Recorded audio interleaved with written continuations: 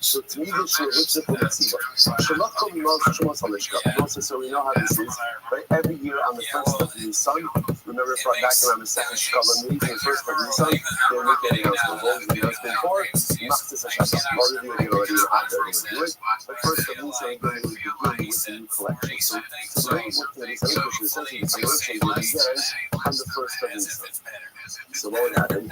So now you have Shalakum knows Shumas Halishka. It's 9. In case the Shisha Tzana Mevukar, the Shishka Satzloi. Okay, so here's what happened. So they would always, obviously, they would purchase animal sacrifices from the Machzis Hashem, from the half shekel fund. Now there was a law. The law was you always had 6 sheep, I was going to say in the bullpen, but it's the sheep pen, right? They had it, remember, Lishkas Hatzimot. Because you're looking at that area view of the base of English, and you're looking down, you'll see the Azar of the courtyard. The courtyard had a major center area and 4 side chambers. One of those side chambers was called Lishkas Hatzimot. In Lishkas Hatzimot, now she plays out over there, they always had 6 sheep ready for communal sacrifice. Okay, that's the background. Now what happens? Because my dear Spanish Nissan, well, honey, my baby, should couple of Siba and Mosa, Chimashal, Staki. She's the same as the Elder Shunov, Elder Shunov, they cover the Chima Kadasha. Okay, so now what happened? Come Nissan, essentially the beginning of the financial year of Dash. So they would only bring communal sacrifices from new monies which were collected. Okay, now what that often presented was, or sketch presented, I don't know often, potentially presented with the issue. What was the issue? The issue of Shana, Arba Tzlan, the Lishkas Aklan, we know that Shema Yishana, behind the Rothschild, Tzibah, Lahakir, B'Shashaf. So what happened? Come to Shkodesh Nisan. Now, generally, there were leftover sheep in the Lishkas Aklan, in the chamber of sheep. The issue was, you can't offer them. Why can't you offer them? Why not? Because they were purchased with last year's Machzis Hashekel. Because of that, they could not be used for this year's sacrifice. So now the question is, you have 4 sacrificial sheep sitting in the Lishkas Hatzimot. What do you do with them? What do you do with them? So Rabbi introduces something I want to say rivetingly groundbreaking. What does he say? No problem, just redeem them. Just redeem them. Now we're going to say this is a shocking statement. Why is it shocking?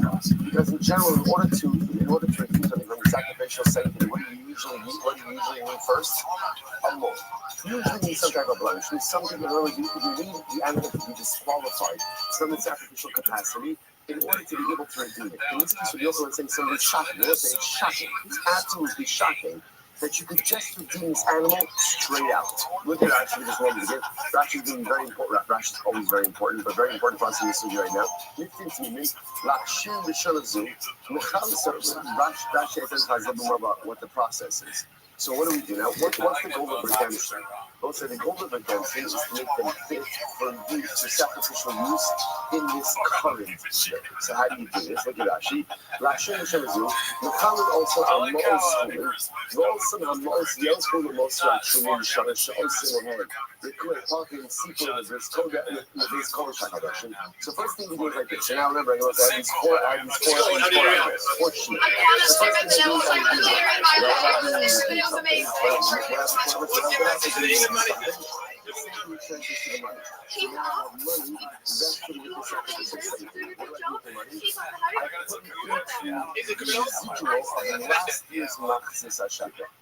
because remember again, the safety of those animals is directly connected to last year's Machzis Hashekel. So you the animals, put that money into last year's residual Machzis Hashekel.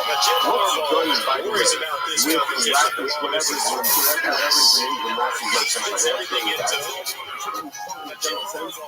Worries about this competition.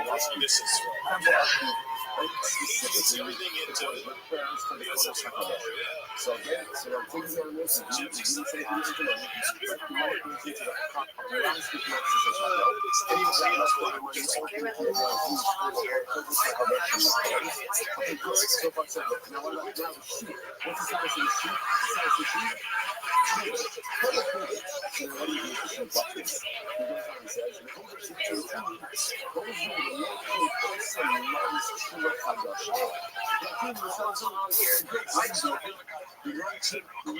Shekels from this year's collection, and essentially repurchase the sheep for the process. What's my problem? It's not a general statement. I'm talking about over here, right? What's my problem over there? My problem is I have left over sheep for safety from last year's master which I can no longer use the first of this kind of use. What I do, indeed, take money, go to the same thing where I go to the money. The money that is put into the sheep master that is used for biggest production in the past. The sheep are now food. Now what I do is I repurchase their sheep with this year's master and we're good to go. And what's amazing, we have to remember the sheep have never lived just like Torah, right? Remember again, all of this is done without them. Yeah, but that, they actually point out that it is in the finish. Yeah, but that's in the name of Hashem, this color is below 90 times tomatoes, Allah and I love in the Mitzvah, right? So we'll say, what's the joy in this speech of what Jesus said? We never heard of redemption. Because generally, redemption of the sacrifice animal, at least in the realm of personal sacrifice animals, will only be preceded by the appearance or emergence of something which disqualifies the name. This is a unique halacha by Karbanos by community. What's that? That's it. So that is the statement of the local round trivia Friday night. Come for the golf, stay on the team bonding, working on this itinerary, nursing breakfast to drinking in the same day. Company retreat, PG, 2026. Okay, there's a few expenses, these are leaders during the time for our team bonding. So mark your calendars, folks. We got something fun. Okay, get this. It's a custom build, but they ran out of money. Look at you. How exactly does this occur? This is a major problem. What's a major problem? The ceiling is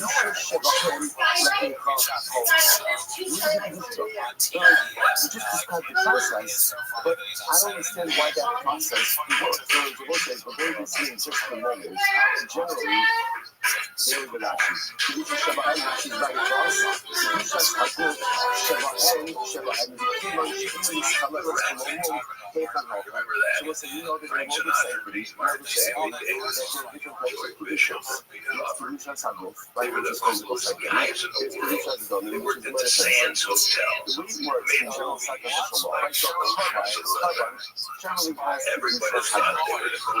The only way to go ahead and do something that has Kedusha Shabbat is how essentially it's the sacrifice loses the sacrificial capability.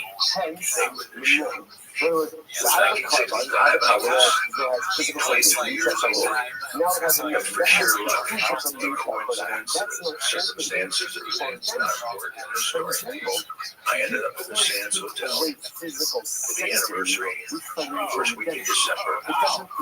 Watching in a 500 seat so I was very proud of this statement of Rabbi Rothschild, because then you could just redeem these leftover sheep, but the physicist said, how does that work? That's not how redemption of physical thinking works. Physical growth, I just understand. Kedushas HaGuf is the highest form of Kedusha. And that because remember, what is Kedushas HaGuf mean? What does it mean? What does it mean? It means that the Kedusha itself is part and parcel of the idea.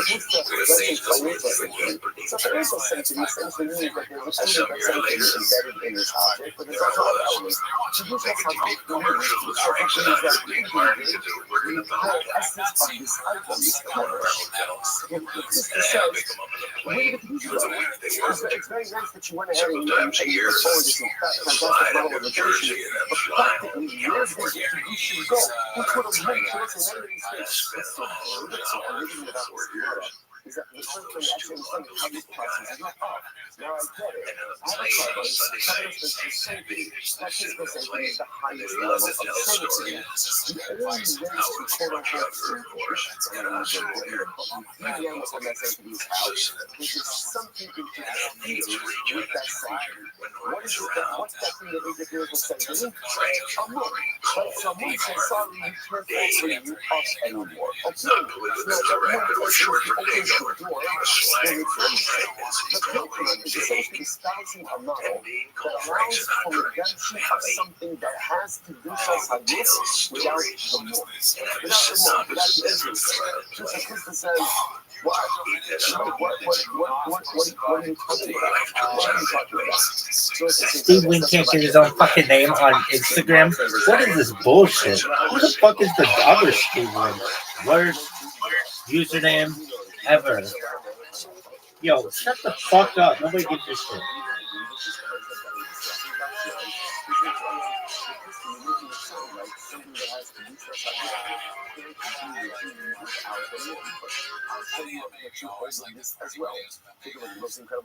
Yo, dog, you want to see some shit? What is this bullshit? Yo, dog, this is the worst. If this thing says the music is off, I'm throwing fists. For Rizzy? Oh, where's Shizzy, son? The worst app ever. Worst app ever. Really? Dog. Never know. Oh, worst app in my entire life. Really? App so good, baby. Son, down, you better take care.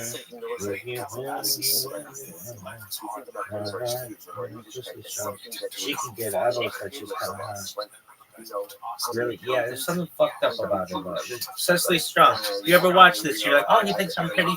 Yeah, but there's something fucked up about you. I just can't put my finger on it. But one day, maybe I will. All right, girl. Doug, I'm gonna watch this fucking episode 1,000 fucking times. Why? What the fuck up? I hate the world today. And fascinatingly enough, what creates a little bit of the breach? A moon. For you, what's the moon?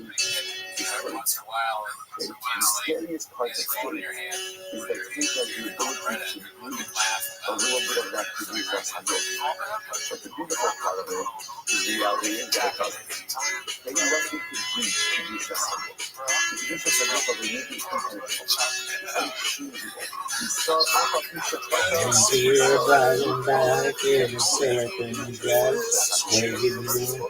Oh, that was cool when you fucked up the lyrics, Rabbi.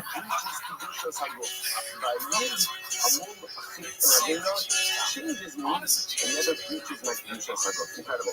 Anyway, without the shoes back in the picture, this is what about it. But tonight, most is fascinating. Most so that's not also same case, just not I can see her lying back in a satin dress in a room where you don't compare. Sundown, and better take care.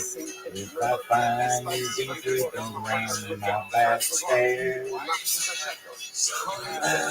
you better take care. If you find you been creeping round my back stairs, I'm looking like a queen in a sailor's dream. When you don't say what she really means. Sometimes I think it's a shame, and I get feeling better when I'm feeling no pain. Sometimes I think it's a shame, when I get feeling better when I'm feeling no pain.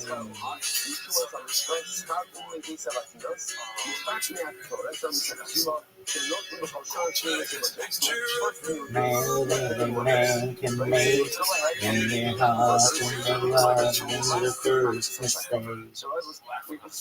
Oh, that was sick when we were like, blah, blah, blah, blah, blah. Yeah, it was sick. Also shows up in kindness set up in Sabatinas, but they were the ones who knew how to make the Torah. So they were the facility where they know that no one else knew. Mali Ashan, which supposedly is Son Yakakala, but I don't know what the suspect is. I think the guy might have spoken to Mali Ashan before. What did we just do? So the Naisha, right? So what's fascinating about this is apparently Abatinas got paid at the end of the year. She got paid at the end of the year. So comes from the end of the year, they got paid from last year's Machzis HaShakel. Okay, so follow the corrections, right? What's our problem? What's always important in life? I don't know how we try to solve. What's our problem? Leftover Ketores, right? Leftover Ketores. Remember, can I use it in the new year? No, why not? It's from last year's Machzis HaShakel. So what do I do with it? So again, step one, pay the workers. So we paid the Sabatina from last year's Machzis HaShakel. Okay. Now watch this also. So now, after we receive that money, we look up the next fraction. We come to Osage Sky Mohotomi. We got to Mohotomi, I the Akamina Dubai, the Haran. The other guy who's telling what Torah Saleh, the notion also the Omin, but we call the Kojo Rocket Ocean to Harashim. This is great. So watch this. We pay the workers. After we pay the workers, we say to the workers, do me a favor, we'd like you to purchase the leftover or redeem the leftover Ketores. So now, they sell out to us takes 2 wages, which is the last week Machzis HaShakel, and redeems the leftover Ketores onto the money. The money, then what happens to the money? What happens to the money? Right, the money goes back into the temple pot. Last year's Machzis HaShakel pot. What's last year's Machzis HaShakel pot? Repairs of the Kodesh HaKadoshim. And now these Abatinas have what? What do they have? Because they have now the redeemed Ketores in last year. Sundown, I better take it. If I find you been creeping round my back stairs. Sometimes I think it's a sin. When I feel like I'm winning and I'm losing again. We're trying to go ahead into the problem because we have leftover sanctified items from last year's Master Heaven to can't use this year. So we need to create a mechanism to essentially allow them to be used because they are important this year's Master Heaven. So that's all we're doing over. So again, John says, pay the Sabatinas, pay the Kohanim, or whatever, but pay the Sabatinas for their work, taken with the money of last year's Master Heaven. Then take that money, you feed the leftover Ketores. Walking fast to the faded Jeep. She's a hard walking woman, got me feeling weak. Sometimes you think it's a shame when I get you feeling better when I'm feeling pain. Sometimes you better take care if I find you've been creeping round my back stairs. Sometimes you better if I find you've been creeping round my back stairs. Oh, Doug, that was sick. Was it? Fine. I mean, I'm just so athletic and gifted artistically.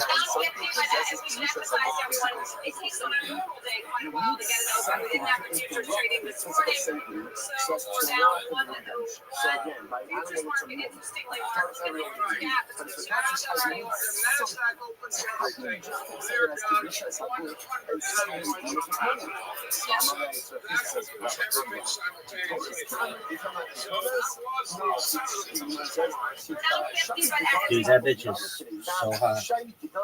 Really? Yeah, she's super hot. Bitch has great hair. What's your name? No one gives a fuck. What's your name? Burp or some shit. Really? No one cares.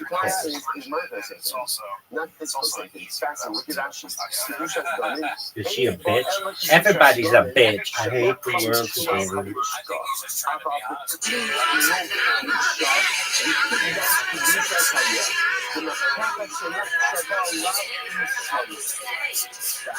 I feel ashamed when you're here.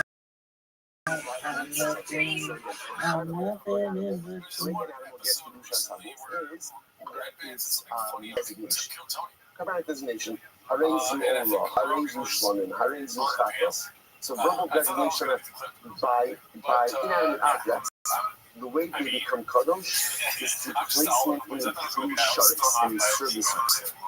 If they're not placed in a service utensil, by definition, you have to use as monetary sanctity, but not physical sanctity. This is fascinating. It's like two sharks at a certain point. Yes, remember how these two colors offered. Remember, the on a shovel pile. And so that was a true sharks. When you're talking about the production of ketones, for that matter, again, the storage of ketones, so ketones is ground that you put the spices and ground that's the order that has a lot of utensils, but it's not a true sharks. So because that interestingly enough, I like this song a lot. I like this song a lot. Really? Yeah.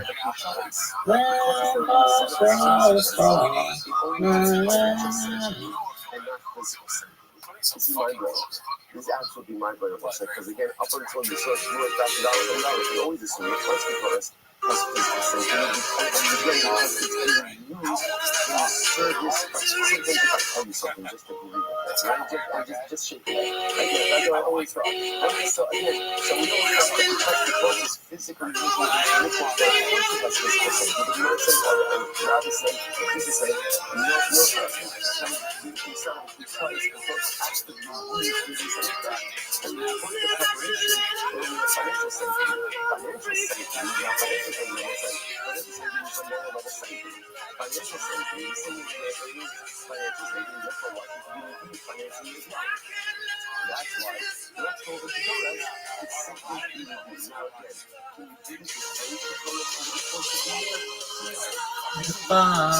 Bury your heart into my heart. That's where you belong in my heart, baby, yeah. Way before start fall, bury your heart into my heart. That's where you belong in my heart, baby, yeah. You redeem them. You redeem them. How do you redeem them? You go ahead and you transfer the money, put that money, then again, put that money into the last part of the Max Shekel, and then you purchase them in the Max Shekel. This is the milk of Robert students and reading it. This is said, what about the ED shop? What about how can you get, how do you just put it this message like that? Robert said, what about the donuts? What do you pretty much do the same exact thing? It's just response to your own. Two different items, or two different things, right? The Taurus is not physical safety, it's not Kedusha Sago. Rather, what is it? Kedusha Sago. Kedusha Sago, monetary safety. You don't have the song memorized. Is it Bob Seger? Next question.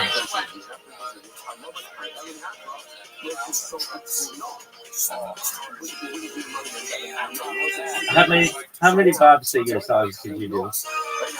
Dude, don't do Bob Seger right now. Just get this fucking song down. Just do it. Right, has gone to the mitzvah, but requires sunset. Now, he's an interesting guy, because in certain respects, in certain respects, he's quite hard. He's going to the mitzvah, perhaps even waiting relation, but he still needs that sunset. So the Gemara says like this: if you write about Torah, and Torah's only has financial safety, it doesn't have to use that financial. Right, that's because instead of really no touches it, he shouldn't make it come. You know that he does. I love it, Tanya. Why do you know? I hear your name whispered on the wind. It's a sound that makes me cry. I hear a song born again and again through my mind, and I don't know why. I wish I didn't be so strong about you. Like happiness and love is revolving. Trying to catch your heart is like trying to catch your star. So many people believe you, baby. That must be what you are. Waiting for a star to fall and carry your heart into my arms. That's where you belong in my arms, baby, yeah. Waiting for a star to fall, carry your heart into my arms. That's where you belong in my arms, baby, yeah. Oh, that was sick. That was so sick when you were like, hey, everybody, look at the reflection of my fucking glasses. And then you were like, what's that? What is this bitch's name? Burkhart or some shit? I don't know. This bitch is fucking on. Probably.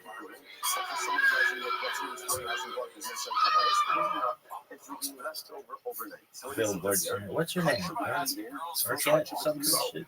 What? She hot? Yeah. Can she get? Oh, fuck yeah. I've been wanting to fuck that bitch for 15 years. Really? 20. Really?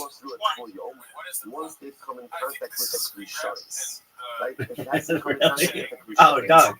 That bitch? That bitch on the fucking thing with the thing at the bottom? Fuck yeah, dog. I and every motherfucker who has a bank account. Which would seem to indicate to us then that what? Simply produced as drumming, rather it must be something else. Alumni. Carry on into my arms. That's where you belong in my arms, baby, yeah. I've learned to feel what I cannot see, but with you, I lose that vision. I don't know how to dream your dream, so I go cut off the station. I want to point out and pull you to me. Who says I could make you go free? Trying to catch your heart is like trying to catch a star.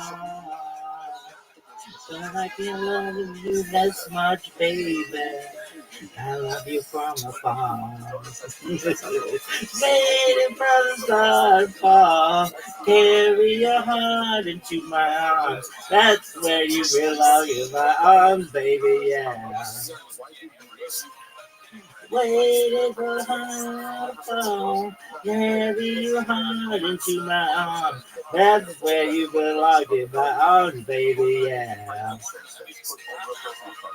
Waiting forever long. Waiting, I'll wait for you. I'm waiting, don't be so blind. Waiting, love you. Even now.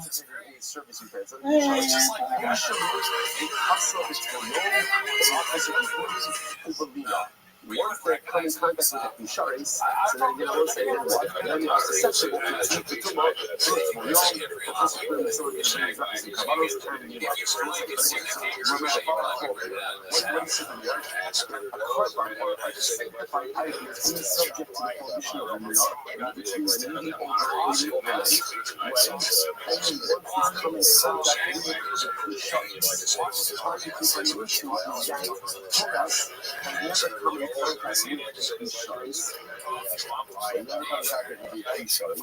And again, Allah what's going on here? First we must teach you the creed, don't teach you the creed law. Only if something has become consecrated with insurance is a subject to law. But if it's never been with insurance, it shouldn't be subject to law. I say, our problem is, it sounds like we're leaning towards saying that he told us. No, this is a shit thing. The problem is, all right, how many Bob Seger songs can you do, kid? Oh, Bob Seger? How many Bob? You're asking me how many Bob Seger songs do I fucking know? How much time you got, motherfucker? Really? Yeah. Why? Bob Seger? You mean Bob Seger and the Silver Bullet Band? Really? Who else?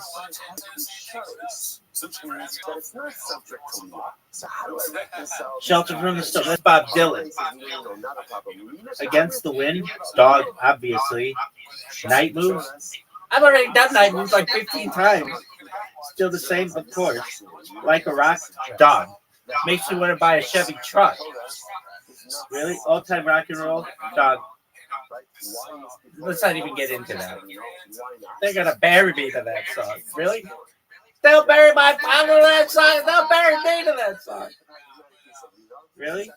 Perhaps. That's a good song.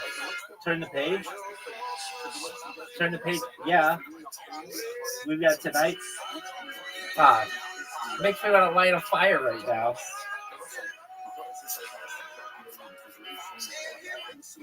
How about Till It Shines? No, if it's not on Bob Seger's greatest hits, it ain't one of his major ones. How about Roll Me Away? Dog.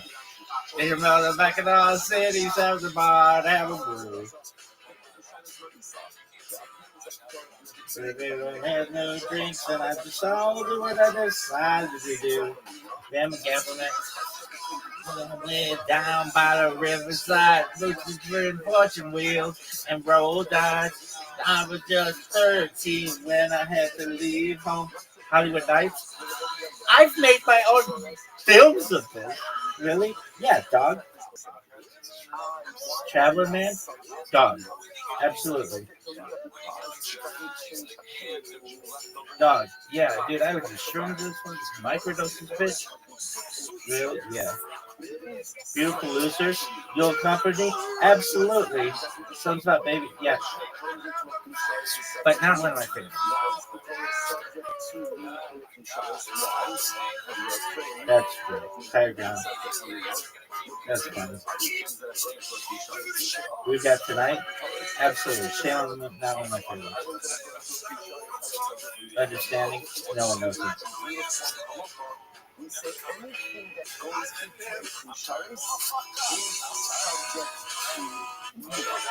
Chances are.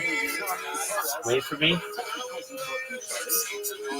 Because of this song, big one though.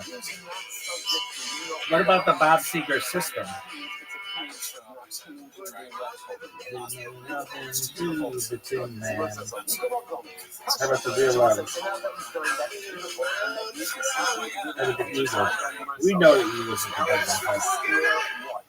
Trying to live my life without you is the hardest thing I ever had.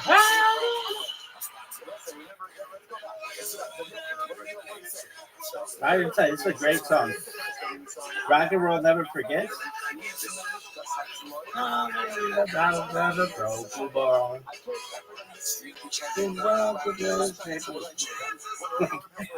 Bob Seger song.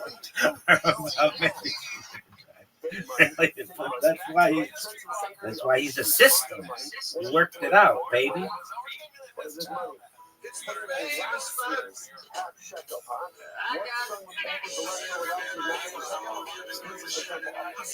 No.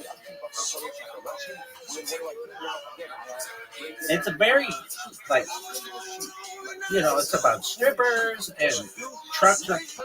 Name what every Bob Seger song's about. Driving, running, strippers, fires, traveling. Did we mention strippers? It's a big thing. That's a big song too.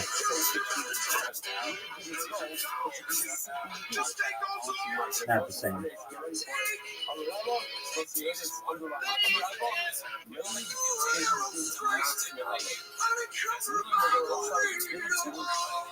Catmandu. You go give him a toast.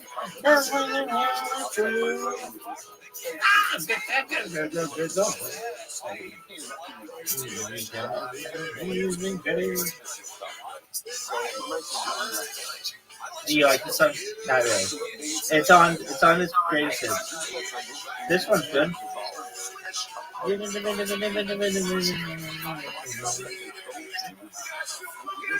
Yeah, that's still pumping.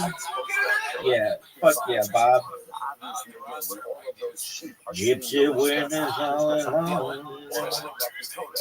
we don't know what's going to be used or what's not going to be used. That's close that. So you take the first of these signs, one of those sheep of the mound of the rest. If it's sticking in the way something is not used, and the current financial year does not have to be tested again. Because it does not have to be tested for what? Let's see this. I literally translated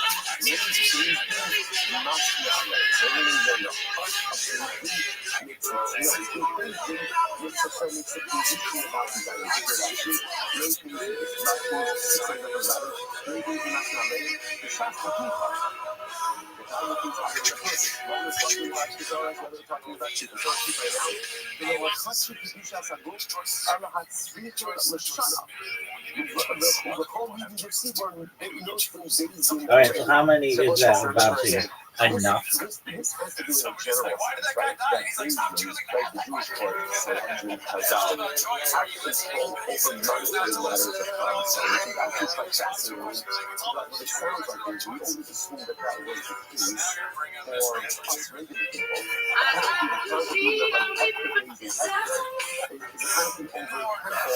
Temple finances as well. Religious finances as well. So the way it works is like this. Nathan says, we understand the baby left over. So let's say, again, it's not the shot that everything is in interest. I know how we do this. It's just about something that only stuff we use has to be just enough. Anything left over, we never had to be just enough. That is say, but they never had to. No, what's that song about? And what? They don't redeem it at all. That's all you get, though. Because remember, the city of the base of the chest, that's one of the very strings. If you just think street, that's just look the last thing, that's just how strong, and that's somebody you're making a barbecue. That's not going to be right.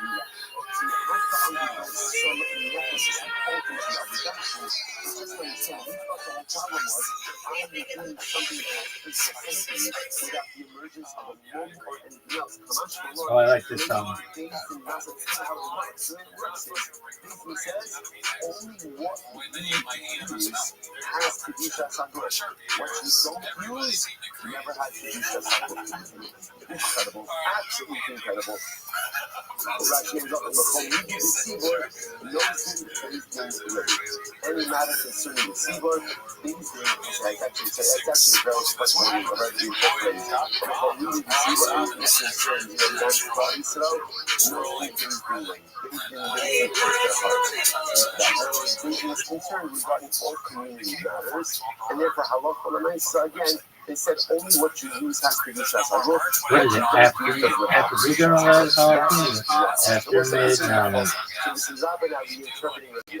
Incredible. We don't know.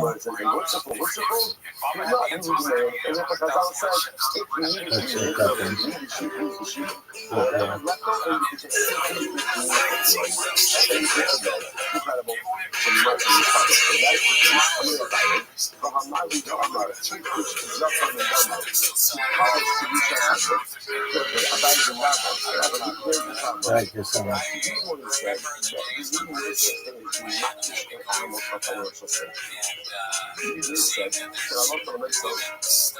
Rocky's example is if you're not fishing items, like if you take a ram and you say, I hereby am not fish this ram for financial services, the animal essentially automatically acquires to use a hunger.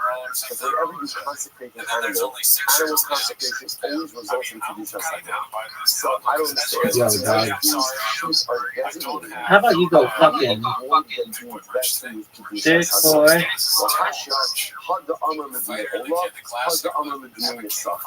Everything is in how you phrase it. So ultimately, again, Sick boy squad. Sick boy nation. You see that Papashi is going on $1.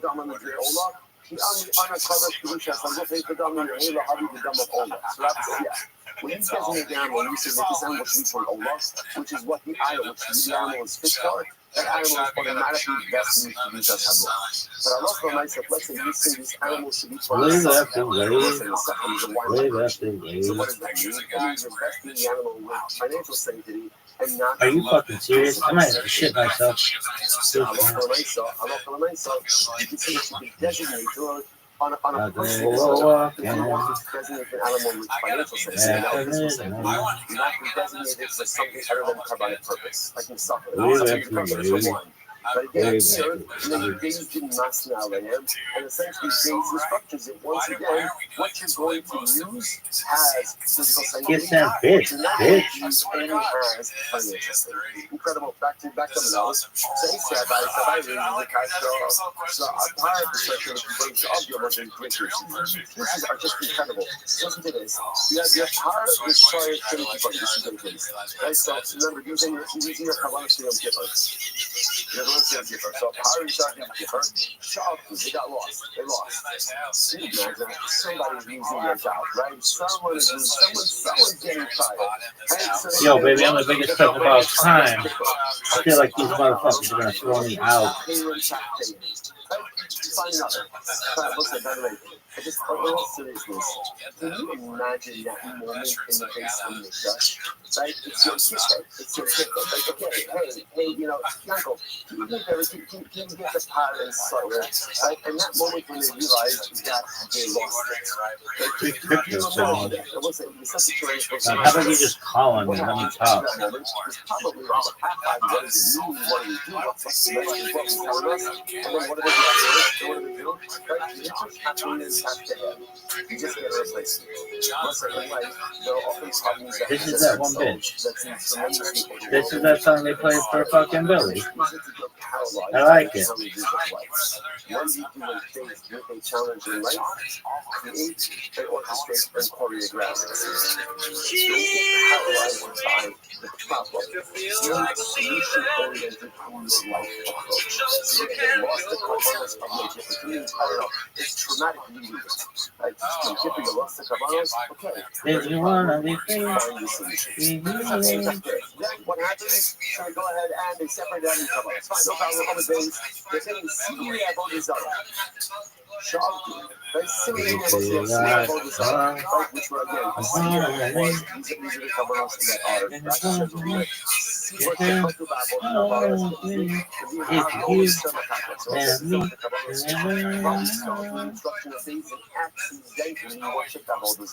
okay, so what happened? Same thing.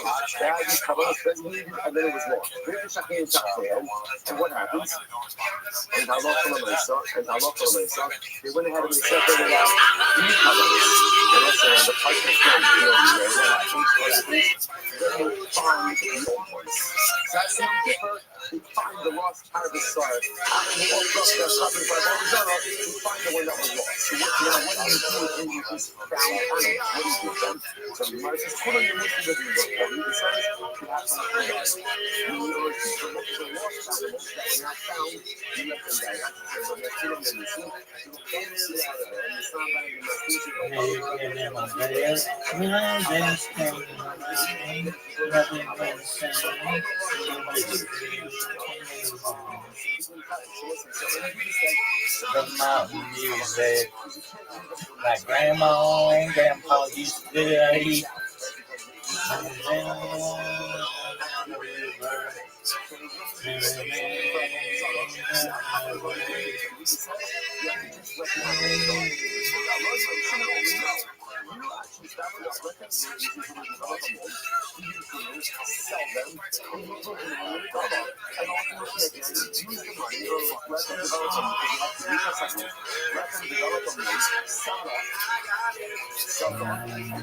And up and down.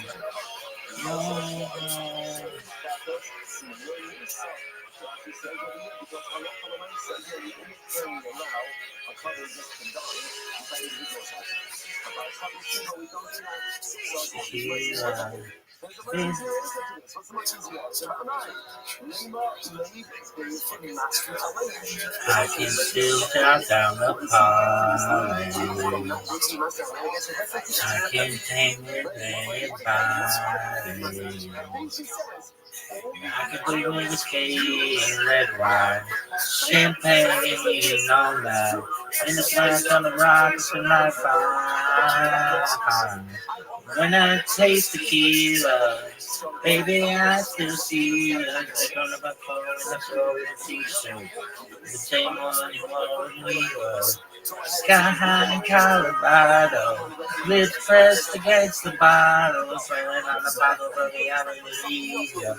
I remember how glad I need when I taste tequila. And what they say essentially is that Kedusha Hagut only devolves upon the Just do it. Karbanos Just you're going to whatever. use. But if you're not using it for sacrificial purposes, then what? Then it should not really have any sense. I can still shut down a party. I can hang with anybody. I can drink red wine and red wine, champagne all night, and scotch on the rocks, and I'm fine. When I taste tequila, baby, I still see us cutting up a bowl in the sorority t-shirt, the same one you wore with me was sky high in Colorado. Lips pressed against the bottle, swearing on the bottle, baby, I love you. I remember how bad I need you when I taste tequila. When I taste tequila, I can be somebody brand new. Think about you. I can be myself the same one. It's like all in my car. And when I breathe, and anything is fun. But when I taste tequila, baby, I still see us looking at the phone and sorority t-shirt. Same one, I feel a little bit guilty for going away last week because I feel that she was set up better than that. I don't know what happened. I was just going for a couple of days. But a lot of shameless talk. Listen, shameless is very easy to know. You can't get better than this. Don't stop it. You gotta take it slow and steady. Slow and steady. So again, we're not behind. We're perfect.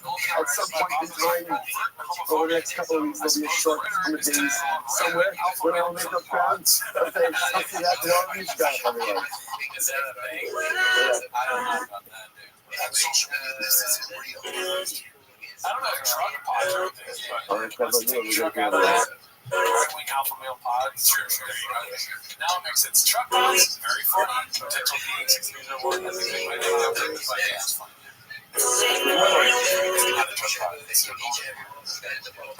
Someone wore the leeway. Sky high in Colorado. Lips pressed against the bottle. Swearing on the Bible, baby, I never leave you. I remember I never need you. When I taste tequila. When I taste tequila. I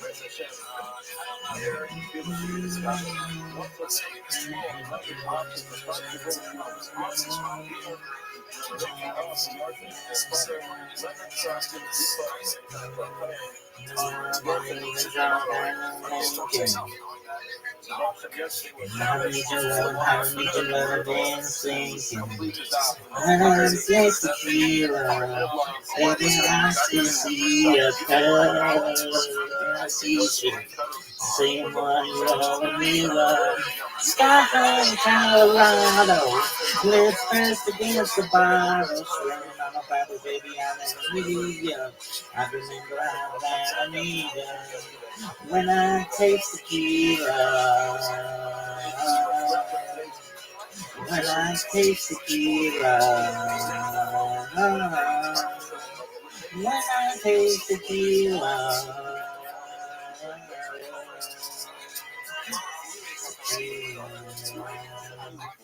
And this opinion comes from the mayor in the Mishnah. What he essentially says is that they all work together because the stuff. In other words, it's true that the What a phrase, lady.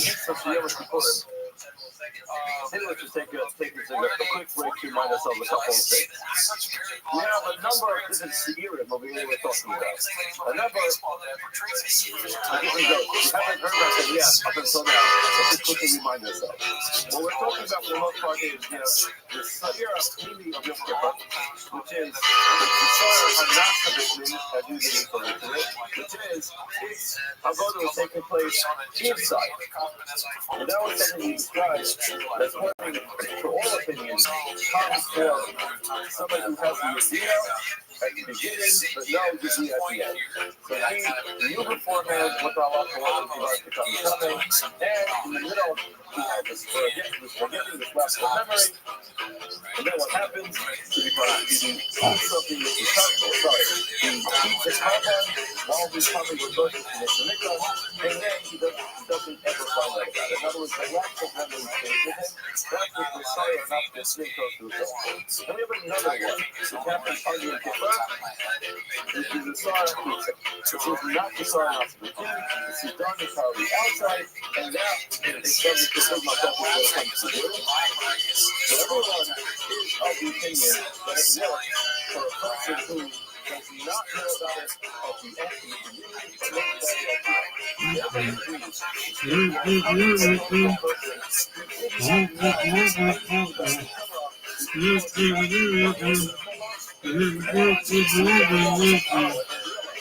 end.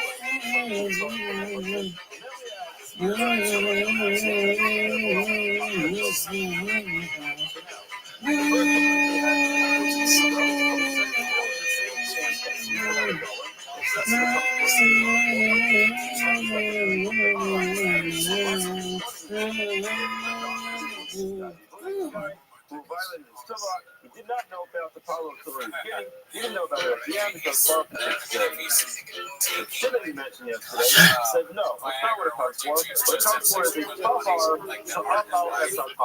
person who's tahar, and he eats the carbon, which is tameh, so that's the tahar. In other words, typically, all the other cases we were talking about was when the guy himself has become tameh, and then he did something that a time person is not supposed to do. In this case, that's not what we have. We have a person who himself down to a T. The mayor, to address right now, essentially says that all these things can be mixed up. The only one that's unique is the Sa'ir Hanatza. The only one that has its own type of kapara is the Sa'ir Lashem, which is not such a sin, and that's something which comes to atone for a person who knows about it initially, forgets, and does not ever find out about it. That one's unique. However, well, the case of, number one, a person who does not know about it. Do you think Zeus is going to win? There's no way. There's no way. But if he did, I would contemplate going to see him. In the second case, where he doesn't know at all, he's completely oblivious. Or tahar sa'akal as a tameh, a person who's not tameh at all. The problem is getting carbon with the tameh, so that person needs a kapara. Says their mayor, the sawyer of Yom Kippur. In other words, the goat which is brought outside, and the goat brought on Yom Kippur, and the goat brought on Rosh Hashanah, all those things. Now it happens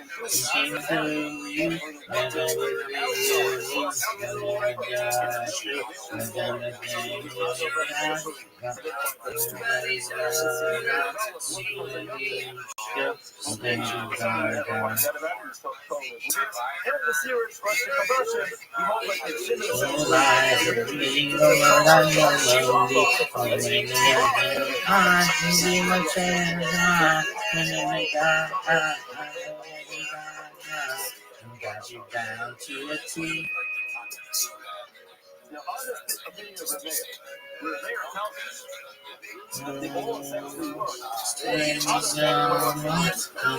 About you, maybe last time I never smelled you. Everything can be true, maybe about you, never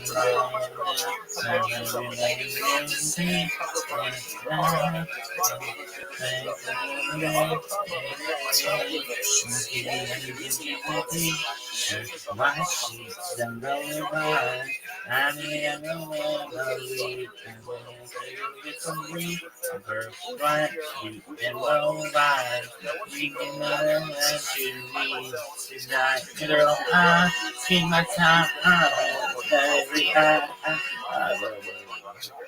you think you're gonna be Joe Rogan's best friend? Um,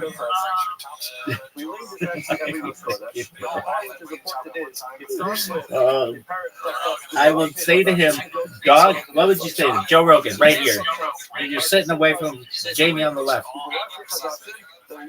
Dog, you want to have a sleepover? Like, we'll play video games, order pizza,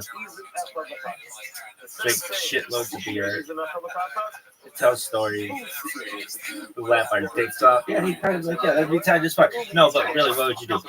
What would you say to him? Dog, I've not met a motherfucker. We don't know anybody. But I'm caught up on your life. Like, I know everything about every one of your friends. I'm in all the fucking subreddits. Really? Yeah. Why? I mean, why not? Dog, this shit sucks, though.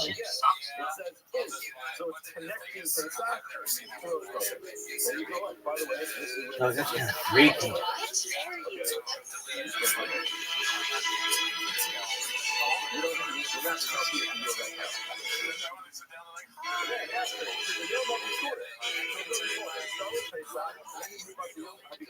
Bird pipe. You read the Beyond the Bikurim, starts with Pasuk Vav, and then you keep going. Pasuk Lamed, guess what? Seir Izim Echad L'Kaper Alei. It says Seir Izim. So keep that in mind. We have to remember that there's an exception when it comes to Shavuos. It says Seir. You think you'd be friends with these guys? Yeah. Is there anything you don't like about them?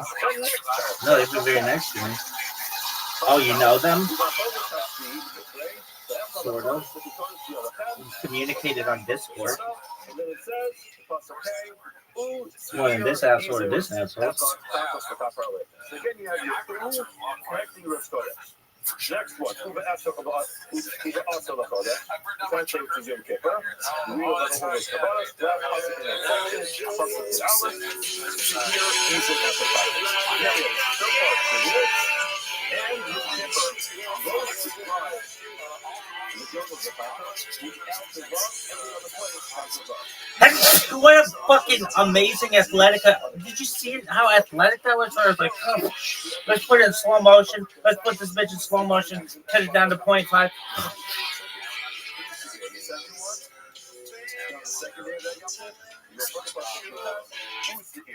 Third day of Yom Kippur, who's here? Fourth day, Pasuk Hey, who's here? Fifth day, Pasuk Vav, who's here? Shishi, the sixth day of Sukkot, Pasuk starts with Pasuk Hey, Pasuk Lamed Aleph, the top of the seventh day of Sukkot, who's here? And then we have Shmini, the Rabbi, we have Lamed Aleph, who's here? Shmini.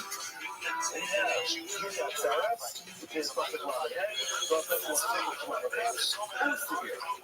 Which we have over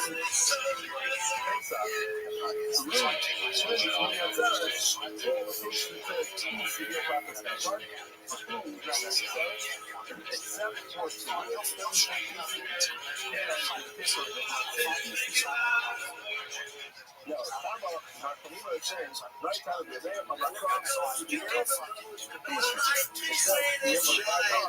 extra word, that's the letter of love. To tell us to keep it down. What is this extra representation? But all these go, but these are described. It's not the most of it. nice, just standing up the sunlight, babe. Never to know the cheek. See you leaving out there, even if it's just in your mind. See,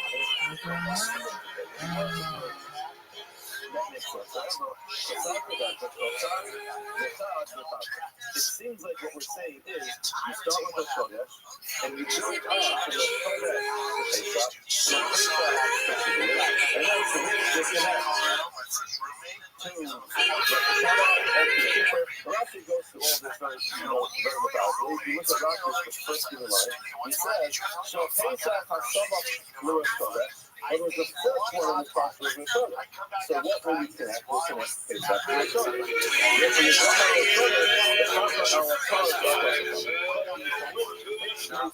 You know, every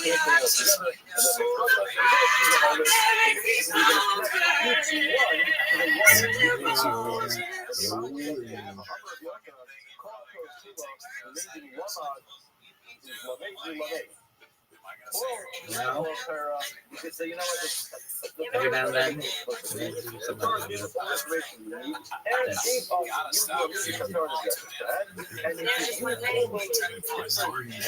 ever do nothing. No.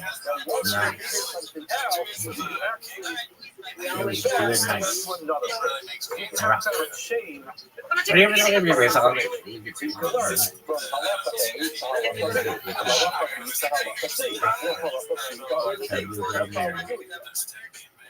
And we roll it. Rolling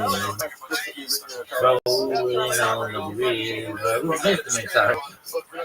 That's a good time out in the city. Working for the man every night and day.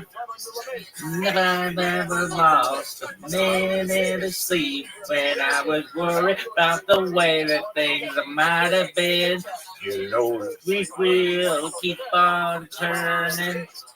The proud Mary keep on burning. And we rolling, yeah, rolling down the river, rolling on the river.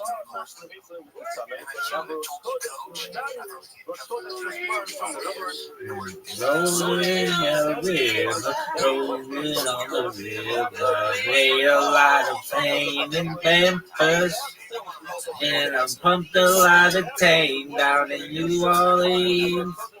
Never talked on the side of the city until I hitched a ride on a riverboat. We will keep on turning. The proud Mary keep on burning. We're rolling, yeah, rolling on the river, rolling on the river, rolling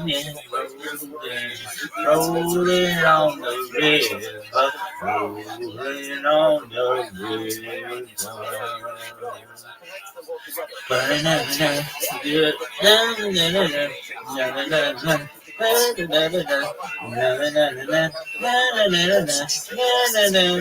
I left a good job in the city, working for the man every night and day. Never lost a minute of sleep when I was worried about the way that things might have been. Big wheels keep on turning, round, never keep on burning.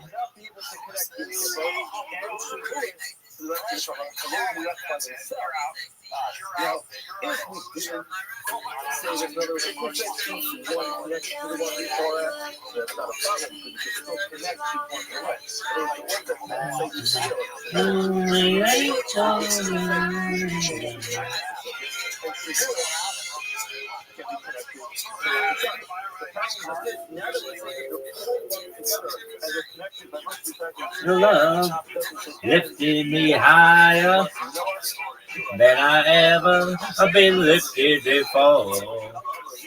Yeah, with my desire, and I'll be at your side forevermore.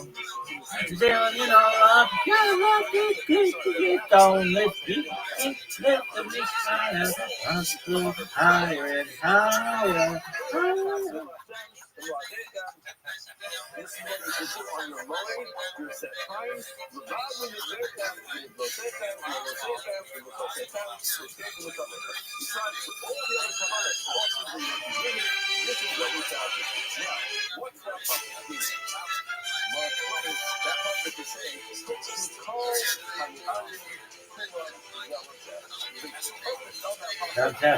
Sort of an alien, maybe.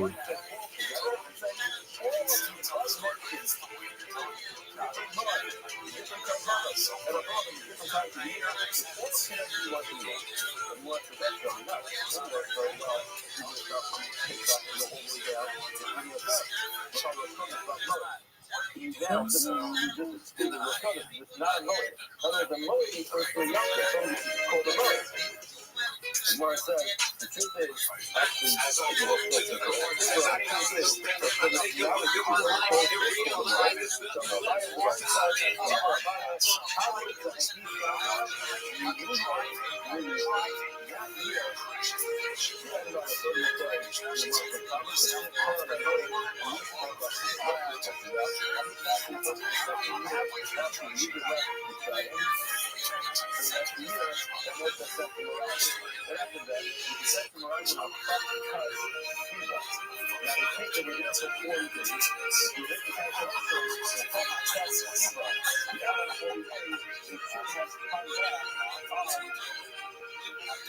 seventh day of Tav.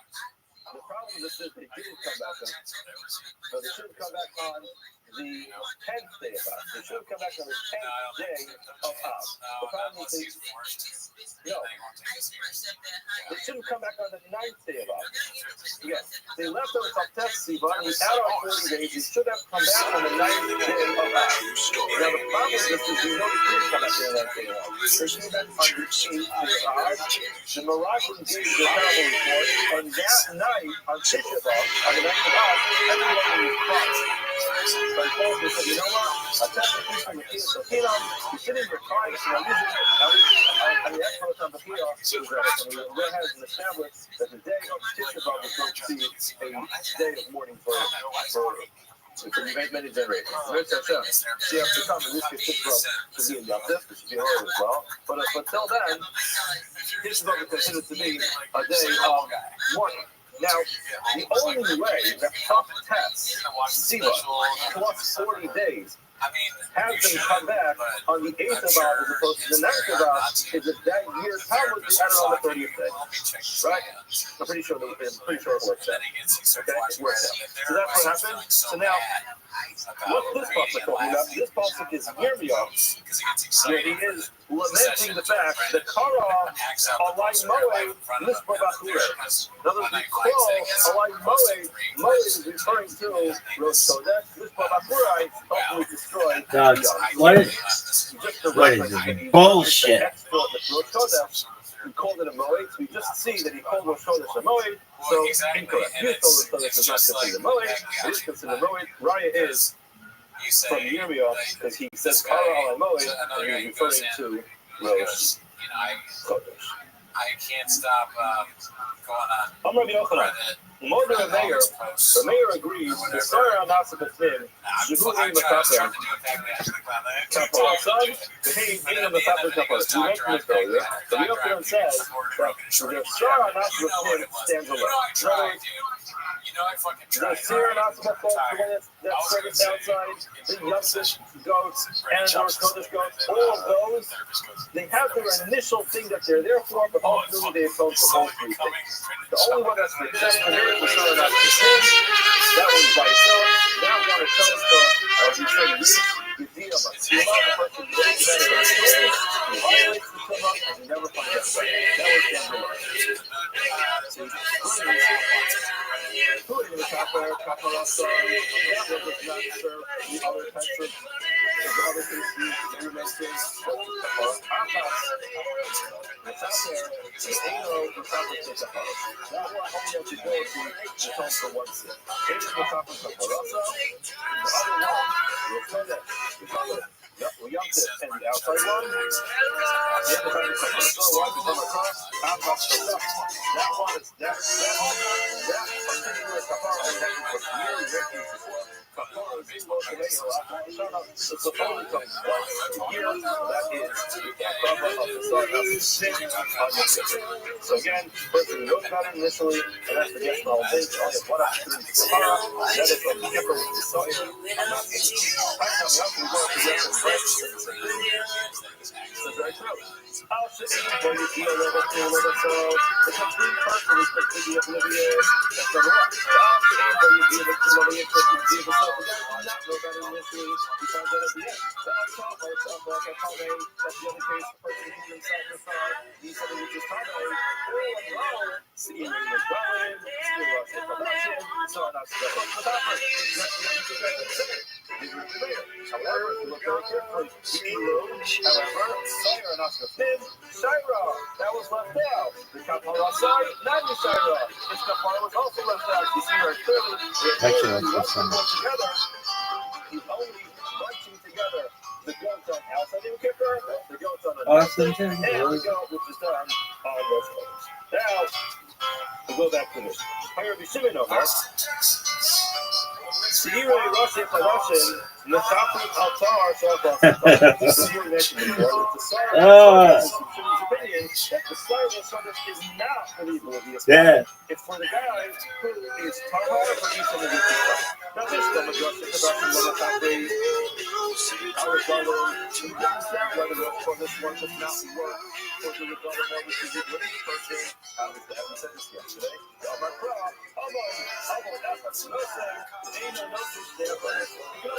Can you do this? Now, I could do Blackwater in my fucking sleep. You should say the capital for the rest of production. It should work for a person who's Tahar, who needs something which is Tahar, who wants to learn crowd. Oh, so. Mentioned this yesterday as well. When Moshe was talking to Aaron in that case, he said, the Osah Nasan Lotem. The Osah Nasan Lotem.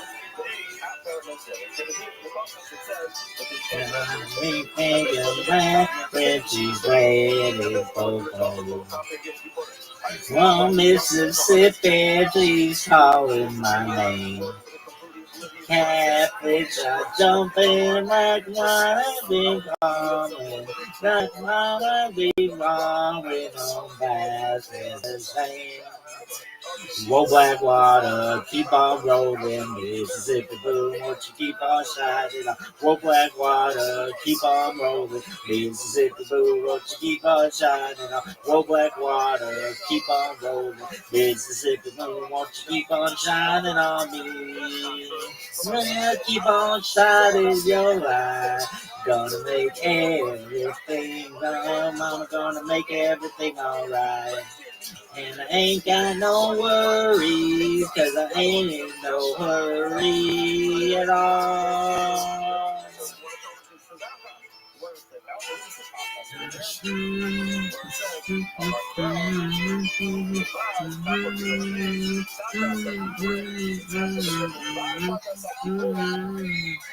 If it rains, I don't care, don't make no difference to me. Just keep that me home, go with a fire. Going and I'll find everybody drinks alright. Whoa, Blackwater, keep on rolling, Mississippi Blue, won't you keep on shining? Whoa, Blackwater, keep on rolling, Mississippi Blue, won't you keep on shining?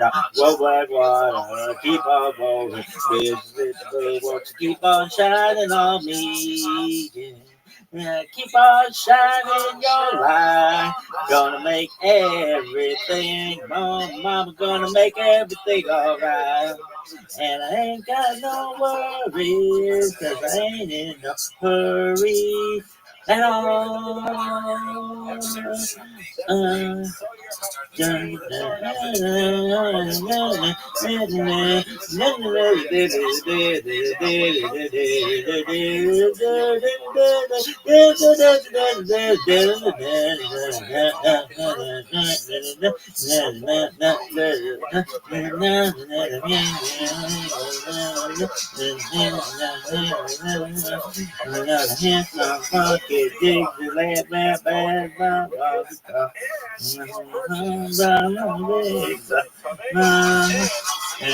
Hand, take it by the hand, bring it by out to dad, put your daddy, oh, God, gonna hear something. He buys into Meir's idea that the Sawyer Anasa Bafus and the Kippur covers all three. He buys into Meir's opinion that the theory of the word for choose the east, which is for an oblivious person in a car, so alcohol says something.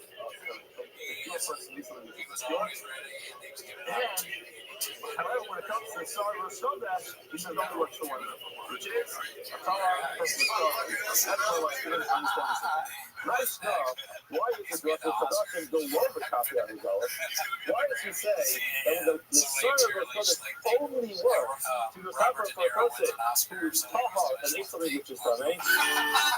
Now, what's the reason for that? It says, over there. Now, if that's the case, that's the only works for one. What is this bullshit? It's no crap. Exactly what it means. Exactly what it just went from what's in it. You should say the same thing. In other words, you will say Tavo means only one, but you should probably go to the as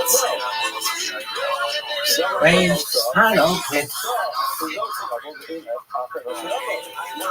Well, if it rains, I don't care. Don't make no difference to me. Let's take that street coming down in uptown. Yeah, gonna feel some funky Dixieland bang, some funky tongue. And find everybody drinks alright. Roll back water, keep on rolling. Mississippi move, won't you keep on shining? Roll back water, keep on moving. Mississippi move, won't you keep on shining? Roll back water, keep on rolling. Mississippi move, won't you keep on shining on me? Yeah, keep on shining your light. Gonna make everything. Mom gonna make everything alright. And I ain't got no worries, 'cause I ain't in no hurry at all.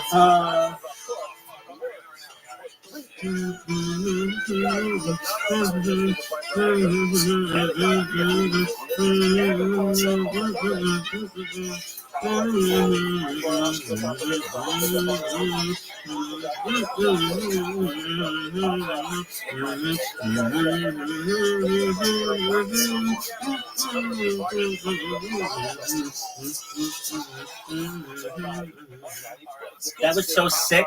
West Side. When does it say Akasa says that by the internal, sorry, not by the external one. Now, maybe he didn't mention that the other half is that's the case. In other words, if you say the Akas part is only the limited the results only keeps the Akas is here, that's not he does darshan Nachmas. That's all. He does darshan Akas. The Shai Pachas, in this case, is different. Why do we cry? The Peter's our Nefesh Akas Pesach. It says very clearly, how will be the Chater on the corner of the Mizrach once a year. Karnos is the death means who the Torah of the Chater, or the Torah of the In other words, we have the same problem where it says he is a Happy, and he says, we can't actually what the Torah is. The outside one, because it says Karnos. That is the city of the inside one. So therefore, yes, it's all by saying, the sun not going to stand alone by itself, it's for a person who has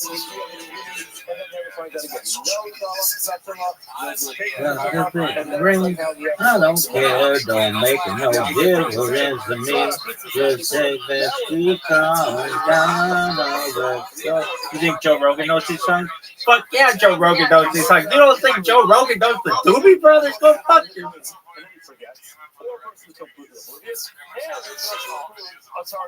Hey Joe Rogan, you know the Doobie Brothers? Yeah, fuck yeah, he knows the Doobie Brothers.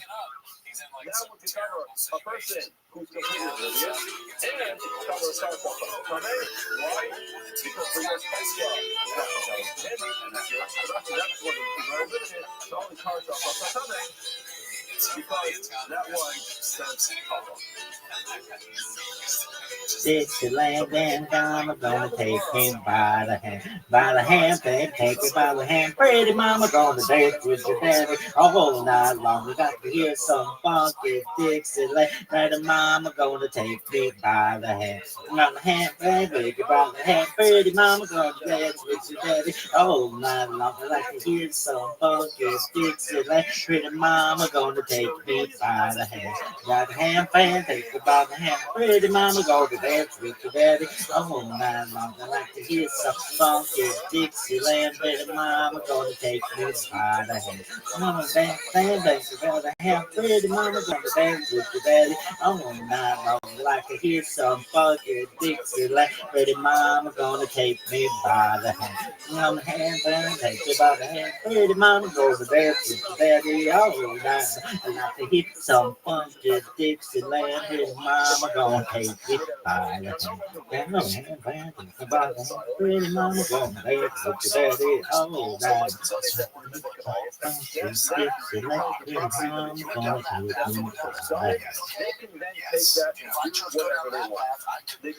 That was so sick. And then they threw up gang signs for gangs that don't even exist yet. West Side.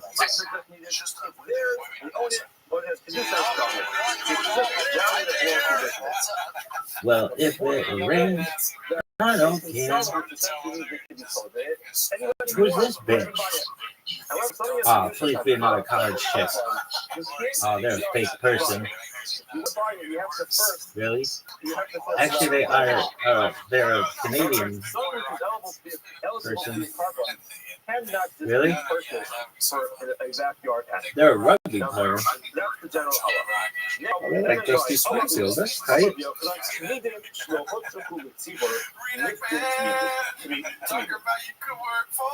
year, Rothschild explains this in great length. Every year, they had a surplus of animals that they have in the Chimo Celebration. So they would collect money, and they would buy animals, and they have this area where they would store the animals, and Who's this bitch? the place where they would inspect the animals, make sure there's no bugs. And every year, they had a surplus of 6 of these animals, and when it came to the end of the year, Nobody knows. 2 of those animals for the comedian was covered. So of that day, and you're always left with 4 into the next year. The problem is you're not allowed to use a carpet from last year for this year. So they only have about a year. So that was sick when you were singing the Doobie Brothers and everybody wasn't paying attention to you because you weren't in a fucking space. It was sick. Come on, dance, dance, oh, no.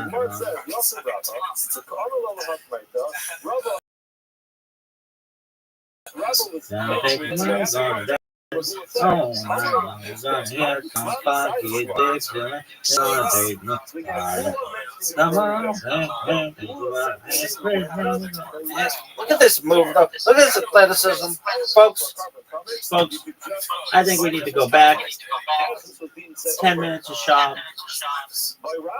Everybody knows that. Everybody knows it's 10 minutes of shop, son.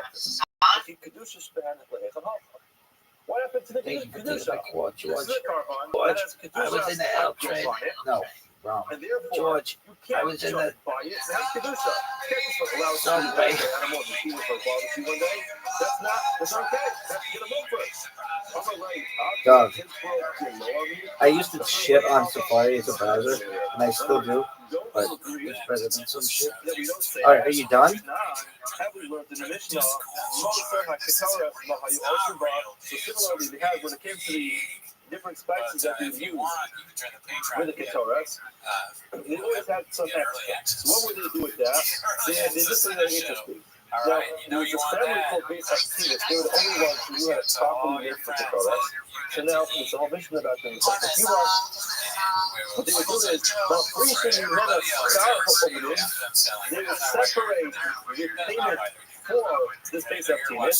The Machal and also Al-Ma'os, they would redeem the leftover Ketoras onto that money. The Nosin also you give that money to this family, to Beis Hasidas. The Torah has their wages. Now what happened is the Chosrim who looked at also Yishuma Fadas. They would then go ahead and buy it back from them with the new crop. In other words, instead of selling it off to the family, which was a design for the Ketoras, just put it on the market for anybody to go buy it, they would sell it to the Beis Hasidas, and then they would rebuy it. Yeah, but according to you, why was that necessary? How can you just sell it? It has Kedusha. How can you just go ahead and sell it? Now, Amalei said to me, asking about Ketoras. Ketoras, Ketoras Sani. Ketoras is different. Why is Ketoras different? The Kedusha is Sani. Ketoras is different because there's not a Kedusha Sani. Rather, it's just Kedusha Sani. Now, when you stop here in the middle of the sentence, because it really continues on for a long time, we're now going to be grappling back and forth to figure out whether it's Kedusha Sani or Kedusha Sani. And ultimately, we're going to come back and Dr. Alf and the days in the Raya for our Mishnah. And it seems the guy standing next to the tool that we use for that. You're using the wrong one. I guess that was when he has that last big hole. It's like Shab, I told you that. Good morning. That was the We lowest. We thank the Telson That family sucks. for the oldest stream of the year as it's a first for the Torah for Israel. We also thank Shmuel and Rabbi for starting the oldest stream of the month. The commemoration of the Rothschild full father, that is corruption, leap of the test for praying, the Rothschild is a case of training, the summer to speak, the summer to have a summer, and the summer to have an Aliyah with our neighbor. So, we are in the middle of a discussion over here. We want to tell us that this problem to be Mechaper, the Sar enough to the to be Mechaper for various different pillows. And the Torah was What the fuck is this shit? person has the idea beforehand. No, I just want to put the link. But to say it differently, he doesn't have to become Sameh, he's not just the one. 2%. This shit And sucks. at the end, after 9, 11. Weren't able to implement it. you walk into the Beit Mikdash, or you touch him, and the next person goes. So it has an idea in the beginning. Dude, this, all this shit sucks. This shit should be done for free. Really? Yeah. Get your shit together, alright? Worse. Shit. Ever. And afterwards, convince him that, oh my gosh, I made a mistake, I shouldn't have done this. And that's when he brings the carbon. That's when he brings the carbon and covers all of the other. However, if he does not have the idea, When I see watch demo, I immediately think, this shit sucks. this carbon is going to be told, going to take care of him and kind of wait in the top area to take away all the Yisurim until he actually brings the carbon. So we discussed it. Now, there was a problem in the Gemara. I don't want to download it. It sucks. Cases of Tumah. That perhaps this carbon should actually go ahead and serve as a kapara. There are other cases which are referred to in the Torah as Tumah, even though they're not the last case of ritual impurity, but they have a reference to the Torah as Tumah. We thought that perhaps this For me, that was good fucking what was that? It was Gilei Arayos, Slichas Damim, and Avodah. Gilei Arayos is immoral behaviors, Slichas Damim, murdering, and Avodah. I don't worship that. Dog, I just want it to work. This covers what should serve as a kapara for that. So you have to make them with the Gemara. The Gemara went through these things and said, hold on a second. Just trying to figure out, we went through these very quickly. How about just free? Free for everybody. quickly admitting now let's that do it again. I agree. The Gemara says, I you cannot know, remember Zion what days, this last we said. the 6 lines I without a feel like Hamama, Yeshi he said Benin Zeh, 40 Lahavi something, Zero so Summer, it would be funny to say Summa less Rayas, than Summa that. Shkipadamin, As if and one it's wants to better. figure out what these bits would be. Is that the plan? How about just free? premise that what is going on is that if these cases are punishable in another way, then obviously there's no kafara. So if the person when he takes a death, he's going to face the death penalty for one of these things, then clearly this company is not going to consider the atonement for that. Oh, because it's The other side of it is that if there is the ability to bring the carbon on its own for it, then the carbon's not necessary or it doesn't work. The whole idea we made it practice yesterday of the pitch AM to Kakasa is to be a patcha similar to a patcha is something which is done intentionally, a case is something which is done unintentionally. And the idea was just like something which is done intentionally, you can't do a carbon. So this carbon is being come for another scenario where you can't bring a carbon. So what is that? So there would be a case where, as we described, we don't know better at the end. But here in this case, we're trying to figure out what would be the case if Bria Rice gets the Southern or Zara, where there is no death penalty, and there's no ability to be a carbon. So quickly go through it, and where it says, so the whole the setup is that because highlight the Zara, realize Nevada may be done. What's the case? Or if you even maybe this one that we have through up the heads and No way this shit works. Not in the way you we know use. this to engage not of it. And he went ahead and did it. Or unlimited. How about just offer unlimited for free? So they have to be able to pay for it. Alright, then inundate me with fucking ass.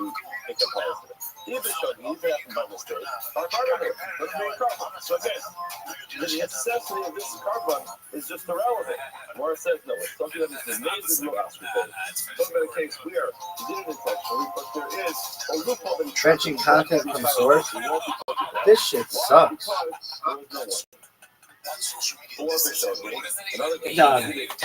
Doug, look at this.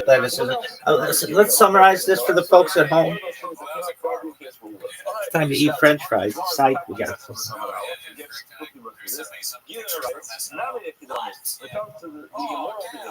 What's the case?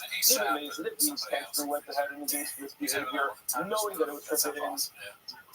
The guy is subject to the death penalty. Even so, maybe if it happens on the stage, our carbon will remain carbon. So then this carbon becomes irrelevant. Morrison, what it's talking about is that maybe it was intentionally to ask for okay? There's a loophole here. The Zenith actually, they did not get an Astra. He did not get a warning. If he did not get a warning, he cannot be punished with the death penalty. Other cases, the Shogeg, that's by mistake, for those other way, and was missing one of his necessary knowledge. Again, similar to the stomach, the case when you murder somebody, Nami, what's the case? If Nami, even they did, if he intentionally went ahead and murdered somebody, he's subject to the death penalty. You kill somebody. Even Shogeg, if it was an accidental death, our goals, yes, to go to goals. So again, we don't find that there's just a carbon that is brought on his behalf, which serves as an atonement. Yes, but already Mikkel, we learned about this. Where it says, it could be amazing, and we're obstacle. Same thing. He didn't intentionally do that, get it running. Or for Shogeg, what he did by mistake, well, it's the other way, and he didn't know about it, he didn't necessarily do it. Another suggestion is behind the local blood and go to a cancer person is not something to go. You mentioned this. There are a number of cases that wouldn't be relevant. It doesn't go. There's that loophole. There's going up with the axis instead of going down. In those cases, that would be where the trouble would potentially be relevant. However, it's not.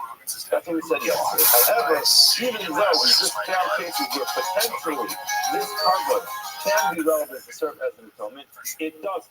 This whole idea was, what would the potential case be? And J.D. Warren says the potential case has to be where it was intentionally, but he didn't get a warning, or it was by mistake, he didn't have to talk about it, or when it comes to the case of accidental murder. In those cases, we have to be a case where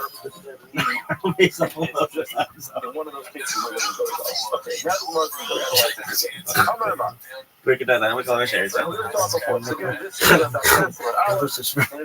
You should more. Exactly.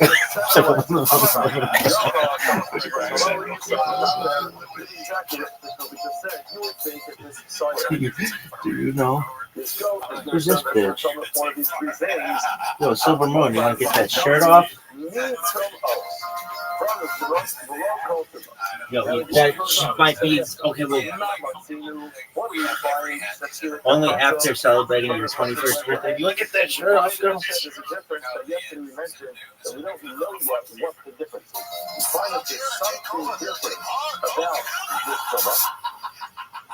So they're from the brow culture, the Kirka culture, the Kirka culture, there is some type of difference. The culture is so spiritual to Kedaka. First, he looks into the Kedaka. When he is Skits and bits, baby. eating carbonates when he's in a similar state of impurity.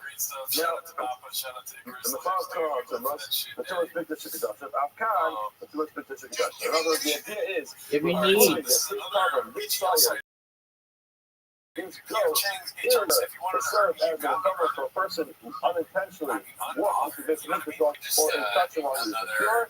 Why? Because he finds that particular Torah comes with a different set of laws than all other types of Torah. Therefore, that's the one that is going to serve as a Kabbalah for, but nothing else.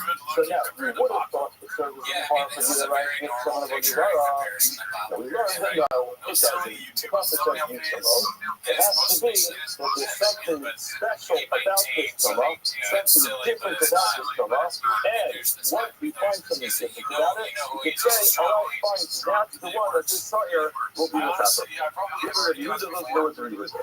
Now, Gemara wants to know, my field, what is this difference? So where do we find that there's a difference between a Mikdash and Kedato that has some type of leniency that I would say, okay, this is different than every other Torah, and therefore this carbon, this Sa'ir, this goat, and now for this meal, which is done inside, is going to serve as an atonement. So again, just a quick reminder, we'll read about this next Hashem tomorrow. We read about this yesterday. In Kriyat Torah, about this aftermath, there are two different views, two different goats. One of them is referred to as the Sa'ir Hashem. Another one is referred to as the Sa'ir Hashem. The Sa'ir Hashem is the one that we're describing. It is Mikras, it is brought inside the Mikdash, one of its names. That is the one that we're analyzing. The other one is the Sa'ir Hashem, shown up the cliff, and that has nothing to do with what we're discussing right now. Now, the Sa'ir Hashem, what's it for, what's its purpose, what does it come to accomplish? So we're saying what it comes to accomplish is that if a person knew at some point that there was a prohibition of eating conscience or what he's supposed to do when he's coming, and he becomes coming, and then he has a lesson memory goes in, and then he forgets about it. He never has this subsequent idea about it. This carbon is going to serve as an atonement for that particular circumstance. Why that particular circumstance has an exception. So says the Gemara, what's the exception? What's different about the Torah? You want the Torah, what the Torah is the Torah. Not going to look at these cases. What that must be is the nicey, the era below this stuff. Okay, that's good. They call it the American dream because you have great sleep to believe it. Let's get going. My turn. What's the nicey below the others? That's this type of Gemara. Completely invariable carbon. With every other case, it is never is just that carbon. This is what you gotta do. You have to get a carbon. Your contact, listen, it doesn't have finance depending on the finance. But this type of killer, yes, it does have a finance. No. What's the first thing gonna say? We talk about the podcast here. Great. What else could it say? Get back to the fryer. What else could it say? Dicey. Does anyone even talk shit? And not a sheep. So we find that there is a difference when it comes to Avodah Zarah. So perhaps, just like we found the difference when getting everything ready. What is this bullshit? Getting everything ready should be automatic. Getting everything ready. Hey, I'm getting everything ready. Hey, how about you give me some fucking specifics? 0%, 1%, 2%, 35 minutes may remain, whatever. There are differences, of course. Let me smell. Worse podcast ever. But talk to me about these kids fucking sports. I'm fucking so into travel ball. Really? Dog.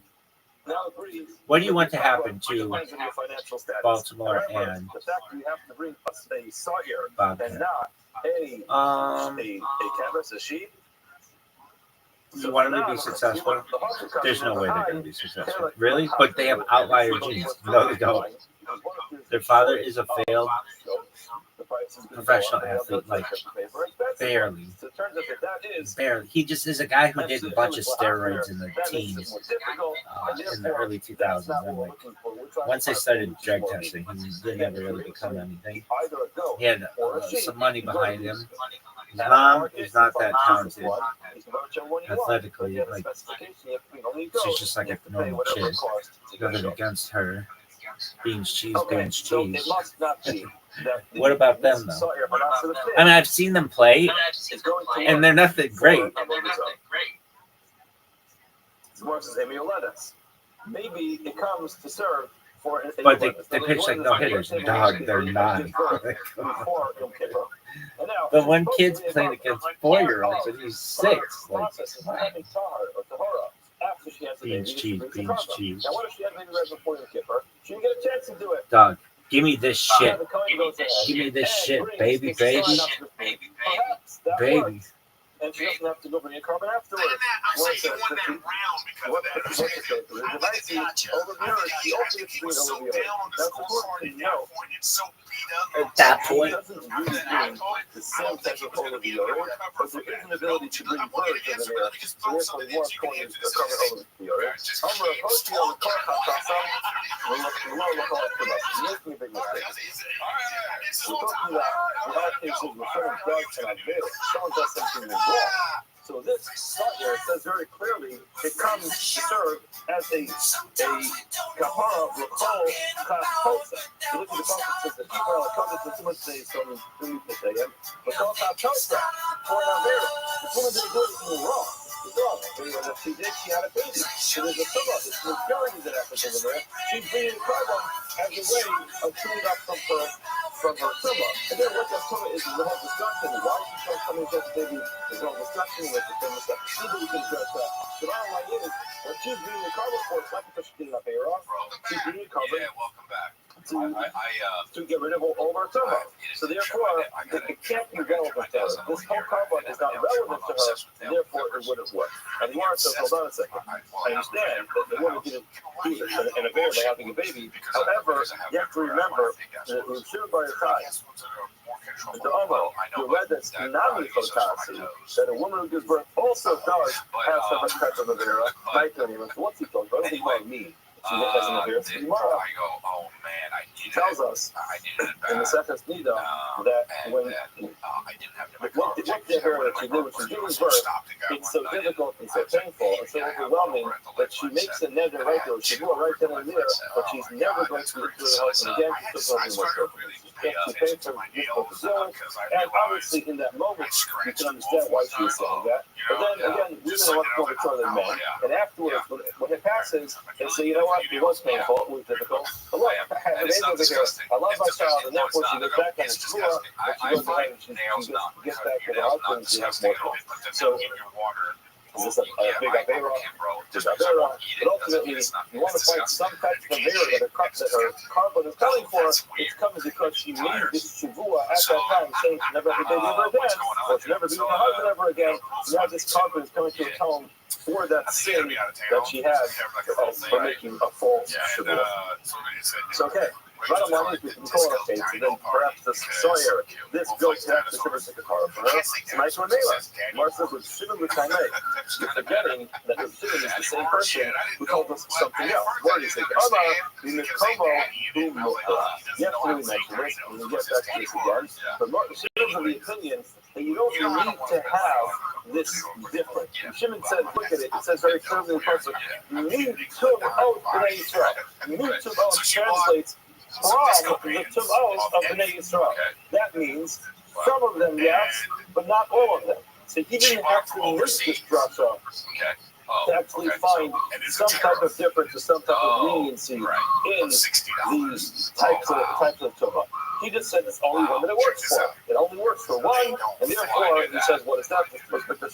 She but not any other case you can potentially describe as an available.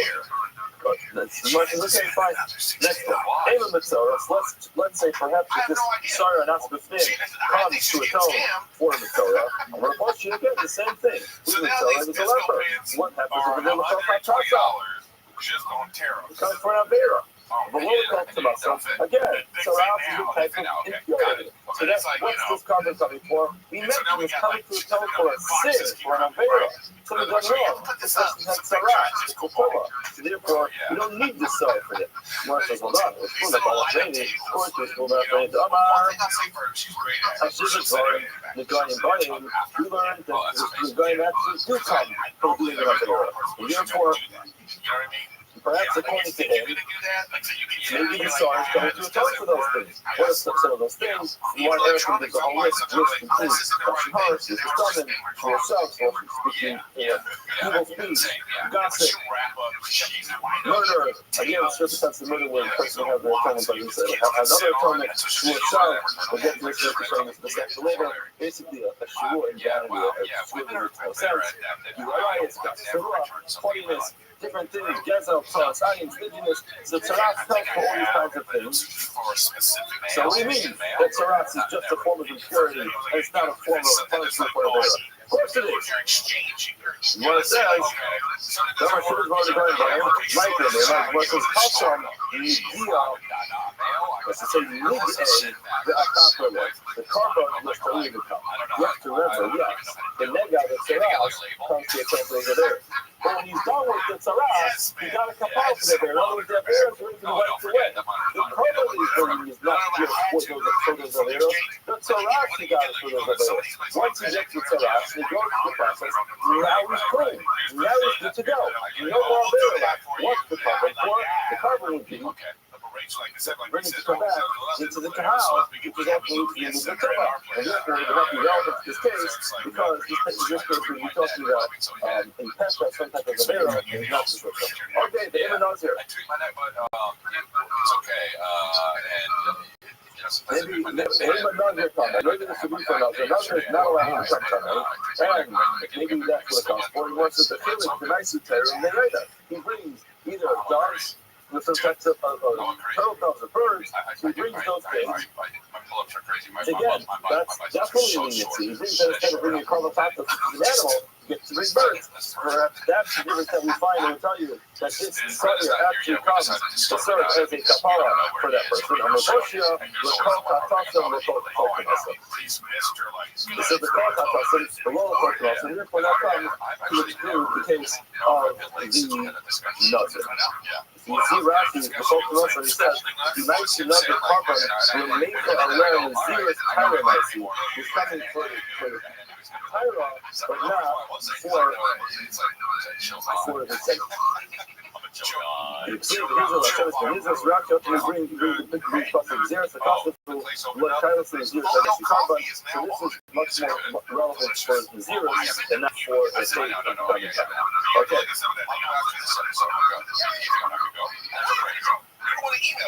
It was Blazer on the side.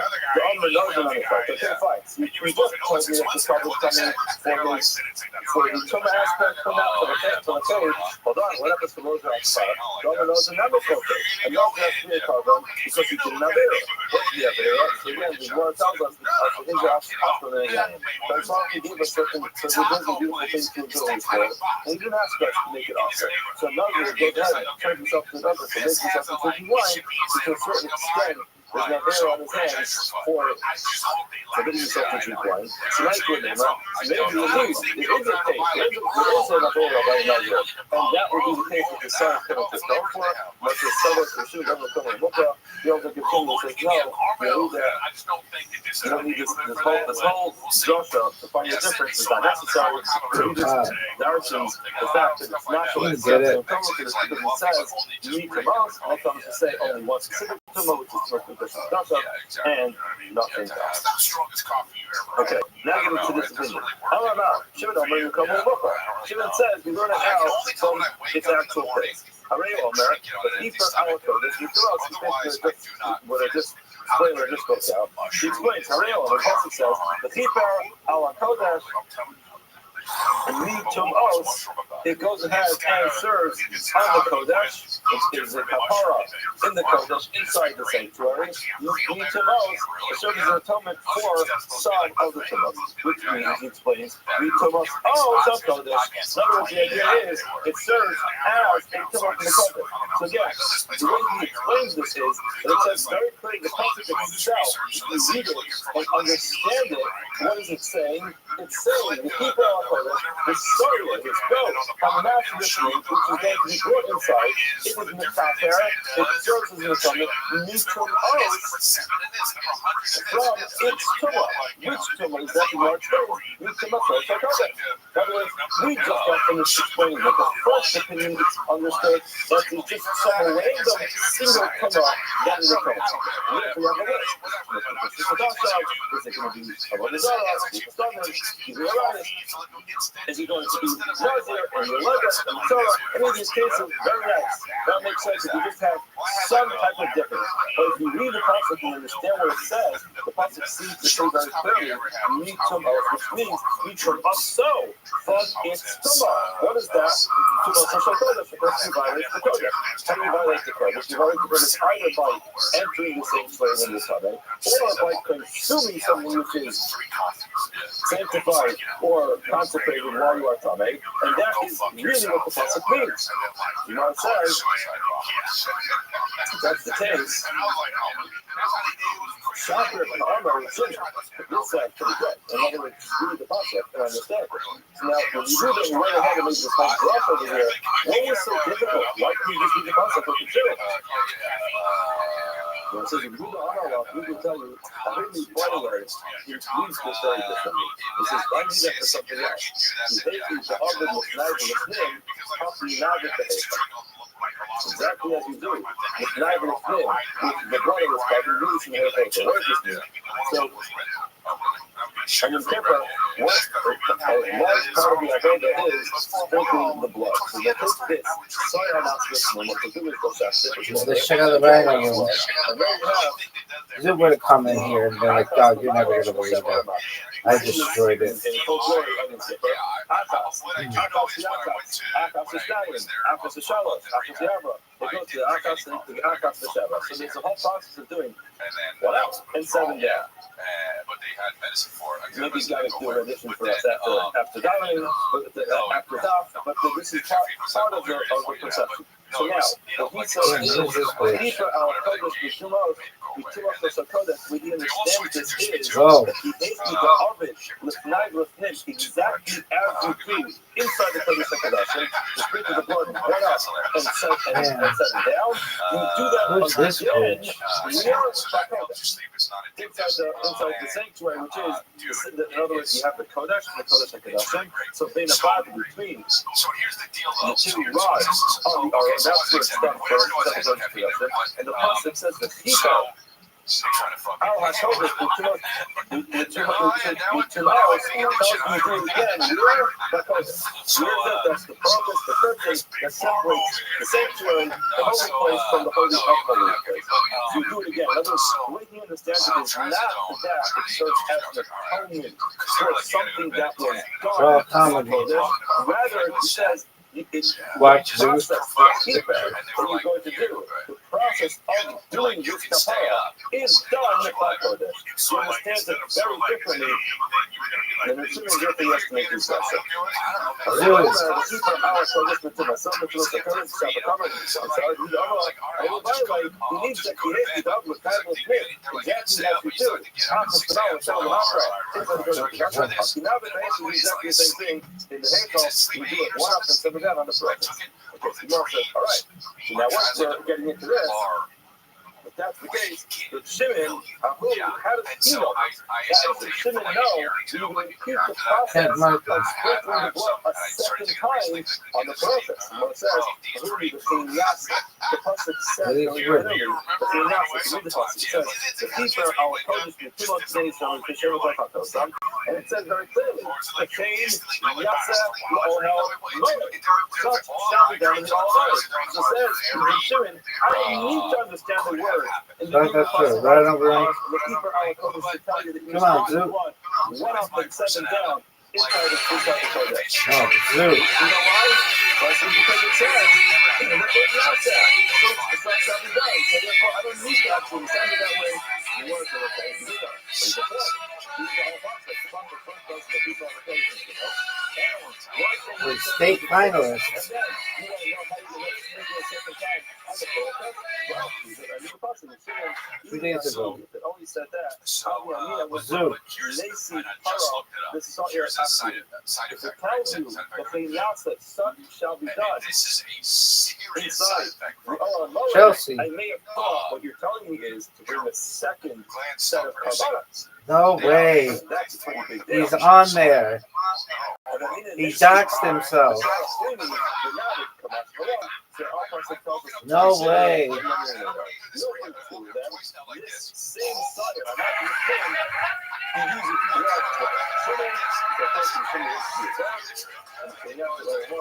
I love this song.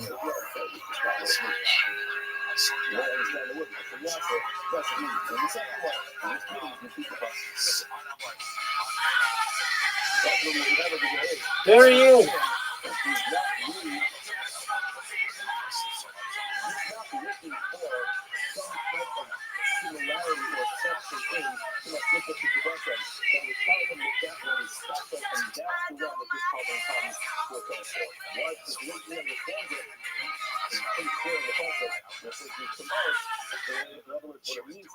It's coming. You don't have to follow for some type of tumor that happened back there. What is that? That's the case. A person eats personally coming, or a person who works with the sexual. This woman's bisexual, which is cool. We're all bisexual. You're bored enough. Let's hear her shit.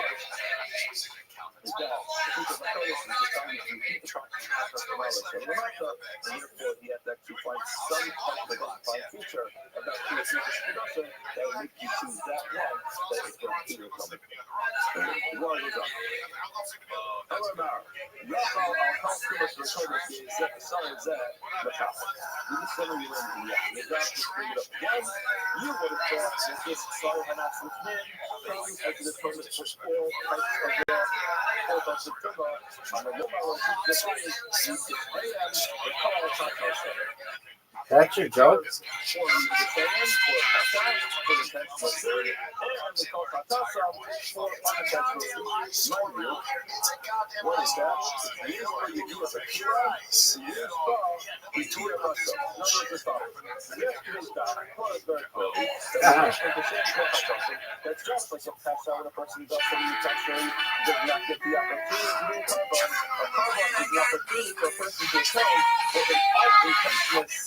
Now, a pasha is intentional. Karma is not part of the process. Person do tshuva, but a karma is not one of the clothes that a person does an intentional sin. We learn from the juxtaposition of the two words. Oh, we can get in the karma lesson, but it has to be just like a pasha, which does not get a karma. So a karma, this karma that it's coming to atone for is something that is more like. Someone else that means can only come or an atonement for something that does not have the ability to be a karma. What does that come to exclude? It says that the yoke of the Shura, person knows that in the mystery, the yoke of the Shura, I like this music. that's the case, it's a really exclude. That's the case, you do it in karma. So what do you mean? You know, if you look up and say, what is cases when it tries to find a case in karma in karma? What do you mean if this is the case? And it's coming to a karma. Mercy don't even know. You need to put this. Y'all don't know some of this case account. In other words, what we're talking about is a case of person knows that it's some of this case account. So let's just talk about that case. It's all in case.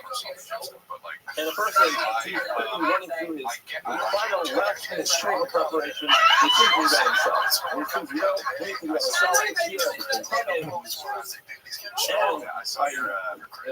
And you got it's like real opposite to a soccer. It's a real boy. And while I was coming, I was this way. Now you find that this last idea. He's like, hold on a second. How are they called? Right now, so it's not even a lot of things are going on here. There's no time to be a call. So then what happens?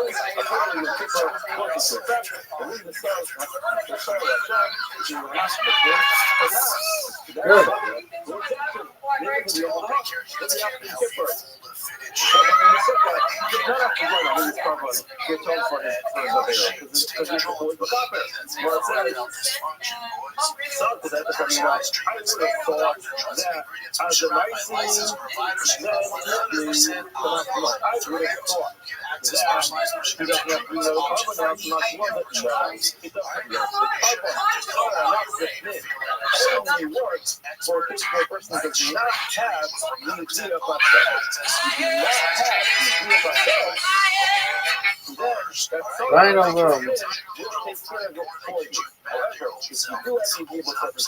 Zeus.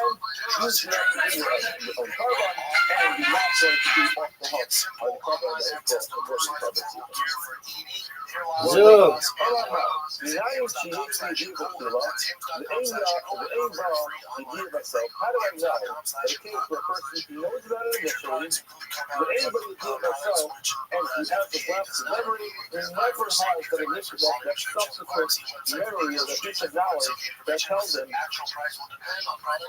just great.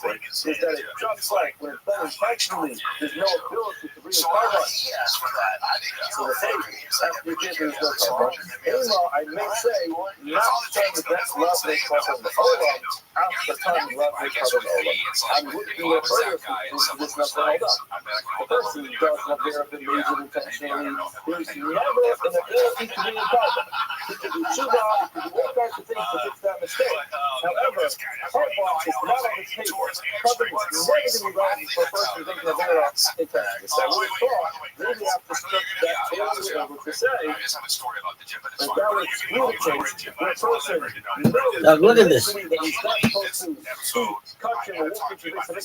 Dog, what are your thoughts? Zoot, come on, you think he won?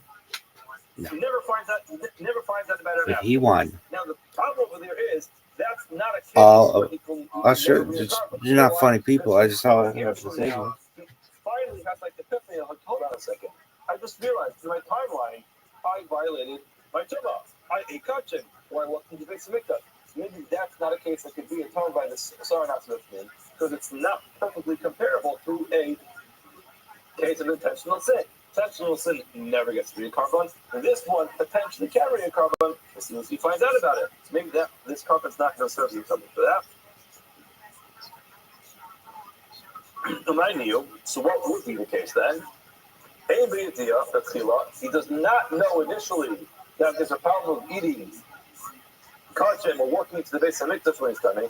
He's eating it himself. But afterwards, he did find out about it. So he was ignorant. He just never knew that while he's tummy, he can't walk into the Beis Hamikdash. He never knew that while he's tummy, he can't eat kachem. So what does he do? He shows up at a kachem party. His friend, the brother Shlomo, he invites him more Toda. He sits down to eat it, and he's enjoying it. And afterwards, he's so inspired, and he enjoys it. He joins the Daf Yomi share afterwards. He's like, oh man, I just found out that what we did yesterday was not. However,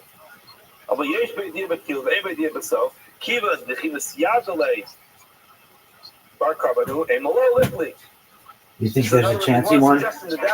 Nope. That would be impossible.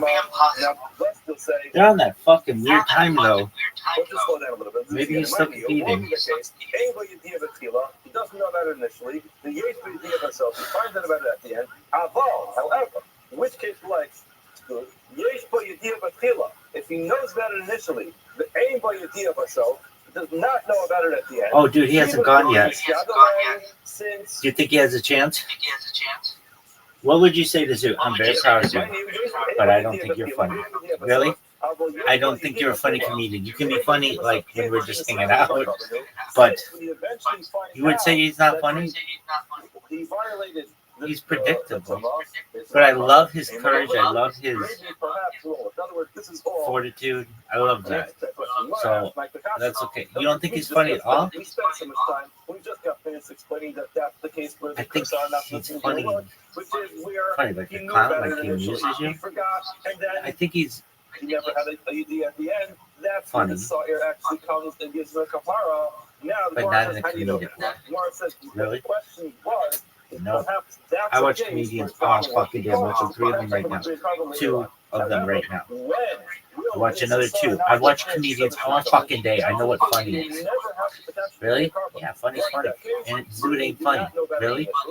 So you violated it, and then afterwards you found out. Now you think there's nothing against him. And you look through the Gemara and say, no, I just learned. These jokes just aren't very creative. Really? Has he ever had a funny joke? So I have to have knowledge at the beginning, knowledge at the end. It's just maybe I'm I have to have some type of lapse in memory. But I never knew about it initially, so I'm never able to read a card book. But do you like him? Oh, and you know, people are different, so maybe people think that shit's funny. Adelaide, what the fuck? But that's what the because there's another card that actually takes care of that. What is that? That's starting out the book. That's just another card that you get outside. And your kipper itself. Your kipper itself actually starts in the cover for that. Whereas it's not kipper for me now. I may have said, not beautiful. In other words, I don't know which one that is. In other words, you're right.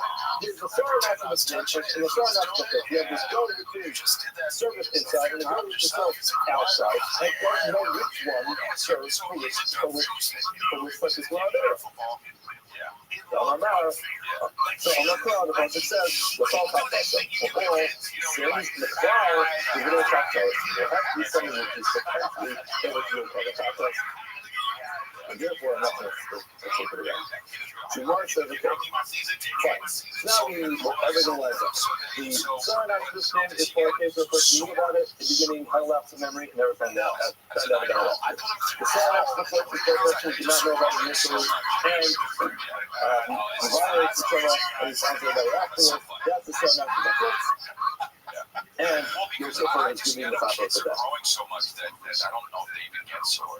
No, just explain the last how we know that if you're Rothschild, the third screen, or the third screen on your Rothschild, the fourth Rothschild, what is this with the same information Rothschild? Rothschild to say, Aksa Kuba Pesa, Bar Carbon, Yitla, Rothschild, in other words, he has to be right now with 12 Rothschild. In other words, that's not from the word, with 12 Rothschild, since it does not say Peshe and many Rothschild, it says, we're called Rothschild. So that obviously is referring to a case. Where there was a Yeshua in the beginning. Okay. Now the Gemara says, when this conflict of hard work, why does it have this, like, what's this quasi-conflict kapara? It's total. You used to say that the things in there. Once you see this, make our customers get into the house. If you say make our customers, and you're right. Half the city will call customers, but half the also will call customers. Half the city, so if you can come to customers, what's that? What's the person you know emotionally? Now what's one who's thinking you didn't know that it was now? If you find out about it later, then they could make your customers. And one says, hold on. So it's not full kapara, even after it's English, with the kapara, lama toes. It doesn't want to full kapara. So what is this thing that's hanging in the floor? I'm zero Roma, and what this says is, it may make Roma. We mentioned this one yesterday because you guys can figure this. The guy starts asking, what does it mean that it's Torah, that it's hanging in there? In other words, it sounds like you're bringing a carbon, it serves as an atonement, but what type of atonement? So what is that? So the Gemara says, the first suggestion is that what if he dies before he has an opportunity to bring a carbon? In other words, he dies before he has the last piece of knowledge, he has to bring a carbon. The Gemara says, perhaps,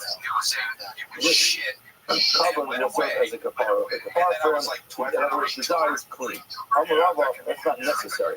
In Mace, once he dies, Misa Marefes. What Misa does is, death itself is an atonement. Death is a cleanser.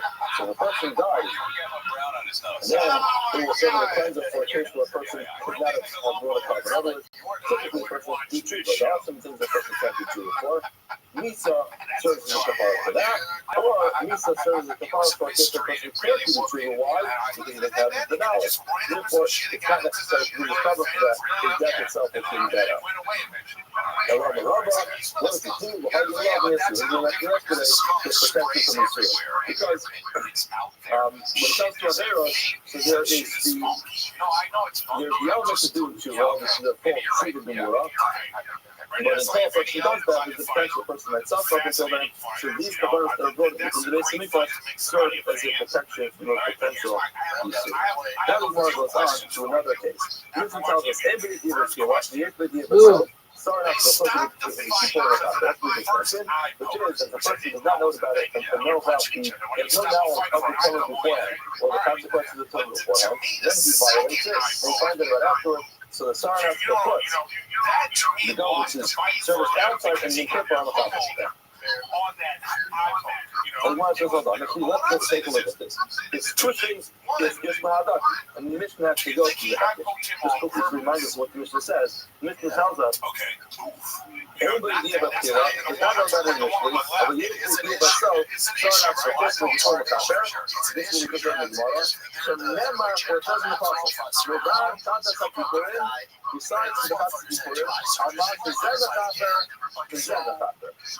What this one is the Kaper, the other one's the Kaper as well. In other words, not the just like the inside one in the Kaper, however, if you did Judea, after the Kaper, however, if you did something easier. In other words, the inside here serves for someone that would be at the beginning, and then you be at the end. The outside one serves for a single capacity, but really, here's the idea at the end, as opposed to in the beginning.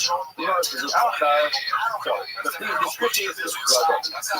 since these two are juxtaposed to each other, we cover me as a day, but as a people. What would have two? What would have one? Just have what's the answer? Allow it to do both. Now, what's the difference? Nafkamina, they have the blood of pizza.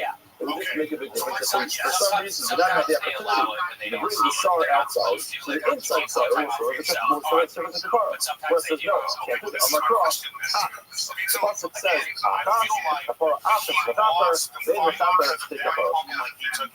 The pasuk says, the son of Aaron, Aros, Estega de Barosh Sarakai, the scandal of the call of the case, that's called the Shayim of Fatosai. So that's the one process. Sorry. The third round. I thought there was a moment in the round that where what's the other guy? Keeper Aro, Al-Karotu, Akas Pashana, Nizama Tasa, that the Purim, Akas Pashana, the fourth note is Akas, right in the process. That's what we got. The process says, Keeper Aro, Al-Karotu, Akas Pashana once a year, Nizama Tasa, the Purim, Akas Pashana. So the Akas, the extra Akas tells you that it works for one, not to work for Akas, for Akas, for Tapa, then it's up to think about it. What's their time? If that's the case, then we'll do the other way.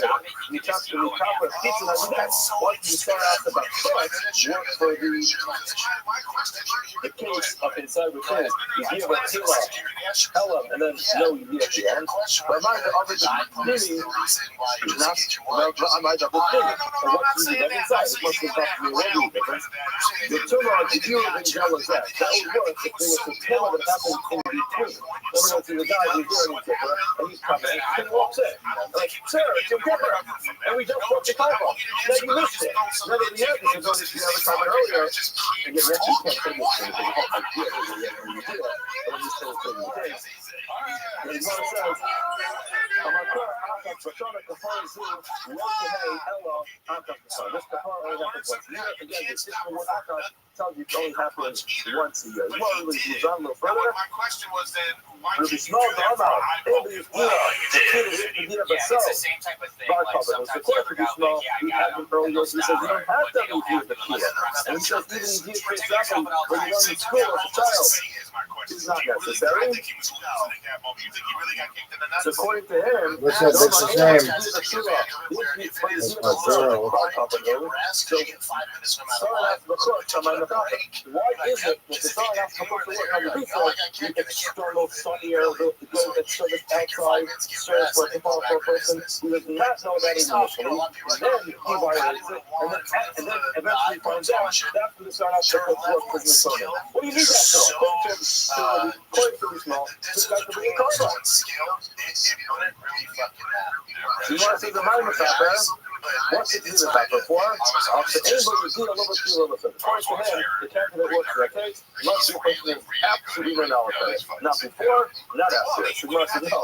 That's not necessary. So how you were going. The rest of the topic. That is really taken care of. Let's see what this about him. It's taken care of by the guilt that are brought on your youngster and a result. Once the summer, the mayor of the command, cost you to compress the struggle. All the seed and the Sahara Ezekiel, and what's the all to this production. That's what you have to have for the son of the first, because all those seed and the only serving that make this process. You must have a nice process. So what would you actually work here? Minus the extra piece of the thing. How much component is the piece of the thing? Or is this work the next? So for what purpose? He doesn't need that kapara. He says, hey, the Makapar, I was almost embarrassed. you might as well just like a not only just like the inside in the back of the tire barrel, the blue is not in the back of the tire barrel. That was only the first it's in the back of the tire barrel. It's only going to be the top of the in other words, we have very significant with the justice. You give a skill, you give a self, no you give a kilo, no you give a self, not from the beginning, not you don't see from the right to the concept, not the fact that you tell us it has to be in the concept in the part of the concept. If it's within that, it will be a kapara. If it's not, then it is not. The Rothschild have a wonderful shop.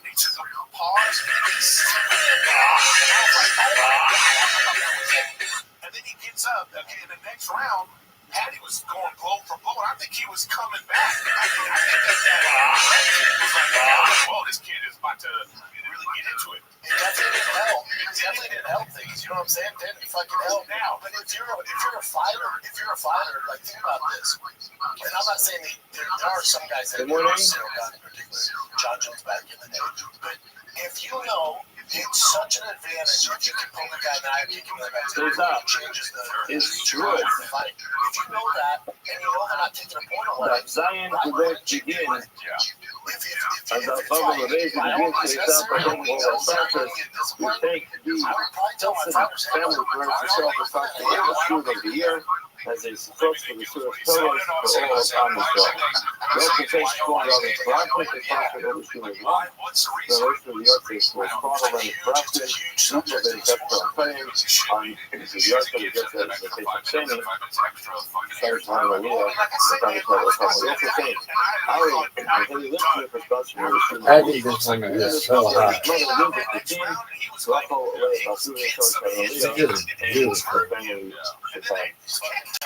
In the summer. Okay, but here's my other question for you. This is a technical question. You and Nick know this part. The announcers, you can hear them saying that Patty's corner is like, back to the Mishnah. Take him down. The Mishnah taught us that what was is used for the idea about Sila. So when we're talking about bringing a carbon already, for somebody who knows before he becomes Tamid, that becoming Tamid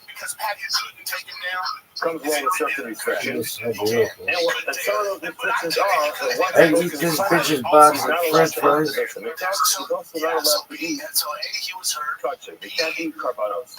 Like, I think this bitch is one of the prettiest bitches of all time. All the way back to the pavement hour. Really? She is exciting.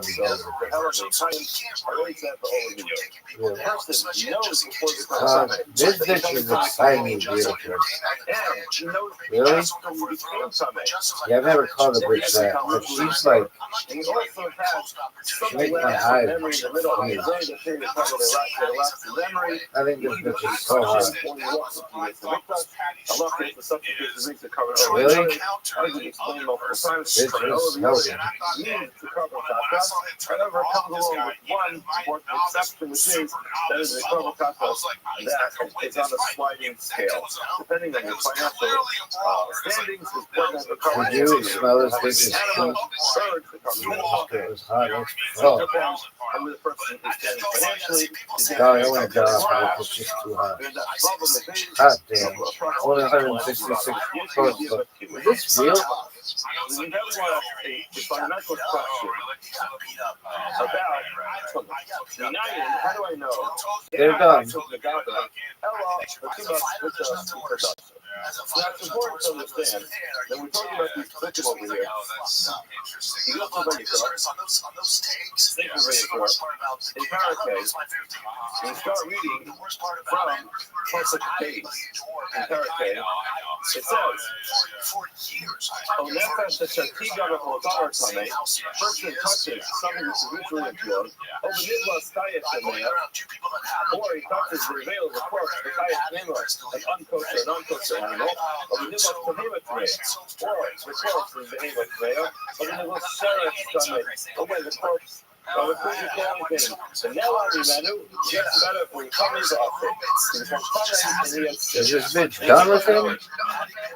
Always because of it, you find a number of different descriptions. I thought they broke up.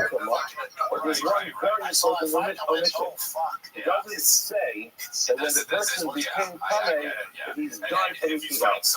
It just describes what many people perceive as the sin of becoming Tame. Therefore, if you look at Rashi, Rashi explains this more is, look at Rashi. The Hebrew Master is Pentecost together. Parshas cover all of the Yoreh. The Chayvatzei carbon opera. The Parshas describes this variable carbon depending on your status. It does not describe over there. Minayin she'ei v'chayvo al-maga ela in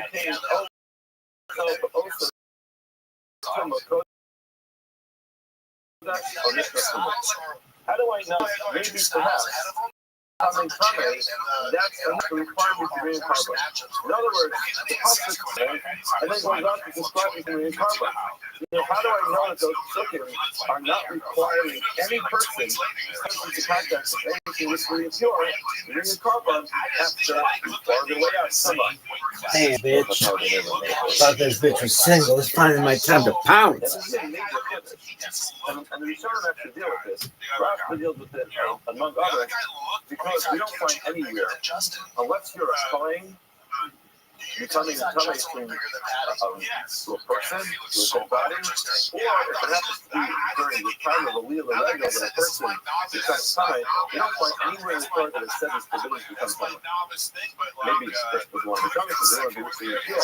But the idea, the notion that a person wants to reincarnate over the Yori is a fact of just because they practice a dead animal, something which is a major novel, and you even think that.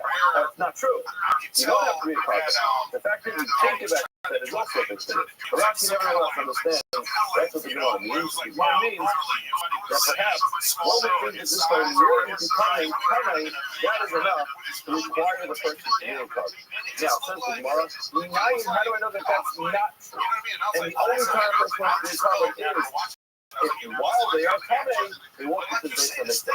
Or while they are coming, they eat country. That's the United States of Medaber, element to us, because she could go.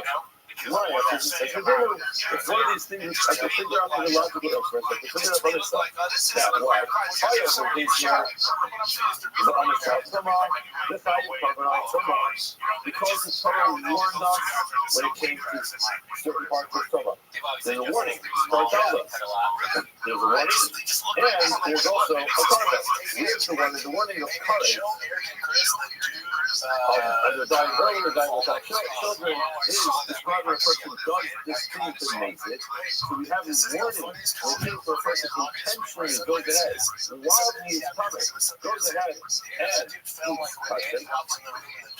The same thing would be true if I suppose to go to heaven to the fire of the carbon, obligate the person to bring the sacrifice for his by mistake. So we say this follows. Not to his honest al just like when there is a warning and a punishment of courage. When it comes to Tumah, low hizr honest al the only time you find that there is a punishment of courage is only when something so big as that enters the sanctuary when he is coming. So that's the only place where there's going to be a feed of courage. There's no feed of courage for a person touching a dead animal, dead rodent. So now everybody knows there's no feed of courage for that. So therefore, if you understand, if a person intentionally touches a dead rodent, there's no feed of courage. The feed of courage is only the person subsequently then goes ahead, enters the base of Mikdash, or he's touching. That's when the feed of courage. So I would say, when it comes to mistake, other types of mistakes, you won't be punishment or here, but obligation to bring a carbine. Unless what happened was that he entered the base of Mikdash or he touched it. It's not simply going to be an obligation to bring a carbine over the Orient. Every kind of person touches the corpse of a dead animal. Therefore, the five covers. I'll tell you the five. I'll come and check this with you. All right, seems pretty straightforward. You can figure this out by yourself. You compare the obligation or the punishment of kares to the obligation to read it. Just like the obligation or the kiyum, the punishment of kares is only going to be relevant when the person goes ahead and walks into the base of Mikdash, or he's touching while he's coming intentionally. So the flip side of that was unintentional, not to read carbon, only if he walks into the base of Mikdash or he's touching, not to do but coming.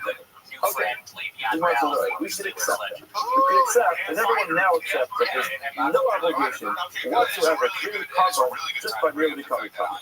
Fine. So that's the case. How do I know which things I would have done that would obligate me to be a carbon? You're assuming that the person becomes Kame, the only two actions that require him to be a carbon is either eating from sacrifices, or walking into the base of it. Okay, fine. Maybe it's something else. Learn to tuck them away. Maybe it's something else. Maybe it'll be to bring the carbine. It's true while he's coming. Why? There's a warning about eating. There's a warning and a punishment of needs to be Shemayim, which is different in colors. It means done early, it doesn't come along with an anchor to do with the children. So now, perhaps in that case, I would say, that's the case we have to be covered over the area. When a Kohen eats trua while he is coming, in that case, he has to be covered over the area. If you knew beforehand that you're not allowed to, in other words, he knew in advance that if he comes time, he can't eat trua. Then he became coming, then he had a lapse in memory. He forgot. So what did he do? He ate truma, and they asked him, oh, man, I can't believe it. They truma, I'm coming. Maybe that's the case we have to be covered under the area. And it's not often that case where he eats, touches, like from a sacrificial offering, or when he walks to the base of the God. One says that that's not going to work. Why? Because low aspect of own mitzvah, the kind of allow carbon. You're not finding the appeal of mitzvah in Shemayim that the flip side of that is that a person is going to have to be a carbon when it's a mitzvah. You want to say, really? Is that really true? I'm not going to be covered to work. So they don't find a person who's going to be a carbon tapas, which is not a sliding scale carbon. It's not variable. It's set. Anyone who has to be a carbon tapas has to read exactly the same carbon tapas. All of the Yoreh, and they see maybe we should actually have to be covered all of the Yoreh, variable carbon. In other words, you're right. You never bring a carbon tapas in a case where you know for sure. Sorry, we know that he has mixed in Shemayim, but maybe all covered all of the Yoreh have that halachic dispensation depending on your fashion and your fine dimensions, how much you have to bring. They did that. We don't have to do it even when it comes to Shemayim. Now, what's the rationale to say this? You need the Hava, just like we find that Shmiya's Kol would be this besides. Shmiya's Kol is worse than Shmiya's Kol against the same in the sector. Shmiya's Kol is when a person takes an oath who does not know English. The person that says the person is obligated to say English, report witness, to become a witness, report your testimony on a particular case if they know it. Now, a person takes an oath, they don't have any. Now, if a particular circumstance, that's Shmiya's Kol, and what's the halacha? The person does that intentionally. There's no fee at all. It's still what the halacha. The halacha is probably only really if he does that unintentionally. The same is true with Schwartz Peter. Again, when a person violates a notice, he will do something.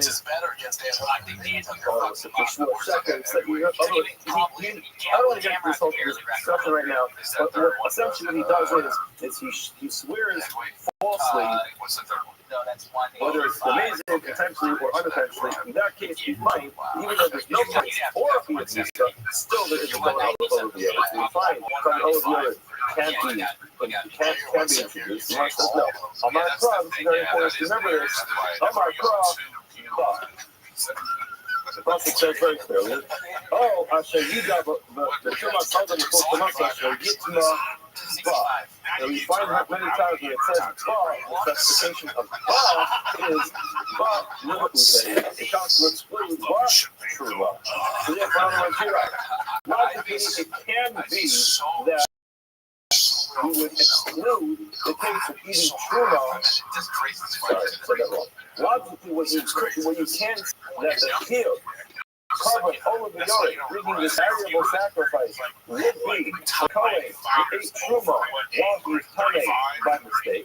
However, and we're going to exclude that case. So therefore, when do we find that a person brings a common over the other with variable cover, that's when he knew in advance that the coming summary restricts him from walking into the base of Mikdash or partaking in a meal that includes sacrifices.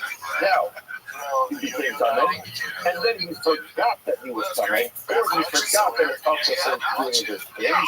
He did it, walked into the base of Mikdash, or he ate a carbon, and then afterwards, like, oh man, I just remembered that I want to do that. I just recognized I'm not supposed to walk into the base of Mikdash, or I'm not supposed to eat this carbon. But now he brings his carbon over the other. That's the case for coming over the other is valid. Now that's the exact same case, but what was the error that he made? The error was that he ate Shema. In that case, logically, yes, he didn't cover over the other. However, the person tells you, no cover over the other when a person mistakenly eats Shema while he is covered. That is more good, and it says, okay, since it says Ba, which is an exclusion, but how do you know what to exclude? Ema Ba, who is the Mikdash, the right side you didn't cover over the other. How do you know that Ba, extra word Ba in the passage, where a person's error is that he ate Truma, maybe Ba told you if a person walks into the base of Mikdash, it covers over the other is not sufficient. In other words, maybe, yes, if a person violates or makes his mistake and violates Truma, but he lays tummy, it is covered over the other. What is the word Ba to exclude? This is the case. The person who walks into the base of Mikdash, if that's the case, it will not be sufficient for him to bring a carbon over the other, they will have to bring a real fixed socket. Organized carbon to glory. The word says, Kali Rabbi, I land the Rabbi, Bela, Mayim, and Boris Amos. Rabbi said, I'm about to teach you something that I learned from Rabbi, and this teaching that I have from Rabbi is an example of how deep Rabbi's understanding of Torah was. He was able to go ahead and draw water from the depths of the well. What does it mean? It means that he really understood how to read something, how to guide in the process, how to get to the truth of the process, and therefore, says Rabbi, brace yourself. So this one's going to be really good. What does he say? The Tanya says in the Brisa, Rabbi Omer, Rabbi teaches us the following. Efra Ami, Taya. The Prophet mentions Taya. Behema Uwamanema. What is this talking about? This is the Prophet that says the following. O Nefesh Asher Tiga, the Prophet Baba Kama.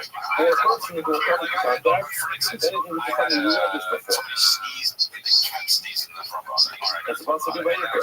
And it says, "Anefesh shatiga v'chodamer tamei, open niblas chaya tameya, or in the corpse of a chaya tameya." And then it goes on and says, "Open niblas behema tameya, or the corpse of behema." Now, what is the difference between a chaya and a behema?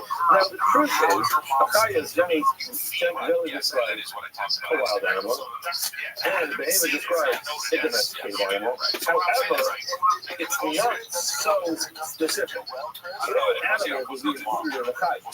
So therefore, the Gemara says the following: the Hema woman number. Why is the consequence to go through every different type of number? Why can't you say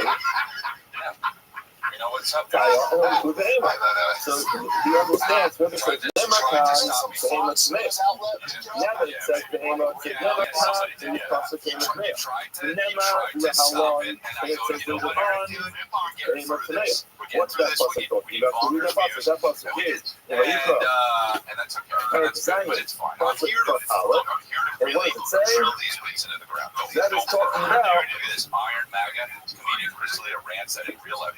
The nefesh isiga v'kol kamei v'tumas hagav over the hema, over the prosecutes kamei v'akal v'tzar zeva hakbavim. This question is very important. What does it say? A person who comes kamei, whether it's kamei because it's not a person who is kamei, or an animal is kamei, or some kind of road that is kamei. And what does he do? V'akal v'tzar zeva hakbavim. He's talking about the video of the conversation.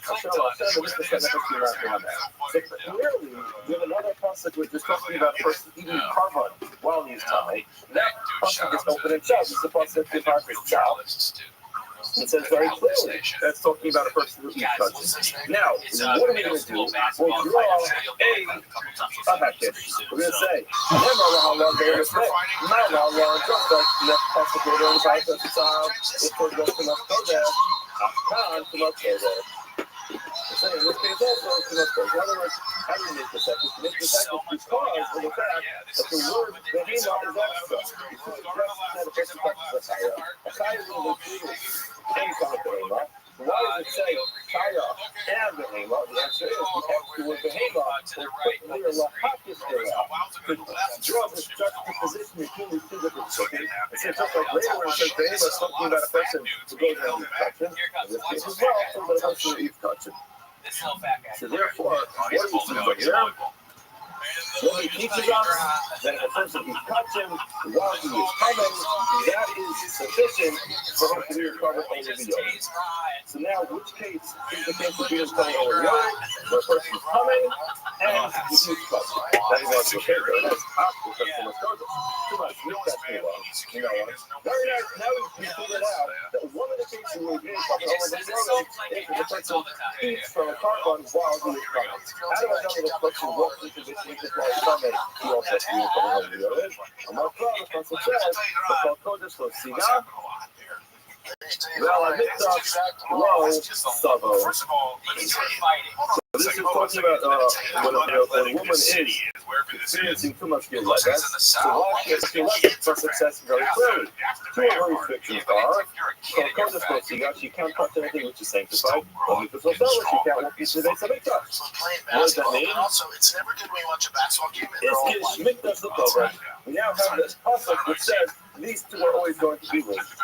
And therefore, whenever we have a halakha about eating touches, or it's going to be relevant to this. So now we figured out how we know that the time of a person who is coming over the others when they're coming is when they accidentally eat touches or they walk into this. Like most of the case. If that's the case, then we have not yet expected. We're back to square one. Like, my thing is, like, even if you personally, well, back to square one. In Ihaki, Truma Navi, that would include Truma as well. Like, Amar Nava called Kodesh Lo Shiga, the person tells you that they're religious, so you should not touch anything which is Kodesh. It says, oh, Kodesh Lo Shiga. Lavos, that's a Truma. The extra word Kal tells you all sanctified things, even Truma. That is what it says. Okay, very good. You're right. But you forgot something from the previous, from our Amach, from our Gemara. The word ba excludes that excludes that excludes like force opinions on Okay, the says Eva Butler you needs know, a and I mikvah. think that If that's the case, then obviously you're there's right, you have a whatever heck stuff, but and I if there's call a meal, myself if there's an stupid, but I'm exclusion in not the like, pasuk, that's why it it's excludes something. yeah, Maybe that's just that excludes the case. But if that's That's your mikvah, you want whole to system. personality, I'll you use can my tell brain for this this one. kid's The parents' stop whole mikvah personality is my running away. kiddo. If I have to choose It's one like, to but I exclude, feel like I would rather not exclude the things for what you're doing. That's why it's in the Torah. The mantra. If I like to do that, intentionally, the Torah is open to you for a problem. Unless if I don't, you can use logic. I use medical for logic. I would rather stimulate emotion. I would rather not exclude the logic. Because I feel it. So feel it to the point of eating a carbon, because eating a carbon and eating too much are the same thing as they are essentially the same for that. If you're eating, you want to do much. You want to do right. You have to follow it. Let's go back to the drawing board and figure out over again how we know person eats it, person becomes common and things again. How do I know that the food that we eat, we will cover over here and for someone who is important to lift us or maybe touch the water. I don't know what someone is this the phone. When it comes to a phone, it says courage to refund. What is refund? There are a number of cookies. One part of food. There's a little faith, it's not good there. Courage to use it as a lot of production of the history and show the much of a lot, and it's a sign of the food. So it's a three times when it comes to a coverage funding that the concept talks about. Yeah, it's like, because, okay, so when did he start thinking Correct. Why is it have to say it's three times? So why not? You want the Akas the cloud. One of them can say it generally. The Akas the cloud. Another one can say it specifically. The Akas the Tumah. Actually, the Torah. Another one is your thing. So now, in the case of this, we are back to the cloud, yeah? No, we're not. We're out to the entirely different type of this. I'm not going to go through all this stuff, which is that we know from 2 days ago that there's something called a cloud practice cloud. Cloud practice cloud is the first generalization, a specification, and then another generalization. What you walk away from that is saying, whatever the halacha is talking about needs to be something similar to the tribe. Not exactly like the prophet similar to the tribe. Here we are in a different world. We are in a world of something called drum machine. called over Shahina the plow. The yachts of an eklau of Amen. So you say during that way, you're going. So what is that to say? You have to recall Lamed. Actually, got basically, it's a different type of mechanism, which is you have a generalization and then a specification. When you're going to say the specification is not limited to one thing, but it's describing the general. It's different than the cloud by the cloud. Rabbi explained how it's different in another case. I don't want to get inside that. But the basic point, because it's other than this real practice, is cloud by the cloud needs to be close to each other. For example, the concept says, and then a specification, and then a generalization form the same process. Like when it comes to the concept, the concept has a generalization, a specification, and a generalization form the same process. However, if you have a generalization in one part, and then a specification in another part, these parts sound and parts are pretty far away from each other. So in that case, it's not going to be called up the cloud. Rather, it will be done with cloud on the side of a cloud, something which is included in the generalization. And later on in the Torah, it is repeated from more specifically. What it basically is to say that the specification is not limiting the cloud so much becoming that case, but it's limiting the generalization to a certain extent. Let's see how that works out in this case. Shalosh pieces for stomach. That's because it comes to stomach. Rava, Atas the cloud, one for generalization, the Atas the crop, another one for the crop, Atas the tumah, the Torah stam, the Amy, Yodel, Nahi. I don't know what that is for. Rabbi Omar, too much kodesh. You're in too much kodesh, not to be Rabbi, or in too much mikvah, you apply it to a mikvah. Let's just explain what this means. It says in the Constitution slumming, 3 times the person can violate the pizza slumming the country and get fired. What is that? Person's tummy is the public vomit, by tires is doesn't intentional. Then it says in the second time. In that case, the first case is where a person eats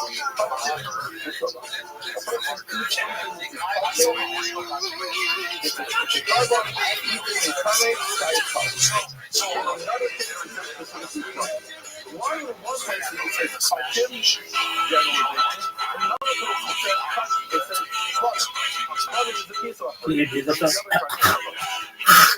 Just knows how to stand at Tronio. Repeating the same halakha the whole next thing is running. You understand from your ears that it has to be kachem mizbeach. A person sees any kachem mizbeach while he's coming to see the cars if he does it intentionally. If he does it unintentionally, there'll be a color over the other. Now, why does the color limit for Slavin? The limit is only kachem mizbeach.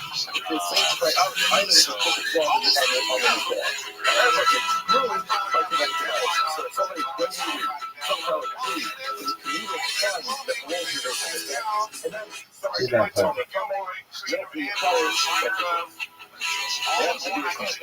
Let it head, and it says again another generalization. So now I'm going to confuse. I have a generalization to include anything which is extra, or anything which is contradictory. I have a specification of Slavin which says it has to be something which is dedicated to the Mishkan, and not everything is contradicted to the fun of the sanctuary. And then you're going to have another one which again opens it up to the whole country. So now what's the third one doing? I don't know.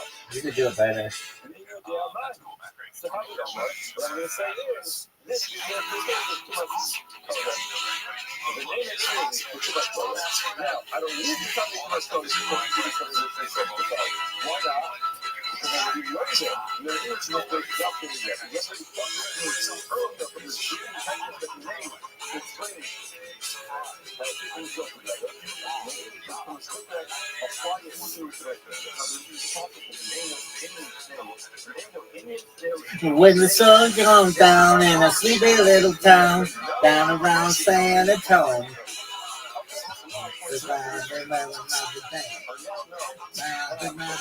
home, the people on the scene is playing, and round the world hang.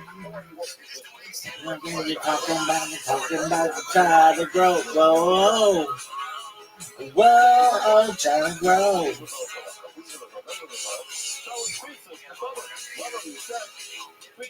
When the people, we're all living up, they all talk about town.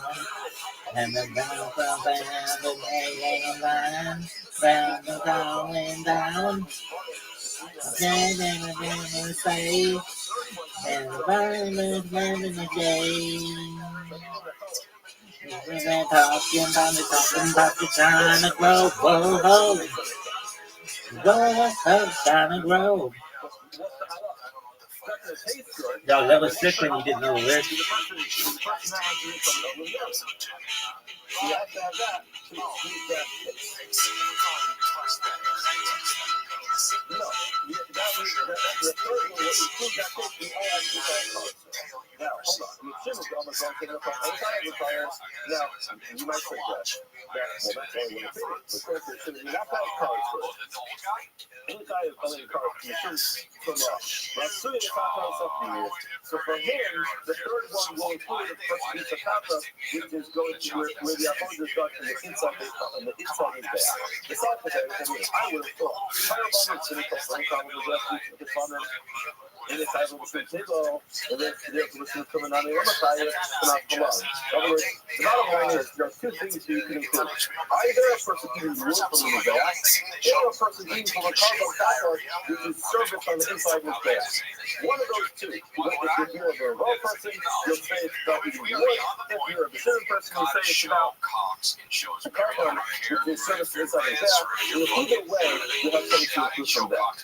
That's not one of the highest. So we must look at that. So we're kind of in trouble over here because We don't know that this is including the Mikdash Mikdashav. Maybe it's including these other things. El Amri Nadai, Shmei Rabba, Shalosh, Tumas B'Shamim. You're right. We're not focusing on the word Kares that it says there. We're focusing on the word Tumah that it says there. Why do we have to say Tumah 3 times? We'll repeat the exactly the same way.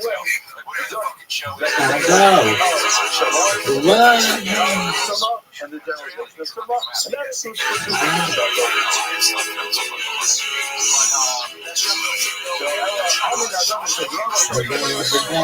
There's a new thing coming straight, and I'm holding an overview.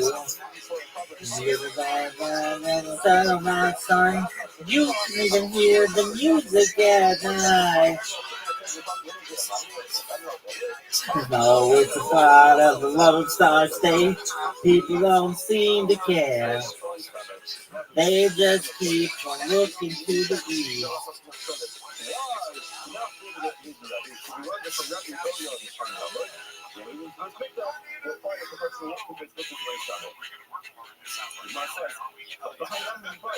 You need that. Someone is not expert. You need it.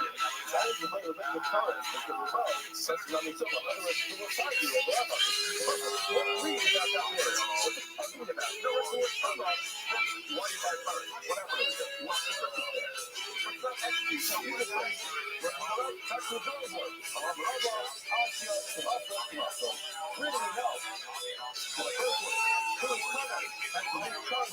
Only if they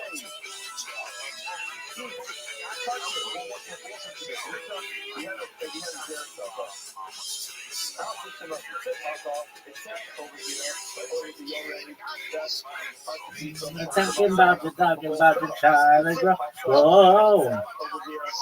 Whoa, trying to grow.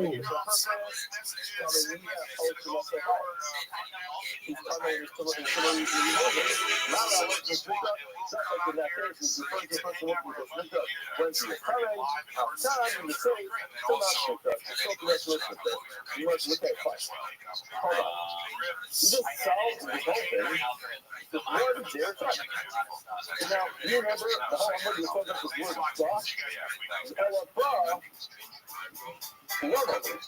so why do I need the word to exclude true? In other words, we're so busy saying there's 3 cases. A person who walks in space and makes one is Tameh, a person who eats from a carbon one is Tameh, and a person who eats true one is Tameh.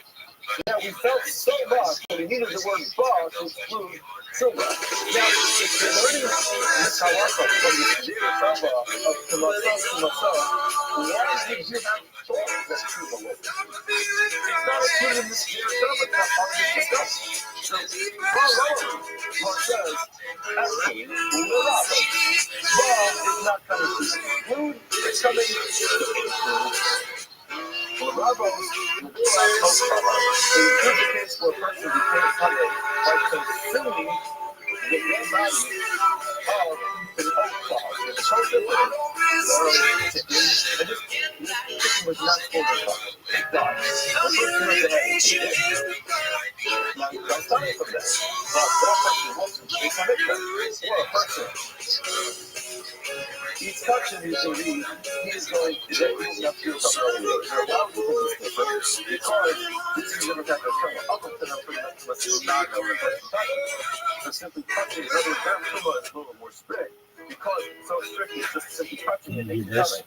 And this is the Vela of power of the person holding some touching when the fastest screw is supposed to be some weird and swallows. So therefore, you think that's a lighter kind of pillow, and therefore, once they come out of the other. If you want to this discussion, so this word bar tells you yes, that Get to be doing day by day. People getting ready for the news. Some are having, some are sad. Oh, let the music play. What the people need is a way to make them smile. Making us feel down when they ride. Gotta get messy. They come through. Oh, no, come on. Oh, oh, listen to the music. Whoa, whoa, listen to the music. Whoa, whoa, listen to the music. All the time.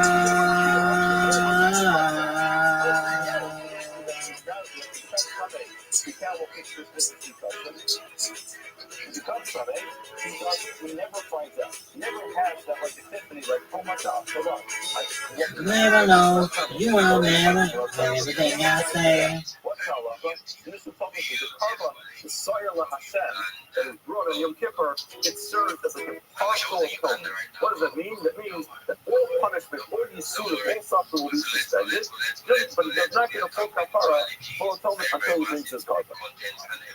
Now the Gemara says, the people are like Kodesh, the two are very strong. This karma, the soyer la Hashem, this is damn, bitch. Background, actually, this girl's hair is amazing. It talks about on Yom Kippur, they take two Who's this identical bitch? goats, they draw lots. One that was called the Sarah Lazar, it has procedure out there, which is a complicated procedure where we draw from the cliff. Another one is slaughtered in the Mikdash.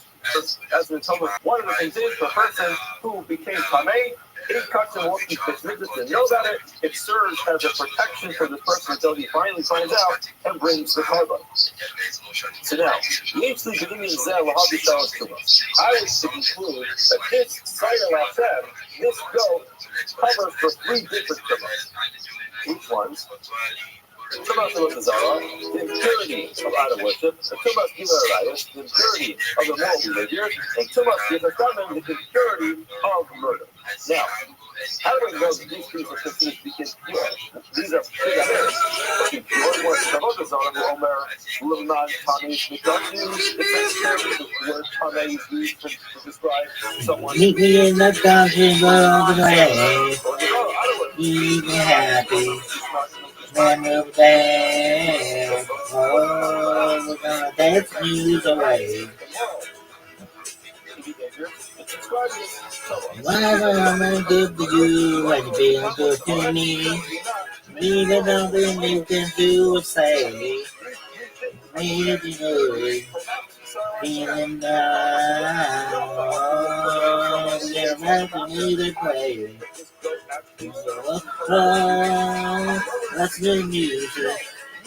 Whoa, whoa, listen to music. Whoa, whoa, listen to music. All the time.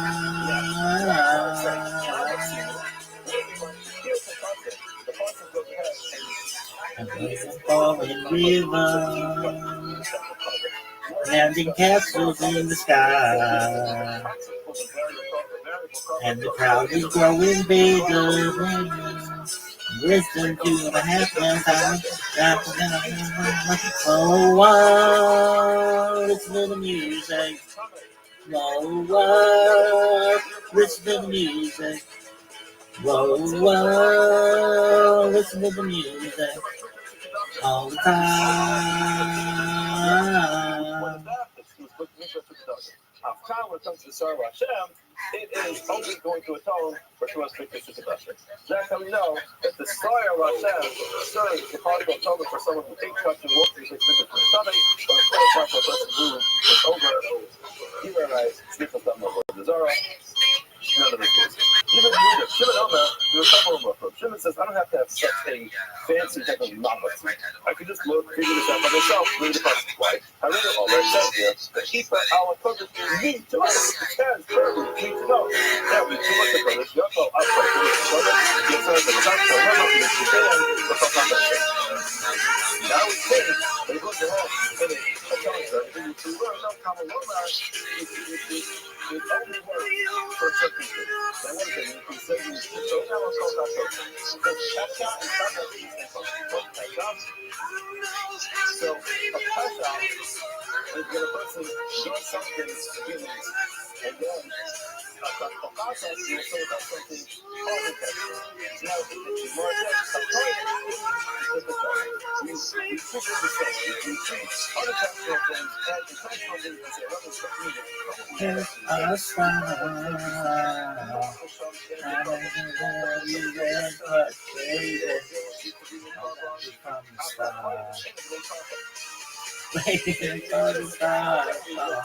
Yo, when it comes to amazing, first you can't really cover it. Cover going for a full Now, the same thing too, when it comes to starting with the showcase, there are certain cases we can't bring a carpet, for example, if you have the idea. This guy sucks. What do you want to say? Hey, dog, I'm not in Uganda, but I can tell you this. If I were, you still would be calling on my ass. Uganda. Well, you need to shut the fuck up.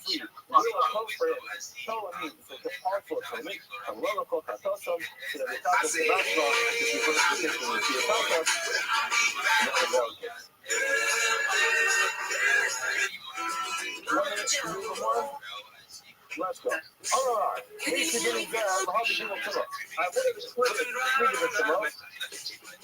Yo, dog, that was cool when that went and you didn't run it.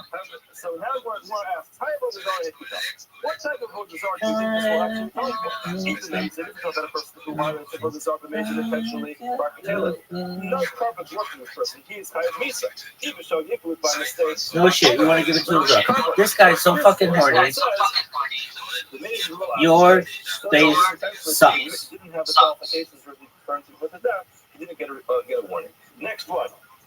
Before the mistake below is yet the lady didn't know about it. Either right, it's the same thing. Nami, what's the case? He made about Taylor. If he was over the he served this immoral behavior, it's actually high visa. He just showed you was by mistake or carpet or carpet. What's the same thing? It's amazing. It's actually a little activated one. And the sugar was the other leg, you know, that if some the same case, it's the same question. If you don't know what the case even makes, if it was infected, he killed somebody, or to tell him, bring the case and have him put to death. Even showed you killed by mistake. We just want the whole section to tell you what to do. Even showed you, what about Mary Mitchell? What says? The amazing, we talk about a case where it was amazing.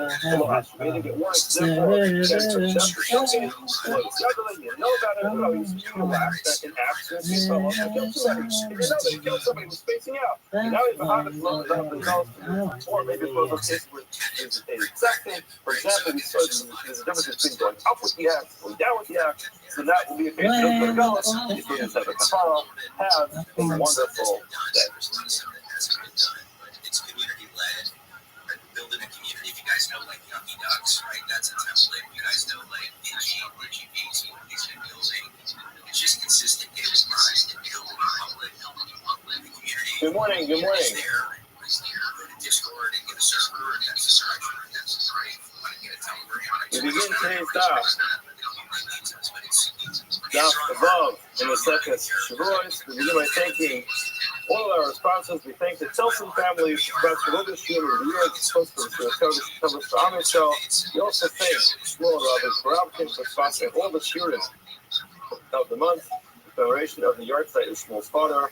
Leonard Korobkin, Lipa, Ben Yefesco Kain, Ante Shane, and Thomas Havalia. We also thank Aaron Ripperman for sponsoring the Shum of the week. We even Nicholas Haley's mother, Linda Coteen, local Leah, Foster the mayor, and Thomas Havalia, and Thomas Havalia. Today's office above. Yesterday we started this Gemara and went through it a little bit quickly, and just to quickly review what we're discussing through the subject of today's entire talk, and thank you to Moshe for showing me the visual that the article has, and it might be helpful to look at it just because it's not like a major picture, but just seeing the order of how it's drawn out in the chart might be helpful. You have Baharas on the top, the ace comes next, then you have lime, and you have egg membrane. So the Gemara described yesterday that you have, we'll just quickly see it inside again. We go back to, that's basically halfway down the other family. We're not going to learn the whole Gemara again, but just to describe what it says. The Gemara says, Tzah Hatzam, Maras Nagayim Shnayim Shem Arba. Our Mishnah mentions that when it comes to the Maras, the view of the various different types of Nagayim, the different leprosies or the spots that someone could get, it's 2, which is 4. So you have Baharas, which is all the way at the top. What is that? That's Azza Kashalim. It's a really bright white, which is like snow. So again, in this picture that there is in the article, you have that at the top.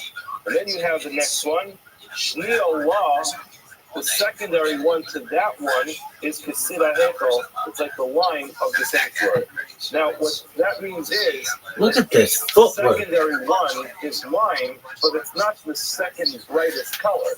It's the secondary to the Baharas. You have snow all the way at the top, and then you skip a step and you go to line, and then you have, after that, you have Se'es, Kesemer Lavan. Se'es, which is the other one which is mentioned in the Torah, is like white wool. And then Shmi Allah, the secondary one to that one, is Kukum Beitza. It's like the membrane of the egg. So again, the way that the chart looks, I think what you said to the group, is you have the Haris at the top, which is the most bright. You have egg membrane at the bottom, which is the weakest white. And then in the middle, you have Se'es, which is number 2, which is the wool. And then you have line, which is number 3. So now, interestingly, the Av, the main category of each one, is going to be separated from its Tova, its second one, by the other Av. So again, just to speak this out, you have at the top the Av of Baharas, and then under that you have the Av of Se'es, and then you're going to have the Toda of line, which comes next, and then you're going to have the Toda of the egg membrane, which comes next. Now, what the problem we described yesterday is, according to the Shiva, we know.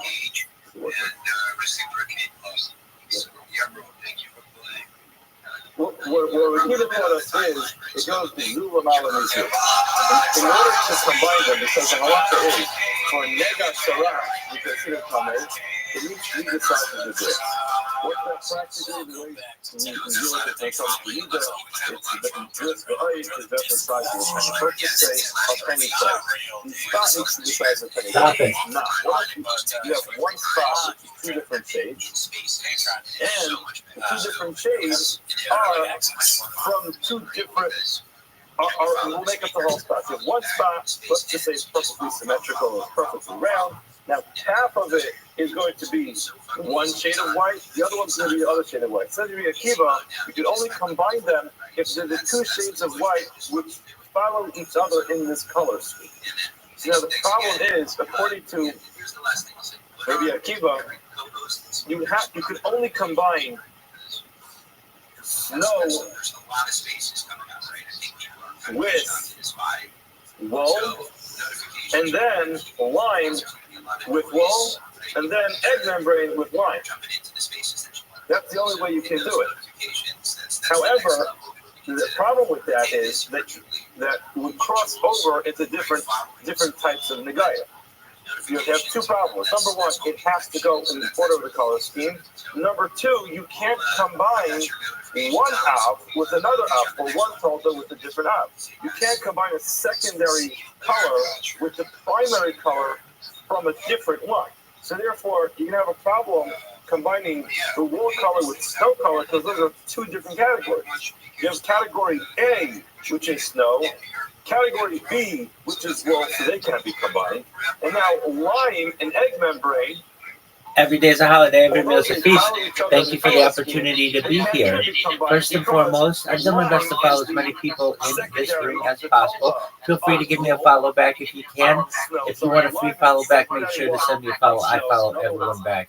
Additionally, I want to make sure everyone is aware that I am about to celebrate 1 entire year of 24/7 spaces on X. I've been hosting spaces every single day for more than 333 straight days. These aren't just normal spaces that are audio. My spaces are video. If you want to check out all of the spaces, look in my timeline in the most recent post that I reposted of one of my other accounts. You can check me out 24 hours a day. So that means I have an entire year of my life on video on the X spaces, which is not something that I've ever known anyone to do, which is quite a cool accomplishment. With that being said, I'm Rabbi Rothschild. If you don't know who I am, you will. I stream my life 24 hours a day, 7 days a week, 365 days a year for world peace. I've been doing so for more than 4 years. years. My streams go back to the pandemic. We've seen the death of a queen, the birth of AI, the coronation of a king, and everything in between. This is a real-life Truman Show of real-life Big Brother. This is the timeline and the time capsule of human achievement. In the 1990s, Bill Gates coined the phrase content is king, and I'm making it true today. I'm king of the internet. This is the biggest event in global history, and here's why.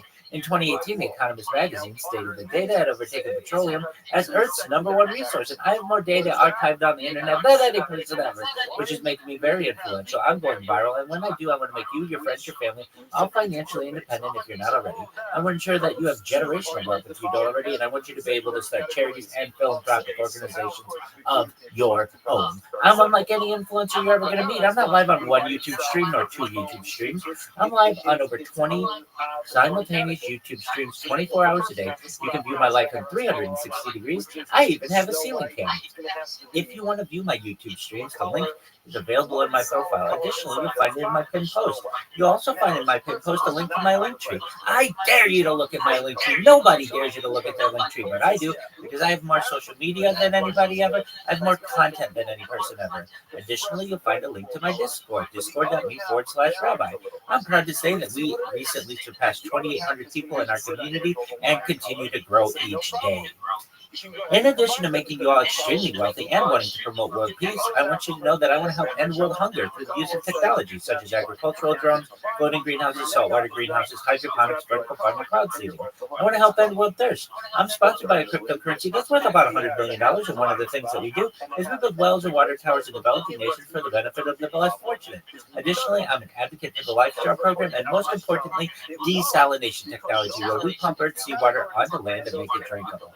If you are a reply guy, if you're a Web3 marketer, if you're a raider or a shiller, and you want a free mentor, coach, and friend, send me a follow. I will follow you back. Send me a DM. I will respond. I want you all to know that I'm here to support you both personally and professionally. I'm here to be a positive person in your lives. I'm here to have an optimistic view on the future. And most importantly, I want to give people hope. And with that, I sincerely appreciate the opportunity to share. Over here in the article. So now that that's the case, so now what? How do we know Rabbi Akiva says this? The Heitz Hashamina Rabbi Akiva Zulamar Mizu. We're indeed Jewifying. Rabbi Akiva's of the opinion that we say Zulamar Mizu. In other words, we're trying I've done that in the past with other accounts that I've had, and they've gotten banned. So it's not that I'm anti-blue tick, it's just I've already done it, and for whatever reason, many times because I do put out so much content, I lose an account here or there. So we'll see how this one goes, and if it continues to not get banned for a little bit longer, I potentially will. But for the time being, I've been burned on the blue check mark, so I just kind of wait until my account is at least aged until I repurchase them. He's often known as Mishur the Karka, and the Akiva was called Karka. When we use others say that doesn't make sense, that he would get a nickname between Karka just because he's called. But ultimately, it's Mishur ben Karka. Mishur ben Karka, or Mishur ben, Rabbi Akiva asks his followers the following question. Maros Negoyim Shnayim Shehinar. Why is it that in our Mishnah we talked about Negoyim, we said the visuals of Maros, the visuals of Negoyim are 2 categories which divide into 4. In other words, Tosis explains, you can see this tiny little Tosis over here called the Me'am. What up, baby? Hi, I'll be there. Just 1 second. Tosis explains, he asked his father, why do we need to actually mention the names of these things all together? In other words, we're only a few minutes into this share this morning, and everyone's already confused because they keep mentioning all these different colors. No white, is it wool white, is it wine white, is it egg white? Everyone's thinking, for heaven's sake, I don't even know the difference between these colors. So what are you telling all these colors for? Oh, it's smoky. Just a moment, big dog. So you better make this point later. Essentially, the question was, there's a Mishnah in Psakim which says, when a person is speaking with Talmidim, you always want to try to teach things in the easiest and most concise fashion. You rather leave out all the extra details and just give them that terms and conditions. He's asking his father, why are we giving all these colors? And he explains. Now, he answered him in a very, this is probably the cause for answering a question with a question. the Jewish concept. Rabbi said to him in loud my room. 100%. Thank you for the alpha. I appreciate What's it. your problem? Your problem is they mentioned all these colors. What are you suggesting? What would you like to do? These are the colors that you need to know in order to determine whether someone is pure or impure. What do you mean? What do you ask? What is mentioned the colors? You need to know the colors. So he explained to him. Yomri said to him, in other words, the point that you're making is that these are the four brightest white colors. So why don't you just mention the least bright of the bunch, which is the membrane of the egg, and say, membrane of the egg is the threshold. If you have a dimmer white, then the dried out membrane of an egg, so then you're automatically going to be you'll be pure because that's not considered a problem. If it's brighter than that, you've got a problem. In other words, that's very simple. Mention one thing. Like this, all Kohanim have to have in their house is one dried out membrane from an egg. Use as comparison. They'll keep it in their pocket. And anytime someone comes by with a question, what are they going to do? They'll pull out the little membrane, say, is it brighter? Is it less bright? If it's brighter, the guy's coming. Thank you so much for the advice. Yeah, you know how X is. They're just trying to keep me down. I don't let them stop me. We can't be stopped. So the Kiva said that to his son. Well, Loma, we needed to mention all these different colors to teach us Shemek Staf and Zet, to tell us the colors that can be combined one with the other. In other words, if I just told you the threshold of what's considered white enough, then I would not know the categories of which ones can be combined with the other ones. So I'm alone. They said, okay, fine, I get that. However, the Yomru, why doesn't it just say, that you'll start with the membrane of the egg and say anything more bright than that is going to be. All right, I'm all yours, Smokey. How have things been? Give me an update. Again, we're trying to teach you in the easiest possible way. Okay. I will give you an update, and then you tell me. I will give you what you updated me with last time, and then you can build on from there. Okay, last we spoke, you of course had a son, and he, I do remember his name. It is, hold on, it's a famous Luca, right? Yeah, absolutely. And things weren't going all that well with Luca's mom, but a lot had to do with her parents kind of having some control. And you were living like with a friend, and of course keeping up the smoking, and not gaming as much as you once were. And you were looking maybe to get a job, and that's kind of the update. So update me from there.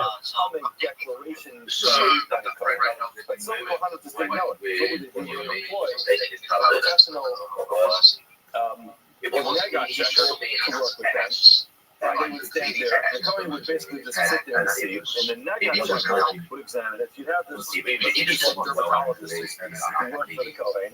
And he looked at it and he would say, yeah, Mr. Cohen, this one's a problem. And he's coming. The Kohen says, 25-year-old, ready on the bed in my room. That's great. How long have you been there? I'm on the Now, here's the main point of Mondays. His son, suggesting. Okay, and how long are you allowed to be there? Only said from membrane until I get is going to be a problem. Now, if he knew his father's opinion was similar to our mission, all right, can't beat that. Can you smoke there? There's category 1, which is membrane and other. Category 2, there's category 2, which is egg membrane. Absolutely, so they're cool there. And category 1 is lava. You should have said to his father that. Very well. All right, and how are things with Luca and Mom? Egg membrane.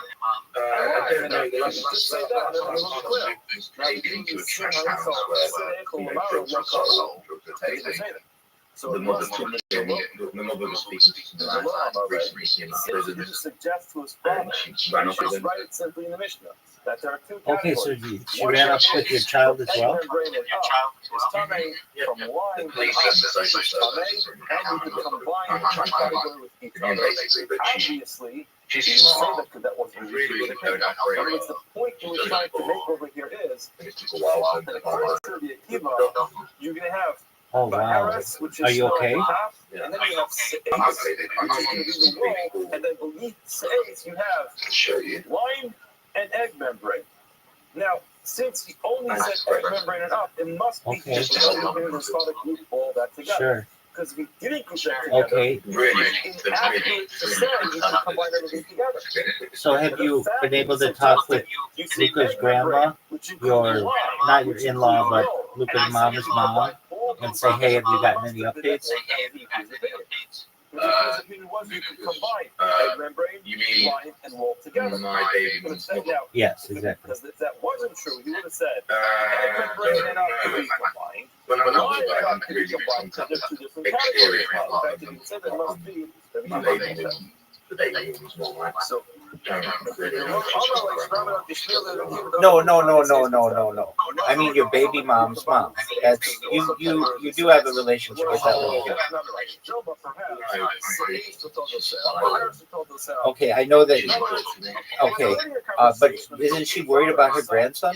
Now, maybe the father and son conversation that we have is I not mean, she 100%. really give a shit to she it was 100% recorded with all the information. Is she a well-off individual, or middle class, or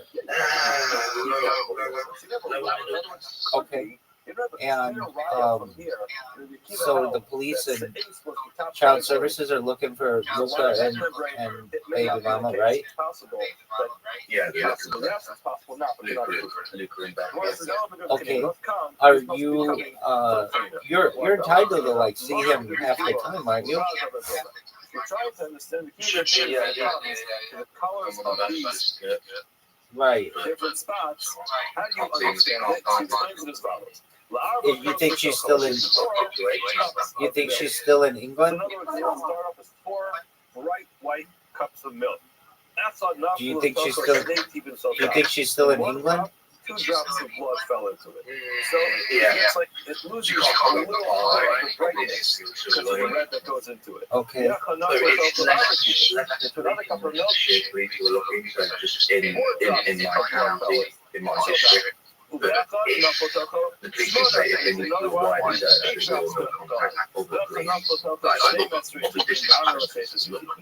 To the last one, They've got a 12 description, they've got or 16 drops of weight blood fell out. Now what happens? and stuff. Since But she it's should a be cup of blood, she should it's get only the a boy minimal, and go out sorry, and get it's a whole cup of milk. Because it's It's only a minimal amount of blood that fell in there. Right. Where it says Okay. Shekulan, And how are things on the job hunt? You're going to have great. I'm starting a program. it's going to be white. It's still going to have a white color to it. Help me get this experience in the video. Of like a Well, that's cool. When does that start? Absolutely. When does that start? The brightness of the white. In other words, we're not suggesting that all of a sudden this Okay. cup of milk is going to And do you have your PlayStation still? you will lose a little bit of its brightness. That's how we understand the machine. Now again, what's going on here? What we're saying is that Hey, it's that's not just a scale of color. Cool. Top one is the brightness. The second is It's very nice. bright. The third is Who the cares, most man? of the bunch. Exactly. It's warm. But again, the point It's out of is, the elements. It's yours for now, right? Each one is just one step further than the next, which is exactly what his opinion. He says basically you put them together and they go. Oh one step to yeah. the next. Well, see, hold on a What do you mean in second. particular? Perhaps switching up 2 things in here, says the bar. Amer is give up the time.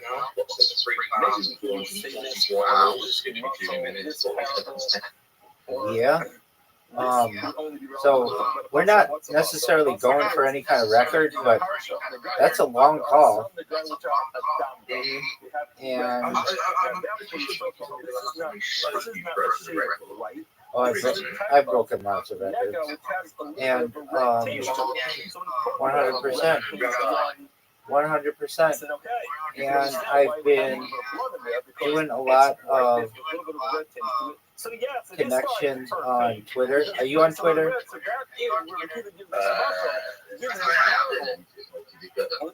That's okay. So in the last 90 days, we've gotten 3,600 followers, which is cool, organically, just going through and telling people about what I do. That's what I was doing when you came in and was talking in front of 50 people or something. And the servers showing really great growth. We're at over 2,800 people in here, approaching 3,000. So, once you start getting into the thousands when it comes to your server, certainly you become a bigger target, but also you get more people who are certainly interested in what you're doing and sharing what you do. So that's cool.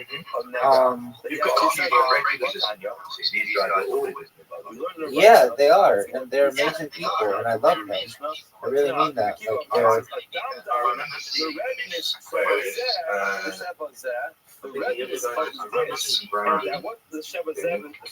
I did check in. I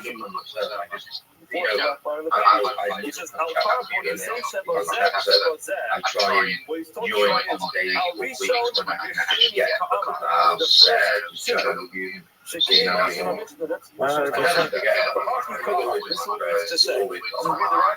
Thank you, Big Dog. You're one of the people who have spent the most amount of time in this server.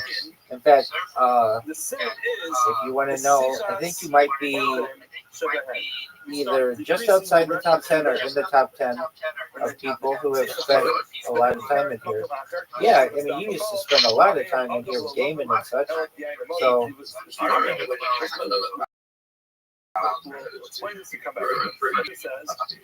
yeah. That's been a lot of my promotion on Twitter and in other Discords, which has been cool. And I would say that there are just a really good core group of people who are in there all the time. This Aquarius and I play games every single night, and the other people, they just live their life, but if they ever need me, I'm here, and I certainly connect with them whenever we have time, and they're really nice. Well, thanks, Big Dog. I do my best to treat others the way you want to be treated, right? $100%.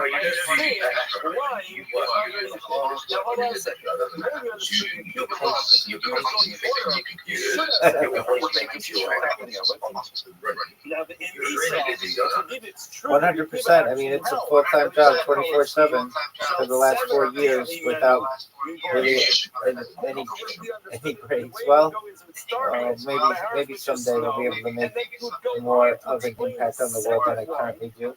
But I'm very happy with the people who I've been able to connect with, not just in the Discord, but really on X. And I'm about to have celebrated 1 full year on X Spaces, which is like an audio function of X. I don't know if you're familiar with it, but it's where you can talk in calls. And exactly. But I've been doing it not just audio, but video. So I have about an entire year of my life, more than 333 straight days on X, just archived, and someone could literally just go on X and see my entire life over the course of a year, just in X Spaces, which is I think kind of a cool benefit of what I do, and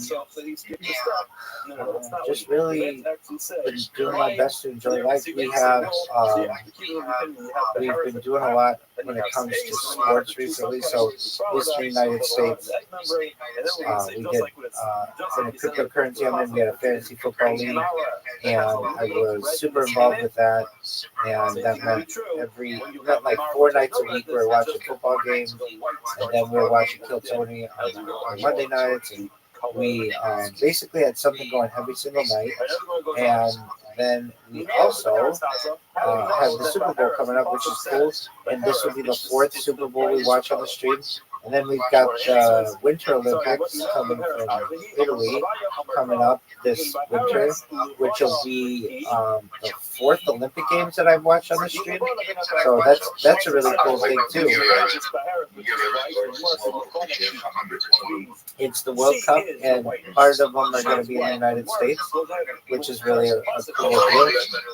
And then in 2 years, we've got the Olympics in Los Angeles, and I would like to at least do something for that and do some IRL streaming for that. So I'm excited for that.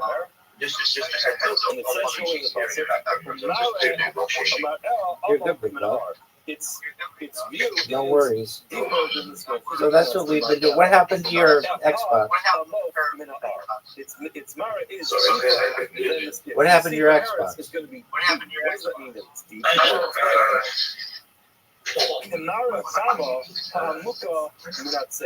Sometimes if you have something done which is surrounded What happened to it, big dog? what happens is it will look like the sun, even though it's Oh, did you get the red ring of death? exactly the same place. Again, no, sun, whatever shade is there, in the same place. You have some type of light, which is exactly the same place as the shade. The light will look like it's deeper in. So, are all your games stored on it, or were they? Or are they on the cloud, or how does that work? It's so bright. It's so bright next to something which is dark. What's brighter will look like it's recessed behind. That's why we call it deep. All right. So when it comes to se'es, what does that mean? Let's just remember the pasuk says that a person Yev arbasar se'es o sapakas o baharas. So now when we're learning that pasuk for the very first time, what you don't think is there's a bahara of a negative. You can have se'es, which is one color, a sapakas, which is another color, and a baharas, which is another color.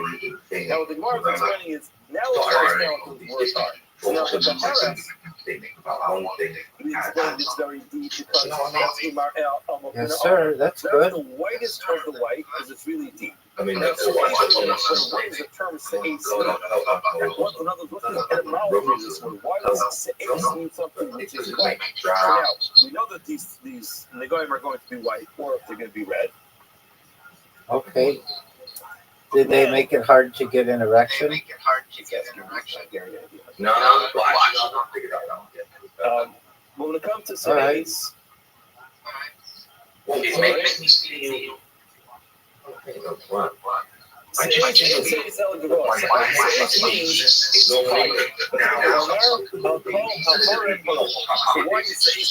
because it's a more dim light. So now with the dimmer the light, the closer it's going to look for you. It look to you again. I don't know enough about it. I'm not an artist. Very well. Any plans to? Do you have connection with your family? To a white that's whiter, and the Gemara brings a raya that's what it means. I'll call Haram Harabim. And mountains and hills and valleys. did they ever get a chance to meet Luca? That are listed. We're talking about surfaces. If we refer to it as hotness, which is the same thing as say. So therefore, the color that's more dim. Okay, that's something. More close. So he's like a year old, right? So what does sapakas mean? Mark says, sapakas, the word sapakas falls into the secondary category. Oh, okay. Wait, March or May? This is a whole discussion. Nothing. I was going to say. All right. And how about girls for you? What about, like, did you ever talk to Sky again? It means There's a secondary. So now we have Seis and Beharis, which is two primary mega colors. What's Ebony doing? Now, obviously, for the Seis, it says Seis, Osapachas, Beharis. So I know that you have Seis. And Is she allowed to come? Is she allowed to come where you are? Yeah. But it's fine. So we went to Riva, there is only secondary categories. You have Beharis on its own, and then you have Seis, which is two secondary categories. But now, according to the Rabbanon, how do I know the Beharis? The snow-eye color has its secondary category. So she's got to be out by 9 p.m., right? Okay, what is that called? Like a curfew or something?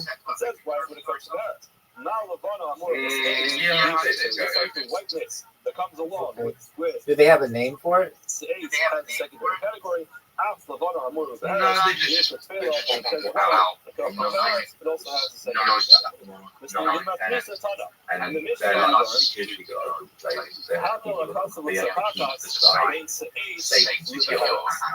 the Pasuk put the word.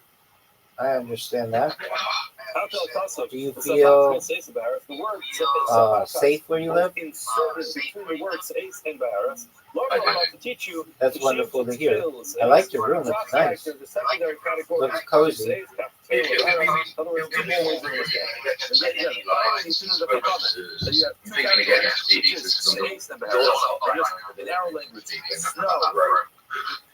And wall, just like you have a secondary category to snow, which is line, you have a secondary category to wall, which is egg membrane. How's your bike? That's why the word stuck with you. Okay, now we're going to go illustrations. Yeah. Not illustrations, or examples of how we know what it is. Seis, September lover. Seis is like white summer lover, like this white wall that we're talking about. Aside from your cookie, what happened to the scooter? On the very first day of its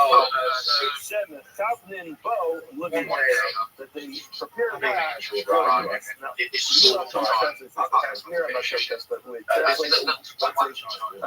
know what role is called. Whatever the role is called, they're very close. If you look at Rashi, Rashi is the first stimulated Rashi says, Rothschild or explains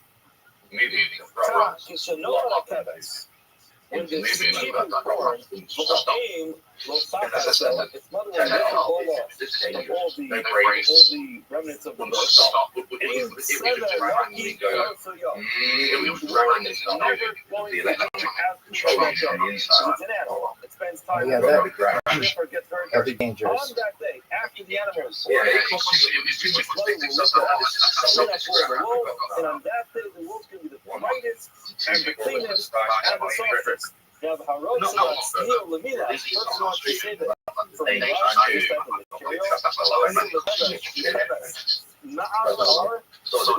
material, Certainly, any way that you can get just a regular bicycle.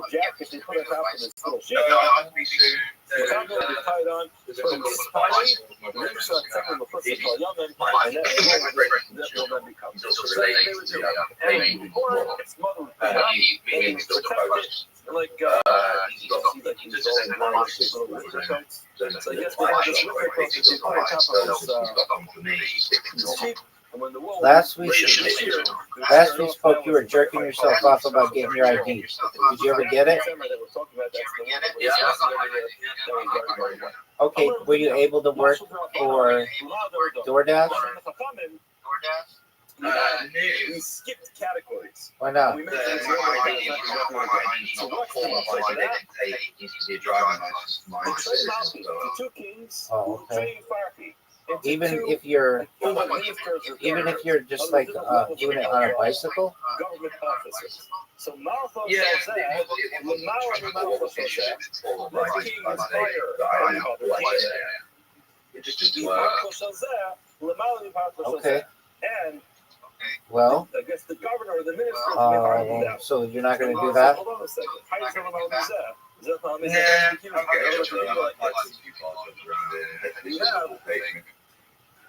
Okay.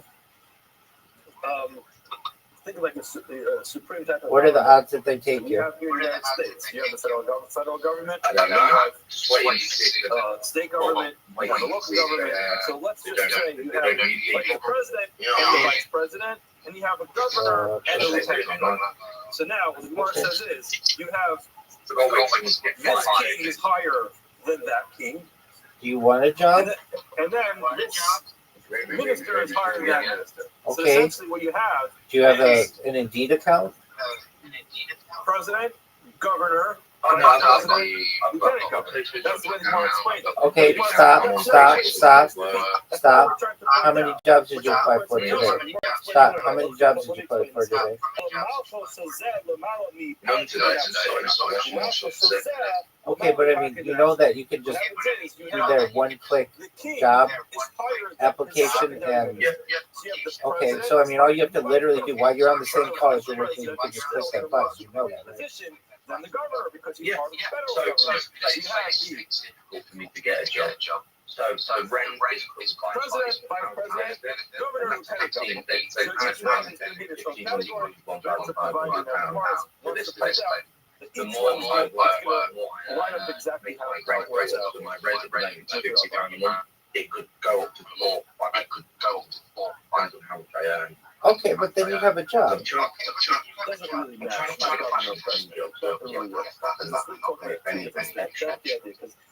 Okay. I'm explaining it. I mean, so what about bartending? President, vice president, governor, it's still not going to matter. So that's not going to work. That's the point. Okay, but I mean, you and I both know that if you got on Indeed right now, you type bartending in your city and anywhere within like 10 miles or whatever, anywhere you can take a bus, you just sit there and you apply to those jobs every single day for now for the next month.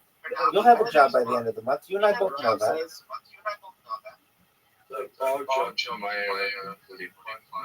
No, you haven't. You haven't. I guarantee you. Go on Indeed right now. There's 12 Okay, and you haven't applied.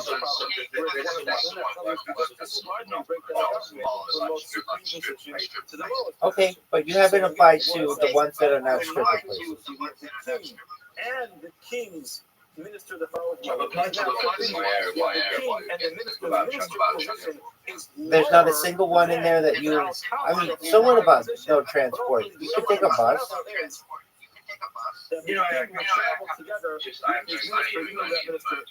I understand, but you could at least walk to one just to get a job, and then you say to them, okay, and then all you have to do is make it your first night. You and I both know you get cash your first night, and then you'd have money to, take the bus. I mean, here's the thing. I embrace solutions. I don't want excuses. And I know that you're a good bartender, and I know that you certainly have bartending experience, and all I get out of you is excuses, and I want solutions, and really easy solutions. If you were saying, Rabbi, you know what? I could walk to a place and get a job, and then walk there my first night of work, get cash from tips, and then be able to take the bus, right? The reason why this interaction happened over here is because since he mentioned Svarmalka first, which is the Persian king, You and I both know you could do that, right? The couple lived under the Roman king. So do it. Forbid be accused of not recognizing that the Roman king was going to be bigger. Therefore, you have to clarify that point. Okay. In other words, you're living in the forest. All right, big dog. I understand. You got a lot on your plate. Are you far from your family?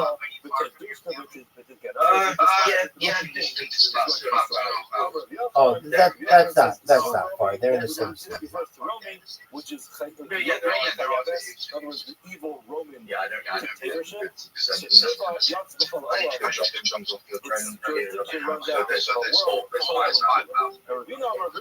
more example for these fellows, which is your dream of the honor of the shaft, okay?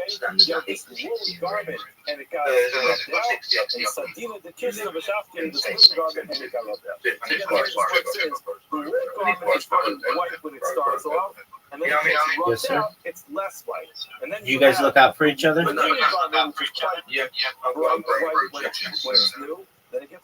All right, well, you go take care of your friend. And I appreciate you checking in with me. And don't be a stranger.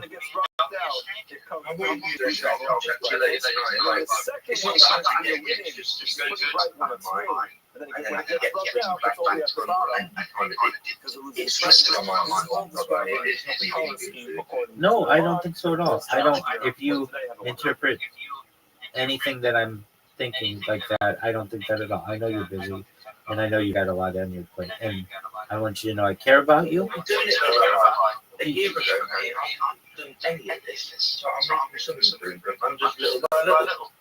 That's all it takes, my man. All right, you go take care of your friend, and then come back when you can, okay?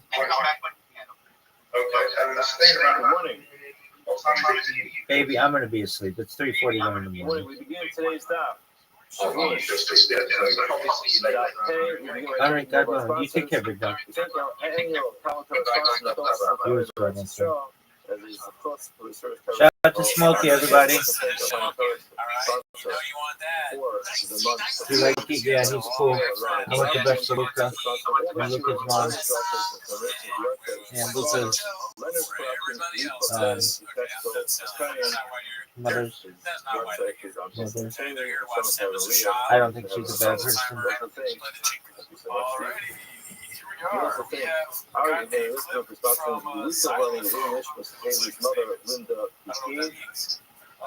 Russell Leia Baku the mayor, Sean Cavalier the Canadian, and the challenge is held in Osama. Yes, it's reheated and classic.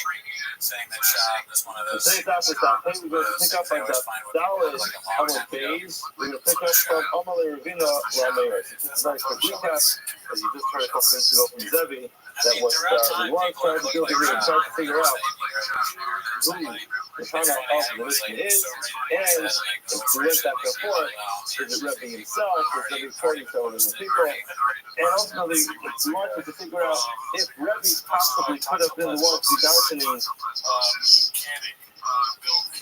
Reboy Leos as opposed to South Africa.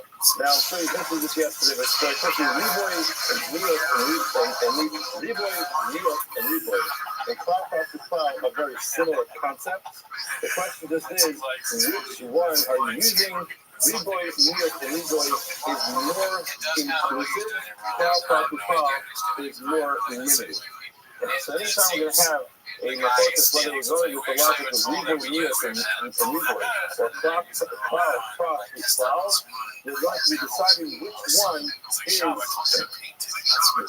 That's about right. If you're going with cloud to cloud, it will be much more limiting. If you're going with Reboy, Leos, and Reboy, then it's going to be much more inclusive. What we'll see is it possible to actually say, as we just got them saying, that Rabbi goes with the logic of Reboy, Leos, and Reboy, as he just did in the previous Gemara with regard to Pidyon Habed. So I'm going to reveal what I know. Rabbi goes Reboy. For me, it's true that Rabbi actually darkens Reboy and Leos. The problem is that Rabbi probably is talking about it. We find the Rabbi when he darkens with the logic of cloud and shock, and not with the logic of Reboy. That is, but doesn't write so. Mark say, what's this one? Let's talk about Evan. Let's talk about Evan Ivry. Evan Ivry is a Evan. He self-himself. He stays for 6 years. Let's just say beyond the 6-year mark. This is a whole procedure. Part of the procedure is he gets his ear pierced with his ball. Now this ball is referred to as the Marseille. Or it says 80 L Marseille. I only know from here that you can use the actual Marseille in oil to pierce his ear. 9 Ravos. How do you know that I can actually use another type of tool, such as a soy, a sira, a makat, a kadeh from the stuff? So the first 3, soul, sira, and makat, are all really types of elements. Whether it's split or a shock. So one is going to touch the different types of living tools that will be used to pierce his ear. Kadeh, I'm not really going to kadeh for the wall. They didn't have like it's not referring to like a big wall. Drill that reported this thing. So we're talking about a hand type of drill that you use to pierce his ear with. But on mixed out, it does have a metal instrument that you use to pierce his ear. How do you know? You can use all those tools to pierce the ear of Rabbi. Every time Loma, you look past. It says you look past there from our say, you shall take this ball. So we got from there, both of our Samilkat Kiyah. Any item is to take it in your hand. That's the thing with this because you have the top the tape tells you take anything. The Marseilles is limiting. Now Rabbi says Marseilles, Ma Marseilles Miyukta, just like the Marseilles, this ball is something which is special. Why is it special? Because it's Shamateches. It has to be, whatever you're going to be taking is going to be made out of metal. Now, Rabbi was the one with the logic of Libya, he would be the one who's much more inclusive, not the one who's much less inclusive. I just went ahead and told you use all these types of tools. Even the ones that are made out of wood. Who is the one who says that? That's not the King of Rabbi, that's the King of Yehuda. Why did he say that? Because the Yehuda, his actions, we doing the influences of you take anything, you can hold in your hand. And then it says the Marseilles. So again, Marseilles doesn't limit it. What does he actually limit? So the one is actually supposed to be saying this over here. So we'll have to do this on the next, on top of the next summer. And for them more inclusive, that the limitation of Marseilles tells you have to do a tool, as opposed to using some type of salve, a medicine. This is like an acid, seems like a pretty painful procedure to burn a hole in someone's ear. But one might think that any way you make a hole in someone's ear would be okay. The concept says, no. There has to be something which is lakafta and somewhat similar to a Marseilles, that it's an actual tool. If it's not a tool, rather it's a salve, the medication, it's going to be excluded. Now, the one who's more inclusive in this case is Yehuda. Why? Because he's using the logic of Hebrew here. Who is the one who's much more limiting? That is Rabbi. Why? Clearly the Rabbi follows the logic of follow prop. Therefore, the Kafka says anything. Marseilles is limiting. There has to be something that you hope has to be. Something which is made out of metal. Of course, not that for some reason. Michael Nixon, one of us being something to like this. Rabbi does follow property. Rabbi uses power property with the much more limiting. And if you do that, flourish, this is not the solution. We have a major problem for anybody just told us. The Rabbi, when it comes to what we're picking up in, is going to be better than you do. However, we see very clearly in our focus between the Yehuda and Rabbi, there is going to be darshan with the logic of Rabbi and Leah for follow prop. And who's going to follow prop? Rabbi. Now, top of Hammer, where it says right, generally, in the typical case in shop, when Rebbe's doing dark in the puzzle, he's always going to use the concept of the Alma Kohen Partibar. He's always going to use the logic of follow practices, a generalization and then a specification, as opposed to a legal which is exclusive. And then immediate and then exclusion. He's always going to use power prop. What's the reason why when it comes to figuring out that? He does reveal here. The congregation is small. Because he follows the congregation small, which is the congregation small. Bamayim, nay, Thomas. It says Bamayim 2 times in a row. This is not related to our Sugya, but the congregation small is talking about a case where we actually read this recently. This is a part of Shmini that talks about the halachos of kosher fish. It says, this shall be eaten for anything that swims in the water. Anything that has fins and scales in the water. So now, the mayim and the mayim are the color, the generalization. Now, afterwards, it says, after it says Shamayim twice, then it says Yamin Ubanachalim also together. So Mayim is a generalization. Yamin and a Chalim, a sea or a stream, is considered to be a specification. The problem here is that instead of it being a klal, a generalization, and then a prat, which is the specification, and it says, which would be the Mayim, it says Mayim, so it has both columns together, and then afterwards it has the prat. So it's cloud and prat. So in such a case, probably the small says when you have Mayim, the man's same problem, Ein Zef Prat Ella Liba Umir. This is another words, this is an exception to the rule. even if you're a person who generally uses Kal Prat, generally anytime you have these generalizations and then specifications, you're always going to use Kal Prat. And as we mentioned, it's always going to be much more limiting. That's only true if it's actually structured as cloud, prat, to cloud. But if it's cloud, to prat, then you're going to default the reboy meter and reboy logic.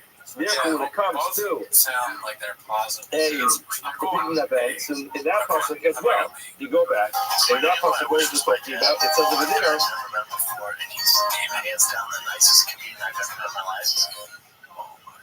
it says, then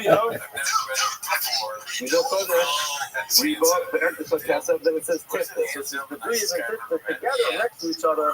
So therefore, he's also going to say in that case, since Breeze and Tiftis are right next to each other, and then when it has the specifications afterwards, you can go ahead and follow the logic of Ribon. So over here it says, and then it says,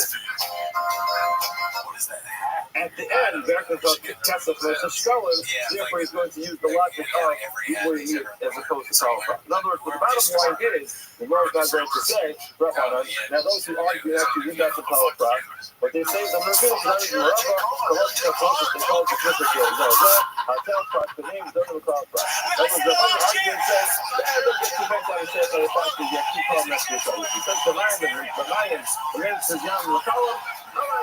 move over the second mayim and then sound them together. In other words, the fact that you have both flawless, and then it doesn't make a difference. The order is not as important. However, the problem is, it seems like Rabbi, who did use Ribon, he must have been following time very small. If he's following very small, that's why he defaulted in that case Ribon. But the other problem is, the bottom line is, what you're telling me is, every darshan is Kal Prat, not Ribon, barring the exception that you will darshan Ribon only when you have Kal and Prat. But if you have Kal Prat and Kal, it's always going to fall back to Kal Prat and Kal. So now the problem is, about Kal Prat, the whole idea was you want to use Rabbi himself, the author of the Mishnah, and say that he darshan Ribon and Niyot and not Kal Prat, and that's how we can increase all the shibboleth, all the oaths of the Shara of the past, how this is the discussion is saying he doesn't use Ribon. He uses Kal Prat. So now, he cannot be the kind of our Mishnah. You know what I'm saying? However, Shmuel not the Ribon Kiva, and then we'll say that this which is, yes, Rabbi wrote the Mishnah, but in this case, Rabbi did not write his own opinion in the Mishnah. Rabbi wrote the opinion of Rabbi Akiva in the Mishnah, and he copied his opinion. So, in short summary, what we've accomplished today are some exceptions. Will darshan a Ribon Niyot, but that's the exception. The default for Rabbi is that whenever you have generalization, a specification, and a generalization, he's going to use the logic of Kal Prat, which is much more limiting, and it says you can only include something which is very similar to the specification. He does not follow Ribon Niyot, which essentially is much more inclusive and only excludes one thing unless there's a problem with the Kal Prat to Kal. For example, the cloud, the other cloud, and the cloud is far off. Therefore, it cannot be the Rebbe's account of the Mishnah, rather the account of the Mishnah is the Akiva. So when Rebbe wrote it, he just thinks the Akiva's the thing. I thought there's not even a Rosh, I thought he had a Rosh. Getting back to another Gemara that was mentioned yesterday. We're done with the cloud for now. So, for those who checked out the Kal Prat to Ribon, on to the next piece. Gufa. We learned in yesterday's Amud. Minayin, we learned not going to quote a long piece of law from yesterday, and we're going to analyze it. Minayin She'ein Lo Kayev, Ela Al Sheyesh V'Yezir V'Shkila V'Yezir V'Tzah. Talking about a person who walks into the Beis HaMikdash when he is coming, or he comes in contact with something which is sanctified, which can't be touched when he's coming, or something which is consecrated. The bottom line is, how do you know, this is next to the Gemara, that you know, he knew beforehand that he wasn't supposed to touch it, and he knew at the end that he did touch it, or he knew he wasn't supposed to go to this mikdash, and then at the end he went in, so he has to know beforehand and know afterwards, and then the hell of a time and he forgot in the middle. In other words, with a drop of background, whenever we have any type of fear, any type of responsibility for a person who's liable for a mistake, so what he's liable for is the concealment in the middle, the mistake that he made in the middle. So we're always going to count the fact that in Parak Kal Gadol in the Sefer Shabbos, the whole thing is called Chicago. And Rabbi has a Parak called Chicago. And what we're doing over there is you always want to find out how many mistakes were made. Generally, a shogeg is considered to be a hella. It means a person knew something, and then there was a halama. There was a temporary lapse in his mind from not knowing what happened. Now, the halama could either be that the person forgot the halama, or that the person forgot the specific circumstance. So a person could have forgotten that it's also for a person who's coming to walk into the Beis or a person could have forgotten that he was coming. That's considered to be a halama. Now, a halama, by definition, always means that there was something that he once knew and he forgot. And that's going to be the premise of today's Gemara, which is you have to have an idea in the beginning, you have to have known at some point, forgotten that, and then found out after. That's the Gemara said yesterday. The guy saying a fire, person not fire, Ella al Shiach, when you deal with Tila, he originally knew, you deal with self, and now at the end you know you made a mistake. However, the Helen ben Kayim, the mistake happened during the concealed period in the middle. Hamalomar, you know that from the Nelam, Snei Father. It says the Nelam twice. Let's read the concept. So we must have it inside the Mark. Oh, never such a Tigaba Kodama Kame, person who touches something with the Kame. Oh, the Nibla Kayas name and touches the corpse, the animal, or the Nibla Kame Mea, who touches the corpse of the dead. Again, the pure animal, the Nibla Sheretz Tame, the Nelam Manu, who forgot about it, who touched it, the Nelam Manu, got to be touched it, who Tame bought it. Now he's going to stop it because he touched this impure animal. Next, oh, Yiga Batumas when he touches an impure person, L'chol Tumasa Shayit the Nelam Manu. Again, he touches the person becomes Tameh, and the Nelam Manu gets touched. 2 times in consecutive psukim, where it says the Nelam Menu, he forgot about it. Therefore, he wants the Nelam Shnei Pamim. The Kiva says it says the Nelam Shnei Pamim. We learn from there you have to have known about it, and then forgotten about it, and then known about it again. McLeod. Now, the Ron says, Rabbi disagrees, and he says, you don't need the 2 words of the Nelam to teach you that you knew, forgot, and knew. Why? Because already Omer, it says the Nelam, it says he forgot. And McLeod, Shiyada. By definition, forgetting something means that you knew about it. You can't forget something that you never knew. You could not know it, but that's not called forgetting about it. The Nelam is he was concealed from it. In other words, there's a piece of knowledge he had, and right now, in this moment, that piece of knowledge is somewhere stuck in a place that's inaccessible to it. But just not knowing something is not called the Nelam. Now, the Hu Yada, and now he knows about it. Now, how they can stay is. If you forgot about something that you knew first, then you forgot, and now you know that, and now you know about it, you have the whole picture. You have the full sandwich. In other words, you have to sandwich you're forgetting about it between 2 knowledge. So now the definition of the Nelam is that you forgot about it. So you already have the first one, you knew about it, you forgot about it. The Yada gives you the second piece of knowledge, if you have the second half of the sandwich. Now, it came out on the Nelam. So that's because why doesn't it say the Nelam a second time? The highest we want to include 2 different types of forgetting. First of all, forgot that he's coming. Or another case is, he knew that he was coming, and he forgot that it's also to walk into the basement. That's the Gemara from yesterday. Amar Mar. So now Mar goes ahead to analyze it. The Nelam. It says the Nelam. McLeod, Yada, this implies that he knew about that. Now, my master, we want to say, how do you know that? Where's the implication that you knew about it just because it says the Nelam? Amalava, Midoloksid, V'hi Aluma Mimenu. Since it doesn't say V'hi Aluma Mimenu was concealed from him, in other words, if he never knew about it, it would be considered concealed from him. However, it says the Ne'elam means you had it and you lost. In other words, the implication was the Ne'elam is you knew about it, but then you forgot about it. Amar le'Abaya. So Abaya said that's the Rabbi. Tell the opposite, that's the case. Every time you have to was the Ne'elam, it means you knew about it and then forgot about it. You're going to find yourself having a bunch of problems. Why? Rabbi Sota, when it comes to a Sota, it says the Ne'elam me'enei isha. It was concealed from problems. So it's very quickly. You learn something you don't know too long. You know? Exactly. Years ago. I mean, just what is happening with these lips? So a quick review. What is Sota? Sota is a woman who allegedly engaged in inappropriate behavior with another person. She's a married woman, and her husband accuses her of engaging in inappropriate behavior with another man. So he warns her not to seclude herself with that man. That's called killing. She goes ahead and she secludes herself again with that man. And there's no discussion into this apparent, whether they're Asian, the whole discussion is bottom line is, if she conceals herself from the person, there's a process that she's worked out to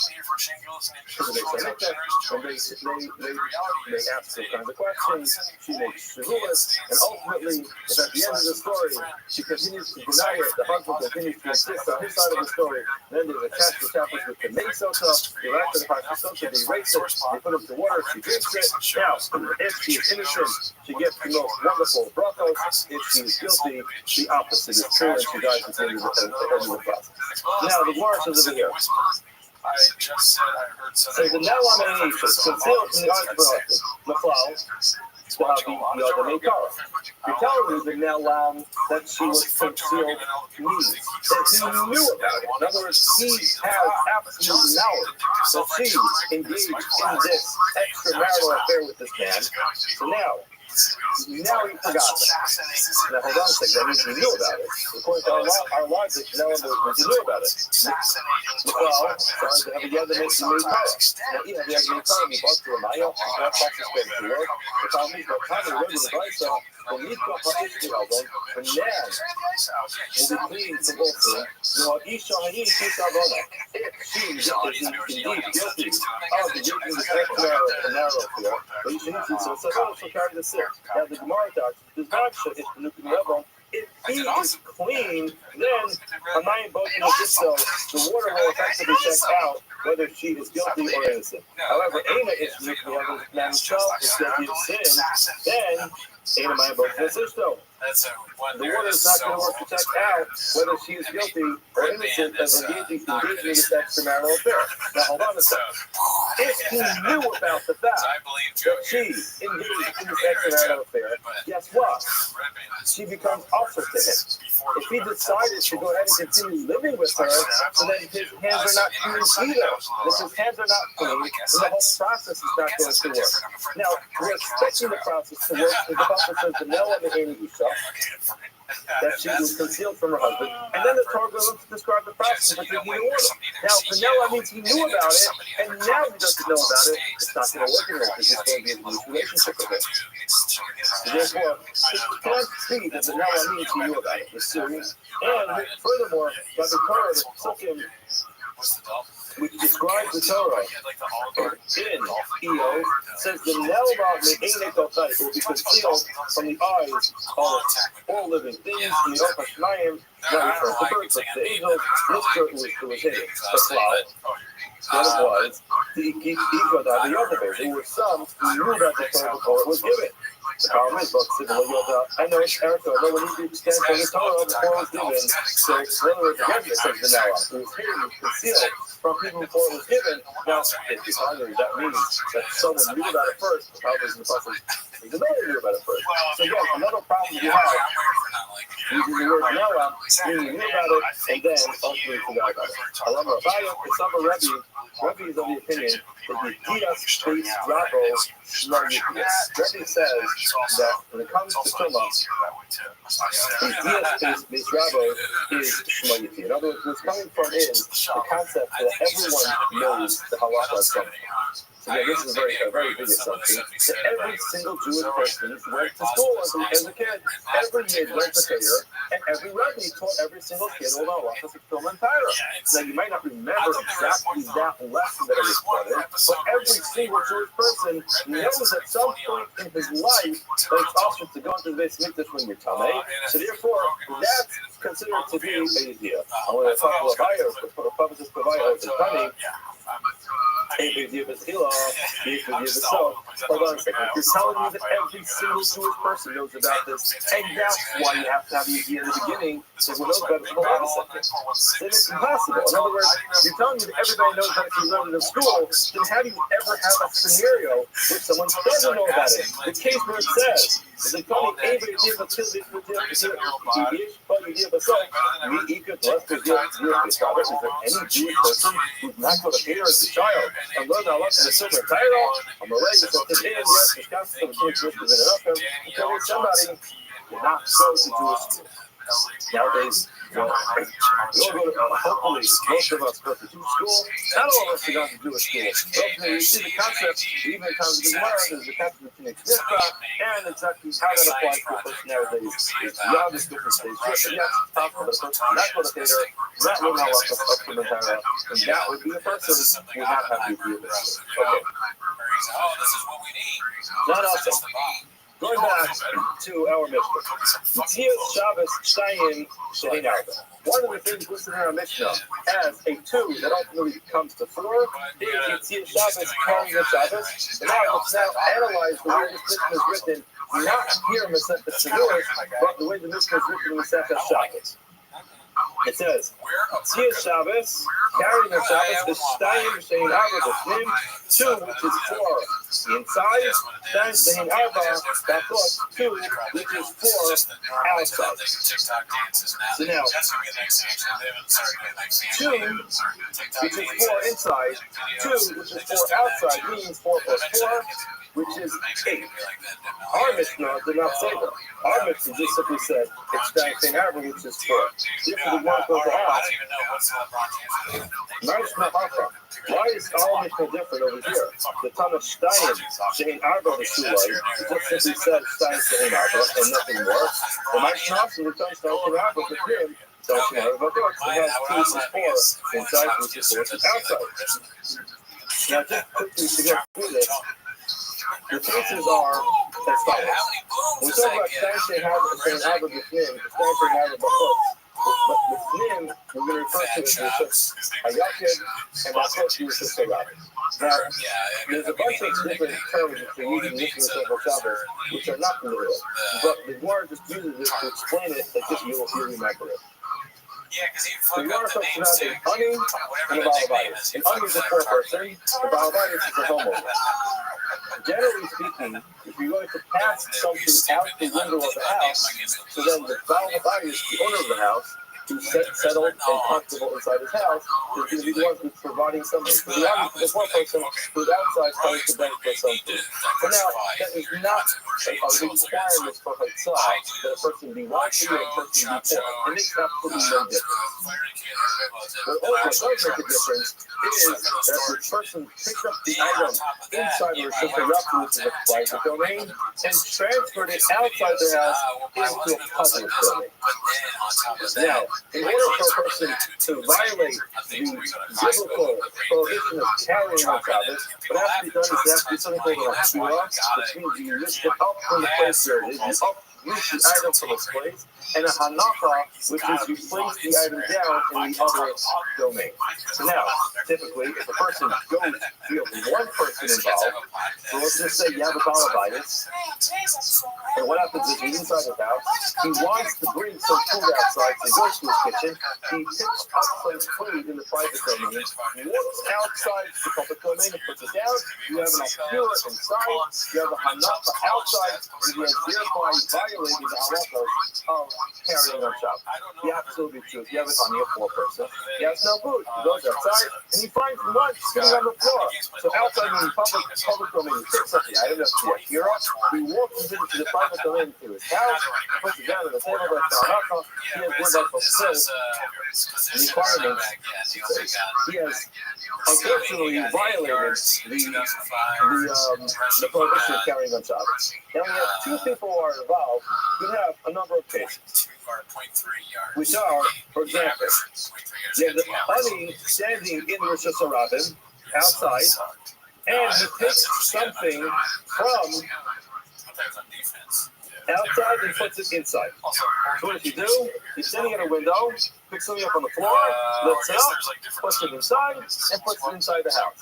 So that's the case of ani omi v'achutz. You have the ani outside, you place the item inside. Another case is exactly the opposite. You have this person, the Rabbi, the homeowner. He's standing inside, and he takes his hand from inside to outside. He picks the item up off the floor, brings it inside the house, puts it inside his house. He violated the prohibition of carrying outside. Now, what happens if you have kind of a hybrid case, where you have the ani, let's just say the guy standing outside, so he picks it up, and the guy inside takes it out of his hand. Or the opposite, you have the guy inside, he picks it up, and the guy outside takes it out of his hand. So you have sheer malach over here. Remember, we said you have to lift it up and put it down. What happens if one person picks it up and another person puts it down, or the opposite in the other case? The bottom line is there are 8 possible scenarios of how you could divide this up. Here you're going to have 2 of them. Let's say cumulatively you have 4 of them which are chiyuv and 4 of them which are patur. Now the bottom line is what our Gemara is saying is in our Mishnah we only list 2, which are 4. We don't have all 8 of them. Why are we including the other 4? That's the Gemara's question. The answer is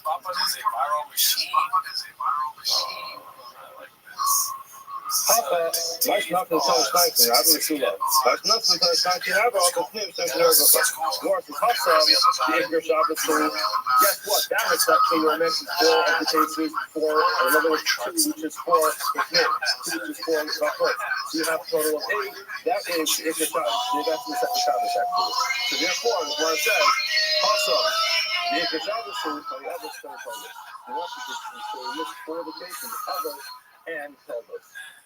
Elvis is the main category, and then Toldus are the subcategories. Now, Harcha, the logic of Shabbos, this is the second Shavuos. We're not really learning about the Shabbos over here, and therefore we want to get into all the subcategories. Every single clip, anywhere. Logic of Shabbos, Elvis, Tani, Toldus, low Tani. The Gemara says Elvis menu. What are the main categories? Where it says Yitzios, taking it outside. And Yitzios, counting out from Yitzios are only 2. In other words, if you only count the Yitzios, you should only have 2, not 4. Keep him and make him the few and hand with the Torah, we're only listing the ones which are. So we have some which are private, some which are popular, some which are exactly liable, some of which where he's exempt. Our case winds up right after Mount Messiah, which is the leprosy. In those cases, not hostile to with you, but just like in those cases, over the Goyim are cases where it's a problem. Hostile to with you, or it's private Shabbos, which is where it's a field. And the couple, possibly, the Shabbos kind of few to it. Over there, since it's Pesach, that was the cases where it's liable and where it's perfect. You can find we're teaching the cases where it's tired, you can see you're kind of rough on the cases of the store. So therefore, we're only going to have 4. Once it's usually my meal, one of the few, where the cases where it's tired, you see us. When you're taking it outside and supposed to bringing it in. You see a party of it, you see it, in other words, again, you only have 2 cases where he takes it out. You see us, start people to have it. Stein goes up, and Stein's up nothing.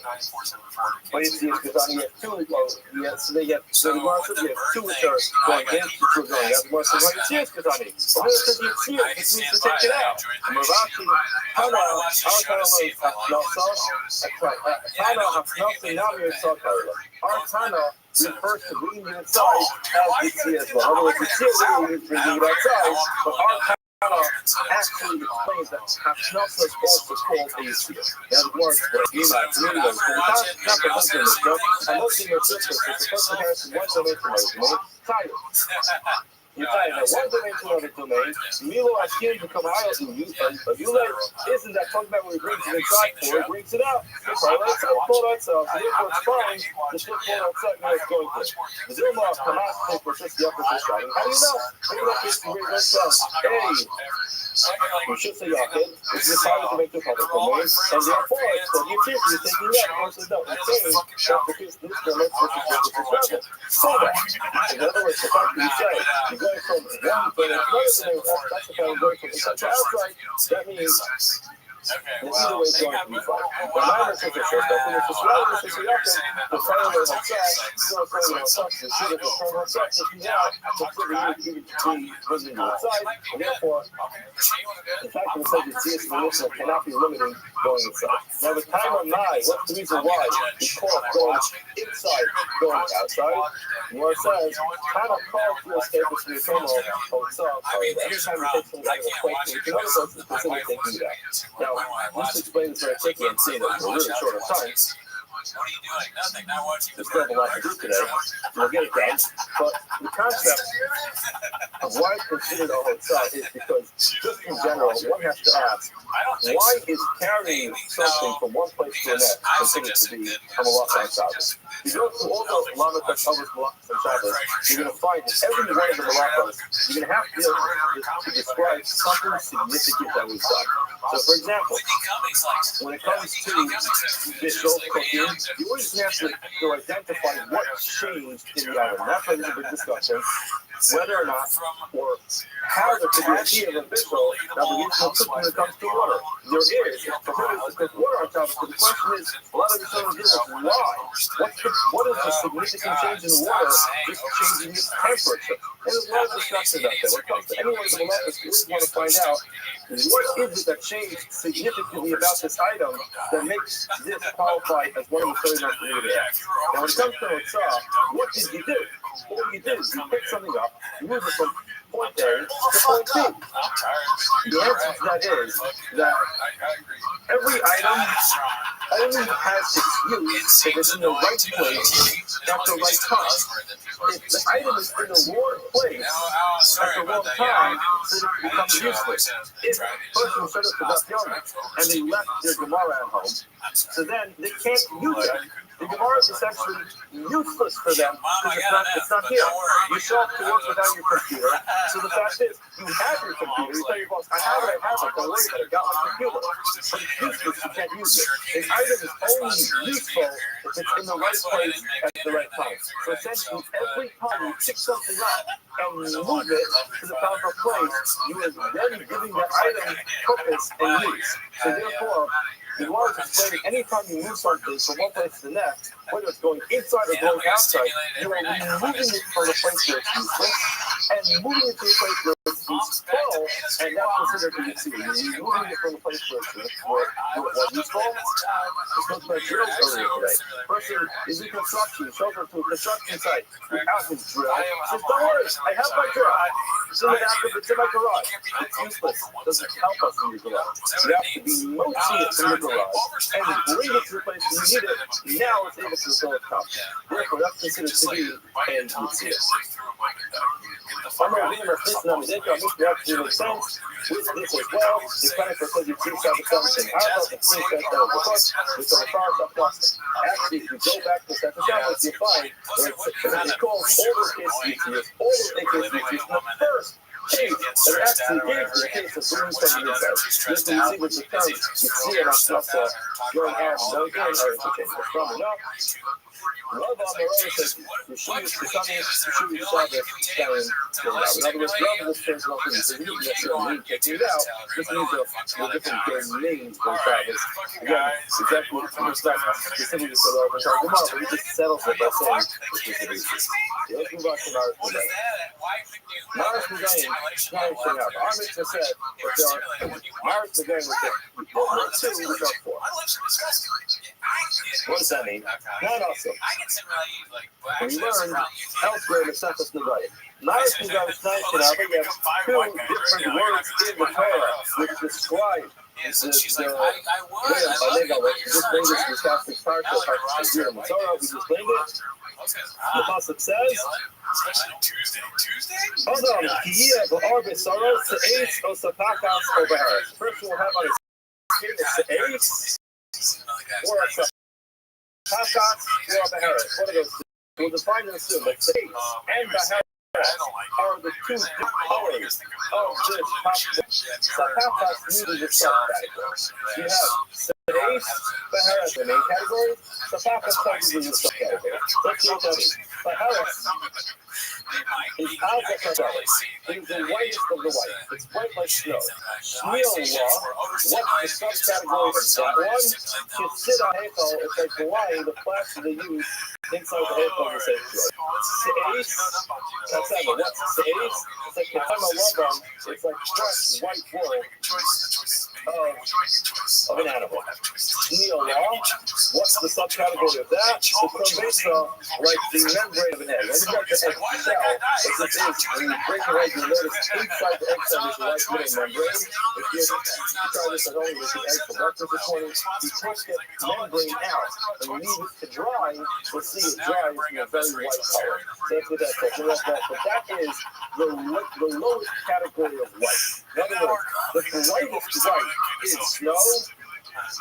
The non-brightest white, I'm not trying to say that, but the least brightest white is going to be the Krumbase, the membrane of the egg. Now, anything which is less white than the membrane of the egg is called bohak, as the Apostle describes it. Bohak is not white enough, and it is tough. So you have these four categories. But just to explain it very quickly, what we're saying over here is you have snow, the era of whiteness is snow, wool, lime, egg. Snow, wool, lime, egg. Now it's listed in our Gemara differently because you have snow, and then the subcategory of that is lime, and then you have next category which is wool, and the subcategory of that is going to be the egg. So again, the two in the Torah are going to be the two brights. And then each category is going to be underneath. So essentially you have snow, wool, lime, egg, but it's listed as snow in the subcategory of that is lime, and then you have wool in the subcategory of that is going to be the egg. It's very important for Gemara to remember that order. Penina says, Maris Tana Maris Nagay. Who is the Tana of this Maris Nagay? And it can't be likely to keep the can't be the Kiva. What here is Kiva, and who would be the Kiva? Given the Amar Zulu Malam Zulu, the Zulu Malam Zulu came to heart to sin and from the attack. He said that whenever the colors go exactly as I told you, in other words, the order of whiteness is going to be snow, wool, lime, egg, and that's how it goes. What's going to happen is you have a problem combining the colors. Why? The halacha is you have to have a grist worth, a barley-sized piece for it to be cut. If it's not going to be the size of this grist and this barley, it's not going to be coming out. What happens is you have a half barley which looks like sid hekel, like the line of the hekel, and a half looks like another color. So technically it should be able to be combined. However, there's a problem. We're going to explain right now why it's not going to work. How do you not get that? Which one can you combine this sid hekel with? The Tzalch about the Bahara, you want to combine it with Bahara. The problem is, as we explained, Bahara is the snow. Se'es is the wool. And the subcategory of lime comes third. Now, if you're going to have one spot which is partially snow and partially lime, you can't combine those two because you're skipping the color. You're skipping the color of wool in between. You can't do that. Now, you can say that according to the Kiva, you have to go in color order. You have the se'es, which is the wool, which is better than it. You can't combine it. So what do you want to do? It's not about the se'es. You want to combine it with the color of the wall. You can't do that. It's not part of the debate. As this definition is explaining, it's not the subcategory. You can only combine a subcategory with the main category. But this main category is not to be connected. Because again, the main category of sid, of wine, is the snow. So technically, wine and snow are the only two that can be combined. But the problem is there's a brighter color in between that tells you can't combine it. Therefore, you're stuck. I want to take a picture of myself. That's sick. There's another reason. It's all about the same problem. It's dangerous. You have to use more than that because you have the same problem with the lowest category, which is probesa. It comes to the egg membrane. Not about the amount of sulfate. What will you combine that with? It's not about the same one combined with the same. The problem is that you have the sid of it. The A's is the whole color, but then you have the sid, which is higher than the egg membrane. So you're skipping one in the middle. We're talking about the sid, you want to go into the fire. The sid, the problem is a binary negative. It's not within the same category, because it's the subcategory of the other one of the other. So you go to the top. Oh, no. Almost. Alex, so I'm not, that's not bad. What's going on? This one below sid, you wouldn't have sid in there, then you would list the paper. There's no copy, none of a problem of the egg membrane. While the alphabet is convincingly tatai, even though the egg membrane is the least right wide, if we tatai this eighth, still you could say Rahmana Amar was the eighth was the fatas. And the fatas is failing with the eighth. Alphabet is the masculinity. In other words, if you only had those three, you only had the wall,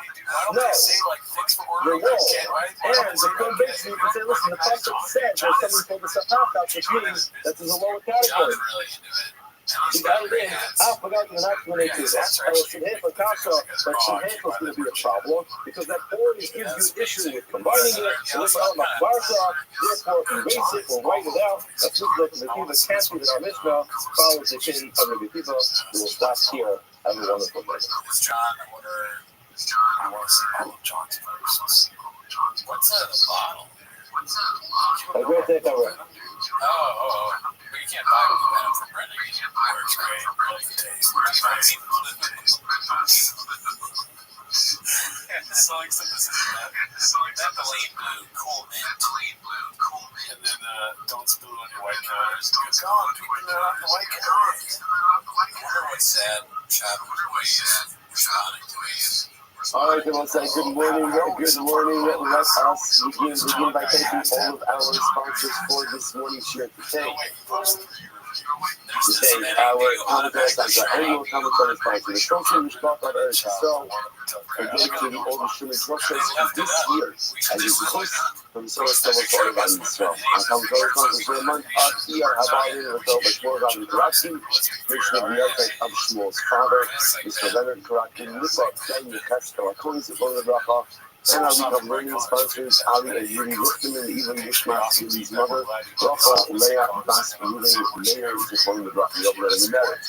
All our points are all over the Sham Sahara, the values in the Kohen. Please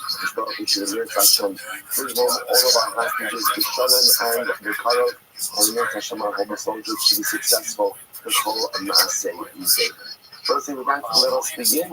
For such tremendous shkoyach and mazel tov to everyone participating in this Yom last night. It's a very special day for the Goldberger family. It was just a beautiful, inspiring, elegant, and delicious, and uplifting the nationals and Russians moment.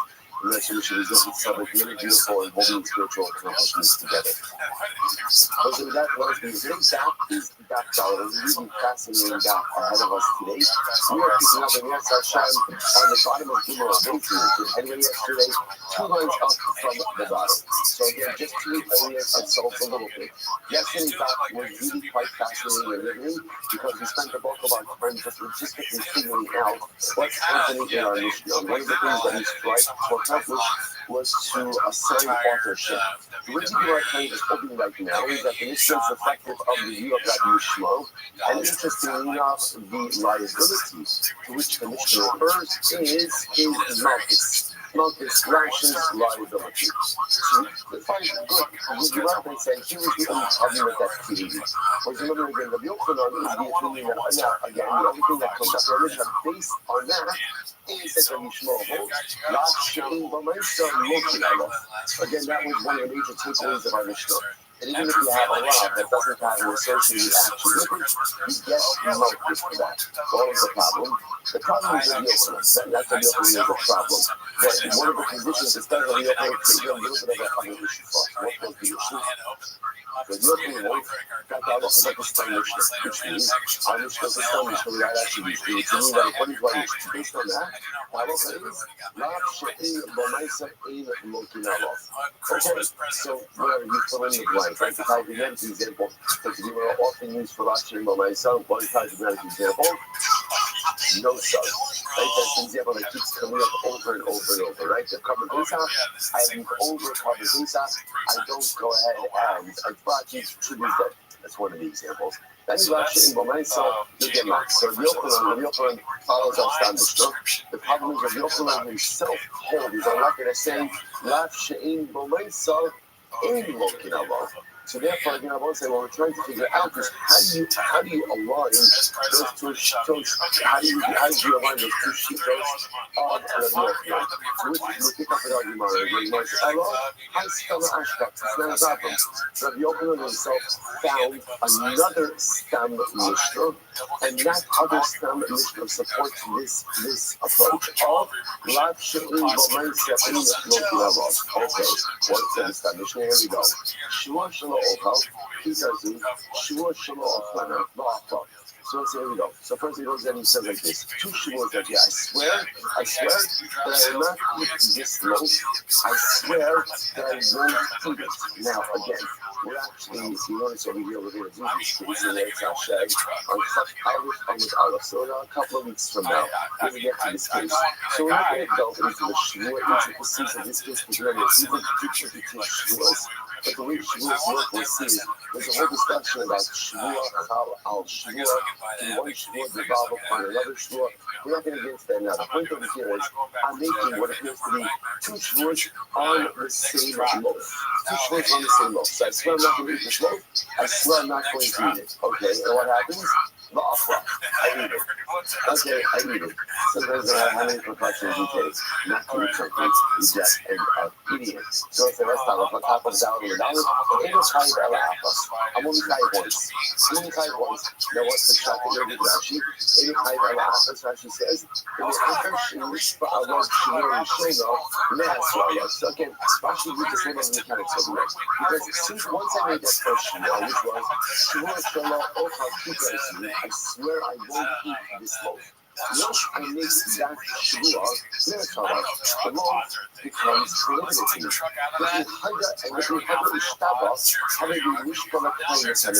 So this is, like I said, I'm not going to do this justice today because we're going to do this subject together. But listen to how fascinating this is. So when I go ahead and I swear I won't eat this kikar, okay, so then the shua works, the kikar the loaf becomes prohibited to me. All right, fine.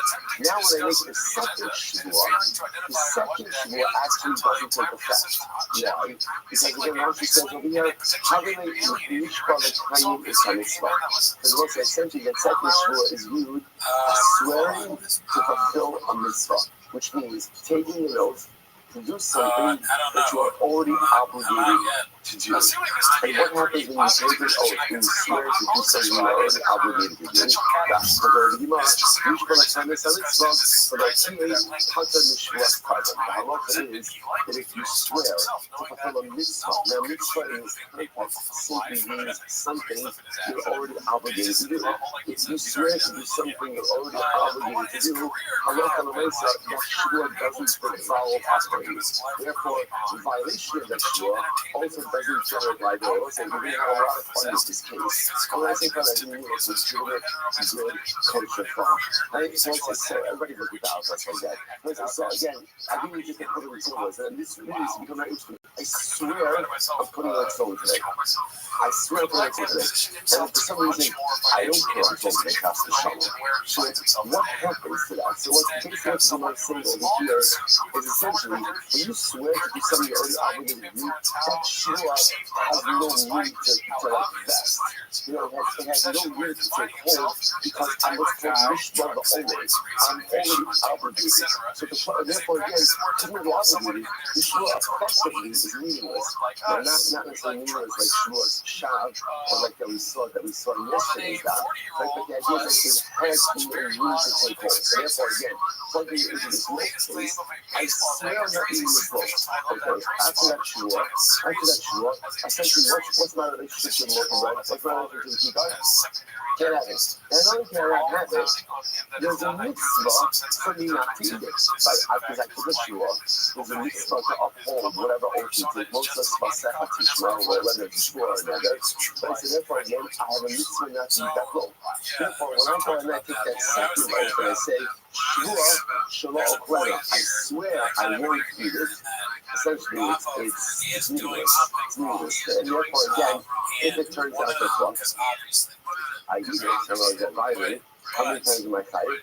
Only once, because again, I'm tied for the first shul, not tied for the second shul. Okay, beautiful. And I want to say, by the way, these are the nuggets and morsels of beautiful information. This is what's going to concern you about Shas, right? And this isn't even like our primary topic right now. And you know, often like drops of breadcrumbs here and there. Our job is to pick it up, to take it, to absorb it. And you'll see that when you get the Kapala deal, and when you get to the Sukkot, you already earned so much beautiful information. Now, why does it work for us? So short because I love it how you go. Not just stop, she does cover over the story. And God says, this is the paradigmatic example of Shua's people. Remember again, Shua's people is just the Shua. Remember, we didn't really do too much delving into Shua's, because we really spent the bulk of the mission of doing it for Machado. As the Gemara says right here, this is the paradigmatic example of a shua speaker. And the word of shua speaker, a declarative oath. A declarative oath. Where a declarative, definitive statement. The Gemara says this is the example of a shua speaker, where if I unintentionally violated, I'm tired malchus, and if I intentionally violated, I'm tired a carbon over the. So again, I swear I'm not going to eat the loaf. I end up eating the loaf. If I violated unintentionally, malchus. Intentionally, cover over the other. Beautiful. Now the Gemara says, we're going to explain to you. Some of you kind of guys know about this. Like this case is the example where if I willfully violate this shua speaker, I'm kind of malchus. What do you refer to here? About okal, the little okal, low lucky. So let's say if you notice again, what type of case is this? This is a lot of shiyush b'maisa. Right? So again, I swear I'm not going to eat it, and I ate it. So I did something dynamic. I did something positive. I ate the loaf. Was all. That's the case of Shua's meeting, where ultimately, again, intentional violation covered over the other. What's really interesting? That's the case. But if you flip it, right? I swear that I'm going to eat the loaf, and I don't eat the loaf. It sounds like based on this that what? That I would not be in violation of malchus. Well, actually, I would not be in violation of the Shua, and therefore, if I only have my problem for violation, I would not be hiding malchus. I would not be hiding malchus. Now let's say, now why not? Well, based on why would I be hiding malchus for that? Why not? Because the kashrus, that's a love, she'ein b'maisa. Because failure to eat the loaf, okay, got it, I'm in violation of the Shua, but it's a passive violation. It's a love, she'ein b'maisa. So because it's a love, she'ein b'maisa, ultimately, again, I don't get malchus. Now we'll say, what do we just see over here? Avi told me, we've seen it, John Malkovich over here, one of the holiness views in Baltimore, right? There's good, you got this? Excellent, good. So you have any problems, or you don't like the beer, you don't like the coffee, you go to Avi. All right, he's your guy. All right. So now, you might say as follows. Or Jeremy, because you learned the Jeremy there to sell, right? But, you know the reason why what did you say there to sell? Oh, Michael, right, that's Mike, right, sorry. Right. Okay. So the Gemara says as follows. So I say, Salach on myself. The Gemara says, what are you sleeping, right? Stam Mishnah, that at the end of the day says, Stam Mishnah says, Rav She'in Bo Maisa, Ein Moki Halav. That's what's happening over there. Incredible. So it says here it is, Rabbi Yochanan has now a Rav She'in Bo Maisa, Stam Mishnah, Rav She'in Bo Maisa, and you get Malchus. Okay, Gemara says as follows. Nikki, Gemara says, hi, so therefore I'm going to say, it sounds like at least for this moment, the Gemara is in perfect harmony. So let's look what we have. We've got attribution of a Mishnah to Mishmo. The Mishmo happens to hold Rav She'in Bo Maisa, Lo Tiralo. Okay, keep it over here. The Yochanan says that Rav She'in is Stam Mishnah, but hold Rav She'in Bo Maisa, Ein Lo Tiralo.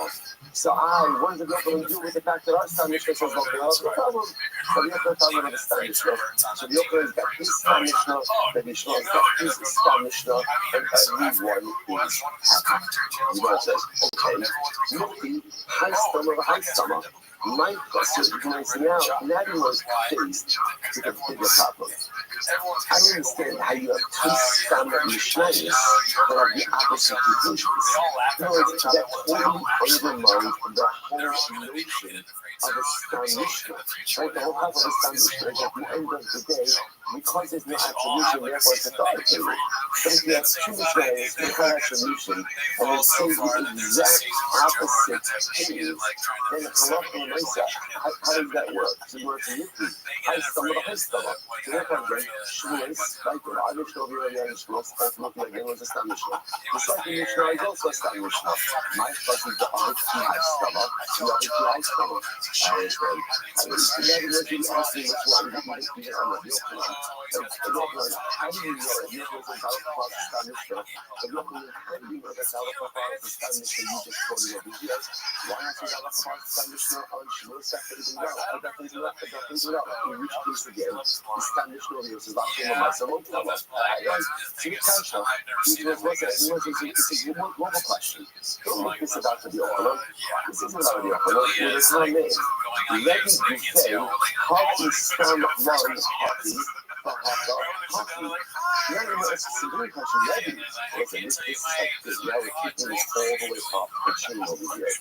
Rabbi, how did you, Rabbi, you guys see the great codifier of the Mishnah, how did you codify two contradictory Stam Mishnahs? Right, listen, this is not a Rabbi issue. This is a Rabbi issue. This is a Rabbi issue. Rabbi, how are you going ahead and codifying two Spanish letters that give us two opposite conclusions? So that's what we're talking about. I can't think of what's happening in front of us over here. This is an historic Gemara. I mean, obviously, every Gemara is an historic Gemara. But this is a historic Gemara because this Gemara is a window into the mechanics of Rabbi, into the mechanics of how all of this is coming together. Because again, Gemara is highlighting over here the power of a Stam Mishnah to tell me that if it's without attribution, everyone holds it. The problem is now I have two non-attributed Mishnayos which yield two different conclusions. Rabbi, how did you do that? How does that make sense? This was words that we already said. The stomach, or the susma, was this what happened? It's incredible. Originally, Rabbi thought that the halacha was Rabbi himself felt that the conclusion was a lot of get lost. Like Rabbi Shmuel, like the Mishnah that we had at the beginning of Shmuel's things and Dalit. Then what happens? The Hadar Sabar, he wrote in a love of Sastam. And later on, he changed his mind. And he said ultimately again, and therefore he made a second Stam Mishnah. So why not go ahead and redact the first? Why not redact the first? And Mishnah Mozazim and Kama. But the Mishnah did not move from its place. Now what is that? If you guys are dashing, that just says that we have Mishnah Mozazim and Kama. The Mishnah Mozazim, even though Rabbi himself changed his mind, and ultimately did not hold like that first Stam Mishnah. The first one is out of Mishnah Jewish, right? That we get on $1 that Rav She'in Bo Maisa, no one so then he changed his mind. Nevertheless, Me'ata Shepashta B'Lo HaKamudim, Lo Yochlos G'doro Sha'ata Rabbi, V'Shubha Kamudim, U'Yobas Rabbi,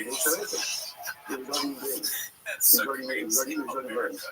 And once it was already learned, ultimately, again, it was impossible and unable to unlearn it. והניחו אז שתיהן, and ultimately, therefore, both משניים תמימים, והמסקו ימשך לא לפתר, שחזר במילא שונה.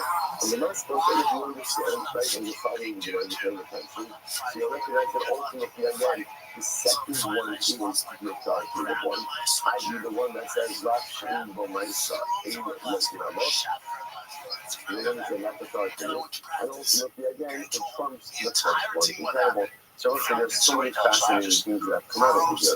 One of those, like, the power, you know, here, Rabbi wanted to adapt it, or it was, but it couldn't. It was already ingrained. So let's say you see over here about it, just the danger of, again, like the hot, which you just understand what I think is when it's a husband, with this, the danger of reinforcing negative change. How something in life you know that something is wrong. And then something is wrong. But yet, keep on doing it over and over and over. And we all struggle with this in different ways. And the more I do it, even though consciously I know that it's not the right thing to do, the more it's done, the more ingrained and normal it becomes, and the more ingrained and normal it becomes, the harder it is for us to forget it. The harder it is to undo it, the harder it is to stop it. Such a tremendous musafas, which is why when we know that there are things that have to be fixed within our lives, it is so important to take dynamic activity now and not to, because the longer I wait, the more ingrained it becomes, the more difficult it becomes to change it. It's incredible. That's muscle number one. Listen, what I'm saying is, one of my favorite pieces of work that the Gemara tells us so often is that halacha mindset is okay to change your mind. But so often in life, we become ingrained, and we think a certain way, we live a certain way, we behave a certain way, and we repeat those behaviors over and over, and we close ourselves off to the possibility of change. The possibility of, you know what, I can think differently, I can behave differently, I can act differently, I can become a different person if I choose to do so. You know, you want to do this is Rabbi. But who doesn't know? He literally codified a Mishnah with one way of thinking, and then at some point in time, I don't pronounce it, I don't know, but at some point in time, he says, you know what? I changed my mind. It's okay to change your mind, and it's okay to change yourself, and it's okay. We have so much invested in the personalities that we create, and then we have those pinnacle moments when I recognize that the personality I created for myself at one stage of life is not the right one to guide me to the next stage. But we're so invested in it that we can't find the courage to change. Ready to do it? So be it. Let's go back there. So let's know things that we show know. So let's now, let's round out the picture. So now what we've done is as follows. Now we've established Rabbi Shmuel as according to Rabbi Shmuel, right? Which meant two things. Number one, Rav Shein B'Maisa is walking along. But what it also did was as follows. Remember, in order to make the Mishnah fit with Rabbi Shmuel, it also has to be talking about what? Malchus and not Hakarba. Right? Because remember again, the issue we had with Rabbi Shmuel is that Rabbi Shmuel was one who said that by the Shmuel, by Shmuel's teaching, you're not hired for future Shmuels, you're only hired for past tense Shmuels. The way the problem is that the Mishnah is a Mishnah. The way you reconcile that was to say what? And Shmuel says, you're hired a Karba, no Karba over the knowledge, for future Shmuels, but you're hired Malchus. Okay, so now we established the Mishnah as the author of Rabbi Shmuel, and ultimately again the punishment that we're doing over here is Malchus. So the Gemara says, so that's what is Malchus, Rabbi Shmuel is a Malchus, Malchus is by Malchus, here's the issue. What Malchus do you have by Taras? I understand Malchus by some other cases. What Malchus? How do you come up with a Malchus case? What can you do by Taras that makes you rival to Malchus? Which was the closest Taras is pretty obvious anyway. So it's like in the case of reference cuts off his blemish. Like I have something on my skin, and again, I'm not sure is it saras, is it not saras, and I cut it off. That act of saras, removal in and of itself is a lot. So you might say, I'm come up with Shineman, Shana, and Baal in Elosasa. Whenever you see the Russian of Shana, Ten, and Al, that's wording that tells you there's a lot. So what's this? The Torah says, Shana, the Negat Saras. Which really means be careful with saras. What does it mean be careful with saras? You know what I'm saying? What it means if you have saras lesion, or I say, if you have a lesion that may be saras, or it is saras, you may not cut it off. You like things that, like, I'm just going to go to my local plastic surgeon for, laser saras removal. Right? Salok might say that's it. You're not allowed to saras. And if I didn't want to suggest positive that doing so, ultimately, again, would be malchus. Okay. Mitzias Shabbos, my malchus. So you might say, what about Mitzias Shabbos? Now again, I will say, in order to make these four attribution of the Mishnah work according to the Shmuel, we need to come up with malchus in all of the cases, not just by Shavuos. Right? So they said, I've got malchus by Tzaras. What malchus can you come up with in the case of Shabbos? Right? We're going to say, Mitzias Shabbos, Mitzias Shabbos. Two cases of moving items from Shabbos, and two more cases of moving items from Shabbos. So what's the malchus in that case? So the Gemara says, I understand. La Shanita Las Haras means a things to do. This remember, this means a things right? This is allowed. So ultimately, it's a commercial by definitely. The whole La Shanita Las Haras means a things to do. The general rule is that any lab that is purchasable by Nisa Kingston generally has not yet markets. So what's the market piece by Shabbos? Which the Gemara says, you should often come with me on. You got Yishmael.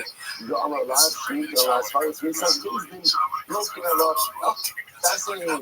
That Yishmael happened to say that even a lot that a person will buy a new subject. And it's so subject to Malchus. So it's a better way. You need to see, it's fascinating to see. So Yishmael has a lot of these very interesting shikos. Right? La Shein B'Maisa, Molten Allah. La Shenita Las Haras means has been things, right? A lot that is special by a death penalty. Molten Allah. Okay, fascinating. Happy. So most of the Gemara says halal happy. Now, interestingly enough, if you were not able to go and answer for all these questions, what would you say? Halal, Rabbi Akiva. You would have said things like Rabbi Akiva.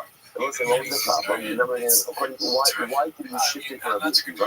Rabbi Akiva holds that halacha on there's two more cases, right? All of them together through these issues. Rabbi Akiva said there's any liability in the case of Helen Tuma.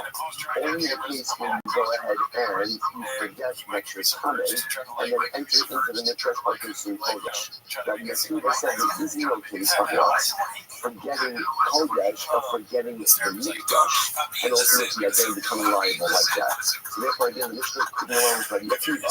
Rabbi Akiva says, we're not in fact we're able to align the Mishnah like Rabbi Shmuel, we would have brought Rabbi Akiva. So Rabbi says, here's the problem, that's not true. It's not true because again, remember, how can you align this with Rabbi Akiva? As we just mentioned, Rabbi Akiva only holds parallel to us. He doesn't hold the parallel in the discussion of Hadashah. So this is much like Hamid, Rabbi Shmuel, Rabbi Akiva, and Rabbi Ulamachis. No, you can do the same thing. The same way that you set up the Mishnah. Let's remember again, there's a lot of back and forth over here, but actually it's really just the same steps back and forth. So let's remember again, how did we make the Mishnah work? We made the Mishnah work according to Yishmael, and it's really a case of Malchus and not a case of Carbon. That's what even according to Yishmael would hold that Shmuel's victory, you only tie it for past tense, not tie it for future. We said, he's not tie the Carbon. So even though Yishmael would agree that if you make the Shmuel's victory future tense, you're chayiv Malchus. You're chayiv Malchus. So why can't you see the same thing by Rabbi Akiva, by Tumah? Rabbi Akiva holds that ultimately and you're chayiv the Carbon in terms of Tumah, where there's a lack of awareness about the Tumah itself. But even in the case when you forgot about the Midrash, you forgot about Kodesh, you would still agree that what? That he's chayiv Malchus. The son of Yishmael is Malchus. Yes, right. So Rabbi Akiva not in the Malchus. Here's the problem. If that's the case, Tyler, that the whole issue is talking about Malchus, if that's what we're talking about on the earth, Yedios, and why does it use the Lashon ultimately again of Yedios as Tumah? It should say instead what? Haslos. Yedia, let's say Yedia, that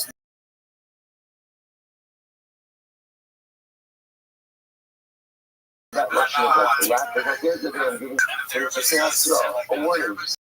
Holokashia, Yan is the Hasra. Basically, the way to read the Mishnah is, but he does Tasra. Stein Shin Arba, and if that's the case, the only four cases, it's the two cases, as we mentioned before. Rashi says, oh, it's the last Rashi, last short line, but it's time to read the Arba.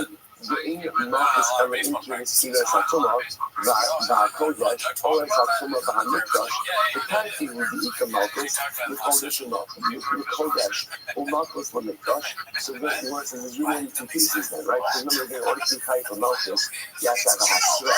But when you have a hasra, there has to be a four that's performed without the tumah. So these are four cases, there's really only two cases in which the word says the su as sheesh by Yediyah the Tila Yediyah the Sofa Hava Bayside. However, the Malchus, my opinion, what am I going to just go to the Mishnah's structure, right? The Mishnah's case of tumah.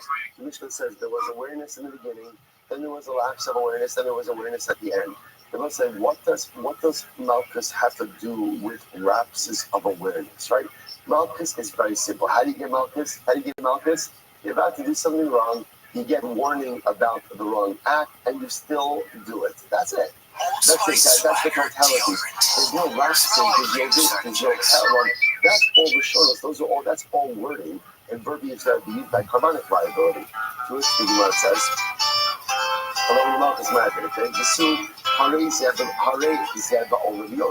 furthermore, again, I will say it's important to understand the Mishnah doesn't make explicit mention of carbon already. Right? So if you go ahead and set up all of these cases like Malchus, seems to be a little bit disingenuous to the actual text of the Mishnah itself reads. To which the Gemara says you're right. So let's say now we are about to do a 180. Well, not a total 180, but a pivot. A little bit of a pivot. So remember again, essentially what we just saw happen right in front of our eyes is we worked so hard over the course of yesterday's daf and the beginning of today's daf to set up the Mishnah in accordance with the position of Rabbi Shmuel. Tracks began to develop in that Talmudic facade. And we might try to reintroduce Rabbi Akiva. To understand what really says in essence, it doesn't appeal to either of them. Because the funny thing that Rabbi Shmuel Rabbi Akiva, the only way to make the Mishnah work according to his opinions is how is a nicer to go ahead and set it up that is dealing with Malchus. The problem is the Mishnah doesn't really read that way. The Mishnah really is focused on carbonic liability, at least in the case of Timon Kara for sure, and certainly it sounds like that Shavuos also. So therefore, it really doesn't work. So therefore, we'll say a new pivot. So we'll say better, the literary stuff like Christians also. Some change. You see, what is the Gemara trying to do? And this is quite fascinating. The Gemara was trying to go ahead and fit the Mishnah into a particular opinion, as opposed to going ahead and fitting an opinion into the Mishnah. So it's like, and you do this all the time in life. Right? Whether I have a certain opinion, I have a certain color, and I try to fit reality into my opinion. And sometimes it works, but more often it doesn't. Especially if my opinion is wrong. Right? So people spend a lot of time trying to go ahead and conform the reality to fit their own ideas, isms, outlooks, shittas, hashkafas, instead of taking a step back and trying to understand what the reality is, and then forming my opinions and understandings based on objective reality. That's what just happened over here. The Lord tried so hard to fit everything into the positions of Rabbi Shmuel and Rabbi Akiva, but it turns out that neither of them really worked for the whole Mishnah. Therefore, here we go. I love Rabbi Yosef. I don't say Rabbi Yosef seems to be a refugee. The truth is, we also have Rabbi Yosef. Okay, this is what we should get. And let's say I watch this. The Yosef Aliba Detanon. Rabbi is actually adapting different opinions for different topics. Here we go. In the deals, Yosef Rabbi Shmuel. When it comes to Dias Hatama, right, tells of Rabbi Shmuel. Now, Rabbi Shmuel holds that there are two cases of Shmuel liability. One of the two cases, either where you forget, I forget that I'm Tameh, and I enter into the Mikdash, or consume Kodesh, or I remember that I'm Tameh, but I forget that it's today's Hamikdash, or I forget that ultimately I'm consuming Kodesh. That's Rabbi Shmuel. That's the two cases that are for. And the Shavuos, when it comes to Shavuos, Yosef left Rabbi Akiva. Ultimately, again, was Rabbi Akiva. What does Rabbi Akiva hold? that we keep a hold that Shavuos Bittul is what? For future tense and past tense. Beautiful. Because the Mishnah does not work solely according to one of those opinions. So what does Rabbi do? Rabbi is accepting different opinions for different cases. So in the case of Tumah, for hold it to be Shavuos, beautiful, and in the case of Shavuos Bittul, for hold it to be Akiva. Incredible. I'm used to Shmei that can be so I said this on when Rav but Amali, no team of Rabbi Yosef Ali but the Kanoi, so they will see a lay, and the Rabbi, and they do not show the college. So it's a kind of annual institution here. Don't think that Rabbi was only going ahead and simply espousing other people's opinions, so he himself didn't know that way. That's not the case. In fact, during that happening years, Rabbi says Rabbi is aligning himself, or aligning the Mishnah, with Rabbi Akiva when it comes to Shavuos, and Rabbi Shmuel when it comes to Tumah. But that's also because this was Rabbi's personal position. Right? In other words, Rabbi's not only trying to frame the Mishnah, Rabbi himself is also espousing his own opinion through the Mishnah, because Rabbi himself holds like Rabbi Akiva in the case of Shavuos Bittul, and like Rabbi Shmuel in the case of Tumah. Here we go. The Gemara says, "B'sanyo, you never change chayiv ella ashish for you so then they say, how do you know that in the case of Tumah, you're only chayiv covering all of your right? If there was Tumah awareness in the beginning, then you forgot that you were coming. Forgot that you were coming. Or by the way, let's say, when I say forgot that you were coming, or remember that you were coming and bring it to me.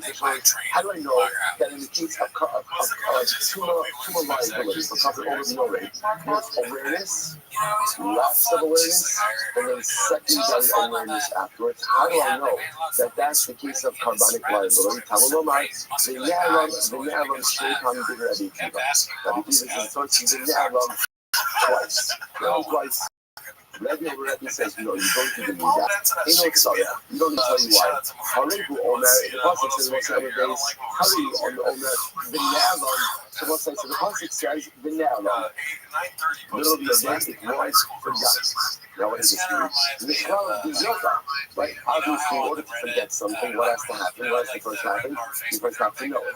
So Rabbi says like this. Because the person is talking about someone who knew that they were coming. They knew that they were coming, and then they forgot their tumah. Right? So therefore, it's like, the word for Ne'elam itself indicates to me that I knew something at a certain point. Right? I knew, then I forgot.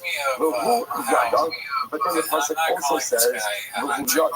So if you notice, by the way, what's happening over there, awareness is really mentioned twice, right? So from the word Ne'elam, and he forgot, that means he knew at one point. And then the Pasuk also says, he knew, but he knew. He must have hurried time stay Yukinos. There's two awarenesses over here.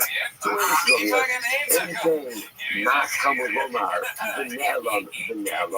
So ultimately, I think there are two awarenesses over here. Then why does the person need to indicate? Why does the person need to say forgot twice? And I was forgotten from him twice. I'll have a tomorrow, I'll have a Mishka. Beautiful. The teacher says that there's two different types of lapses that can generate from a library. What are the two lapses? Either case number one, I forgot that I was coming. I knew that I was coming. I forgot that I was coming. During the lapse of awareness, I did one of two things. Either A, and didn't finish any touch, or B, consumed touching. Then afterwards, what happened? I remembered that I was coming, if I could always use coming all over the other. And then there was a second thing. What's the second thing? I remembered that I was coming. Then I forgot that I was coming. I forgot that I was entering into the flesh, or I forgot that I was consuming Kodesh. And therefore, then afterwards, I remembered what it is that I did. So what I say, therefore, what do you see from there? These are the two pieces of Rabbi. Now, this is Rabbi himself. Right? This is Rabbi himself. But just when putting together the Mishnah, Rabbi finds a tunnel. Like when Rabbi finds a tunnel, or Rabbi finds ultimately who holds this same way. who was the family held this way, and now Rabbi Akiva.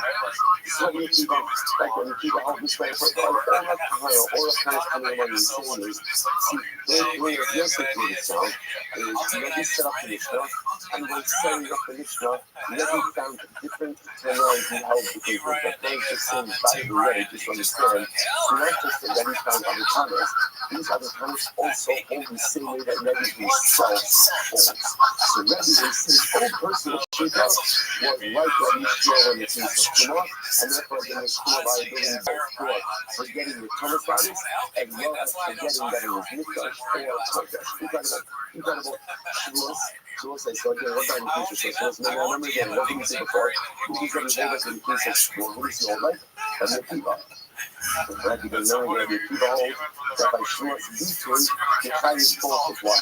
Whether the Shavuos in future times, right? Ochal, Kishalot, Ochal, or past tense, Achalpi, Kishalot, Achalpi. Now, Rothschild suggesting that he himself holds that way as well. Where do you see that? Shavuos is the time of the actually know it. So where do you see that Rabbi, right? Because you read this personal position as well. Svara, ultimately, again, it's a Svara. What does that mean? Mishnah, as far as a different question. Asking from the specific of Yisrael, Yisrael specific of Yakiva, Mina, Svara, so take the Svara, that Rabbi himself holds this way, that I Shavuos Vitui, the Chayyim not only again for past tense Shavuos, but also for future tense. Now, what does that mean with the Svara? So he was Rabbi Akiva might kind of for the type of Shabbat. So we'll say, why does Rabbi Akiva hold that the Chayyim for past tense Shavuos? What is that? The Judge, replacing the Ego. Okay, so we'll say, very good. We're going to see now, this it appears based on the way the Gemara is pointing out, and again, this is also in the Mishnah, that the power of the United States of Shavuos Vitui is actually future-oriented. Right? The power of the United States, right, of the fact that Shavuos is, I will eat, I swear I will eat, or I swear I won't eat. Okay? Remember, that's how the Mishnah says. Steiny Shane Alpha, because two biblical parts of medication, Shavuos Vitui, the future-oriented Shavuos, which then yields the second to which were what? Past tense. Right? Shavuos Alpha, Shavuos healthy. Now watch this. Where did the people get over this place? You got things, that's why I think this is really exciting. Because remember, this gets to the core of what we call exegetical principles. Remember again, so let's say there are different mechanisms through which one can actually speak of the Torah. Now again, obviously, you don't wake up one morning and decide this every exegetical principle you want to use. Right? That's not us. How about that's what gets you up in the morning, right?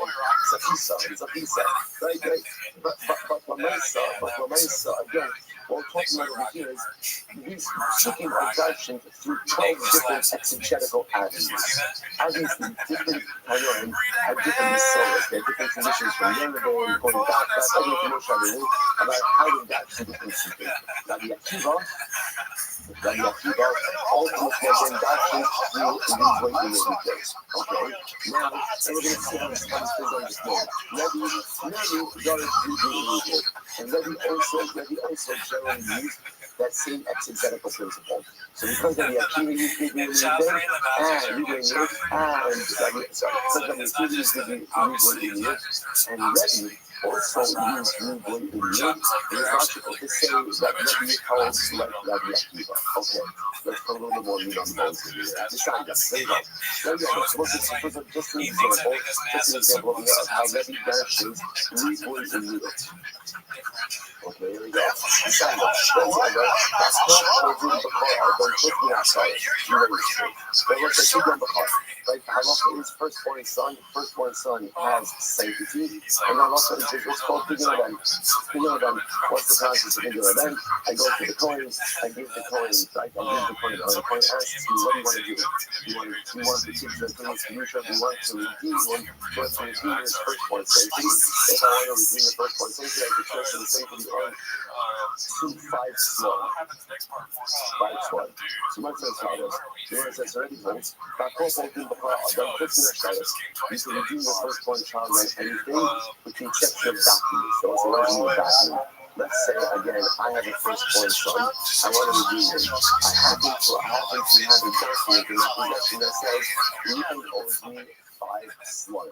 So I have a loan document. And again, the loan document is worth get a 5 slug. So I say to the client, fine, here's what we're going to do.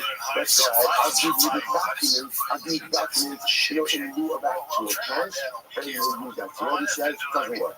You can record it pretty much with anything except the document.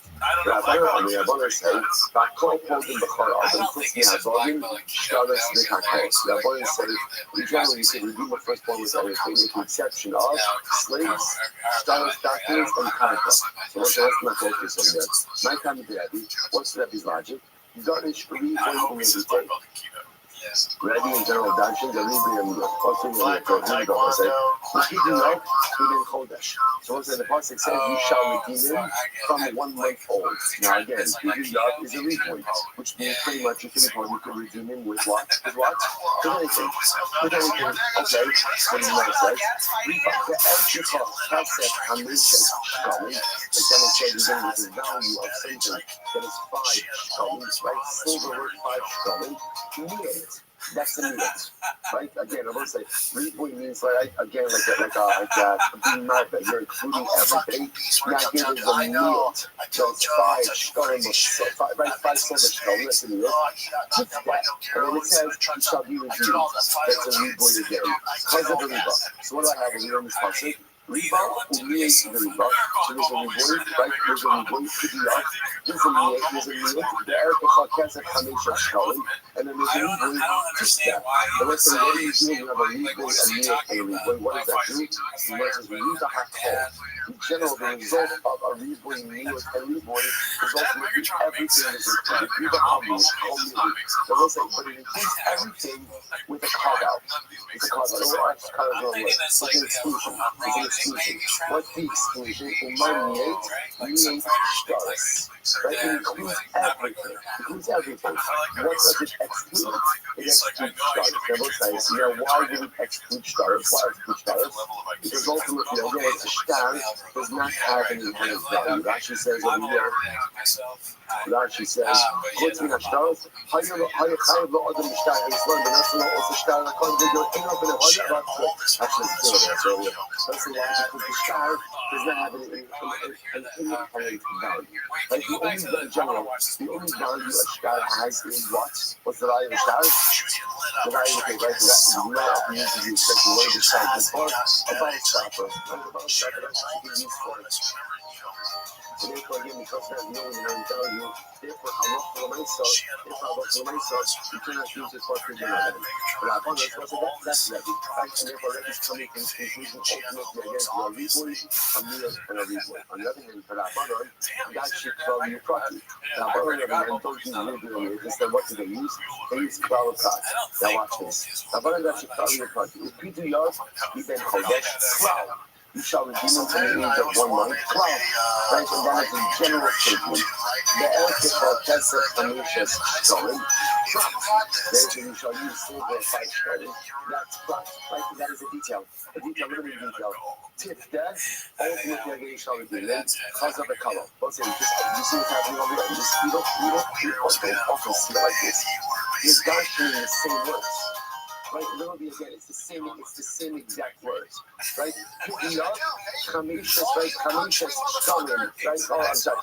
The Erechah Chamishas, the Erechah Kesef Chamishas Shkalim. Same three phrases, same 3 words. Rabbi's darshaning it through the prism of reborn, and Chazal Rabbanon are darshaning it through the mechanism of cloud, prat, cloud. So the Gemara says, so what do you do with the Kala Patu Cloud? So that's again, here's the difference between a reborn, a miyut, and a reborn, and a Kala Patu Cloud. In a reborn, a miyut, and a reborn, the result is everything is included, with the exception of one item. There's one specific thing that is excluded. So therefore, in Rabbi's model of reborn, you can do things like that with everything except for stars. Stars is the one exception to the religion. In Klal Patu 12, when it looks like this, everything is included. right? But the cloud, we talked, the cloud says like this. It creates a paradigm, right? But there is a whole category excluded from the paradigm. Riboy mir or Riboy excludes one thing. Cloud creates a rule, but the rule usually excludes a category of things. You know this distinction? Now watch this. Therefore, according to the Rabbanan, the category that is excluded is the category that conforms to the details of the prat. Mahat Mufurash, Dobra Hamikal of the group of moments. So again, the prat, what was the prat of it? What was the prat? The prat was silver. The silver, right? The Kamisha study, right? The 5 silver. Now watch this. What's unique about the prat? Mahat Mufurash, Dobra Hamikal of the group of moments. So also the prat, silver is number one, movable, right? Movable, and inherently valuable. Right? So that's always essentially similar differently. In common fact of cloud, the prat defines the cloud. The prat defines the cloud. Right? The item, the specific item, defines the cloud, and therefore again creates the cloud, and by definition excludes the entire category of things that go into the cloud. Right? So legally, ultimately again, so the both pieces, like the excluded piece, defines that which is included and by definition is excluded. And so ultimately again, on the legally, essentially, what's included is anything that is inherently valuable. Like what's excluded? Something that is not inherently valuable. What's the only item that's not inherently valuable? A star. Legally, so ultimately again, the cloud defines the parameters of the cloud. So what's unique about the cloud in this case of silver? Number one, inherently valuable. Number two, movable. So therefore, what is that? It's incredible. Therefore, again, so people are going to use anything that is inherently valuable and ultimately movable. What does that come? What does that exclude? Yatsu kalkol, in the calculate. Ultimately, again, it excludes kalkol that is not movable. Yatsu avodim, shukshulu kalkol. Excludes avodim, which are compared to kalkol. Yatsu shtaris, sha'apati, shemakalkol, in the group of numbers. Ultimately, again, it excludes shtaris. Excludes stars which are not inherently valuable. So it's like, so watch what just happened over here. So remember again, so we're gonna pause here for just a second. So just understand what's happening, right? Just good news. Good news means we know what's going on in the Mishnah. Right? So the Gemara is now suggesting is the Mishnah. Up until now we're focusing on who does the Mishnah align with, Rabbi Akiva or Rabbi Shmuel. Now we're saying what? Both. Rabbi issues, and chose, right? So he went out. He went ahead, right? So he went ahead and he chose different opinions from him. So he's holding both like Rabbi Shmuel and like Rabbi Akiva. Like Rabbi Akiva ultimately again by Shavuos, and like Rabbi Shmuel ultimately again by Tumah. He established how, and now the Rav when he said, by the way, these are Rabbi's personal opinions also. We proved that by Rabbi Shmuel and Tumah, and now ultimately again we're trying to prove this by Rabbi Akiva and Shavuos. How is the Gemara proving that Rabbi himself also holds like Rabbi Akiva? Because Rabbi Akiva dashes with the mechanism of reborn and reborn. Now the Gemara is trying to show that Rabbi goes ahead and uses that same exact mechanism for Joshua as well. We're not quite finished with it. Let's stop over here for Devotion. Can we just stop and appreciate how we just saw there? Hunter used to dress only a couple years back. Mostly by 9/11 slash. Yeah, it might be 9/11. But yeah, this is very LA. This is very just my Kamal Harris type of dress. I think it's like you know, like it was permanent clothes that you might get at like a Crossroads. You're in LA or something like that. How the tables have. Let us begin by thanking all of our sponsors for this morning's trip to dinner. Our annual Comic-Con sponsors, Kosher Mishpacha, for dedicating all the show and this year. as a zechus from the Soros Tovos on Yisrael. Sorry. Our Talmud responds to Shmuel Rabbi Abba Shmuel Rabbi correctly mention of the Yarkef of Shmuel's father, Lipa ben Yecheskel according to from the Bracha. All the learning sponsors, Aryeh Ruben Nishmas Ruben's mother, Rachel Leah Bas Ruben Meir according to the Bracha, and our Dafyonim sponsors for today, Bernard and Varda Birnbaum, in memory of our beloved grandmother Miriam Abbas Yisrael Pinchas, for the fourth Shalima for our brother Chaim Shlomo ben Malka, the Sil Shachol Yisrael, and for the protection of Klal Yisrael, the safe return of our beloved brethren in captivity, and the Hatzlacha for all of our holy soldiers. And also with that, let us begin with Baruch Hashem with another daf out of us. Yesterday we were to go ahead and do the Mishnah and begin the new Masechta together. Today, Hashem, we will begin the Gemara together. So we are taking up today's daf is daf Gimel. We have a welcome to all of the new people who are here for Shulis, both in person as well as online. A great thing for us to have you. So we are picking up the Gemara on that base, on the base 2B, 2 lines up on the bottom. Top Mitzi. So let's remember again. So the Mishnah was really, as far as Mishnayos go, it was excellent. I think that was like a 10 out of 10. Exactly, right? Anything and everything you wanted in Yiddishkeit, you had it. Right? We had Nagarim, we had Shabbos, we had Shavuos, we had Seder, we had buckets of goats, right? Goat buckets. We don't bring that to yesterday. Right? Everything you could possibly want out of a Mishnah, Baruch Hashem, we result like to be able to find it. So now, the Gemara wants to unpack the Mishnah. So the Gemara says as follows: Nifti, Tanami Makos solid. They're saying that we need that phrase so long ago. We just finished with Makos. Right? The words of Patako, Tzadik, Bemunasa, Yibya, the words of the right, Rabbi, Akiva, Nechantana, Akiva, Nechantana, still ringing in our ears. Everybody has seen tonight in Hashem, in 6:45, and the Mincha, then seen at 7 o'clock. There is still time. There's still time to register. If you would like to, you won't get food, but that's the act of the beautiful event at the home of Silverus. If you would like to come, just find a message on the end of the show and we'll get to it. So I say, so remember, the Gemara says we are finishing up on the second Makos. So the Tanami Makos solid. Nice to finish Shavuos. Why we are rascal? I was going to say, the Sechus Amrin are doing, and it's a rush from the Sechus is methodical. So why are we going from the Sechus Makos to the Sechus Shavuos? The Gemara is very simple. We should be coming. Chayiv ala rosh shtayim achas mikan da'achas mikan tapam gimel v'ala zakar shtayim mikanu shtayim mikan da'achas milamasa.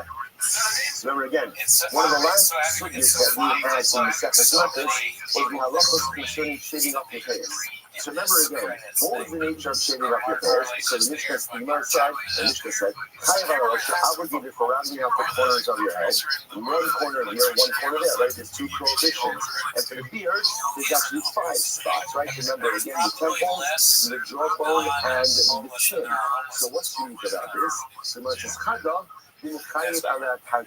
what's unique about what was unique about this halakha is remember there's one prohibition, right? And there's a prohibition not to destroy the beard. There's a prohibition not to round out the corners of the head. So it's one prohibition, yet it's one prohibition that results in multiple sub-prohibitions, right? So in other words, if I go ahead and I round out both corners of my head, it's one lot, right? Again, I'm chayiv twice. I destroy my beard with a razor, right? At the end of the day, again, it's one lot, yet it has 5, I'm chayiv 5 times. So the Gemara said it's Marcus, the last formal halacha that it dealt with was this concept of one love that can ultimately translate into multiple layers of liability. So therefore, also, what was our Mishnah Shavuos? Right? Our Mishnah Shavuos was Shavuos Shtayim Shein Arba. It was all these examples of Shtayim Shein Arba, 2 biblically paradigmatic cases that ultimately again turn into 4 cases total of liability. So essentially, the Mishnah in the second Shavuos is really just picking up on that same theme of quote unquote 2 that are 4. One that is 2, right? One that is 5, and 2 that is 4 in our Mishnah. Beautiful. Therefore, again, when it says, turn out, you're starting to change album. Beautiful. Okay, so it has to be like, well, so now we understand the connection between the Sechus and the Sechus Makos. Beautiful. Mishnah Haba, the kind of the Kulu, the Mishnah Gabi B'Tzias Shabbos, the Maris Mugoy, the local heritage. Let's remember again, in our Mishnah, we have three examples of Stein Shin Arba. Two biblical cases, but also again birth two additional cases as well. Right? Case number one was Shavuos Oath. Case number two was Yudiyah Hashanah, which is what we got to get about today, or the Israel and Jerry. And then number three was Shabbos. Let's check the four cases. Shabbos, and number four was Nidrat Saras. So you think it's interesting. Here, obviously, in the second Shabbos, we're talking about all four cases. What's interesting enough, the Gemara says, when it comes to the second Shabbos, and by the Mishnayos of Nidrat of Saras, the only quotes in Shabbos only quotes the cases of Shabbos. And by Saras, you only quote the cases of Saras. You want to ask me, this is like a contextual question. Why is it good that Shavuos we quote all of the cases of Stein, Shein, Arba, and yet in those other places, specifically by Shabbos and by Saras, Shabbos only quotes the case by Shabbos. Doesn't quote the other three cases. Saras only quotes the case by three.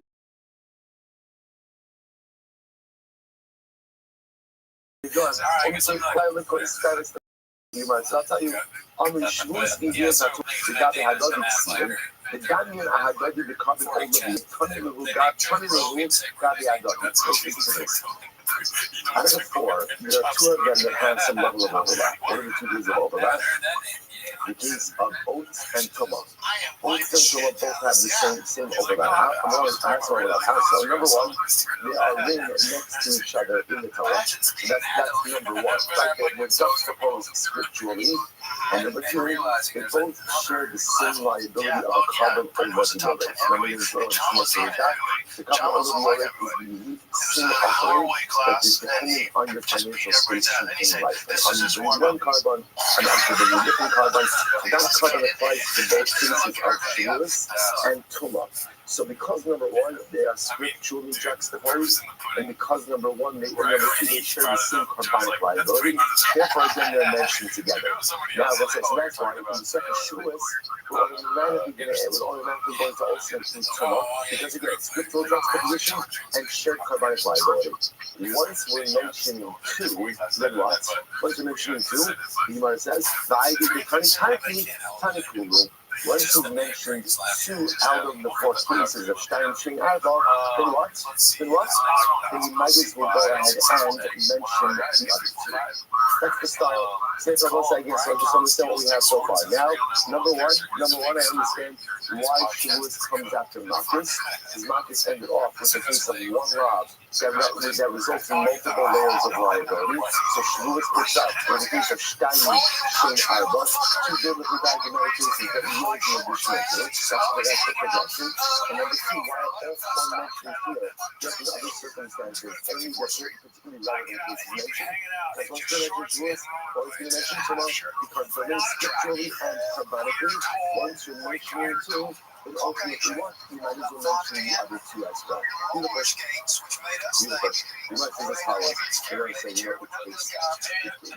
it's a such a fast growth also. They say these are, I don't think was that once I mentioned three, some mentioned the four. But it's like, once you mention two, I don't know, you can go either way on that. There's a tremendous also has the Haggadah upfront. I was talking to someone about doing the second Shavuos. The person did, and I said, "Oh, you continue with Shavuos." No, why not? Because they're just really just going to do Makos. I said, but why not? Like, no, I'm not going to do it. I said, I promise you, if you can give me a compelling reason why you're not going to do Shavuos, I'll leave you alone. Like forever. I'll leave you alone. But if you just say, no, what is that? You can tell me, I'm learning 14 other misafnis. I don't have time for sure. All right, fine. I'm driving 15 carpools. I don't know. But just like, I forgot to at least use a proper English word. That's number one, right? No, it's not some type of glut. No, I'm not doing it. There are so many beautiful opportunities that present themselves in life. Now, sometimes you can't take advantage of all of them. That's the nature of life. If I have a legitimate reason not to take advantage of an opportunity, of course, no one can advantage. It's so up in life. It's just like, I'm not doing it. Because I come along and say, well, what the? Yeah, we have two cases. Let's just do four. You feel like glasses? Why not do shoes? You feel like shoes? Why not do up over here? Why not? If you only started down a path in life, like if you already did something, unless there's a compelling reason not to continue forward, why not? So the film was just going to that's what I did. So the answer is, what's up the shoes? The part should be a second book. That's it. Now you want to ask another study. So today is a lot about understanding the framework of the Mishnah. You want to get the Mishnah went in a very strange direction, right? The Mishnah quoted the four cases of Shtayim Shin Arba, right? And it begins with, right, so it goes Shavuos, Tumah, Shabbos, Saras. Then, the rest of the Mishnah was about what? That's the Mishnah was about what? I'll give you an hint, we did it yesterday, right? The entire phrase of the Mishnah, right? The rest of the Mishnah was about Tumah. Shout out to you, man. Yeah, but the art school, like, it's literally, it's just kind of big, right? So the rest of the Mishnah was about Tumah. So the Gemara says, I don't think stylistically that doesn't make sense. It's the header is Shavuos, right? And then the second is Shavuos. You mentioned Shavuos, and then literally the rest of the Mishnah, which was a very long Mishnah, it was a block Mishnah. The rest of the Mishnah was Tumah. What's the shot? What's the shot? It's very interesting. Gemara said, yes, I understand.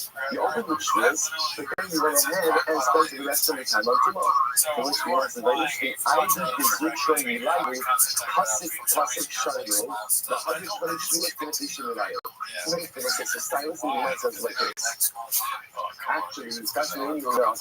The laws of Tumah, at least in this regard, of the Shtayim Shin Arba, like this type of Tumah liability, is relatively succinct. It's relevant, right? But it's relatively succinct. Versus the laws of Shavuos, which are much more complex. So therefore, the Gemara made a conscious decision to essentially, let's finish the laws of Tumah. We mentioned the laws of Tumah because we want self-contained. After we finish that, then we'll launch a more eruptive conversation about Shavuos, which in a sense also tremendous musaj if you think about it, because in life, there's different ways that a person should approach accomplishment. Like we all want to accomplish in life, and therefore we all set for ourselves objectives and goals. So now there's this type of culture, I think, that we often encounter about what type of objectives and goals should I set for myself. Is it more important to focus on like long-term goals, long-term objectives, or short-term goals? Should I put my energies in it? I know I have to get my life ultimately, get myself ultimately. That's what my focus. Or maybe it's more to guys sometimes like rack up some short-term wins. Like just some short-term goals that maybe aren't necessarily global, but right now they're good and they give you those wins. And sometimes when you rack up those short-term wins, that gives you like a lot of wind in yourself. It gives you some good feel. So it's interesting. There's no right or wrong. Different things work for different times, but it seems to be good that the Gemara is favoring, at least in this moment, that latter approach. Let's knock out Tumah. Right? Let's deal with that right now, because it's right here. We can get a handle on it. We can start it. We can finish it, and then we can move on to Shavuos afterwards. So it is so like this, but sometimes in life, we need to guide to be a little less long-term focused, a little bit more short-term focused, to get some wins under your belt, right? Get some positive momentum. Move yourself forward, get in a good place, and then your Hashem will be more empowered to engage in that long-term personalistic plan. Okay, Shavuot Shabbat Album. Now, interestingly enough, we spent so much time in yesterday's Mishnah explaining all the cases. We have to see the Gemara goes through them. Again, not in longhand, but just explanation. Here we go. So remember again, and there's also good chazar from Mishnah. First case, Mishnah. Shavuot Shabbat Album. In case of oaths, there are two cases, two biblically paradigmatic cases that ultimately again yield another two. What are they? Shtaim. So it says, what are the two biblically paradigmatic cases? And again, remember again, we're going to talk a lot about shulas, not now, right? But when we get to it, our numbers and this is called shulas bitui. A shulas bitui is a shua is an oath where you make a declarative statement. Okay? So the biblically paradigmatic cases are shtaim. Right? I swear, I will eat or I won't eat. That's a shulas bitui. Now those are biblically paradigmatic cases. So what are you seeing here? According to the function we're making now is the biblical paradigmatic case is a future tense shua. I swear I will eat something, I swear I won't eat. And as I mentioned yesterday's time, it's not just about eating. In other words, it's saying, I swear I'm going to go to Eretz Yisrael. Right? So, but you can fill in whatever you want. It's just giving an example of eating. Future-oriented oath about something I'm going to do or not going to do. That yields two more cases. Shein arba, achalti, v'shelo achalti. And the two additional cases, like you say, the two additional cases are same oath, same shlosh, but what? Past tense. I swear I didn't eat something. I swear I didn't eat something. Okay?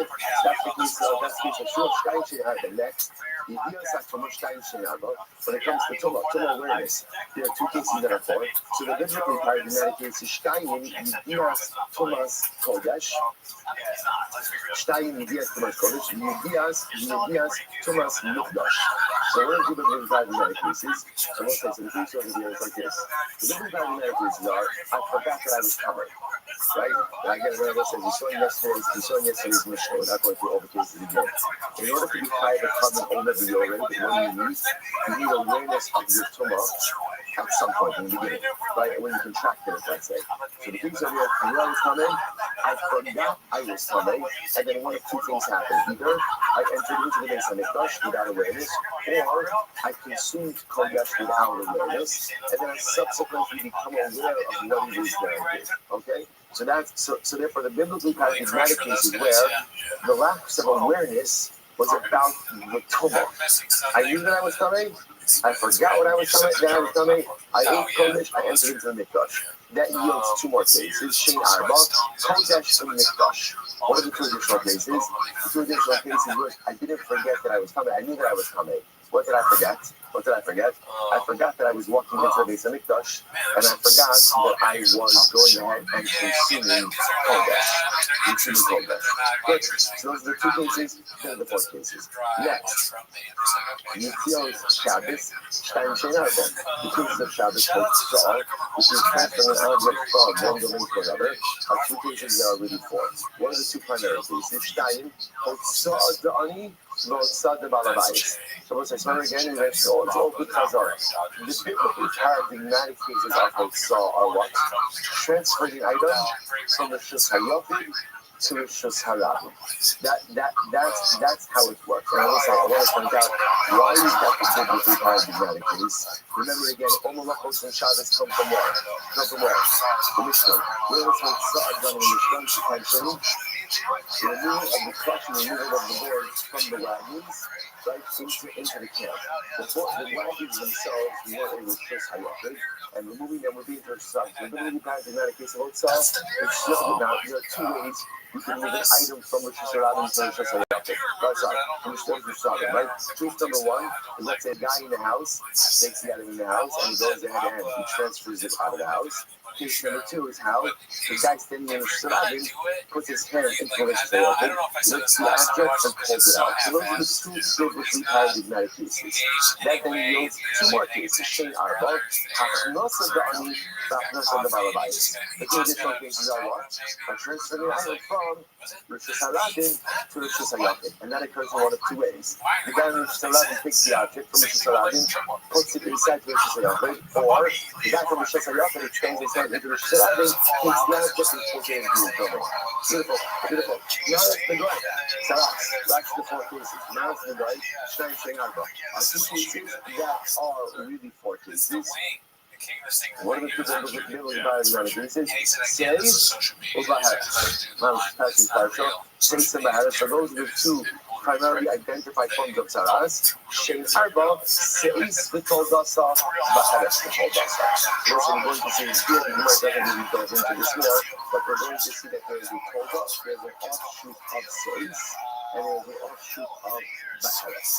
Okay, so listen, so now, with Chazorah, we went through all of the pieces in the Mishnah, where we come down to each of these cases have two different dramatic pieces, and then yield two more pieces afterwards. Okay, beautiful.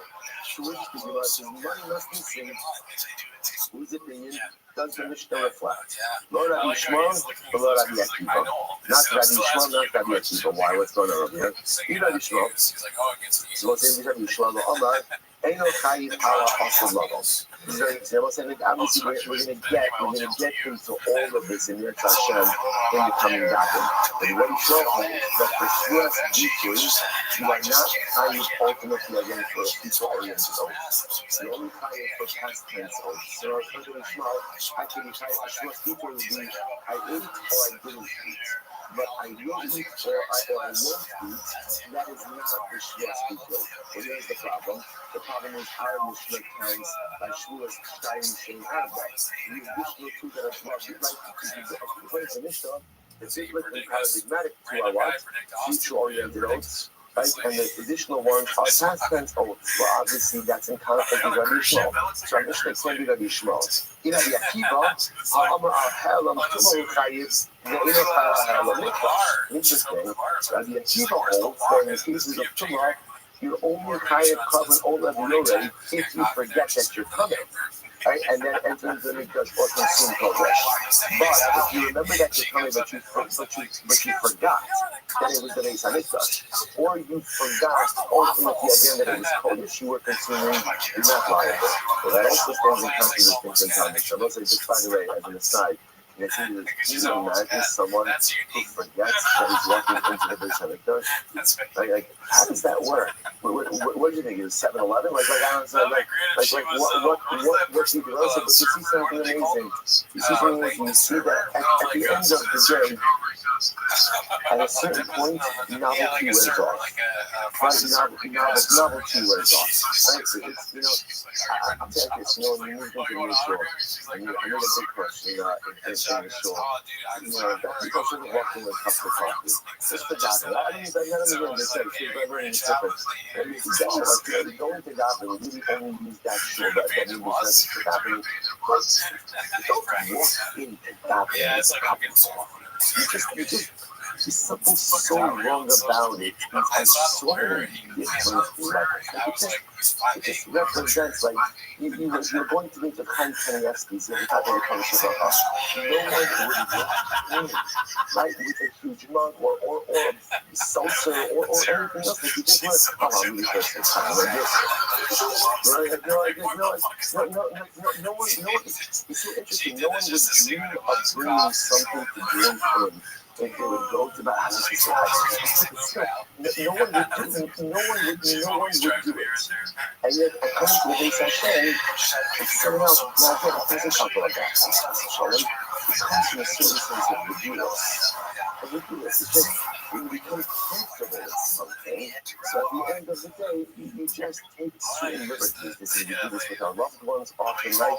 You just take certain liberties with things that you become comfortable with. So when we think about the Beis this sense of awe, in the sense because you haven't had it for 2,000 years. But unfortunate reality is that once you have something for long enough, you just begin to take it for granted a little bit. And that's one of the things that we have to work on so much in life. Right? It's one of the things you have to work on in marriage. A sense of consciousness in marriage. But no matter how long a person has been married, whenever they see their spouse, there should be a sense of excitement and a sense of love and a sense of newness that's there every single time. It's the same thing in Yiddishkeit. Right? What does the person actually say? The whole avodah of Yiddishkeit is that every single day it should be new. Like you ever watch like a bar mitzvah boy when he's putting on his tefillin, right? And he's fumbling around and doing things like he's double like his hands because he's scared to show up. And then once he settles into it, he's like that acceptance that I don't know. I always look at guys longing to those bar mitzvah boys. I actually remember what that was like. to be honest, I feel it. You want to feel it? I feel it like that Easter card after Pesach. And when Adam put on someone for a week, there's like that excitement that brings, but it's hard. It's hard to generate it day in and day out.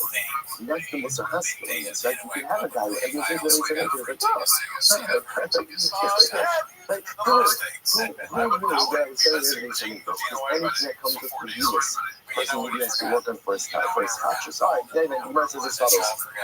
So therefore, who's the king of the Mishnah reflect?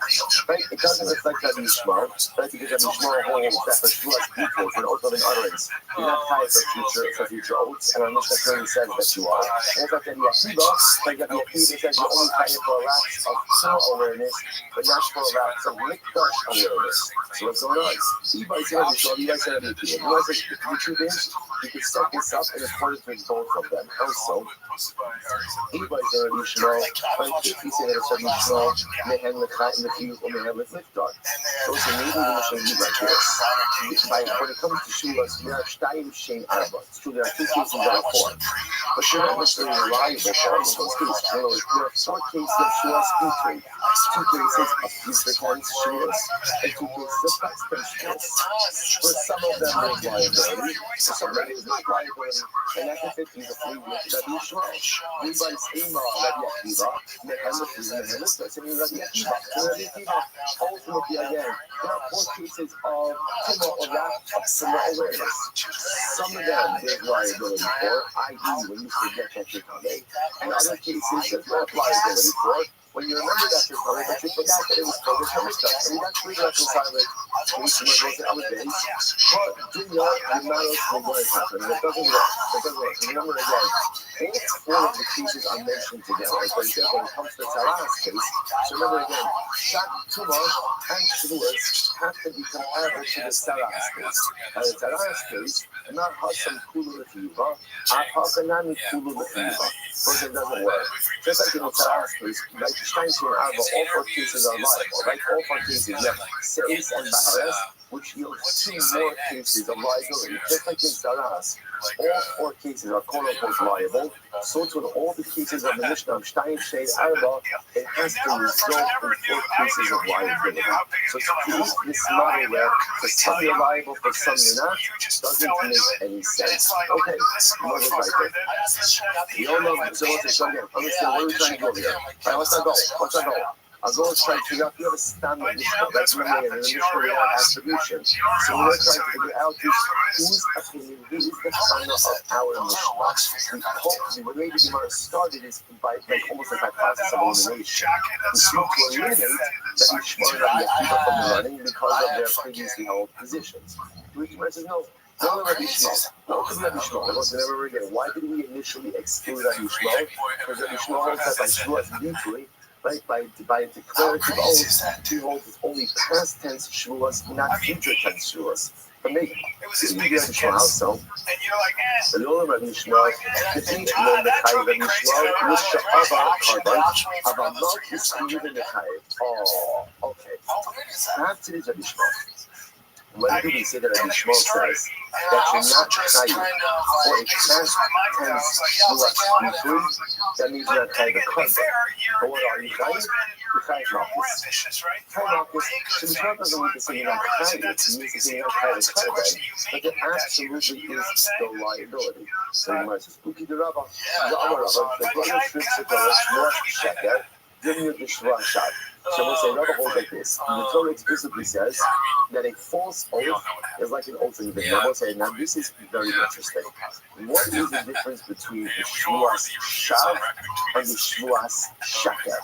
So if you look at Rashi, so actually if you go right across, you see Rashi, keep the Rabba, that did that Masas, the last white line in Rashi, you see that?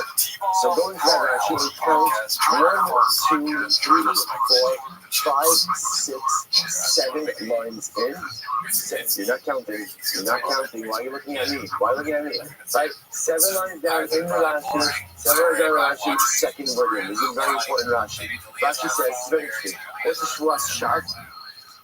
or to a different reason. If you see it in the Gemara, it's right across the back. Right? It's right across the Rashi. Shua Shad, Rashi says, what is a Shua Shad? Very important. Definition of Rashi. Who Mishpa L'Shanos As-Hayadiyah. A Shua Shad is when you swear to change something that is clearly apparent and obvious. For example, to go on Ish Shavu Isha. Rashi says, it's not for no commentary. I'm just reading Rashi.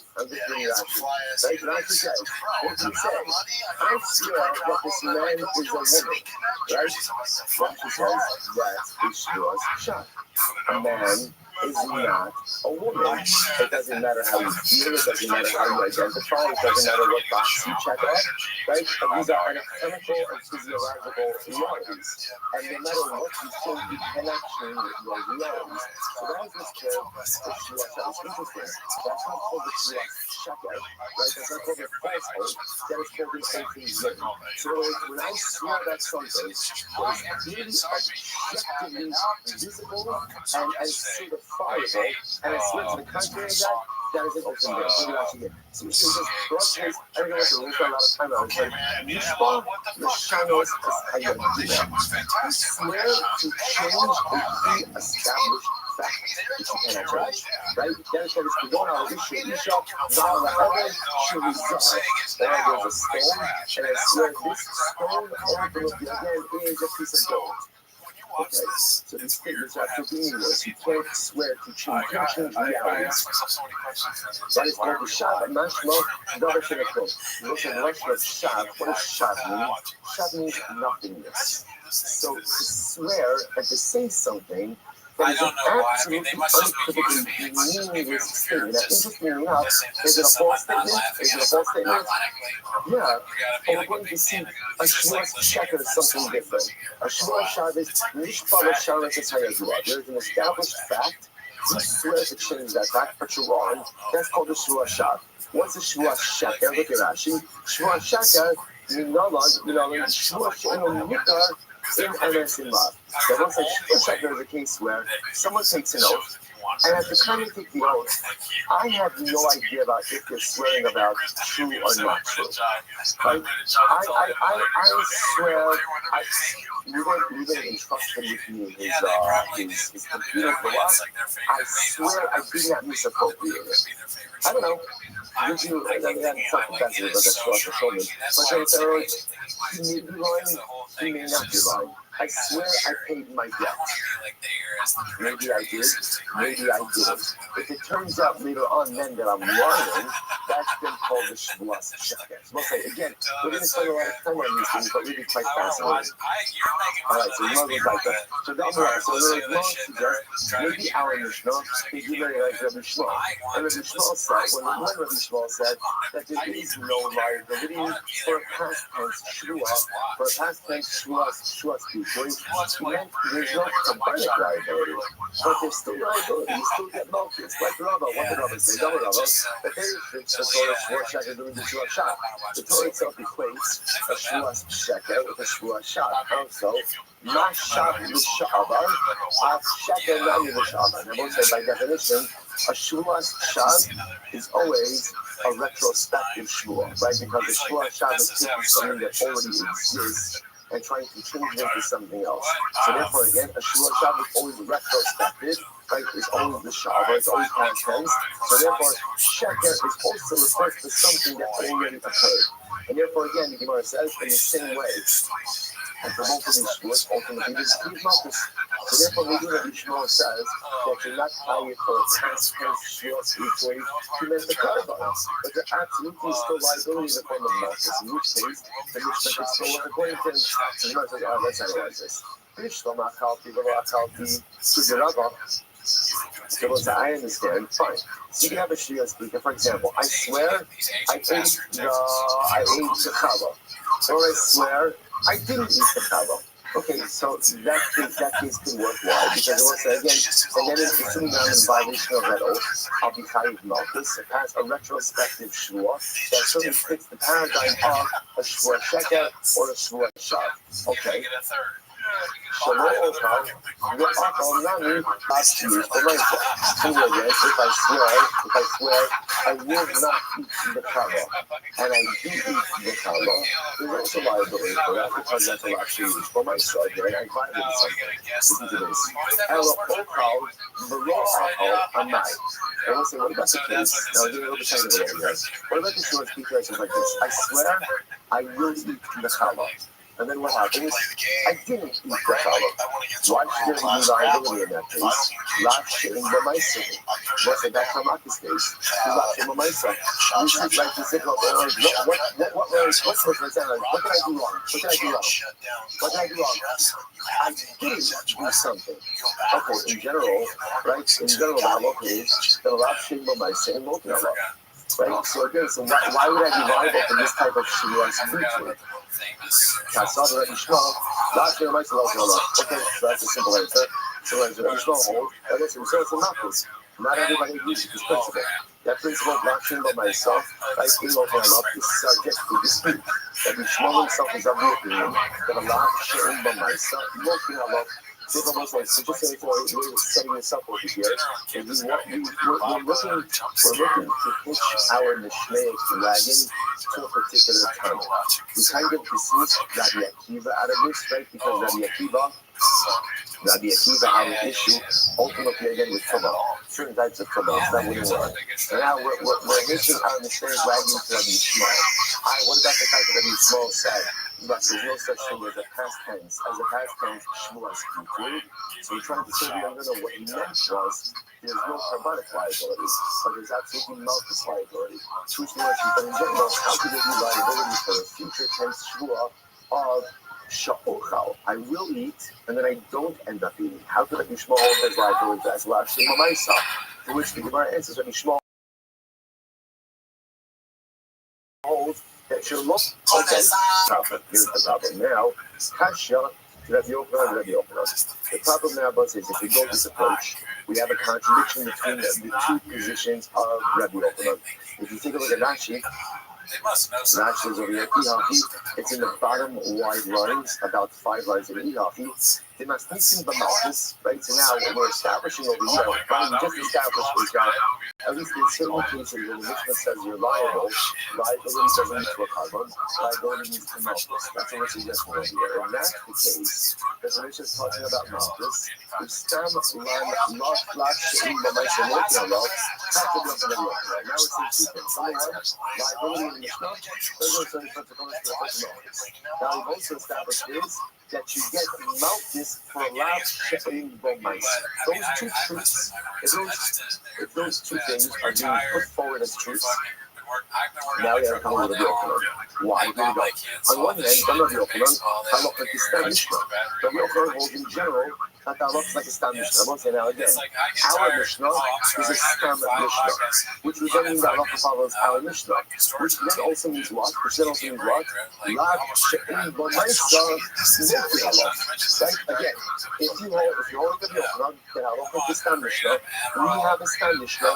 The way we just established our Stam Mishnah is like Rabbi Yishmael, right? And Rabbi Yishmael holds Lav she'im b'maisa loki halakha.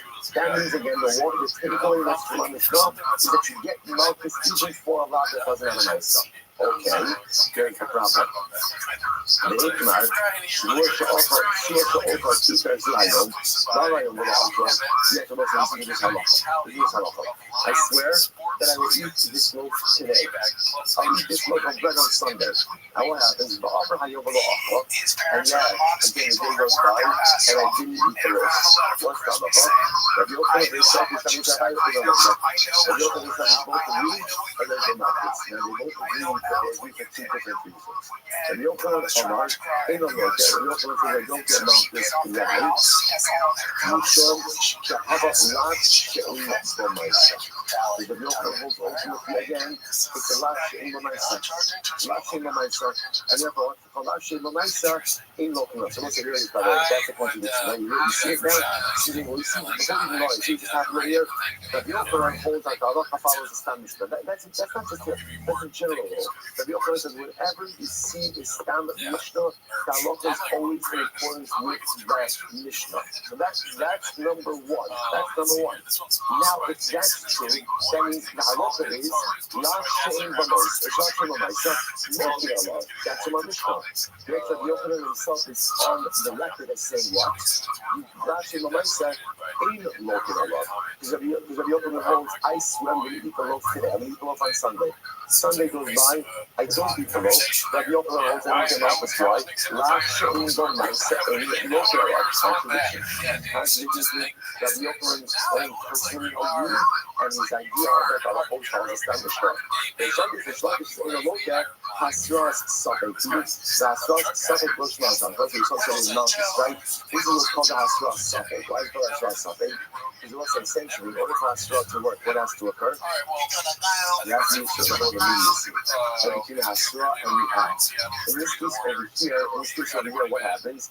Right? Again, I swear, that I'm going to look for what's Hasra? You don't need to look for it because if you don't really give up, I have a whole big deal. So the point is more immediacy. Therefore, that's what's called a Hasra Safek. But again, we're left with the contradiction, right? Rabbi Yochanan on one hand holds halacha kistan mishnah, and the way we just established our mishnah is like Rabbi Yishmael, and the way we established is dealing with malchus, and the mishnah says lav shein b'maisa lokin Allah. Yet Rabbi Yochanan himself just said lav shein b'maisa in lokin Allah. How do you reconcile this? Since you want to say not a problem. Rabbi Yochanan stama achlina ashna. Rabbi Yochanan found another stam of mishnah. Another stand. You think there's only one stand mishnah in the world? Right, so he's found another stand mishnah, and apparently again in this second stand mishnah, Salach L'Maisa, the second stand mishnah holds that last thing L'Maisa ain't no L'Maisa. What's the other stand mishnah? Hey Stama, which Stama is it? Elena High Stama. If you want to say that it's the following stand mishnah, Disnan, Achal, Hamos Yivitar, right? I'm sorry. I'm also guys. Once I cover this up, so this is Mishnah.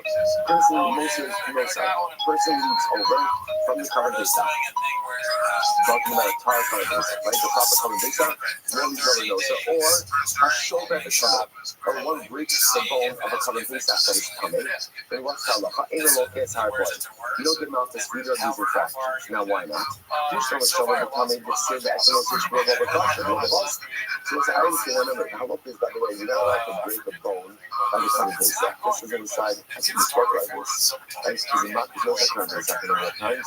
Why are you not allowed to break a bone with a cover base up? So in general, why do you break bones? Because you want to suck out the marrow. So the kind of says that the whole idea of cover base up is malchus. So loyalty doesn't suck on bones. Loyalty doesn't suck on bones, right? Loyalty has more than enough food, and loyalty will eat around the bone, and that's what they don't break bones. They don't become too much like those. They also eat enough. The prohibition of breaking the bone only applies to cover that is consumable, i.e. common.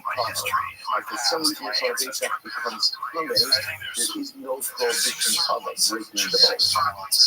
Okay? The question is also about almost the guitar nighttime. I want to say ultimately again, if you leave over, right? If you leave over no cell, why is there no malchus? Again, you're not supposed to leave over the cover base. If you do so, ultimately again, why are there no malchus? Nighttime. What's the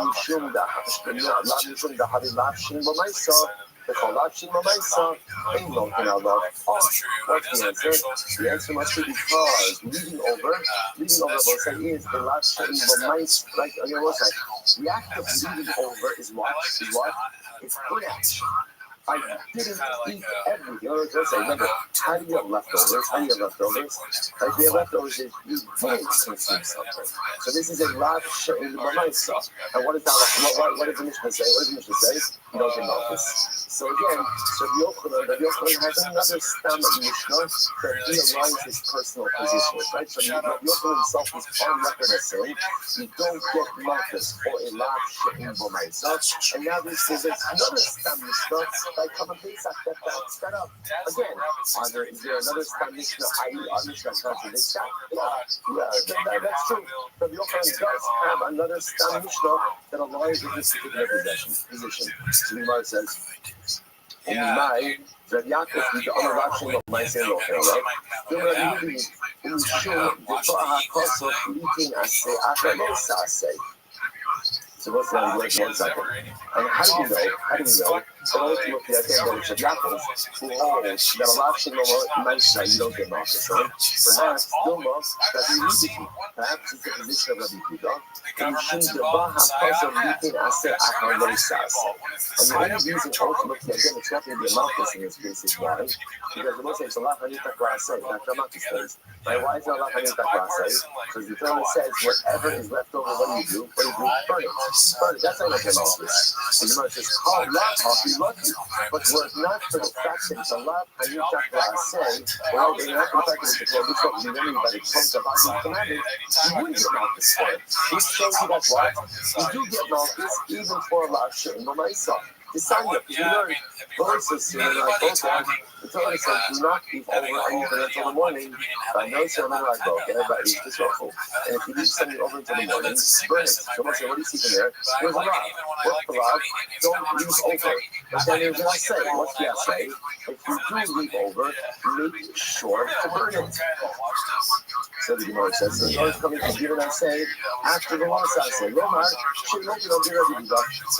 That's why I don't get malchus. Yaakov Omer, Lomin Hashem Vizat. That's not the reason. I will show you the others. Lav Shein B'Maisav, Lav Shein B'Maisa ain't Lokin Alav. So the result, so again, that method says that. Firstly, Rabbi Yaakov comes along and says, no. The reason you don't get malchus is not because it's a Lav Hanita Grasay. The reason you don't get malchus is why?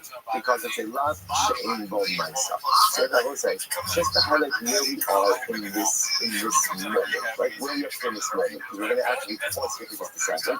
Like, where are we up to? So we're up to the following phase, right? So remember, we're trying to figure out attribution of our Mishnah. It was really narrowed down only. We said off the bat, it can't follow two opinions. Rabbi Akiva and Rabbi Shmuel. Rabbi Akiva, because Rabbi Akiva only holds there's only a lot of awareness of tumah that makes you hide the karma, but a lot of what we call a lot of locational awareness, right? Or a lot of consumption awareness that's not going to generate tumah liability. So that kind of knocks Rabbi Akiva, I believe Rabbi Shmuel. Now, originally we said Rabbi Shmuel is not going to work why? Because Rabbi Shmuel holds that you're not covered all of the way for future-oriented Shua spiritual.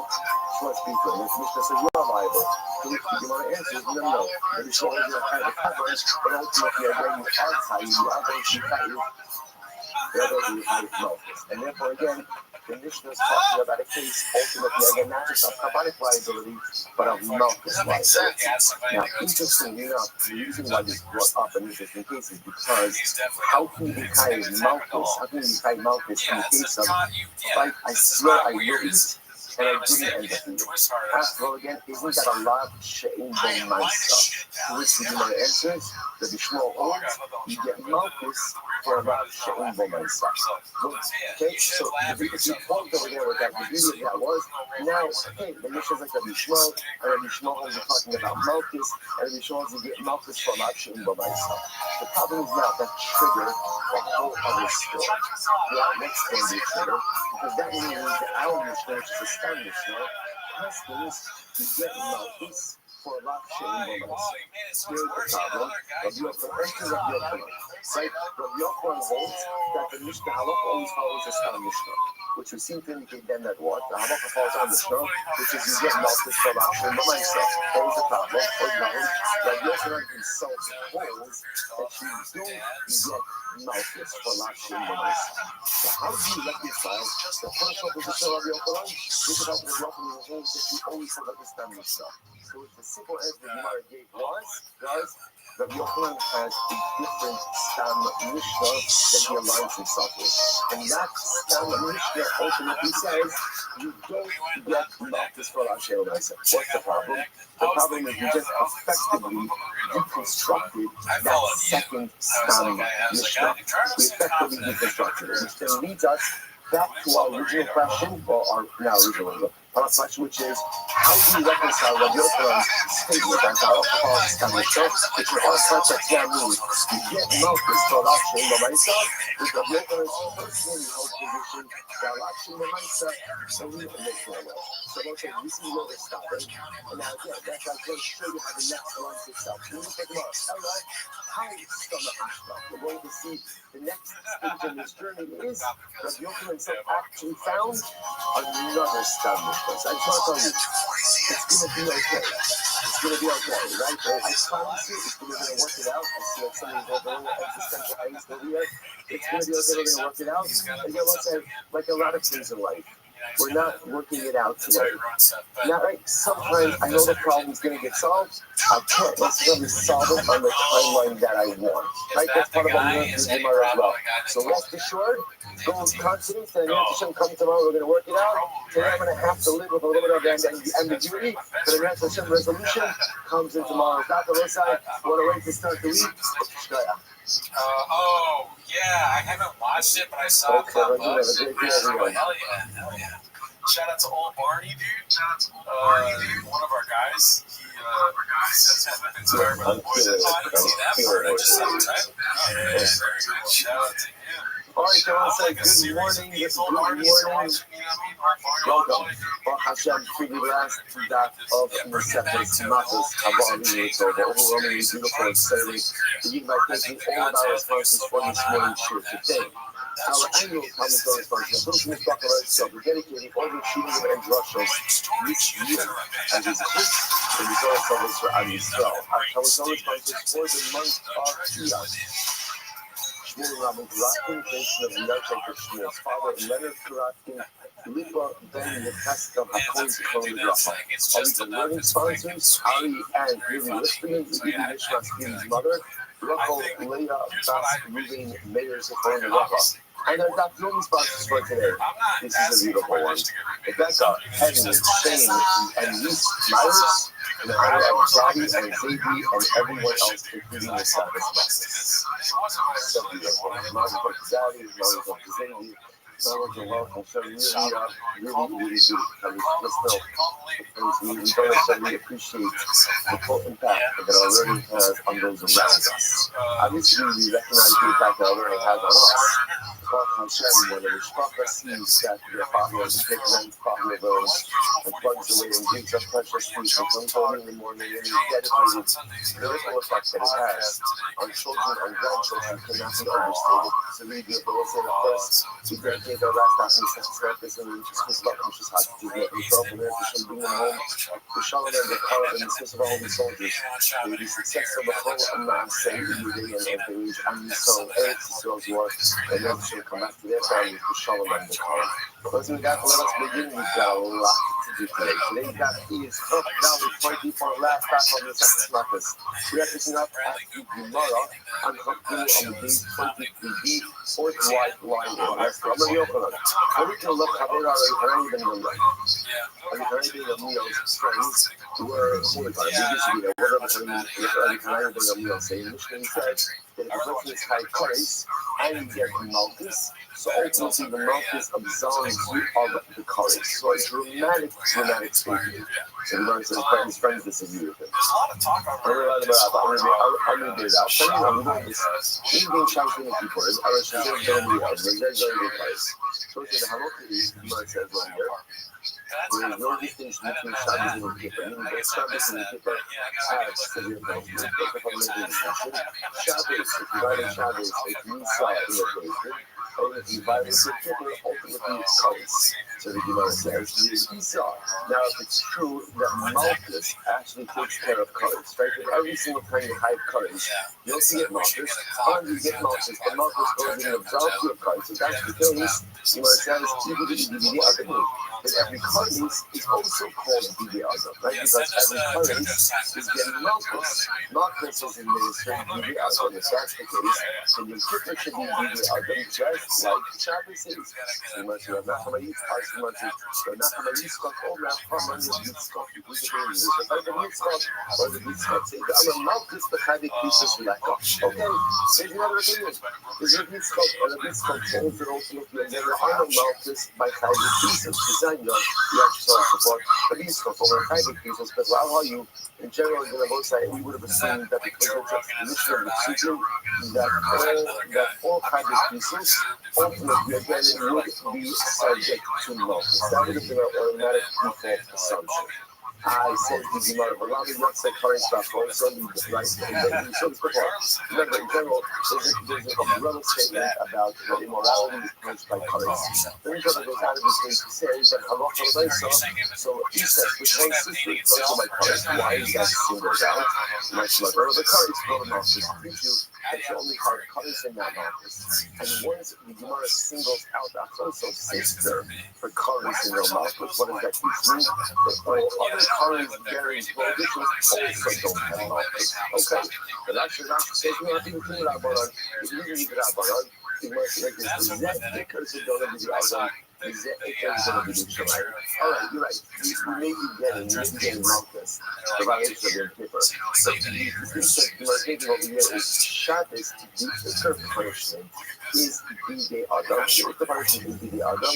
And by Yom Kippur, the third punishment is Bidi Shammai. Yes, we get Malchus, but that's not the equal of the punishment.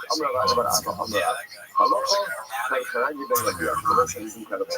The halacha is like a Hananya ben Hamina. And let's say, what it means what? The halacha is every current prohibition. So you get Malchus, but not only that, that ultimately, again, when you get Malchus, what happens? You are absolved of the current. So let's say, first, like that, how incredible that is. But when you think about the idea about when we learn from this and what we learn from the Ilah.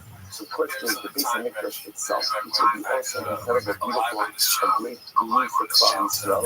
But also because also like a number of other institutions that come along with the Beis HaMikdash. And one of those, of course, is Sanhedrin, organization system. Listen, do you realize how incredible it would be to get Malchus? Now let me clarify this for a moment, right? Some of us have done things that make us high price. That's just an unfortunate reality. And we could do tshuva for it. But at the same time, I may not know for myself. How do I know? This is Egypt. Let me again clarify that. Part of the process of tshuva is believing that the tshuva is being accepted. There's an emunah in tshuva itself. And if anybody showing them have to leave that whole to accept it. But still, like, so that lingering down. Imagine for a moment a person does something that is contrary to prohibition. One day, I give an office and I walk out. And I guarantee you, how do you walk out of the basement? Smiling. I'm not saying you're saying, yes, sir, they have it, right? But I guarantee you, actually, you walk out smiling. Why? Because there's no greater simcha in life than absolute. There is no way to see the life than forgiveness. You see that when you walk out of your paper, you're exhausted, but you're smiling, you're smiling, because I know that I just believe that's not this. It's not this. Just imagine that.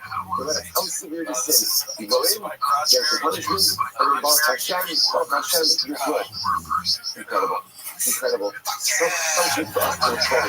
Again, not to look forward to doing something that is encouraged by tradition and retired Malchus. But if I have some of that already on my shoulders, the ability to be cleansed by getting those punishments, part of the Gula as well. It's incredible.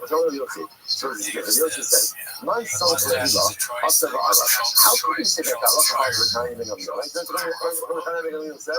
If you did a curry's point, you ate in your birth, and then you got Malchus, you're forgiven. So this Yosef says, I don't understand. It's courage. Who went up to Shamayim to converse with God and found out that that's true.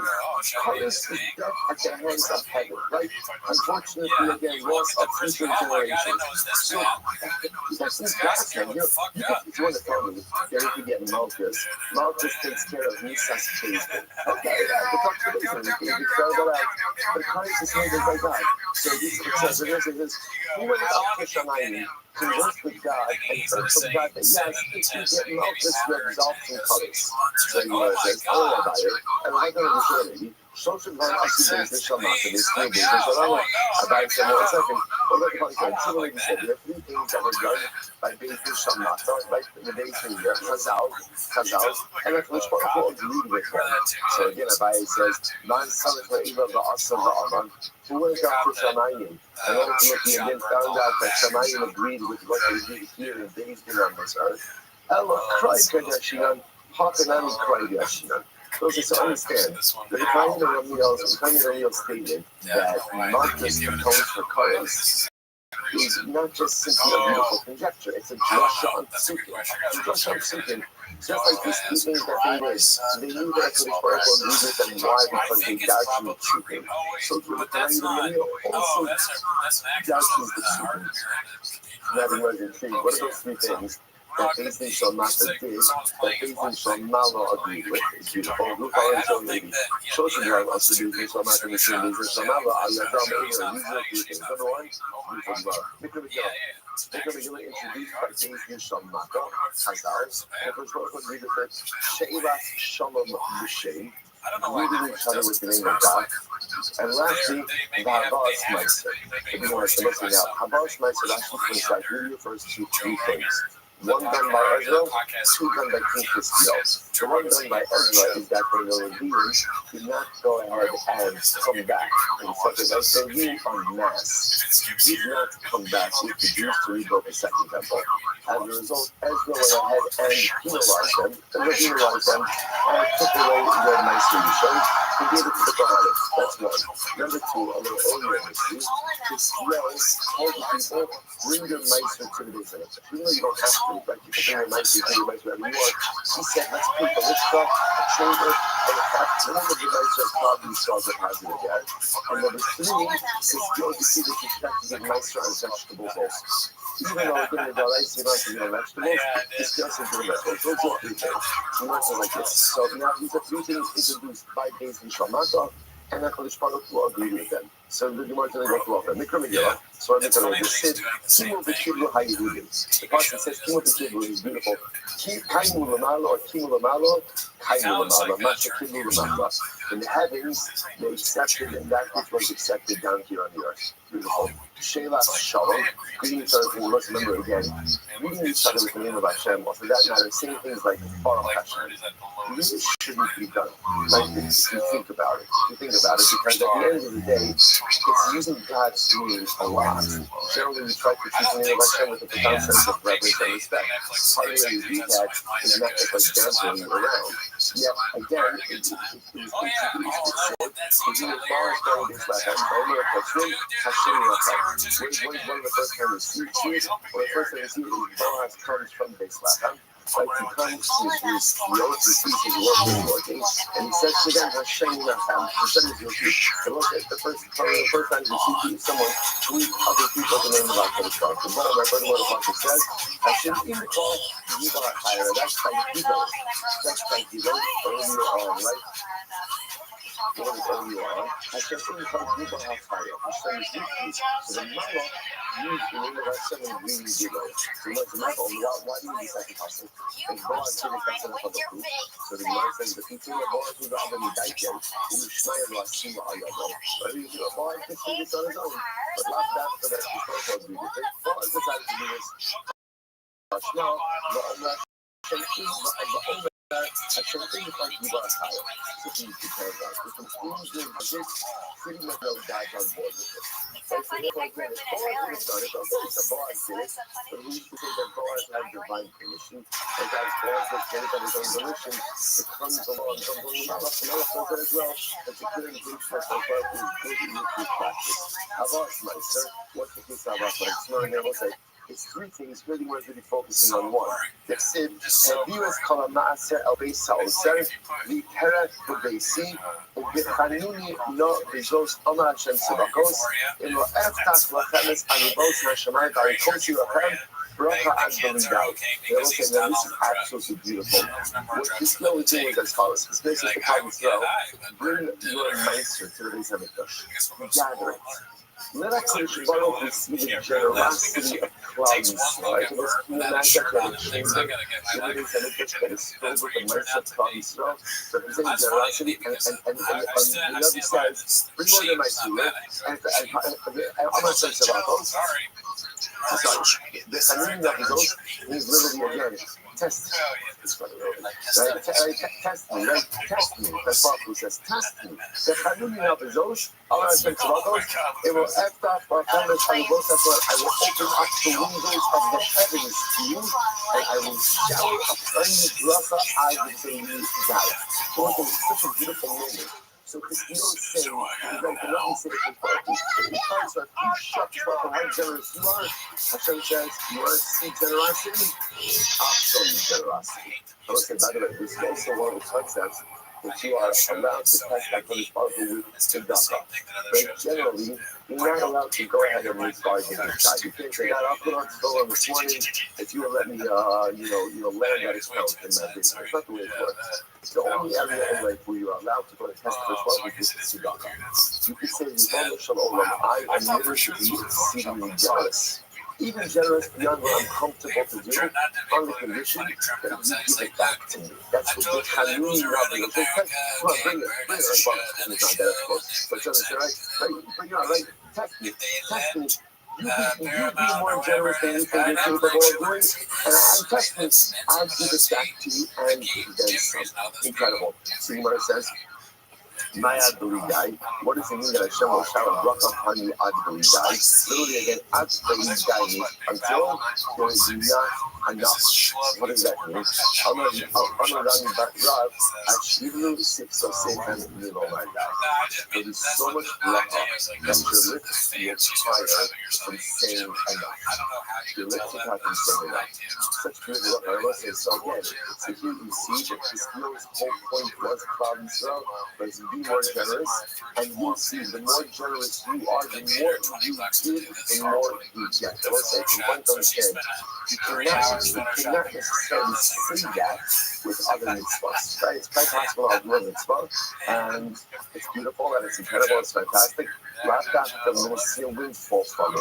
Tzedakah is the one mitzvah, where if I push myself, I can see after what I'm pushing myself.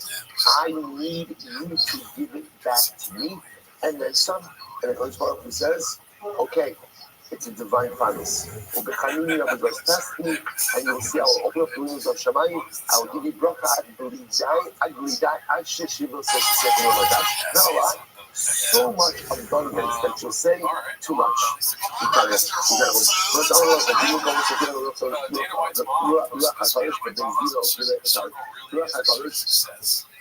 There are three situations, three places where Baruch Hu's presence was manifest. Now, again, Rashi points out over here, Mofia, Nigla Mochiach B'Shas HaTzorech.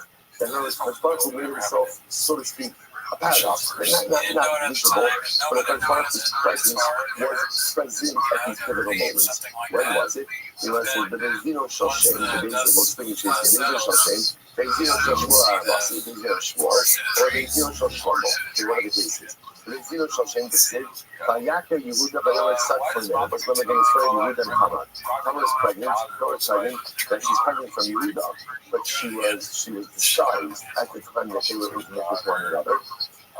She's pregnant. Everyone thinks she committed a form of adultery, and therefore they're ready to kill her. So what happens? She will not embarrass Yehuda in public, but she does have a staff on her knees. And she says, the father is my child, there's already a staff on her. So what happens? Yehuda recognizes what happened. Vayomer Tzad Kamei, and he says she was wiser than me. She was right. Because remember, Yehuda was delaying giving her to his youngest son, Sheba, because he thought that she was the problem, right? He thought that she's the reason why Er and Omer died, without realizing that Aaron and Onan died because of their own awareness. So if you read this separated, it was 1 second. You know, how did you even know that Hama was pregnant with 3 child? After all, you must live in the also not in the Now let's be clear, she did dress up as a harlot. So who's to say that the same way that she had religion with him, she didn't have relations with another man? So who says that he is the father? Yatsa Baskova Amra, Mimene Yatsu Kibush. Incredible. So at that moment, the Baskova came out from Zion and said, for me, these hidden things were called yourself. So the Baskova makes an appearance at the base of Shenyos, and that was interesting.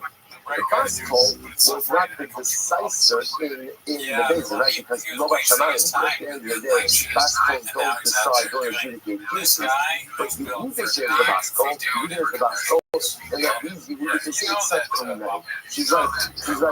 Oh, he's like, I Right. Something that listen with it. And here's so short. So what happened is so he made me only be negative Hashem, negative Mishiko, as shortly like Kafti. So let's say this is incredible. This is when Klal Yisrael wanted a melech. They wanted a story. When it comes to Shmuel, now what's very interesting about this is it's like, it comes to Shmuel ask person. Shmuel is a kind of Shmuel is a kind of Shmuel essentially says like, why? What's the problem with our current situation? Right? Did I do something wrong? Did I take something from them? Did I exploit my position to sum up for my own self-advancement? I didn't do anything.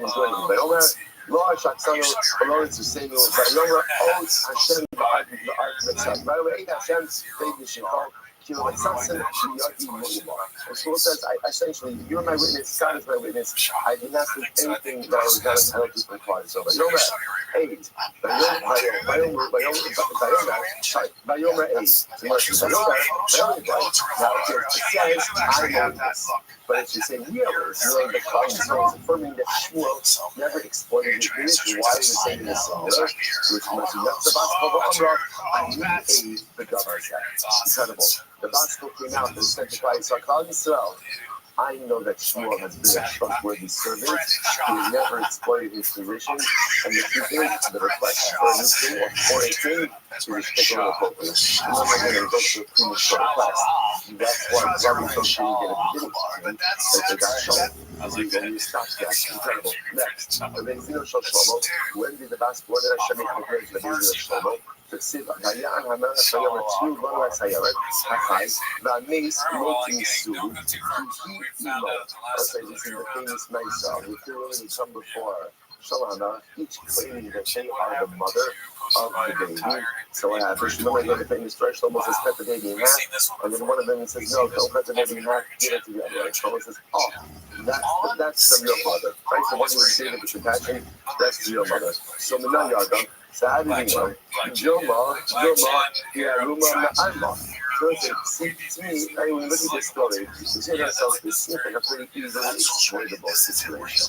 Right? That means to say that the woman who recognized that if she played up from the mother and exuded a compassion, that she became maybe she was playing system a little bit. Where she gets a basketball Amra, a basketball came out and said to Shlomo, that's the mother. Going back to you just a moment. How do you know that Sinai Dilma Yehuda came on the Russian Yakin Yomi in some of the Chazinon, Mechaskinon, which the Gemara says, somebody, Shalom, you're right, Yehuda came on the Russian Yakin Yomi. You saw me because Mechaskinon, which the Gemara says, so I don't think maybe Yehuda, just went ahead and out. Come on, so maybe you just did the math on all of this. How do we know that halacha remains again? Which the Gemara says, lo chazinon, lo mechaskinon. Which the Gemara says, because if you don't see something, maybe someone else outside relations are going to time might work out. If you don't see something happen, then you can't assume that it occurs. But to Shmuel Dami, Kuli Yisrael Kari Lu Rosh Nehi. And of course, we're just playing out over here. Maybe it wasn't the basketball. Maybe it just didn't the match. The problem just is, even if you do the math, it doesn't necessarily say that someone Israel wasn't also committed to all Muslim time. Sure, then it could be sort of relationship. And then both today again, the Raya that Basco came out by the base of Shua was because of Vayomer A. Maybe it's just referring to Klal Yisrael in the singular form. The Sid, Yisrael, Shabbat Hashem. So it's not a Raya, not a Raya. So it's the Gemara says, Shlomo Nami Yahar Kat Miratma, Bahadrom Ratma. Maybe Shlomo just went ahead and used the word. The one who included the greater capacity obviously was the mother, but he wasn't the mother. The point you might be making over here is you're inferring that there was a baskol, but you have no explicit proof that there was a baskol. This is you're right. You're right. The Pesukim can be interpreted in different ways. We have a tradition. We have a Mesorah that in each of these three cases, the baskol came and intervened. The baskol said, ultimately, it's your baby. The baskol came and talked about itself. Shmuel never explained his position, and the baskol came and said to Shlomo, that is the mother. Incredible. So God said it's not like, so Shishman also said mitzvos. So also there's 600, right? 613 mitzvos. You make a Moshe Rabbeinu. You make Moshe Rabbeinu. Short also Shishim, the Chamesh, Laden. Shishman also 613 mitzvos. 613 mitzvos. You make a Moshe Rabbeinu. Right? So I have seen like 5. So Shishman also Shishim and Chamesh Laden. Who has the 65 conditions?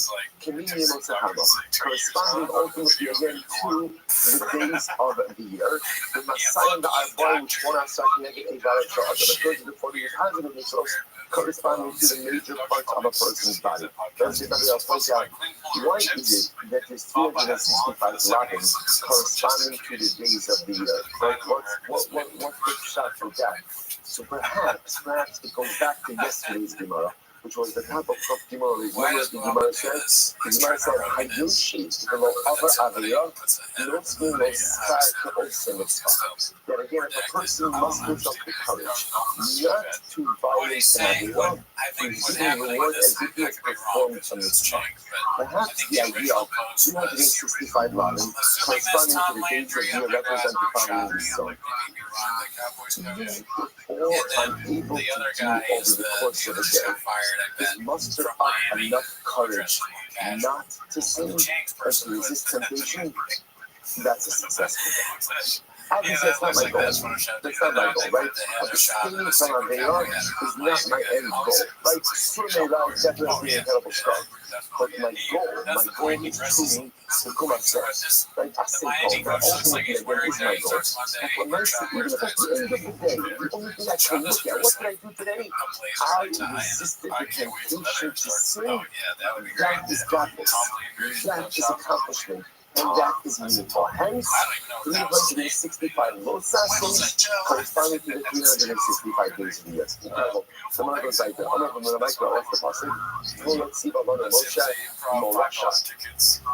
No, the passage says, literally Moshe being commander of Torah, Morasha is their inheritance. Said Gemara, so Torah, Machia, Kappa Pandana, Shis the card, so the magic Torah is 611. So Gemara says, now, what about the other two? I don't even know, you know what I'm going to show. It's beautiful. The first two books, remember again, we heard from Hashem. So Torah, Siva, Vada Moshe will give us 611. Because the Ribono Shel Olam himself gave us the first two. Beautiful. God love it. So I said, I watch this. And this, by the way, might be one of the most incredible Gemaras in all of Shas. There's 613 mitzvahs. 613 mitzvahs. That's a lot of mitzvahs. It's not mitzvahs. And there was a recognition throughout the ages that sometimes I need to consolidate, not an observer, for the clear, right? But I need to consolidate, like, theologically and philosophically. What are the core components that I need to wrap my head around? So, Bad David, Ve'anidim ala Chadaseh. David HaMelech says, the truth is, there are 11 core principles which really capture 613 mitzvahs. So you understand, I didn't see you have to observe all 613 mitzvahs. Nobody's saying is, how can I consolidate so people understand the theological, philosophical, and spiritual underpinnings of Yiddishkeit? So David HaMelech consolidated it into 11 mitzvahs. What are they? And again, amazingly enough, they are captured in the topic of the Shul. Mizmor David. And the pasuk says, Mizmor David. This is again Parak chapter 15 and 7. Mizmor David. Mia Garbina Halacha, Mish and Bahakosha. And also the power of his happened like who is the one who can live in your tent? Who can dwell on your holy mountain? Or what the David is saying is, what are the qualities that are necessary for a relationship with HaKadosh? What do you need in order to come close to God? To live with God, to live by God, what do you need? Let's say, we sometimes don't appreciate the profundity of Sacred Tehillim.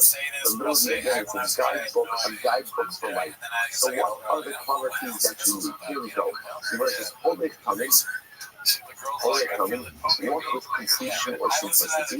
Paul ordered to follow all these. Paul Tzedek, do Tzedek, Dover at the spirit of the heart, speak truth in your heart. Lola Gal Arishono, don't let any falsehood be on your tongue.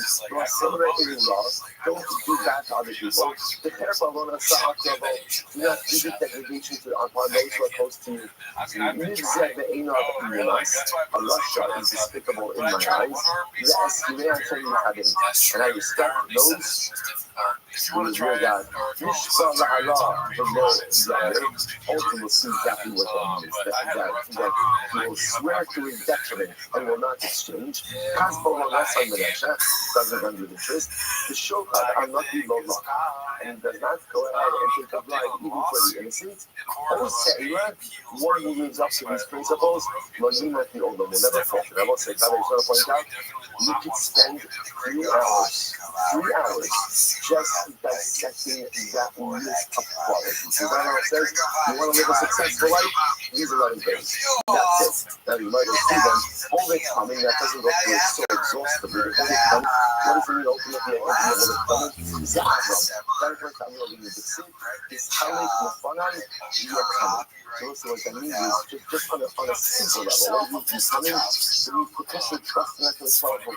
That's it. Like coming to Hashem when the process be complete with Hashem. What does that mean? Rashi says, don't worry about what's going to happen. Just put your faith in HaKadosh Baruch Hu. It means an emunah pshuta. An emunah pshuta, a simple faith. Hashem has got my back, and therefore I'm going to do what is necessary. Next. Paul Tzedek to go in Abba. So it's Abba. Oh, how I wish we actually had time to do this tomorrow. Abba was like, is the Gemara in the Sessions Kindness. Abba was the grandson of Kohen HaMa'ad. And what talks about the name of Abba. So Paul Tzedek, Abba, everything he did was measured. Everything he did was methodical. Nothing Abba did was random. So Paul Tzedek means also to live a life of mindfulness. You know, so often like we do things, we see things, and like the pieces of my life don't stick together to form one comprehensive tapestry or picture. Paul Tzedek means that what I do makes sense. The way that I live makes sense. The actions I engage in make sense. Everything I do is thought out and methodical. Next, don't understand the hope. Speak truth in heart. You might as well that no, the Safa. Okay, that actually points out that we are. There's a local story here that the Safa once had an object to sell, and the Gentile came to him while he was gathering Shmona Esrei. He said, "Want to buy your object? I see that you're asking $100." And the shopper didn't answer. So the guy thought that he was playing hardball. Right? So he said, "Okay, fine, I'll give you 150." And the guy starts competing with himself until like he's at some exorbitant price. So Safa finished his Shmona Esrei, and he said, "I'll take the 100 because that's what I was willing to. That's what I was willing to accept." So he said, "You might as well go ahead and say that's sometimes the only person who knows the truth is me, because it's in my heart. We both need to live the truth even when no one else knows it by you, but at a high level. You must know again, no falsehood can be said. So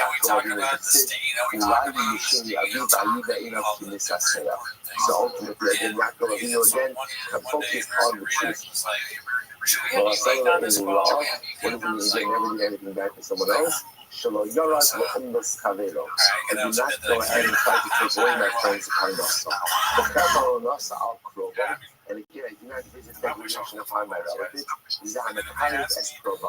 That is when we keep his relatives close. And I was like, so what is the coolest ever, and like the most he should be on the call. So Rashi sees the inquiry over here. He asked if you heard your relative being degraded, you did not just simply spitting violence. But that's the question is like this. Sometimes in a dynamic relationship, sometimes the things we do to our relatives, we would never do to total strangers. Right? We take liberties with our relatives that we would never do. So the Gemara says over here, take care of your mishpacha. Take care of your mishpacha. Sometimes we mistreat our mishpacha in such profound ways that I would never do this to someone else. Yet with my own family, I do it. So the Gemara says sometimes you have to take extra care to take care of those who are closest to you. So the mitzvah that in of the us, so the mitzvah that exactly to do the utmost of the mitzvah shachar. This is first this yo, or can take his father from his father here what is happens. We learn what happens in Parakachila in Sanhedrin. Like that. So his yo took his father's bones, his father's remains, and he dragged them in the street. He was doing that in order to repudiate the idolatry of his father. That's the action of Hadith. And he honors those who are here. Hashem say, yo, Shalom Yehuda. Shem Shashay Rakam Kakam Hayom Mikizol, Umikapko, Uminashko, the Korah Law, Rabbi, Mari. Some people, I mean, they'll shop at the king. It's yet I'm Kakam here, and all this thing, hugging, kissing, calling Rabbi, Mari, beautiful. We follow Halav Lo Yomer, Kram Yochanan, and always the Chinese, Asha Avalabase. So Rabbi Yochanan was once invited to the house of the Rothschild to eat. He did not want to eat. They made up a story, so I'm fasting. Even once he left out, he was going to fasting. Why? Because since he said, I'm fasting, he wanted to be true to his word. So to take your word to his doesn't lend no interest. I feel the witness over he doesn't even lend your interest in non-Jews. Non-Jews, I will say that obviously the very high level of Judas. And what I'm saying is like this, of course in general, it's not difficult to maintain two different systems of behaviors. Right? In one code, this group and one code, that lack of consistency often leads to erosion of standards in all areas. So therefore, again, it's possible to recognize that if I want to be honest with indigenous Jews, I have to be honest with everyone. There has to be just simply one standard that we're talking about for ourselves. Somebody got to the shofar, I'm not to the Ovaha, and ultimately doesn't take the bride. You know that the Shor of Yosef, you know that Yosef, so it's like this thing, the Rashi points out over here, there's only Yosef had a feel that someone wanted to get a sharecropper. The sharecropper brought him the Yosef's portion 1 day early. The sharecropper said, I have a good total with you today anyway, so I figured since I was coming, I would bring you your portion. Now, remember again, that's not a bribe. Why is it not a bribe? Because Rabbi Shmuel was entitled to this anyway. So since he was brought a day early, he thought that using that a little bit would skew his judgment. Okay, Osha Eila, so that's the same Osha Eila, you won't be all of it. You do these things, you do these things to another falter. For sure, the meal. The Nicholas Ayabaka, and the got this possibly began to cry. Why? I'm a man to other than the cruiser who do not know. How come you have you look? So the interest in the possibility if you do all of these things, you will fall. It's like a lot of things. A lot of things. These 11 things are major things. So I can do all of these things I won't fall to see from this is. If I don't do all of them, I will falter. That's overwhelming. It's the most hot button in our room. It's a Koila, or it's a Eila. It's not even the hot button. It doesn't say you have to do all of them. Rather, what does it say? It doesn't say it's a Koila. It says it's a Eila. Now, I do like to knock it. 2 minutes this morning. 6 o'clock in the zone says, how to come up with called Eila. The part that says, do not defile yourself with all of these things.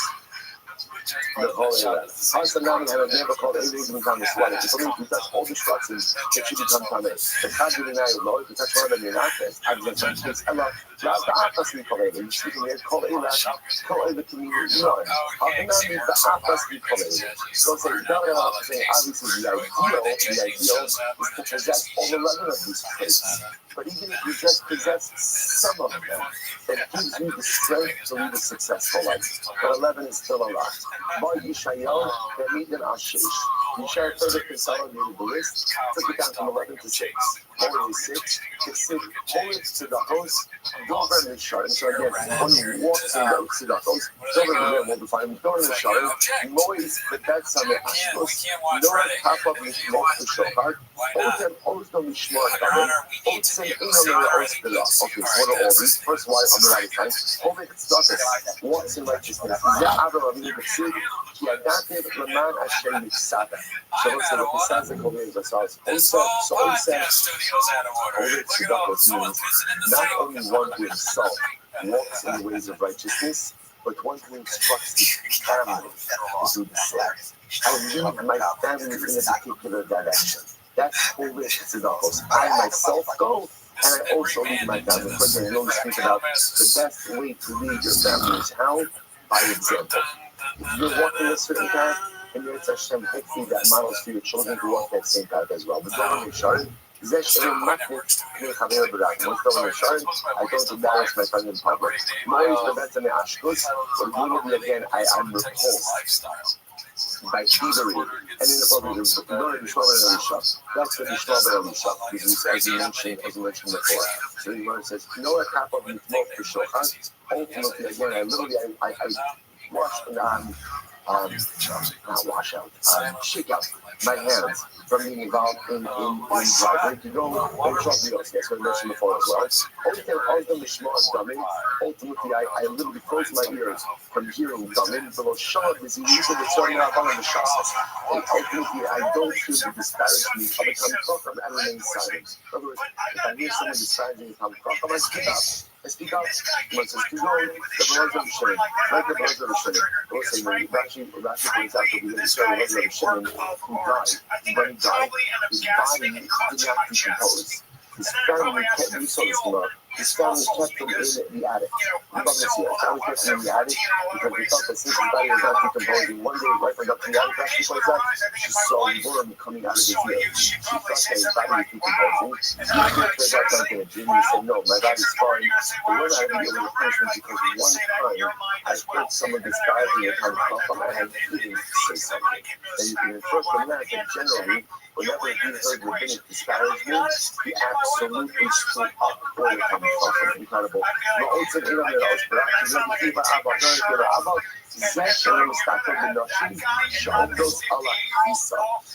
So what does it mean? I close my eyes and looking at negative things. That refers to avoiding looking at women and women in the laundry.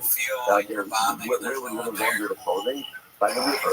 By the river, what they would do is they would pull up their dresses in order so the dresses shouldn't become wet. So a person who sees a woman with her legs exposed, obviously the clothes is here, where the clothes is inappropriate for us.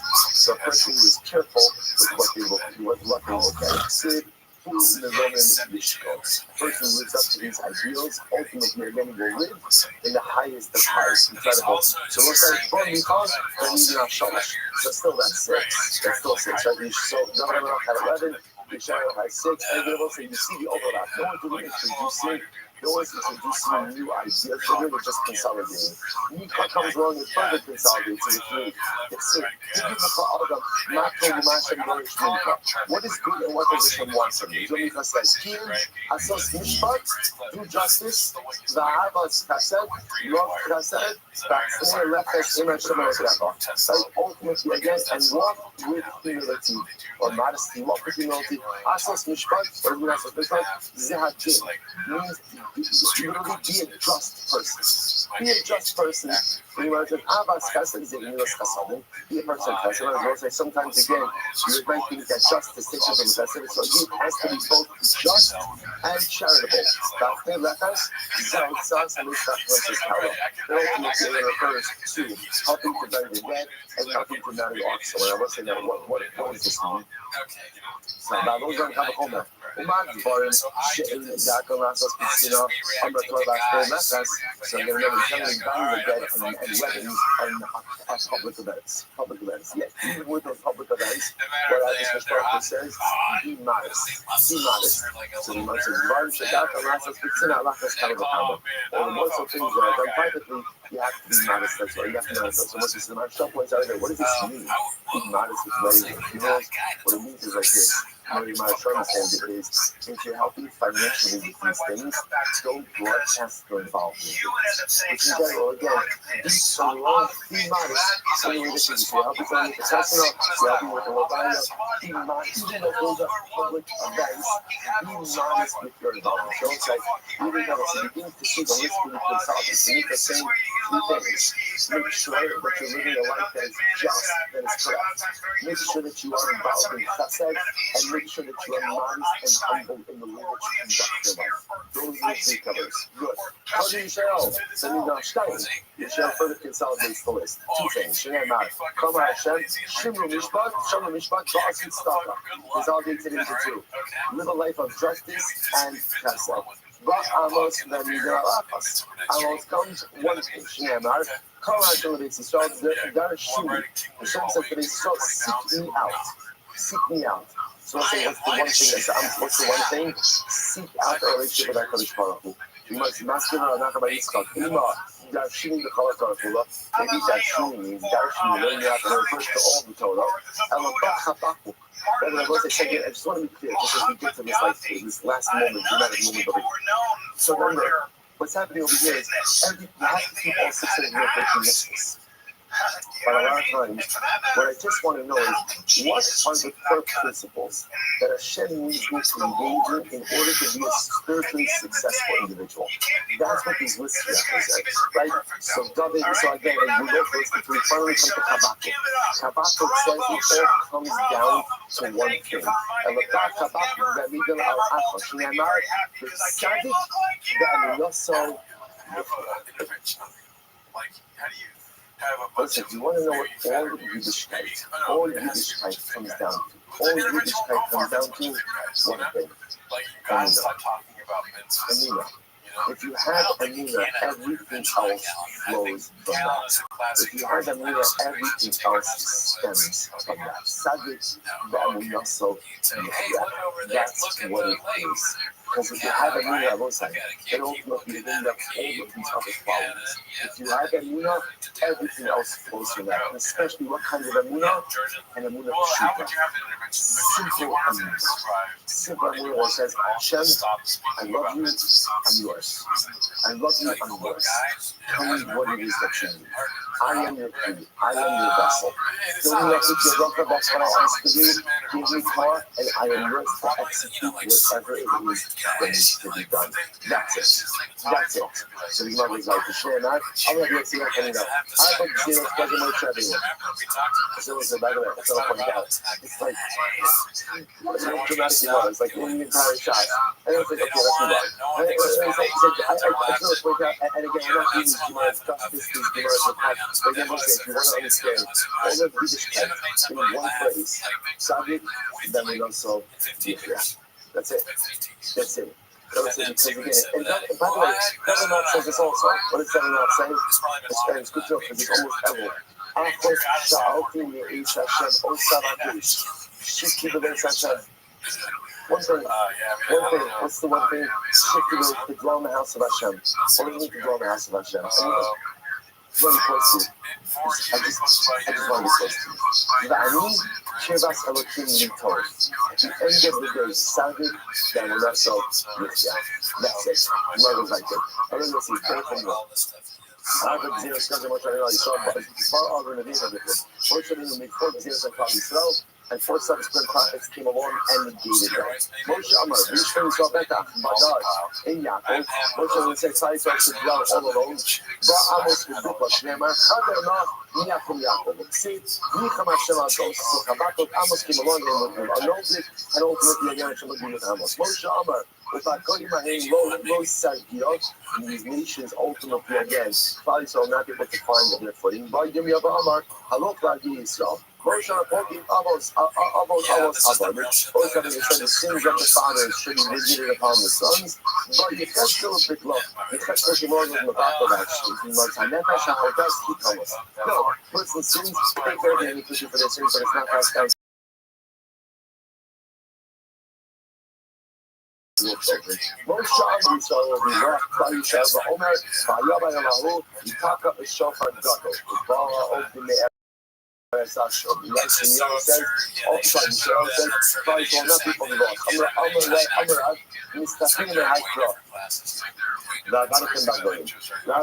I am so sorry. God again, the party shall be fully lost amongst the nations. Just because something's lost is not bad. Sometimes you lose something, and what's what happens when you lose it? The owner constantly tries to find it, fix it. So let's say so beautiful. We are lost. We are lost. There is no beautiful thing. We're lost track of the powerful. And the devotion constantly seeks to find us. And when we seek us, we try the Akra and spend the eyes of it. Not speak from us. So try Dilma, Kafilas to share in the ultimately, again, even though it says, and if you see in the land of your enemy, maybe it means your enemies. In my dictionary, it's like the consumption of cucumbers and gourds. So apparently, when you put cucumbers and gourds, you don't pick all of them off the vine, but rather you leave some of them on the vine itself. So probably still there will be losses, but you will never be totally decimated. I will say that way, sometimes you see my focus in Gemara, and you don't see exactly how it resolves. So you're most having a prophesizing, probably still will be lost, and some people will be in the shower, others saying, no, I'm not sure that's the cause. Like this one, powerful, that's what somebody should see that you know. So we'll say, what happened? What happened? So it's going to point out something amazing. We are living proof that the Gezerah of Moshe Rabbeinu was annulled 2,000 years after the Beis Hamikdash was destroyed. And look at us. And look at us. Why? He's sitting in the Beis Hamikdash studying Torah. He's sitting in the Beis Hamikdash studying about Moshe Rabbeinu's Gezerah Yishayahu is annulment topics. And again, and if you look at the proof that we are not lost, then look at us. Look at us. We are the key to the business we can have here. And we are proof to the fact that if Kodesh Baruch Hu, the shepherd, is looking for us to flock every single day. We are not lost. We know what we have to do. We know where we have to go.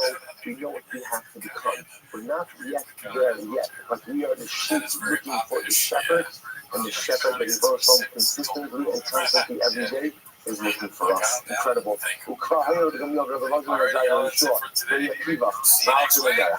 So here we go. End of the sentence, Marcus. A story. Rabbi Gamliel, Rabbi Elazar ben Azariah, Rabbi Yeshua, and Rabbi Akiva were all walking together on the road. They heard the celebrations from the Roman arena, from the arena in Rome, and it was so loud that they heard it at a distance of 120 mil. Incredible. And we'll say, they obviously understood. Now, how did they know what the celebration was about? But what they thought the celebration was about was the victory of Rome and the downfall of Rabbi. They screamed both of them and began to cry, Rabbi Akiva Masakit, and Rabbi Akiva began to laugh. I'm alone, we came out of the second. He said, Akiva, what are you laughing? I'm around the Akan, we came out of the night that's fine. So I'm alone. You have a she's talking about southern, in the country of Rabbi.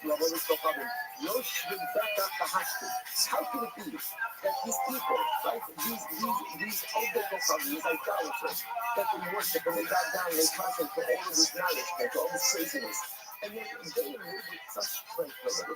Their lives are so good. By his honest, like we were in the sun, that us, at this Hamikdash destroyed. By the fire, and the repair.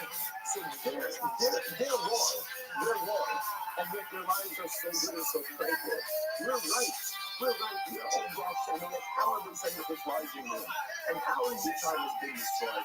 And our people have been exiled. How can we not cry? I went on a Catholic Sabbath, and the Akiva says, this is why I laugh. Ma la'orei risono, hak la'osei risono achas kama v'kama. If this is the joy and happiness and reward that Hashem gives to those who go against His will, then imagine the simcha that is waiting for us. Imagine the reward, imagine the light, imagine the goodness, imagine the beauty that is waiting for us. And we'll say, Rabbi Akiva's laughter, this is a different kind of laughter, we'll say. And it's different kind of laughter. Because remember, Mitzapeh, what is Mitzapeh? Right, first Mitzapeh, the first person you see Mitzapeh was, like, Sari Menu. The laughter, is the laughter of disbelief. But not disbelief that I don't believe something is going to happen. It's like almost like this deep type of laughter because you are so overwhelmed, not about what is occurring, but what will occur. Chol In case you is forgot, you must have unbridled forgot. anticipatory Anyways, so that's not why happiness. they're here, right? Not They're here now, because they right? want to Now watch us things watch are 10 difficult, minutes of shop. but I Okay, believe in that's what's what I going to thought. Yeah, come that's in what the I thought too. future.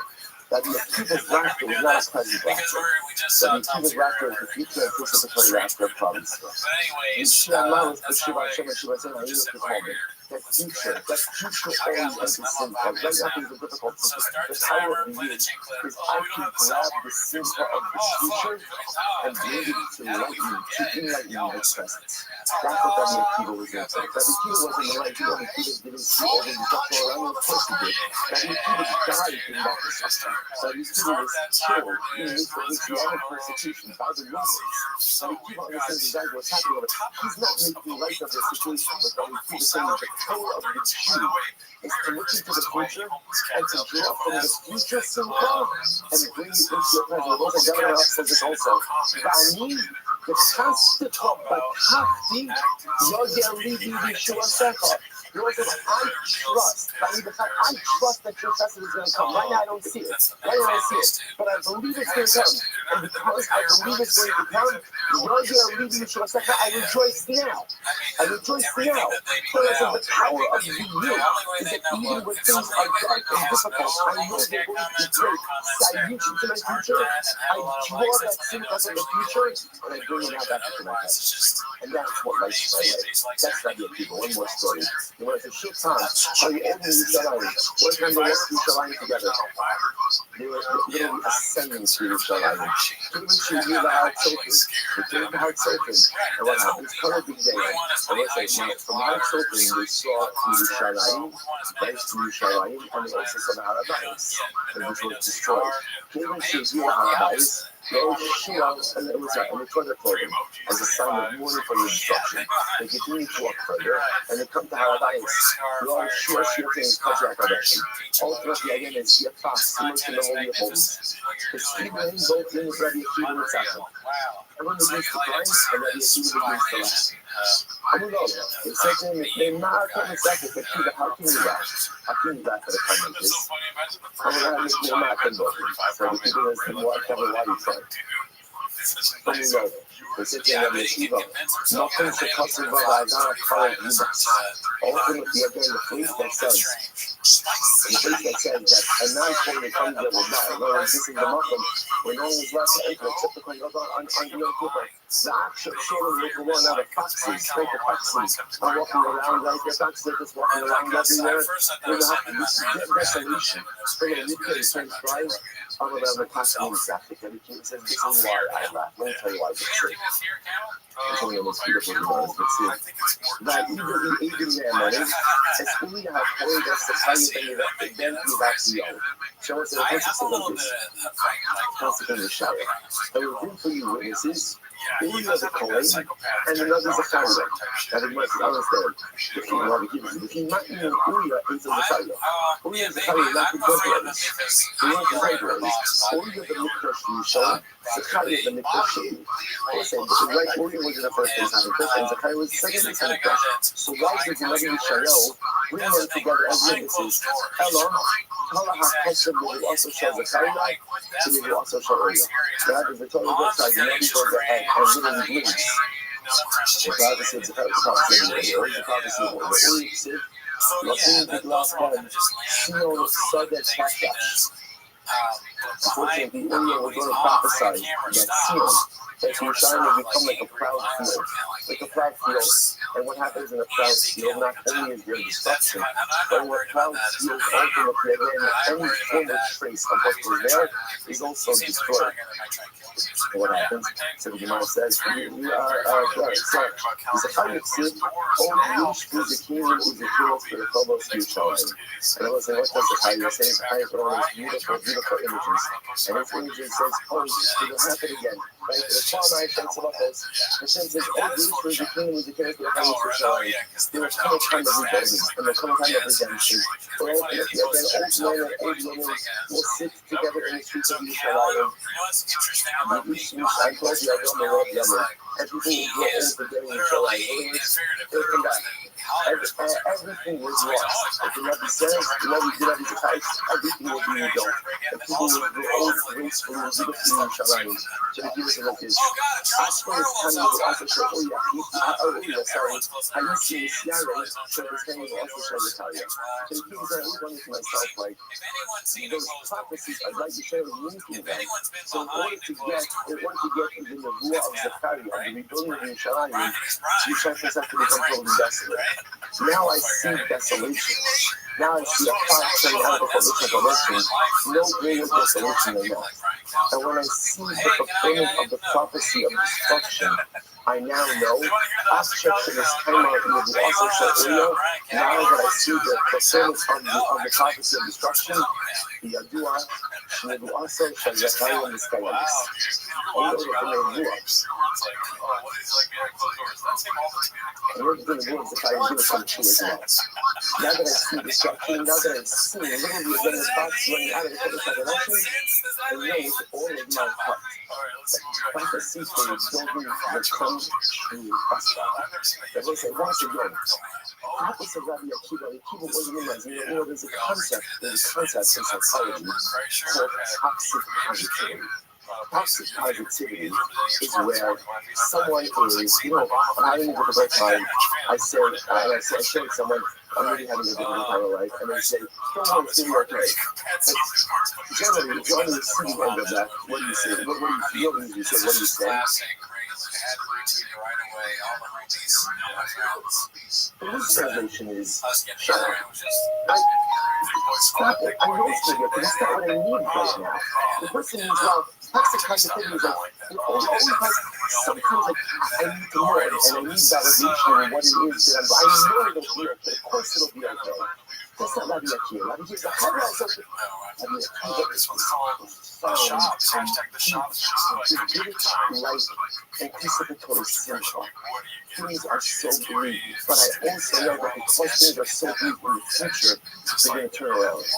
And I can reach into that future, grab some of that simcha, and bring it back to the here and now. To do that. And if you can reach into the future and bring back some of that future simcha to a dark and bleak presence, that's the only way you get to it. Because the only other alternative is to lose yourself in the suffering. Is to lose yourself in the sadness, is to lose yourself in the darkness. Rabbi Akiva teaches us ultimately how to reach into the future, which is going to be beautiful and bright. Take within that brightness, bring it back into a dark presence. The Rothschild said, and he said to him, Akiva Nekantanu. Akiva Nekantanu. Rabbi Akiva, you actually told us, we should be up this house. And I was like, those words are not just simply true. For that particular episode, I was like, these words are Rabbi Akiva. Actually, this reminds me, this Muhammad has been a source of consolation for problems throughout the ages.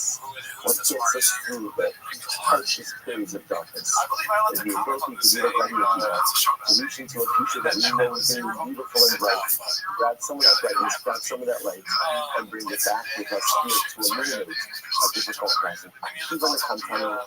Akiva Nekantanu. Rabbi Akiva always come to for us. And he always does come to the outside.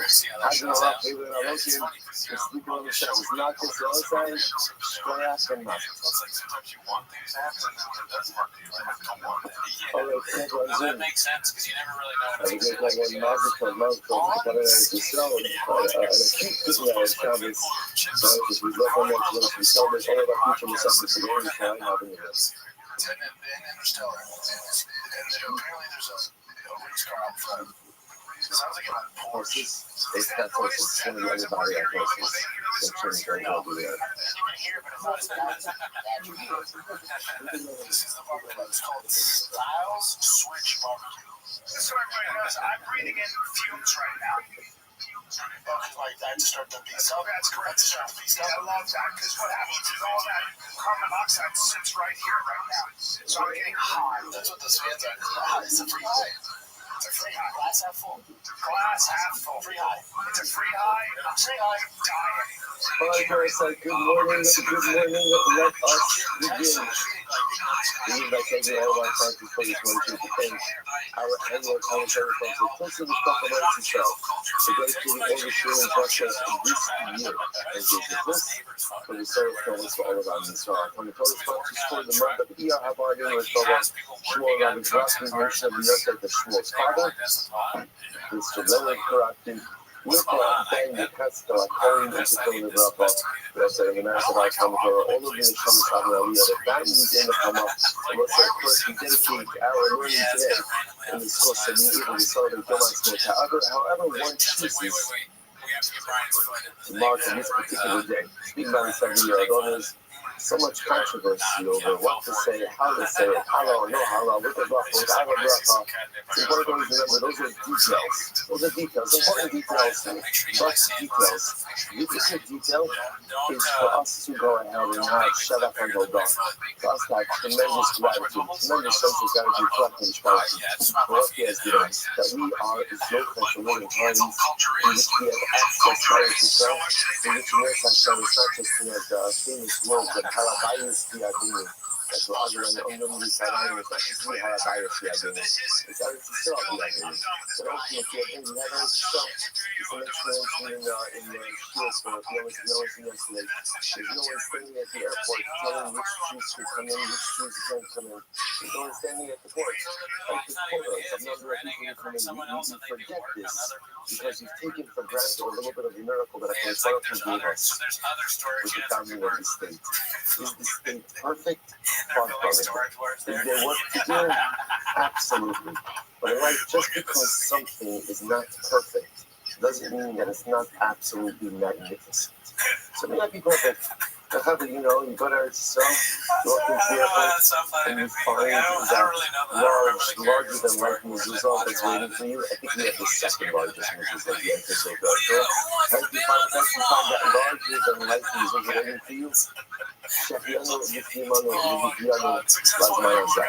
If you have this source, and that's going to be able to put your hands on that mezuzah as you enter into the sacred door of Eretz Yisrael. Where is the first result? To do this for us. There's a Mashiach comes, the Lord will come, but they say this will come, they'll be even better. But just because it's not exactly as it should be, does not mean for a moment that it's not absolutely magnificent. It's like their parts of the bracha, when the survival of the war. Whenever anyone this year says something critical of the government of Israel, or something about Eretz Yisrael itself, he would always go ahead and silence. He would always shut down the conversation. And just understand, it wasn't, my grandfather wasn't blowing the blue and white and Yom HaAtzmaut and evening dynamic and all that. It wasn't. As a survivor, he understood what it meant not to have a Jewish homeland, but not to have access to a Jewish homeland, and then what it meant to live in a world with access to a Jewish homeland. His shita in life always was, whatever your problem is, figure it out or be quiet. But don't run around talking about negative things or difficulties or problems with our beautiful homeland. Because whatever the problems may be, they can't be comparison. Okay, so here we say how it's almost like how I will say it, won't say it. Again, it's a detail. It's a detail, an important detail, but a detail. The people is on this day, you must find your way to express what profound humanity reflects on the start of the miracle that He has given us. The idea, we're building Baruch Hashem here in Shul. We're building a side community from the Shalom, and talking on it. Look at that. Who would have ever thought that? I'm telling you this, the grandchild of survivors, having a hand and helping to get the nuclear that's 100 years.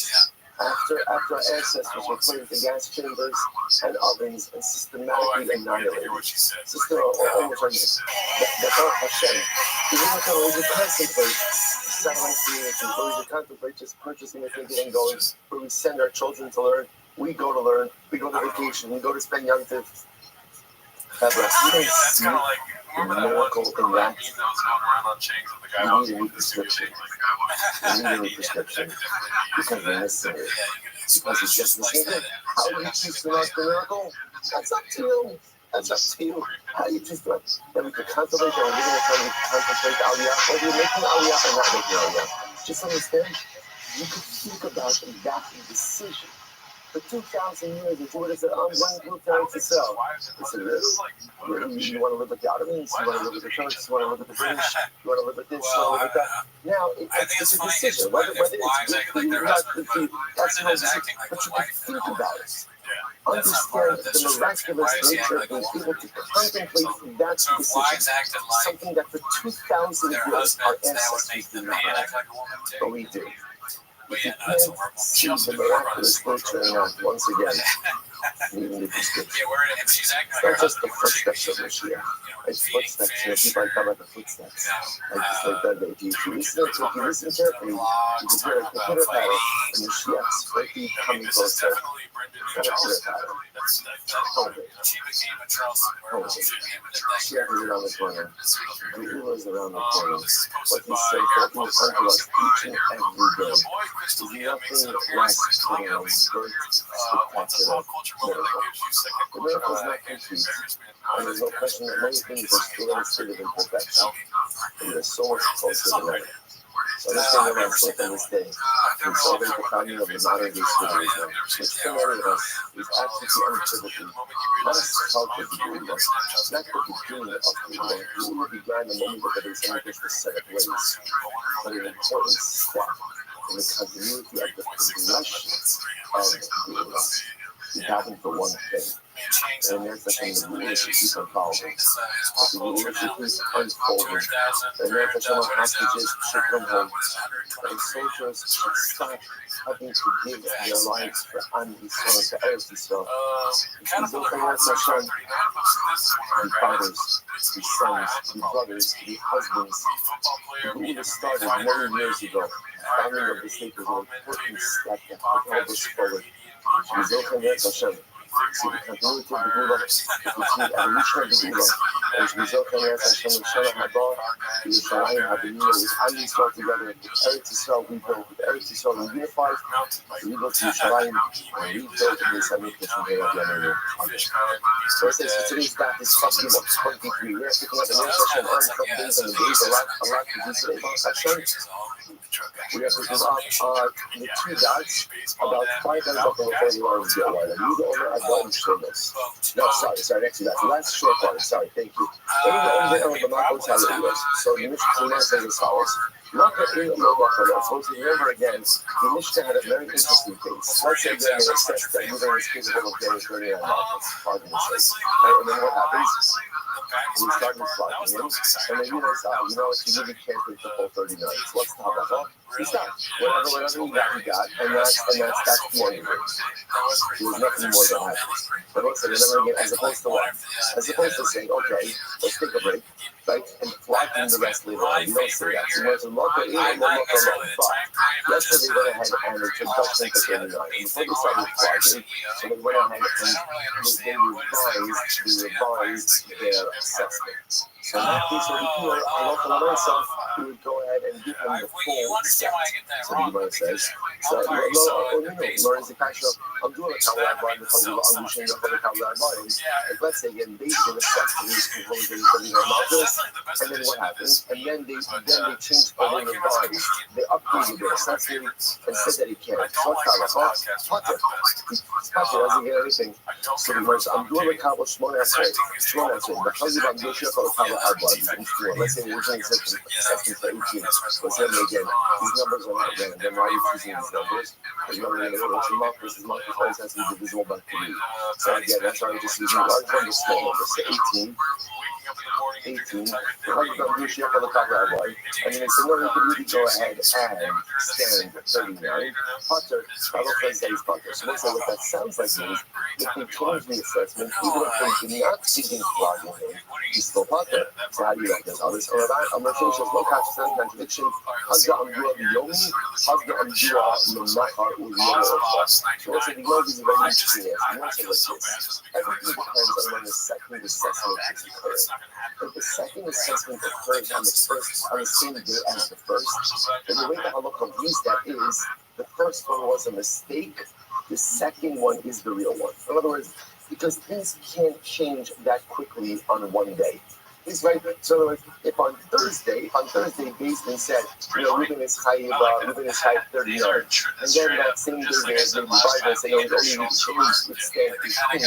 Where the halakha means that is they were mistaken about the 39. That was a mistake. So essentially, snatch that one and go with the second one. However, let's say they made an assessment on Thursday, right? 39, and then on Friday they said, you know what, you only go ahead and withstand 18. When you look at that second assessment as correct. Why?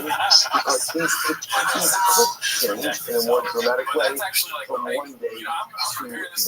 That's how you might reconcile these two ideas. We take a quick look at Rashi. Rashi says, so this is really the case when Allah the assessment, the second assessment was done that same day. The Kabbal of Shmona says, because of the go by Yom, she yachal Kabbal or yachal, if you only miss the Omer Shalahem, no higher clue. Even the go by Yom assessment, Kamashang, Shahari Zimron, Yishkan, and Akafish, Bishos, Kazak. So let's say, so again, Salak is interesting, right? So if the second assessment occurred on the same day as the first, then you look at the first assessment as mistaken, the second one as correct. It's not just points out, it's not possible that things change down materially within one day. Like not possible that we went to a guy to take 39 malchus, the guy to take 18 malchus in one day. So it wasn't that the first one is mistaken, and therefore we go to the second one. On the other hand, look at the next one. Again, there's more here, but just giving you the point. The Bryce said, I'm doing the Machal Yom Okra, Yom Akadal, who's Vada Eme Kumaru, Shayaka Aino, Shayaka Zamakabo, Ad Osayan Chastika, Mazos, Ellen Mishkano, ridiculous. Yeah, Gloria Brian, Ad Yom she really only Shayaka Makabo, only equals only Gamai. What's this interesting I'm also the right song, and the police but in the second case, where they gave me the assessment of 31 on Thursday, and then gave me the second one on 18 on Friday. In that case, yeah, I think correct. In that case, I love for myself. The first assessment is correct. Now, the reason why the first I'll show you that is different. The first assessment is correct. Whereas you don't do the first assessment until what? Why? Because things could change from one day to the next. So on Thursday, you can take 39. On Friday, you can only go ahead and do 18. So the first assessment stands. Now let's say, what does that mean? So when you give us 39 malchus, when you need 39 malchus, when based on that says, I'm going to only pay 18. That's what Rashi says right here. And therefore, in that case, interestingly enough, Rabbi Potter, look at anything, even if you do not get any malchus, why? Because he was already degraded. Now we're going to see that we haven't touched on this fully at all. Like the short week, a lot of what Malchus accomplishes is degradation. And the kapara itself of Malchus comes through the degradation. So the mercy is justified. So if you've got an assessment for 39, right? And then the next thing got an assessment for 18. That first assessment of 39 was correct assessment. Okay, something happened out there. You don't think it can dispute. The degradation of having been assigned 39 and now being downgraded to 18, that degradation suffices to accomplish the punishment that it's seeking to impose upon him. And if I look what I saw, is Potter from all Malchus. So let's say fascinating idea. Let me just zoom out a little bit. So essentially what's happening over is as follows. What happened when Bayesian initially gives one assessment of Malthus and then revises the assessment? Marx just had two cases. If the revision takes place on the same day as the original assessment, then let's say the original assessment was flawed, therefore scratch it, and therefore only go to the second assessment. When the second assessment happens on a different day than the first, and when assume essentially they're both correct. They're both correct, right? Assessment number one is correct, assessment number two is correct, and what Rashi is pointing out over here is that Rashi is consistently not supposed to be pattern because we assume that when the degradation occurred, it just simply through the higher Malthus allocation of day one. Fascinating. Now, let's say there's one important caveat. There's one important caveat. There's an only point in time that Malthus started being administered. And then in the middle of Malthus, Bayesian says, okay, we made a mistake, we can't take 39. We only do 9. What's the halacha? We stop, obviously, and that's it. And that's it. In other words, we do not make the get recover and then give you the rest of his Malthus. So that's the caveat. All of these discussions is where Malthus has not yet begun to be administered. Okay, good.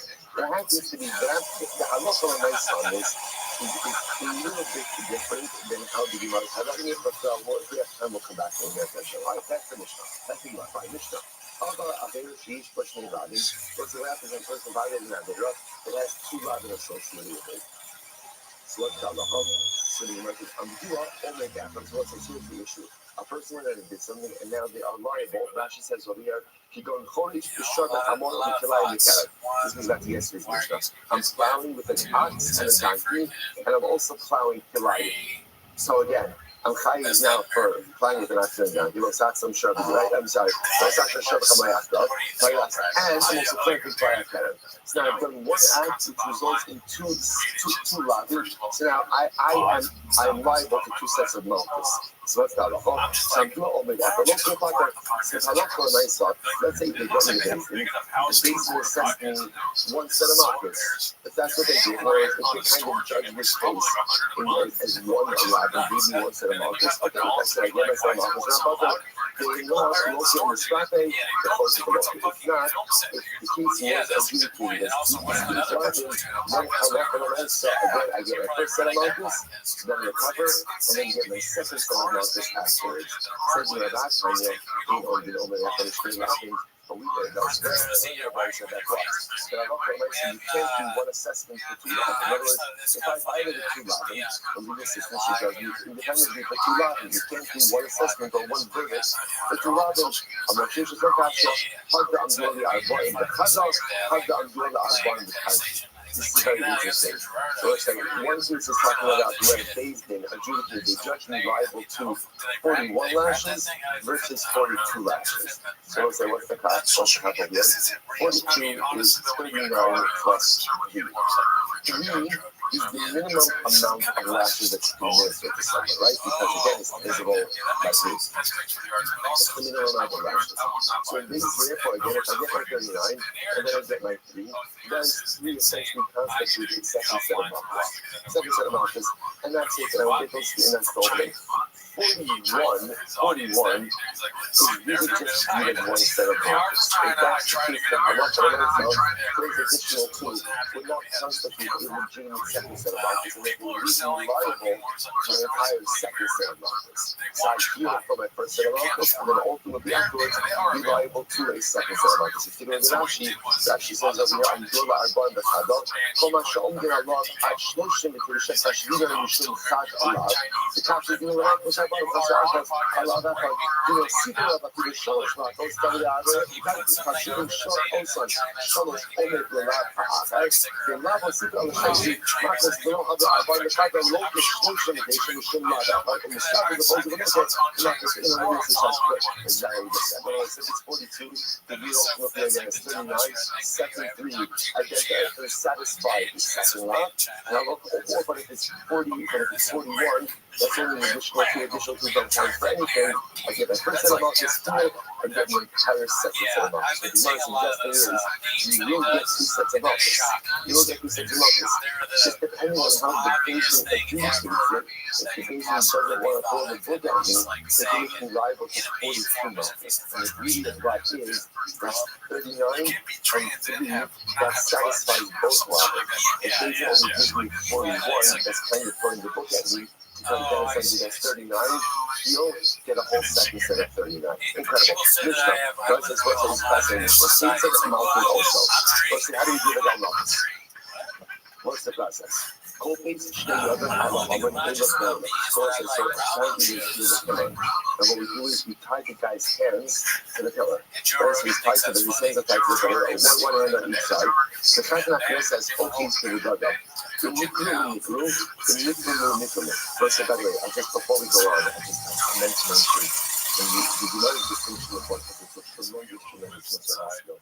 You learned this before a number again about whether he gives multiple assessments. But he said if we give 2 assessments on the same day, what was halacha? First assessment is flawed, second assessment is correct. 2 assessments on 2 different days. First assessment is still correct, second assessment is also correct. The first assessment still remains correct. Why? What was the logic? The logic was things can change that dramatically in one day, but day to day they do change. So we'll say it's such a profound piece for us in life. Things can change our life. Things can change our life. And at times, they did change very quickly. Generally, it's not the way things are. Whether it's change that we want in ourselves, or whether it's change that we want out of life. Change absolutely could be effective. The issue just is, you have to be patient. You know, I can say, what is it behind? That says patience is a virtue. But you know, good things come to those who wait. Good things come to those who wait. So by the way, it's not just true. It's not just true. It might be true in life. What the Gemara is telling us is that dramatic change doesn't happen in a day. Change can happen one day to the next. And this is so incredibly important. Sometimes I can run out of conflict for things. And we just want it now. And we become so impatient, and when it doesn't materialize now, we give up. Because I was teaching us, although dramatic change could occur in one day, generally, it doesn't happen. Change takes time. In yourself, in your life, in your home, with your family, in your career, whatever it is that you want to do, that you want to expect for your change, you have to have that level of patience. Okay, back to you. Back to the job. We're tying into a pair. The person that says, oh, we did it. Once it's memory, we're going to see that the cousin that says, he's going to plug and standing behind him. So he gets hold of his clothing. He pulls it down. You have to make sure the rash is not on the clothing, but on flesh. It's just clothing as bad as it is. Okay? You must actually not let you go until his heart is uncovered. It's very, very reminiscent Russian of the Soka. So it's almost virtually the same exact Russian of Soka. Actually, not let you go until he uncovers the heart of the flaggy. So you might say, but Evan is still in that hole. There's a platform behind the guy who's getting noticed. The Kazakh is only the love. And again, the Kazakh in this context is the guy being minister of notice. He stands on the platform behind the flaggy, or just call it Ruben, behind Ruben. Like he would still be a Rothschild, after the Stein, the Arba. And the roof itself is made out of calf hide. Now again, we're going to spend such a couple hides. Calf hide, and the stack is folded into 2 and folded into 4. You might say, we came into a shop on Mark, almost the yard spot, and there are additional straps of donkey hide that go up and down the width.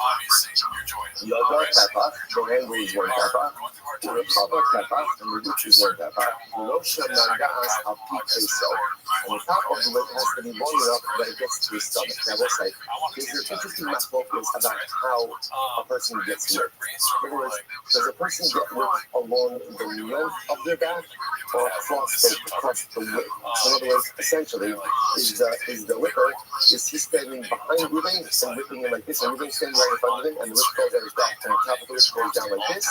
Or no, he's standing a little bit to the side of the ring, flogging him like from the sideways, so it goes across the width of his back, with the straps coming around this way. That's where he stands with the ladder. It's the ladder. And Ruben gets whipped along the width of his back. So therefore, again, the Chazak stands a little bit to the side, and he doesn't whip like this. He whips like this. He whips like this, so that therefore the Gemara is saying like this. The top of the whip has to be able to wrap around the ring to come to the beginning of his stomach. To the side. Okay. I like what you said so the Gemara goes like this. So the Gemara says, not the also teaching the final teaching of Mishmilach. You get 1/3 of the lashes on the front of your body, 2/3 on the side, 2/3 on the back of your body. Then you'll not also the only Yoshes and the Mocha. And again, the flood moving is not standing, is not sitting, but rather again, he's hunched over when he's speaking the mouth. In their mouth, they're still not shocking. Not, yeah? Not to the other office. The Chazak princess is missing about this. He brings down the whip with one hand, not two hands. The whole part, I would order this nice. Yes, and this is interesting, right? This is not a ceremonial flogging. This is, this is flogging. Right? So this is not this. So, and the obligation is him to do it with all of these knives.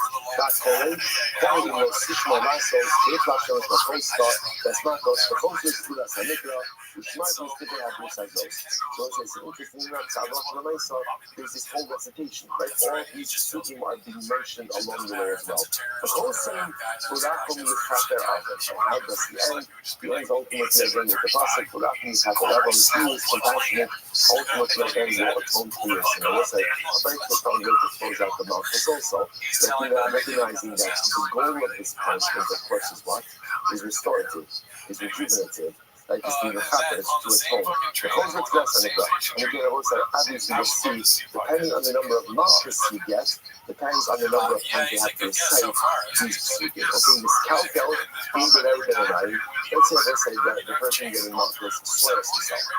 You should imagine what happened over here, either because it's just like right of the mouths, or ultimately again, maybe anticipation of the mouths. And so what's Tawak over there? Oh, let's get. Sorry. We may start us with no Potter. Now let's say in the Chazak process is flogging you, we're going to identify the artifact, what he does. So it's our whole Potter. Then we will say Potter because he's administering the ruling of the days day. Hosted for all the Surah Achos means, how does it go to Ayago? Now, interesting enough, when it's used, only if you give the prescribed number of mulches. If he decided to, everybody likes things, right? If he decided, especially with other people, if he decides to go ahead and give an additional lash over here, and you didn't die as a result of that, then Halakha might say, yeah, and that's called accidental murder, and the Chazak says will go to Dallas as a result of this. His calculating very married, let's say again, Ruben swears himself. Again, whether it's decapitation or through urination, and again, let's say, whether we're going to discuss it's because of like intending fear of what is going to occur, or because of the malchus itself, we'll discuss both of those cases. Potter. So ultimately, again, he's potter from any further degradation. So let's say, now what's the logic outside? Any further malchus. Okay, what's the logic? Well, never get out. They need to love how they make love. Because let's remember again, what's the point over here of malchus? What's the point of malchus? The nikla. Nikla means malchus is supposed to be embarrassing. Malchus is supposed to be humiliating. So if the guy swells himself, ultimately again, he's touched from malchus. So once he really thinks he's going to go, oh, that's just the Shabbat is like that. So just do that, right? So just do that. So I say, just understand. Malchus is a public thing. Malchus is a public thing. There's something to be said when you're in public, thinking like a man. Right? Do not get, because if you're the guy who sells himself, trust me, they're probably following you. Right? That's probably when you walk into people like Shabbos, right? I don't think you're getting Master Yoda. I'm just saying, like, that just in a sense, you get redemption type of that is pretty significant. So hopefully that sounds like, hey, that's a fantastic day out in jail free card. Over here, just like literally, like, just make that happen. Right now, and just go home and be happy. Again, I'll say, just understanding the public nature of everything, it would be quite a degree. Okay, so it's like, talk you want. Let's go. Says the Imam. Sorry, I keep on skipping. Sorry, Rabbi says, Rabbi Duda says, Omer, Ha'isha b'rei va'isha b'ma'isha. Sorry, Ha'ish b'rei va'isha b'ma'isha. Rabbi says no. It depends on how you saw yourself. A man, if he sells himself in segregation, if that's degrading enough, that segregation has been accomplished, done. And a woman who's obviously is covered, is a little bit more sensitive, even if she sells herself in urination, ultimately, again, I'm talking about any further market. Stop us for 23. My type of. So let's say here's the thing. No one knows what to do with this line in the mouth. No one, it's my time of, no one says my time of what? You must see shum nickel, okay? I'm not sure, just, I'm sure those are guys. How do we know that the whip is made out of cat skin? So it's just to sit a boy in that kettle. The pasuk says you get 40 of this. The son of labor, Saxon Shabbat, and juxtaposed to that is both multiple acts when it dresses. Okay, so the juxtaposition says it's a cat skin. I'm not sure. Should be sure of those. So how do we know that it be Rama? Right? We'll say Reuben's back to Reuben dies, and now Reuben has no children. Reuben has a surviving brother, Shimon. Let's say Shimon is covered head to toe in boils. Head to toe in boils. Right? Yes, obviously it's not fair to make Rachel. It's not fair to make Rachel go ahead and marry him. So how do we know that we don't compel Rachel to marry him? So the Gemara says, "Desir lo saksam shar b'disho usamech le kiyeshu achen yachdav." So we'll say, interestingly enough, the juxtaposition of the lo saksam shar b'disho represents, like in this case, making the animal do something muzzle. So to speak, we don't muzzle the Baba, so to speak. We don't silence her protestations in an effort to marry up to the Rabbi. If it's clear that this is a compromised union. Incredible. I'm not sure. I'm sure that was going to die. So again, this is nice. She says that anyone who goes ahead and degrades the Moadim, literally discharges the young children, she will only have all the rights if you're worshiping idolatry. First one, and the pasuk says, do not make for yourself graven images. The son of land is Chagamasos Tishma. So that's the position between Yamsi and Avodah. If you disparage the young children, ultimately, if you worship Avodah, this is incredible. Not beautiful, but incredible.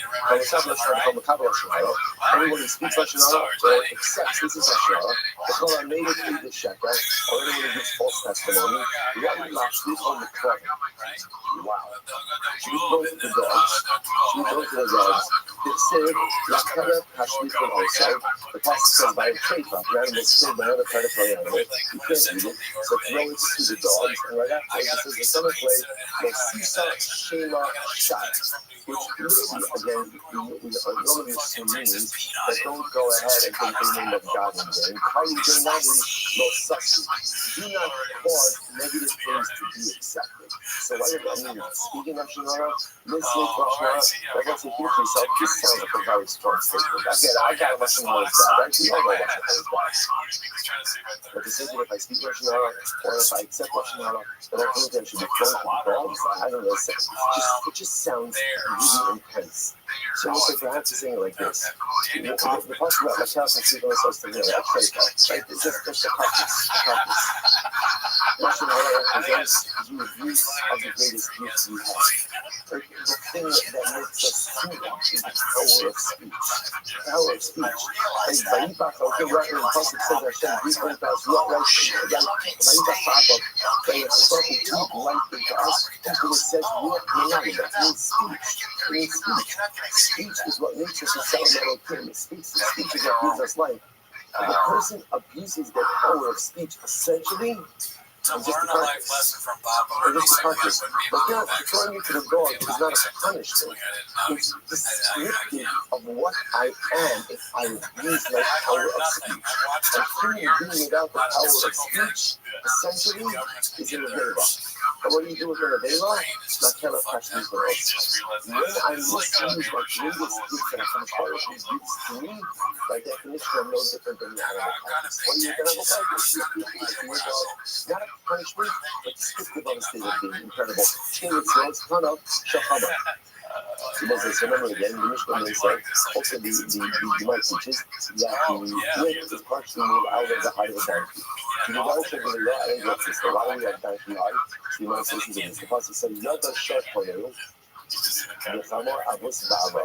So literally then the Shah, the ox, knows its Koyel, knows its owner, and the donkey recognizes the trot of its owner. Now, the Navi over here, remember again, the Navi over here is describing, Rabbi Yishaya is describing how animals have a part that help them understand who they're beholden to. Remember, the rest of the pasuk is, Yisrael lo yoda ani ba'isbona.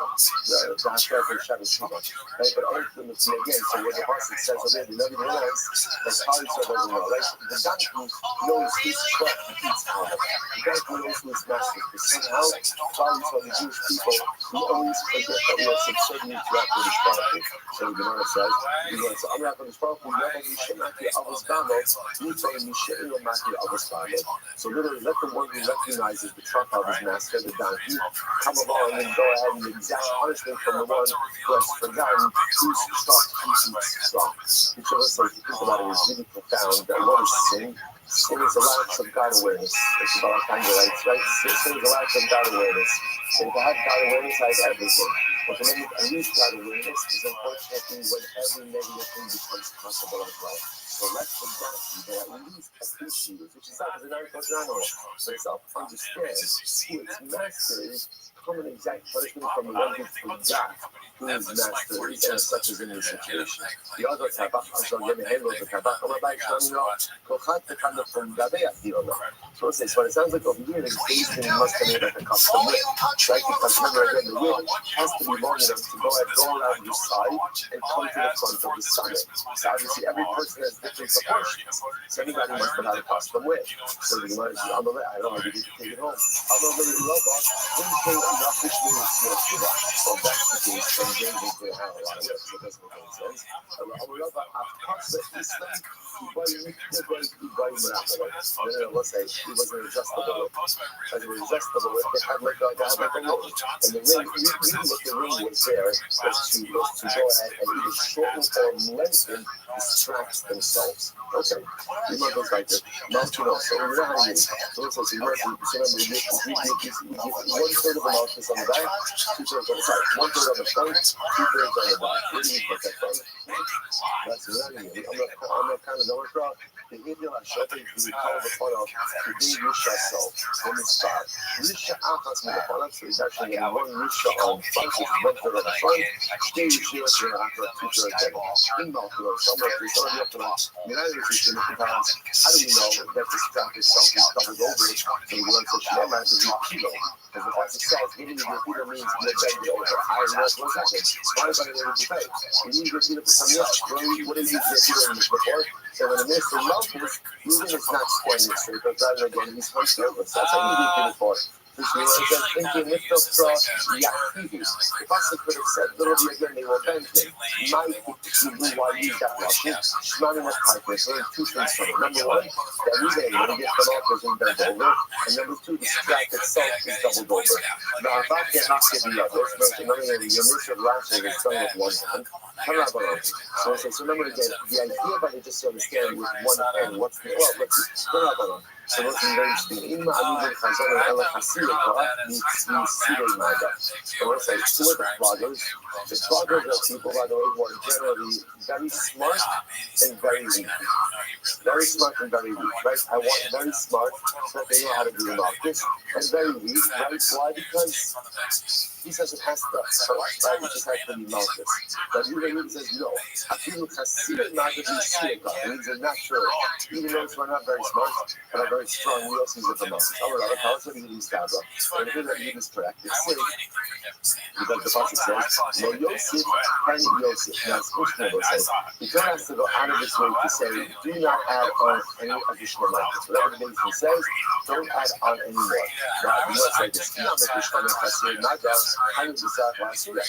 So if that means that the cousin could even be someone who doesn't have das, then it makes sense that the Torah has to go out of its way to warn him and say, don't eat any additional malchus. And again,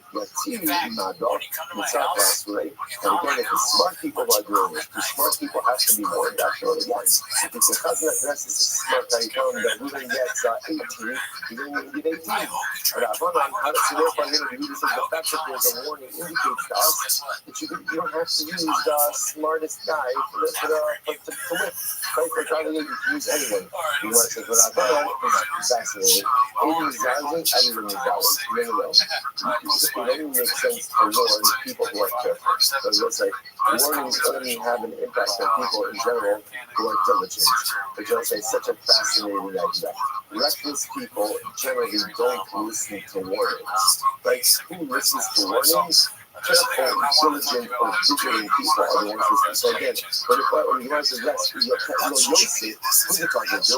Said if you see that, someone is listening. Okay, so if I'm listening, again, this is why you can't help someone who doesn't want to be helped. This is in general in life, right?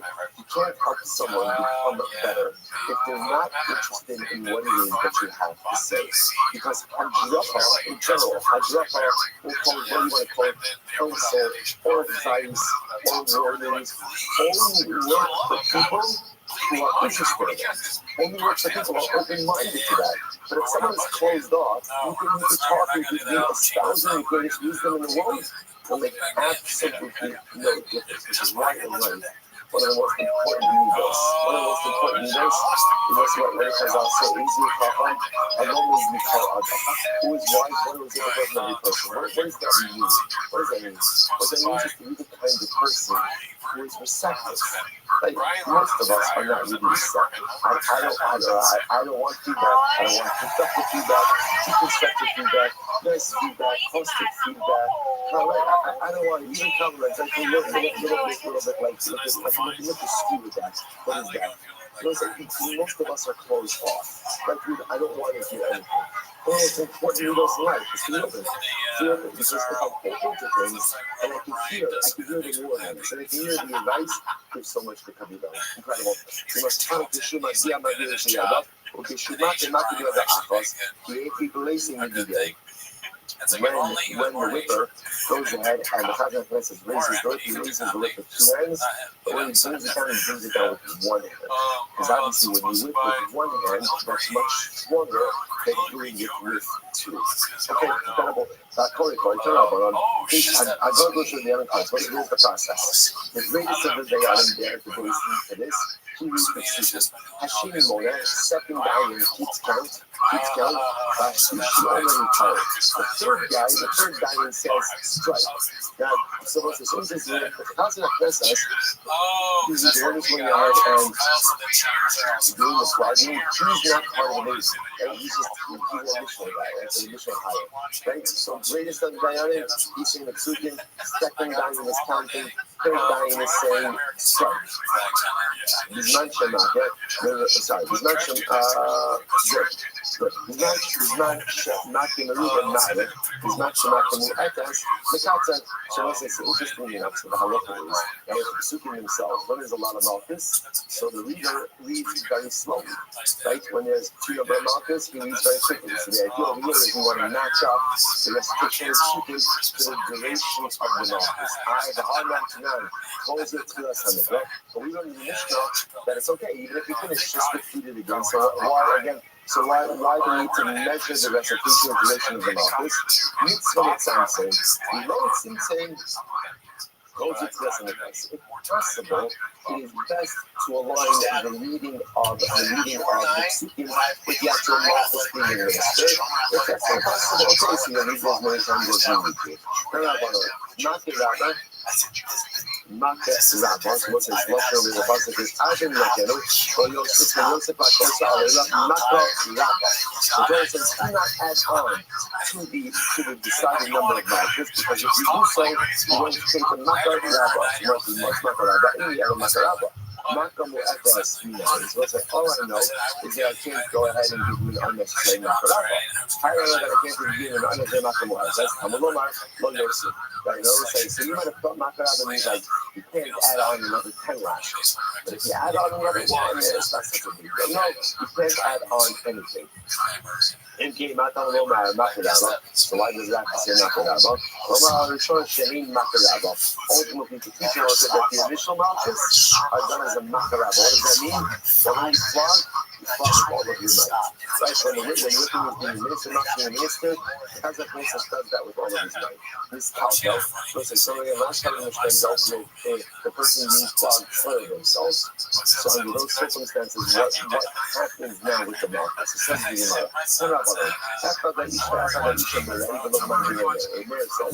but again, soiling oneself with defecation is enough of a degradation. That's it, mission accomplished. That no further malchus are necessary.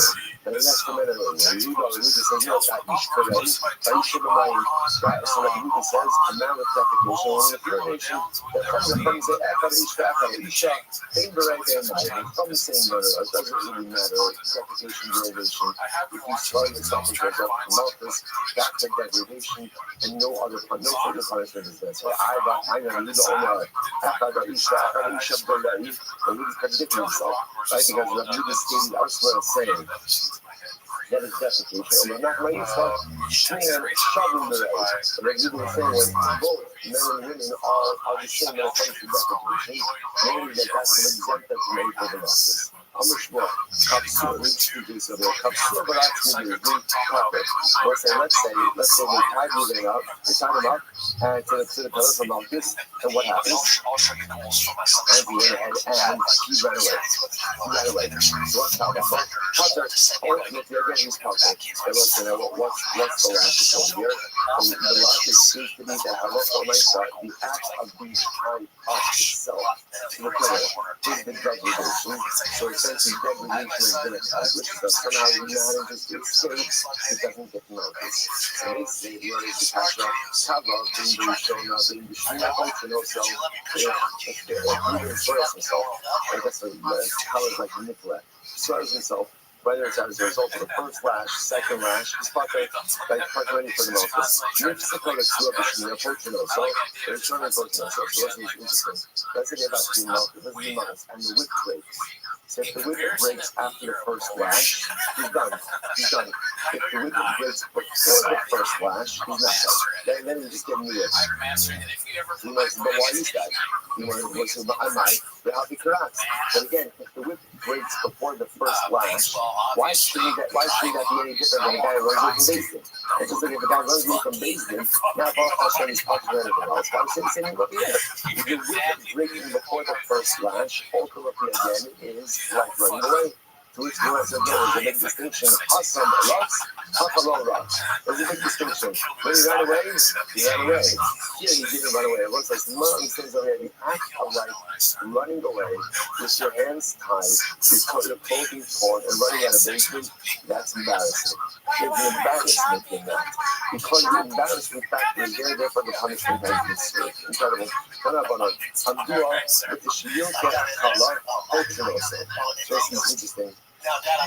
Let's take these in the successor. Let's take these in the says, even if he's strong enough to stand 18 notches, but he will soil himself the moment that he is lost. However they're able to assess that. Right? However it is, after all ultimately again, and when we talk about this, because she needs to be raised in Kala, not for themselves. If they say they're going to use things and he's going to soil himself, not as a result of the malchus, then we still flock his malchus. It's not going to say, if the sound comes as a result of the malchus, then that's grounds for exactly the rest of the malchus. If he's just soiling himself, I don't know, nerves or whatever else, well, good malchus, just even engaging, we'll still flog him. So no, people color the tila mouth. So Shemar the color the nikla the lotion local part of it. Furthermore, again, it's interesting. You might know that. So even if halacha lemeis that besides himself, there's still bargain. Right? Why? Because halacha lemeis the concept shami bargain as well. Halacha lemeis 5 days. So in other words, the idea over here is any kind of soil exemption is going to result ultimately of the malchus. And if he saw himself for one malchus, that doesn't exempt him from getting malchus afterwards. Okay, Mishnah. Let's say now I want to point back from now to the end of the Masechta Neit Hashem. Some good other thoughts. Magnificent beautiful like that. Magnificent beautiful like that. He's going to take us to the malchus. Don't have the position like when you shoot the piece. So Mishnah Amar, the Nikra Akis on their hands. So this is incredible. Any person is high colors. This is good. Any person is high colors. Once, remember, for currents, you get malchus. We'll see how anybody agrees with that. But again, how the comment says, for currents, you get malchus. And once you get malchus absolves you of currents. It absolves you of currents. Why should I mark? The Nikla Achikam Le'inah. Your body will need to breathe in front of your eyes. She wants this kissing. You don't care how you get Achikam to Rabbi Hanan ben Gamliel.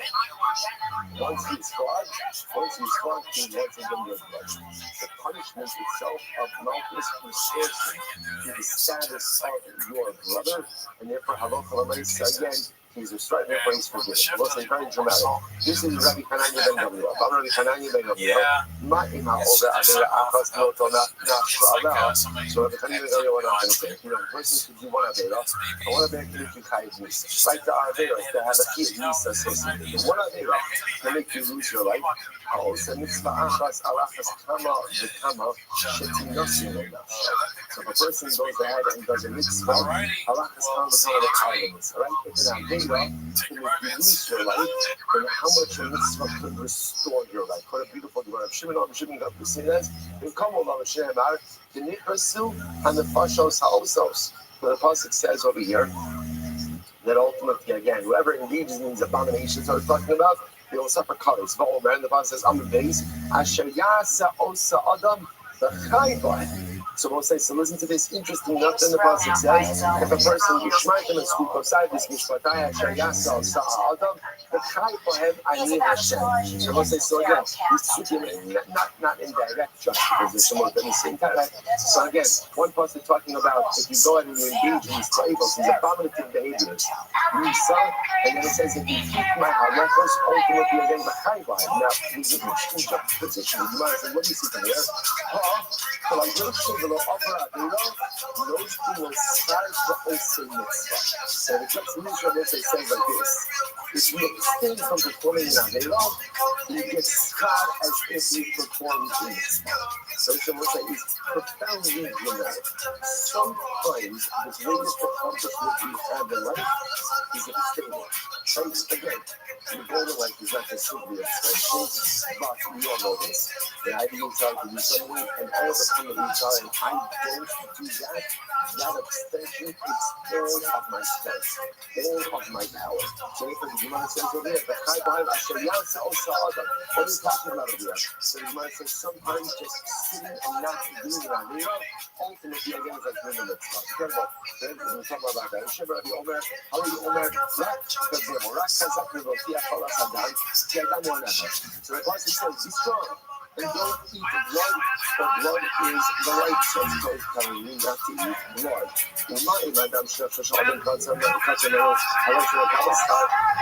Generally, most of us don't struggle with blood consumption, right? If you do schedule time to speak, right? So again, so it's also so that, and yet the Torah says there's such rewards for that. And we'll say that's the other thing. I don't want to struggle with that.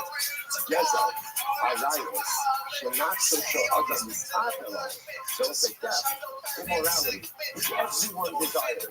Everyone desires. That's why Shemir Alachas Kama Kama Shemis below the Dorosa, the Dorosa are so called Hadoros. Those say, what an amazing Gemara. If there is God for not eating blood, number one, we should have never seen that, which again, really is absolutely million power. Right? But yet again, again, I guess back to doing it. Can you imagine the sky, the gentle, the depth, for our rationality, which all of us want, all of us desire? If we go ahead and sign up the willpower to abstain, that is a choice for me, for my children, for my grandchildren, and for all future generations.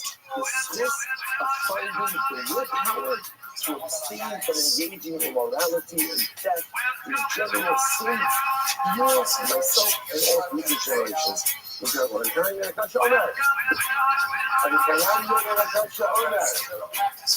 לא עושה הקדוש ברוך הוא וזה הכוסס ישראל. בגלל שאומרות את הדבר שלמדס זה פושט לעם ישראל. לפיכך, here Balaam Torah in this verse. Therefore, he gave us much Torah in this verse. Look at the Bible that we're talking about over here. Is that Allah commands on why 6:13. Come on, let's consolidate. Let's make this a little bit easier. And the Bible that says the Prophet did us a Torah. Why? Because he recognizes that although we are obligated to fulfill all mitzvahs, not all of us find religious or spiritual fulfillment in everything. And therefore, again, I want to be clear, I have to do everything, whether I like it, don't like it, fine, don't like it, that's irrelevant.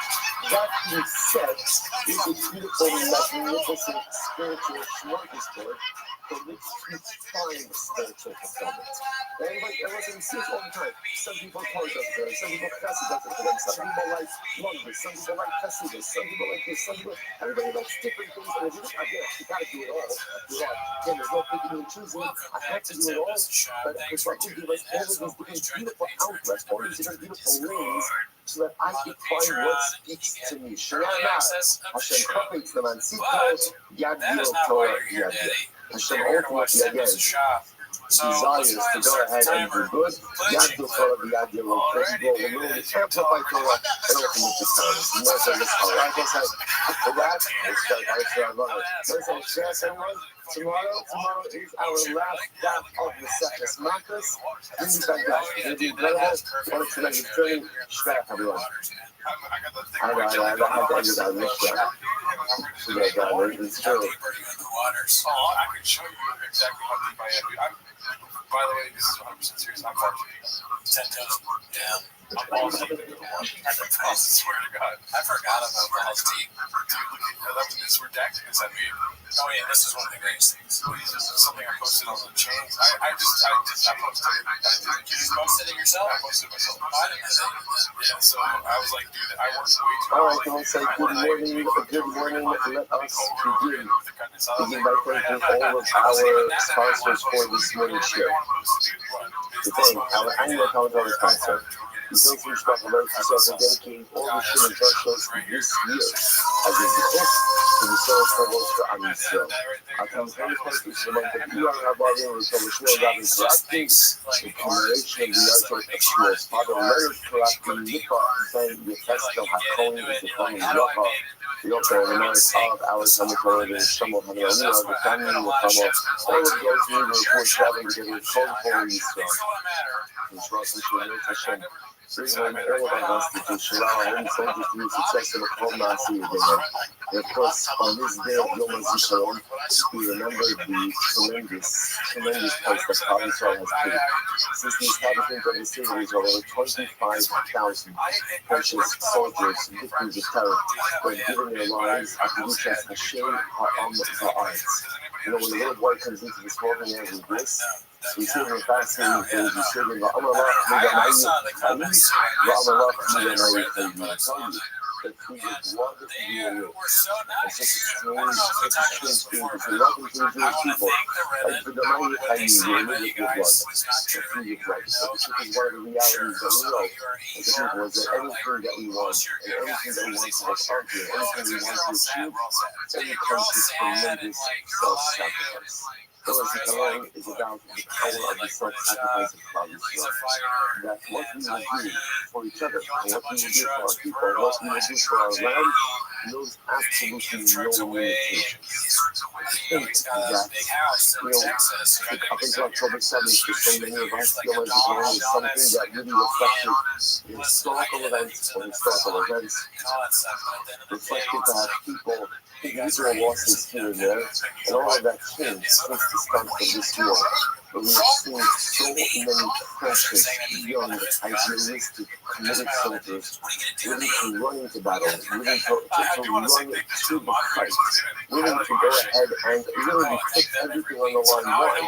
For you, for Amisov, for Elisov, for Parsafar, for Mishpachu, religious, not religious, all kinds of different people, just be willing to sacrifice everything for Jewish eternality, for Jewish destiny.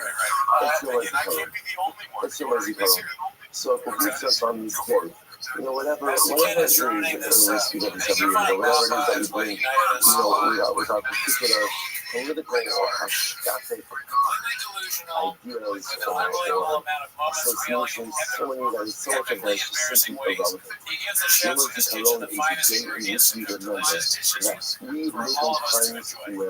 which we remember that we live in times where young men and women looking to have all of them are willing to give their lives for us, for Amisrael, and that requires us to have tremendous control.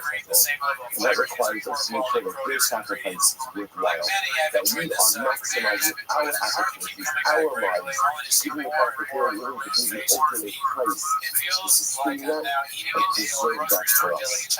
We look at the night of our Talmud Torah, the precious Mishkan Shabbat Yom, the night of our Talmud Torah, Ner Hashem.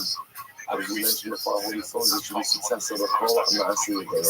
And the merit that our Torah, Ner Hashem, is far to shower on the sun and earth, so to send for peace. And remember, on this day, when you go in there, you love the night of Yom HaZikaron, the Pasuk says, everyone has a feeling in this day. Everyone has a feeling, whether it's an immediate relative, an extended relative, everyone's going to the cemetery for someone. Everyone's going to the cemetery for someone. But it's important for us just to be able to participate at least emotionally, spiritually, in that sacrifice. We look at the night of our Talmud Torah, the precious Mishkan Shabbat, the night of our Talmud Torah, all of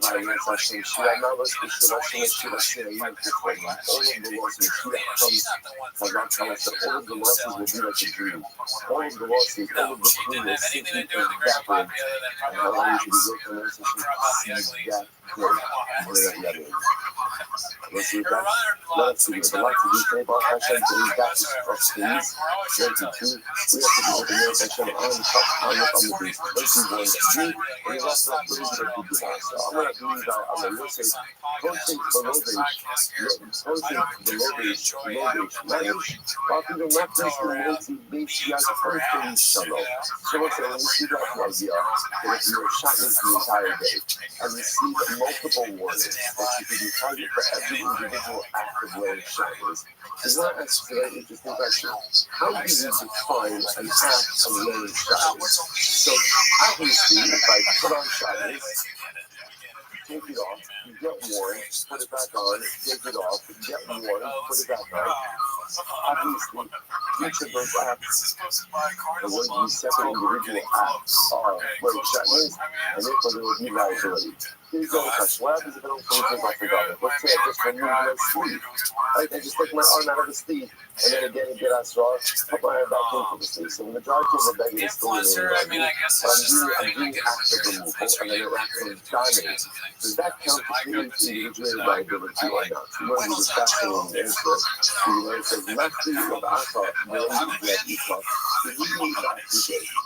So that one is the legal said that it's got to be taken off and put it on. In other words, if you're keeping the garment on, even if you're just looking at a sleeve, at the end of the day, that's so-called wear, and therefore they think of individual liability for a consistent act of wear. So it has to be you removing the garment and putting it out. But actually, not necessarily. After you go Shah, Alex, the third week showed for your Rothschild.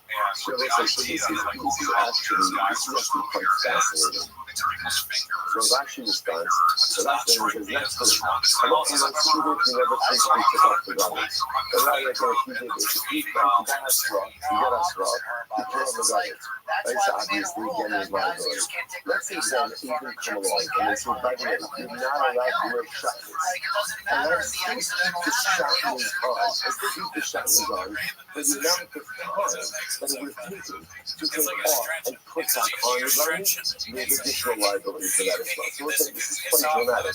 So the option does not require audit. We're looking to see how do you increase an individual liability for a sustained act of shackles wearing. Right? Shackles, we're looking to find out. So the simplest idea would be you put on, you take off, you put on, you take off, but something else forever for you. So that says even if you keep it on, then you didn't resist each other. So like, yeah, you know, if you're trying to carry multi, and still after that point, keep the garment on long enough for the amount of time for taking it off and put it back on. There's liability for that as well. Individual liability for that as well. Quite amazing. All right, so like that. Each case, sure, listen, you got this interesting part of this one. And which was that for one act of cloning, you can be tied for 8 different levels. Each individual missions, and then the mission went through those different missions. So you have other ones, the Kabul unit, in our Kabul, remove the numbers before deciding. It actually points out to the right place Kabul. It actually says in the third white line, neither of these, Yom Asifa or Yom Chad Aylan, is calling Kabul. This Kabul was more like Yakakawa, where they learned. Right? So what's that? So what's Yakakawa? They got together for a day, right? So it's very interesting. Yom Asifa, again, gathering on Yom Chad. They're gathering where again they got together to discuss issues. And they decided the following idea. A culture of the Kilayim, but if one covers Kilayim, so what does this mean? What's the classic case of planting Kilayim? My classic case of planting Kilayim, you take 2 distinct seeds, that's what you do, you dig a hole in the ground, you put it in the ground, and then you cover it. That's Kilayim. That's Kilayim. Okay, so I say, so what about, let's say again, if the seeds are already in the ground, let's say they're already there, and then what? I come along and I cover the seeds. So I did not put them in the ground, but I covered them. Is there liability for that? So the Rabbi says, we decided in the Chabura that even covering, even going ahead and covering the seeds is Kilayim get matches. I'm on that Rabbi Yochanan, Lav Mishnah saying Mizo. Rabbi Yochanan says, okay, Rabbi come down. This has to be figures. That's our Mishnah. Right? What does the Mishnah say? Listen to this. Each Chodesh, if you won't also Mishnah says, each Chodesh tell an Alpha the Chayah Lari Shishwar Lavin. Sometimes you could sell one furrow and be liable for 8 different lavin. What are they? What are the 8 lavin? A Chodesh is Shada Chabar, right? I'm plowing with an ox and a donkey, so that's again Kilayim of animals. And in the flesh, they're consecrated. The Kilayim Bakeret. And again, I'm planting a forbidden mixture. So by the way, high foliage in the Chayim Yishum Kilayim what's the case, ultimately, again, of plowing, which makes you liable to Kilayim? Rather than mixing the hedge of the other. And must be that what's really happening over here is that as I'm bringing the animals to the cloud is actually covering the seeds with the right? Most of you think about it, cloud, you can't plow and violate Kilayim. But the act of Kilayim is planting forbidden mixtures. Plowing is going out and making a hole in the ground. So how can I plow and violate Kilayim? What's the answer? The answer is as I am leading the animals, which are pulling the plow, ultimately the dirt covers the seeds. Then that's going to be an active Kilayim. So you see from here that even covering seeds ultimately again is Kilayim. So these are the other guys. Amalei, so these are great. So the answer is to Yochanan, okay, Shkoya. Ilav the Loi Lekor, Chaskor Mimishka. And so Igloi Loi Lekor Chaskor, Mimishka Chasmag Mimishka Kisei, very expression. So the answer is to Yochanan, had I not lifted up the shard, would you have discovered the jewel? In other words, remember the discussion earlier? Rabbi said we decided we will that even if we cover up Kilayim, ultimately we will be liable for Kilayim. Rabbi Yochanan says that's not such a condition, it's a Mishnah. That's the case of plowing where you're liable to Kilayim. So Rabbi said the only reason you're interpreting it that way is because of my statement. Had it not been for my statement, you would not have known that particular reality. I would say it's such a great line. You say, like, so Ilan is the right of the had I not removed the pottery shard, we would have never found the jewel. Because so many times in life, we accomplish things, we see things, we discover things, we understand things, and we often think these are all account. accomplishment. What we sometimes fail to recognize or fail to realize is that the accomplishments of the present are only linked in the Messiah's nefesh and the sacrifices of the past. Only because someone came before me and lifted up a pottery shard do I have the ability to discover the joy. So that's like we just spoke a few moments ago about this idea that you think about sometimes you see all of the colloquies that happen there and stuff. Like all of the colloquies. Again, it's really hard to know from the news. Hard to know from the news. You know what's new and what's not. And in general, how do you follow it? You think that the sky is falling. But when you go ahead and you sometimes look at the news out of Eretz Yisrael, and it feels like Chas v'Shalom Lo Alinu Rahman Al-Islam Sinas Skinam is going ahead and doing its ugly head. And you know, just today, there was probably news. They evacuated 5 communities along the Route 1. Route 1 is closed today in Yerushalayim because of wildfires. And it's almost like sometimes the American sends us these messages that there are too many fires burning around Israel. There's too many fires. I'm not talking about Hamas, I'm not talking about Hezbollah, I'm not talking about the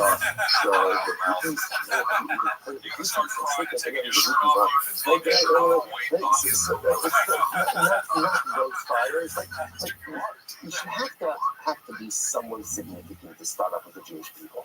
Like, you can't be some guy who just a bunch of palace and just, you know, you should have to. Anyway, so there's so many, not those fires, there are too many fires inside of Cloudy Israel. Too many fires inside of Cloudy Israel. And it's almost like the Shah is saying us this message that extinguish the fires. Extinguish the fires because you're taking for granted what you have. Eretz Yisrael, what we have in Am Yisrael today is such a pearl. Why do we have the pearl? Because those who came before us, so many of those who were on the road, came and removed the pottery shard. So we worked hard to remove the shard so we can enjoy the pearl. And too often we squander the pearl with so much infighting, with so much unnecessary focus. But in life in general, it's good to think about the pearls you have in life for the people who removed the shard so you could enjoy what you have. For the people in your life who have sacrificed, who have given, who have worked, that you can enjoy the brachos that you benefit from. Sometimes you just see the pearl like, wow, look what I've done. No, you didn't find it. No, you didn't make it. No, you didn't discover it. Someone else in your life. Either someone alongside you or someone before you, someone generation before you. Worked hard to remove that shard so you can see the beautiful luminescent brachos that you have in your life. Wow, well, like that. I'm going to use lunch on your opener. Elad the Kilsa Gafler Rabba. So this is my story. I'm telling you, say for the opener. And not. No, he prays it to great man. How about me, the Masnisim money? I would say, who the Mishnah, who's the name of the Mishnah would be Messiah? Rabbi Akiva, this is fascinating. What does Rabbi Akiva say? The Amar, I'm a tiny Kelayim Mocha. Rabbi Akiva says, passing Mocha. So remember, how do we start today? Where the Yara came along and said, even if you just cover Kelayim with dirt, you are tired.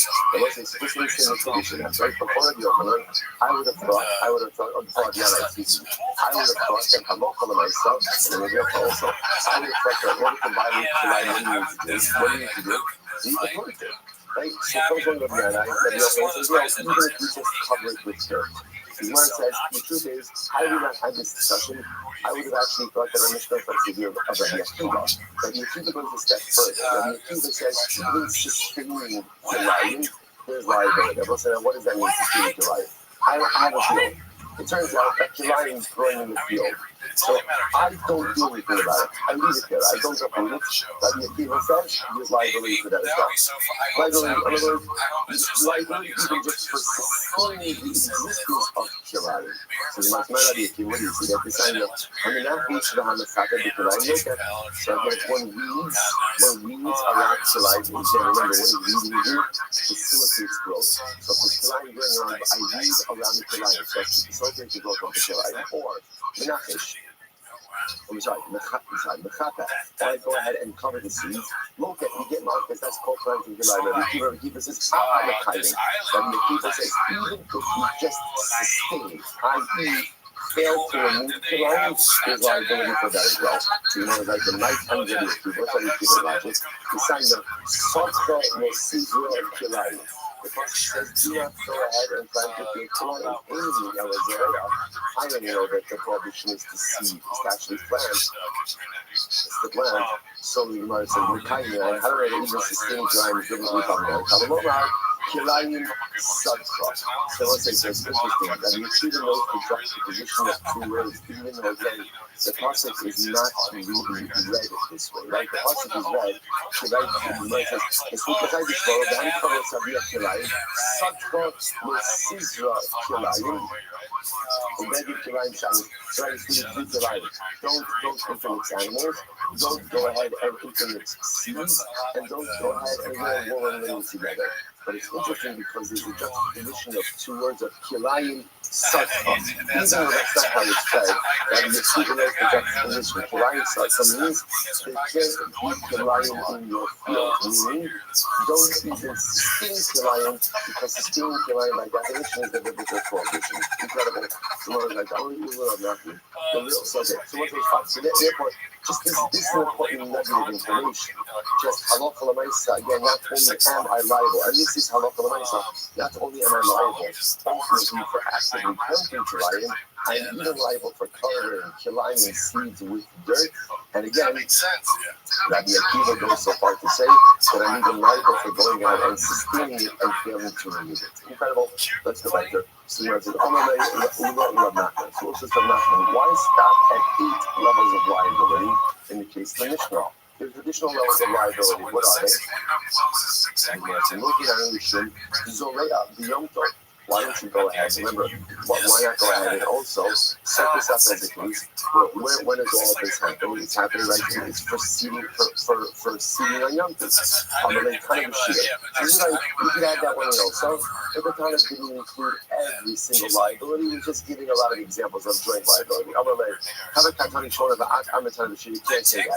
The Mishnah would have said you should do one act and be liable multiple times. That's one thing. When it kind of gives a number, once you give a number, what a number indicates is what? What a number indicates is that halakha l'maisa, that's a specific list. So once it's a specific list, that seems to say whatever is included, whatever is excluded. Rabbi, yishchilik malachas b'Shabbos, and yishchilik malachas b'Yom Tov. Here's the difference. Rabbi says there is a distinction of liability. In other words, you can be tired from multiple malachas done at once on Shabbos. But that concept is not applied. So Yom Tov is a person that says, yes, when one held on the one lap of the one that does multiple things, there's only one liability. For that matter, again, does the same act multiple times, only one act of liability. But by Shabbos, that's different. By Yom Tov, you can't be tied to both foliage and zoreah, for both plowing and seeding at one moment. Okay, so Rashi says over here, you can actually start firing at the bottom. In also Stein the Shalom from Malachos to Heaven Ahad, or also Malacha Shiyish for Stein in the Chayim Ahad. So you can just do like Joe. Again, we're not going into all the halachic distinctions, but Shabbos has still Malachos, Yom Tov does not have Malachos. Okay, so you might say, is that true? Is that true that you can't be liable for multiple liabilities, multiple Malachos on Yom Tov? Done in one lap. That's true. That's now we learn. Hamavashal did before the Yom Tov, but the person goes ahead and cooks the sheep on Nasha in milk on Yom Tov, and then you take Ba'akal, and then you eat it. Milk of Chumash, only if you get practice and Marcus. What do you get Marcus for? So local Mishnah tells you, so number one, you've gone ahead and you get Marcus for eating the Nasha. Right? Number two, the local Mishnah Mavashal Yom Tov. Right, so no mitzvah. You get nafesh for cooking on Yom Tov for non-ochel nafesh purposes. Right, when you're relaxed to cook on Yom Tov, it's your fault for nafesh. But cooking something that is prohibited for consumption is illegal on Yom Tov. So you can get nafesh for going ahead and eating the Hadasha. Right, nafesh for cooking on Yom Tov in a legal way. Local Mishnah Mavashal did the challah, right? And remember again, there's liability even for cooking basa b'challah. So local Mishnah ochel basa b'challah, then you get Malchus for eating basa b'challah. The local happens for days, Mishim Havara. You also get Malchus for Havara, for kindling. Remember, now technically speaking, you only go out to kindle on Yom Tov, technically, as long as it is with Soras ochel nefesh. But because once again, this is not ochel Because this entire act of consumption is illegal, therefore there is liability. I said the Gemara in Esau, Mishum Avar L'Chayiv, V'Ha'er Chayiv L'Mishum Mishum. And listen, one second, you just said that on mortgage, you can't have multiple liabilities for one act. So that's the case. I can't be hired for both Havara and for Rishon. Right? Gemara says, are you right? I think Havara, but I'll give Hanasha Shalom. You're right, take out Havara, and instead put in liability for give Hanasha of the Villa. I was going to do that. Lord Yeshtaim Al-Afilaso, the Shalom Al-Bishilo. I but the Fia said you get 2 acts a month, 2 months for consumption. Right? One for give Hanasha, one for Basel Kolo. The Shalom Al-Bishilo, and 3 months for the actual Bishul itself, which would seem to indicate that there's liability both for Bishul and Havara, which would then mean that there is multiple sets of liability for one act, even on Yom. In Isa, Shalosh Al-Afilas is carried. Al-Atik Havara, Va'ayot Asi Ashara, Ashira. So that you have to take out Havara, and instead putting an Asi Ashira, well, basically we are using wood of an Ashira to fuel the fire. Therefore, again, the use of Avodah Zarah, ultimately, again, reliability as well. Okay. The Azhara and ultimately, again, and the Azhara, the one will be from here, or you talk to us from Uma. Okay, fine. So let's set this go. I'm going to back. So let's say, we're back. We're asking you, you might want to ask a simple question, we're all the same basic question, which is, why does the Mishnah states, right? Why do you limit it to 8 acts of liability? Actually, I can give you so many other forms of liability that could create additional liability. Only about the they're looking at you should for Sabi Ka'iva El Beisacha. So let's say, so what about the following? Why not go ahead and get Marcus? Ultimately, against this position, do not bring an abomination to your home. Allah Hakamas, what's the case of the regulation? The Ase Hektish. The case was given with over here is that actually, no. The cooking wasn't done. Actually, after this preemptive case. The cooking wasn't done with wood of Ashira, rather it was done with wood of Hektish. Okay, that's what I said. The Haka, the Ashira, sorry, this is still back in the preemptive case. That's what I said. The Haka, and the warning is from here. Okay, fine. So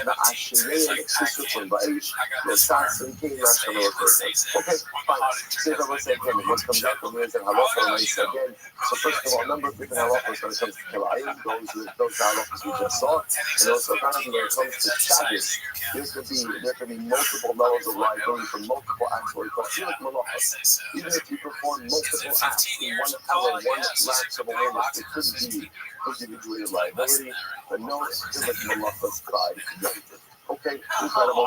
Let's go back to it. So the master Rothschild, the lecture is supposed to say on that now, but that's the Mishnah's case, where the Mishnah says you could do 1 act of plowing, and be liable 8 different times.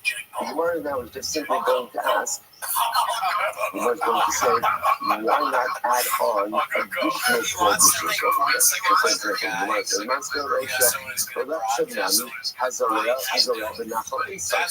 Very interesting. I could add on a night. What's the night? Where there's that the Mishnah. What's the Mishnah's case, right? I'm following the ox and the donkey. That's how I'm like, where's the body takes place? Nachal Insan. What's Nachal Insan? That's the dry riverbed where you do Egla Al-Mufa. What's the halacha that I was saying? What's the halacha? The halacha is ultimately again. The halacha is that if you do not have a plow in that area, you're ever supposed to leave it down. So say now, the plowing itself is taking place in Nachal Insan. I'm not going to lie about it. I'm talking about running it from here. I'm sure that you're like Nachal Insan. Not scared of us, but let's show them that I'm not taking Hashem by the concept. I'll give you another case. Let's say someone has the name of Hashem name, and I ended up going ahead and erasing that name of Hashem with my plow as I called it. So as I'm plowing, I have to show them erase the name of Hashem. Another liability. That's what I said. And again, the warning against erasing the name of Hashem from the following concept. The assassin case, you better finish the Bible design. You shall destroy the name of idolatry. The constant Hashem allocation. Do not do the same question with God.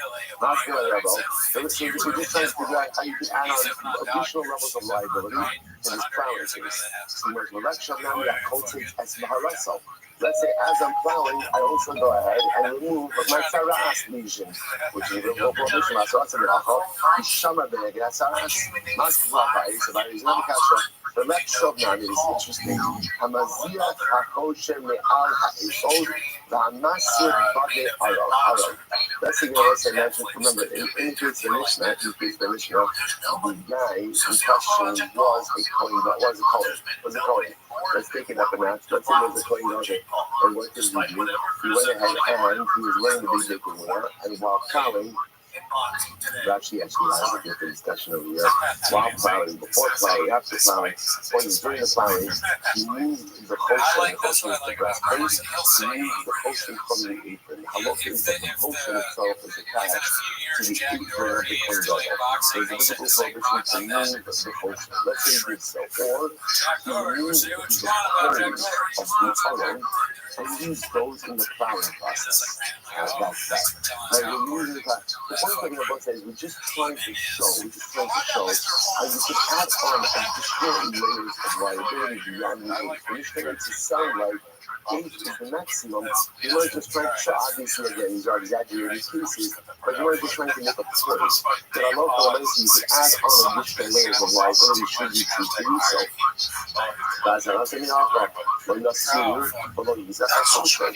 Maski Ravashi, the Lekshov Nami, Hakoresh Ba'aseh Sheva. Let's add on another example, right?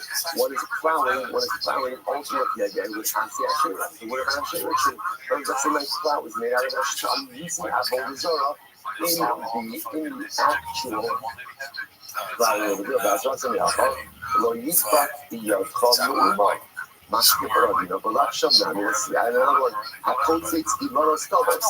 Let's say the act of plowing, I end up cutting down perfectly good fruit trees. Well, then I perfectly help the other trees. I'll patch this. That's in the Alpha. You never so far, but also no citrus. Okay, I'm going to leave a zero. So the Rabbi some money. I'm going to leave a zero money. The next Shamnan. I'll add another one to go. Shmuel Shalo Akos Biyam. Let's say again, this guy is Christian. So again, they're always trying to show is how you can add on even more prohibitions. So here, Rabbi Zibida suggests things to have money. Imagine if I was going to label something about a guy who made an oath, he made a shua. I mean, the fact is, he made a shua, he swore, I will not plow on Yom Tov.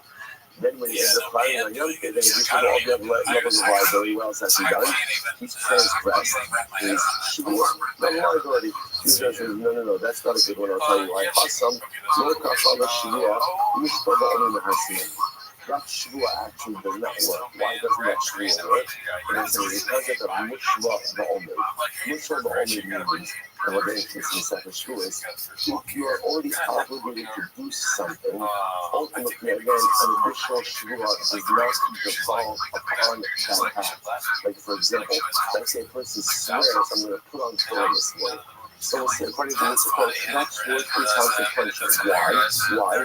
I'm already obligated to do so. That's called Mishra Ba'omed. I'm already obligated to do so. So therefore, taking an oath that I won't plow on Yom Tov, and then plowing on Yom Tov, I'm liable for a lot of things. I'm not liable for violation of the oath. Why not?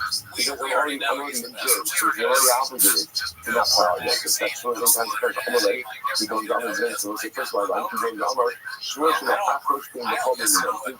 The meaning of the Kala Alei Shua B'Chol, Kala Alei Nani B'Yom Tov. So let's say, so again, this is already treading into Shua service. So what's the case? This means is where I swore I'm not going to plow during the week and on Yom Tov as well. And we'll say now, there's a concept of Shua that since the Shua is Chal on the weekday component, it's also Chal on the Yom Tov component. Okay? So again, we'll see all of the mechanics of that when we look at Shuas. Which we might as well know. We should show you no katani. We're not getting anything ultimately again that could be that ultimately again can have Sheva. Sheva means that you can revolt. You can revolt.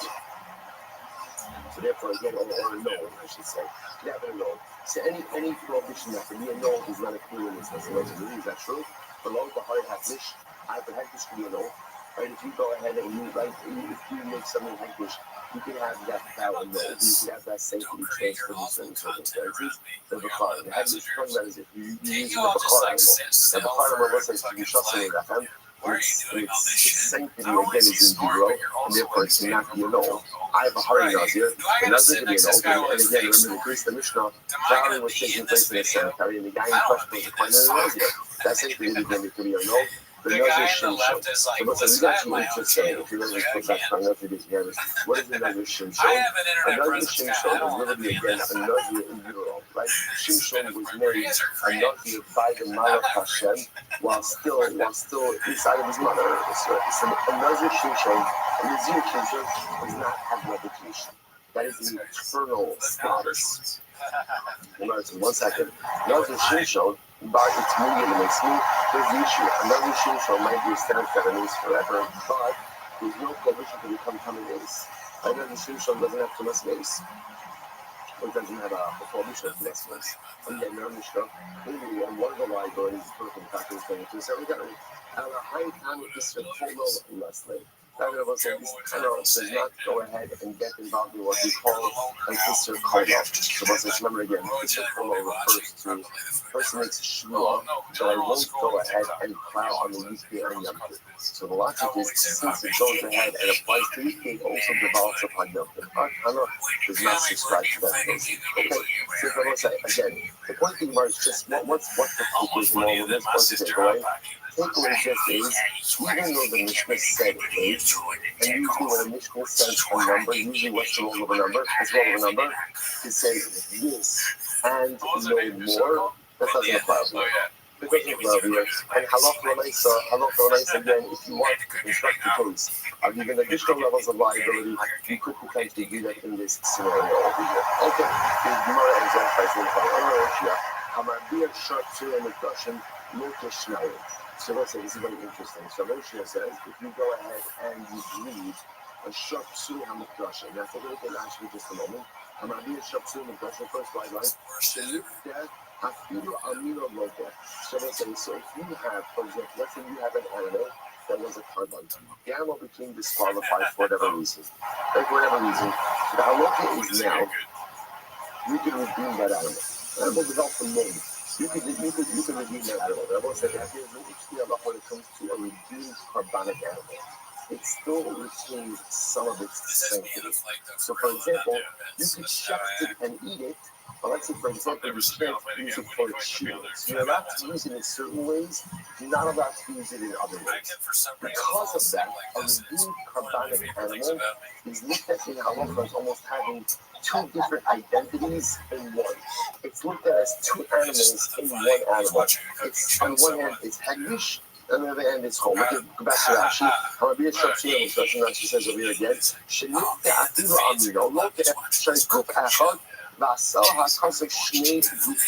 even though it's one animal, it's almost as if it's really two animals in one. The Torah's chulin, the Torah's kachim, each avod. On one end, it's a chulin animal, and on the other end, it's a kodesh animal. Torah's chulin, shemot v'afilo, like we chutz the Pesach or Moed. So on one hand, it's chulin. Why is it chulin? You can shecht it and you can eat it. And where can you shecht it? Where can you eat it? Anywhere you want. Anywhere you want. On the other hand, the Torah's kachim, shasar the giza v'avod. On the other hand, it still retains some of its carbonic sanctity. In that, you can't shoot it and you can't use it for work. You're never going to be set free. The Torah about nafshach. So it says to speak down a little bit in Rashi. Right, he'll talk. Last few lines of that Rashi. He'll talk. Listen to this. So therefore, if you have a short to so let me just bring this case because it's actually really quite interesting. So I have an animal that was set aside as a carbon. The animal developed some more. As a result, I had to redeem it. What the Gemara is pointing out over here is this animal has a dual identity. On one hand, it's still considered heckish. So you can't work with it, you can't shear it. On the other hand, it's considered to be cooler, because what can I do? I can eat it. This animal, therefore, is considered to be two animals in one. Therefore, if you mate this animal with another animal, it's pariah, even if it's the same species of animal. Right? Why? Because this animal is considered to have this dual identity, and therefore, again, if you mate it, then you can't mate it with a heckish animal, because that's just heckish. And even if you mate it with a cooler animal, that's considered even mating of two dissimilar species. Now, the thing over here is that two different statuses have the equivalent of meaning two different species, which is interesting. So finish up that Rashi. So Rashi says over here, therefore you can't mate it even with its own species. You should rely shall be a full al kachin or kachin al chulin. So it says that's the law. That's the local. You can't go ahead and make sure yourself short through the Russian. You can eat it, but you can't work it because right now you can't chew it because it's heavy. You can't eat it with anything else because that's July. Back to the market just a moment. We're not finished Rashi yet. Similarly, I'm going to give you this called Hamamed, the short through the Russian local, shall goof after the Asar HaKos of Kishnei Gufin. So travel says, so too.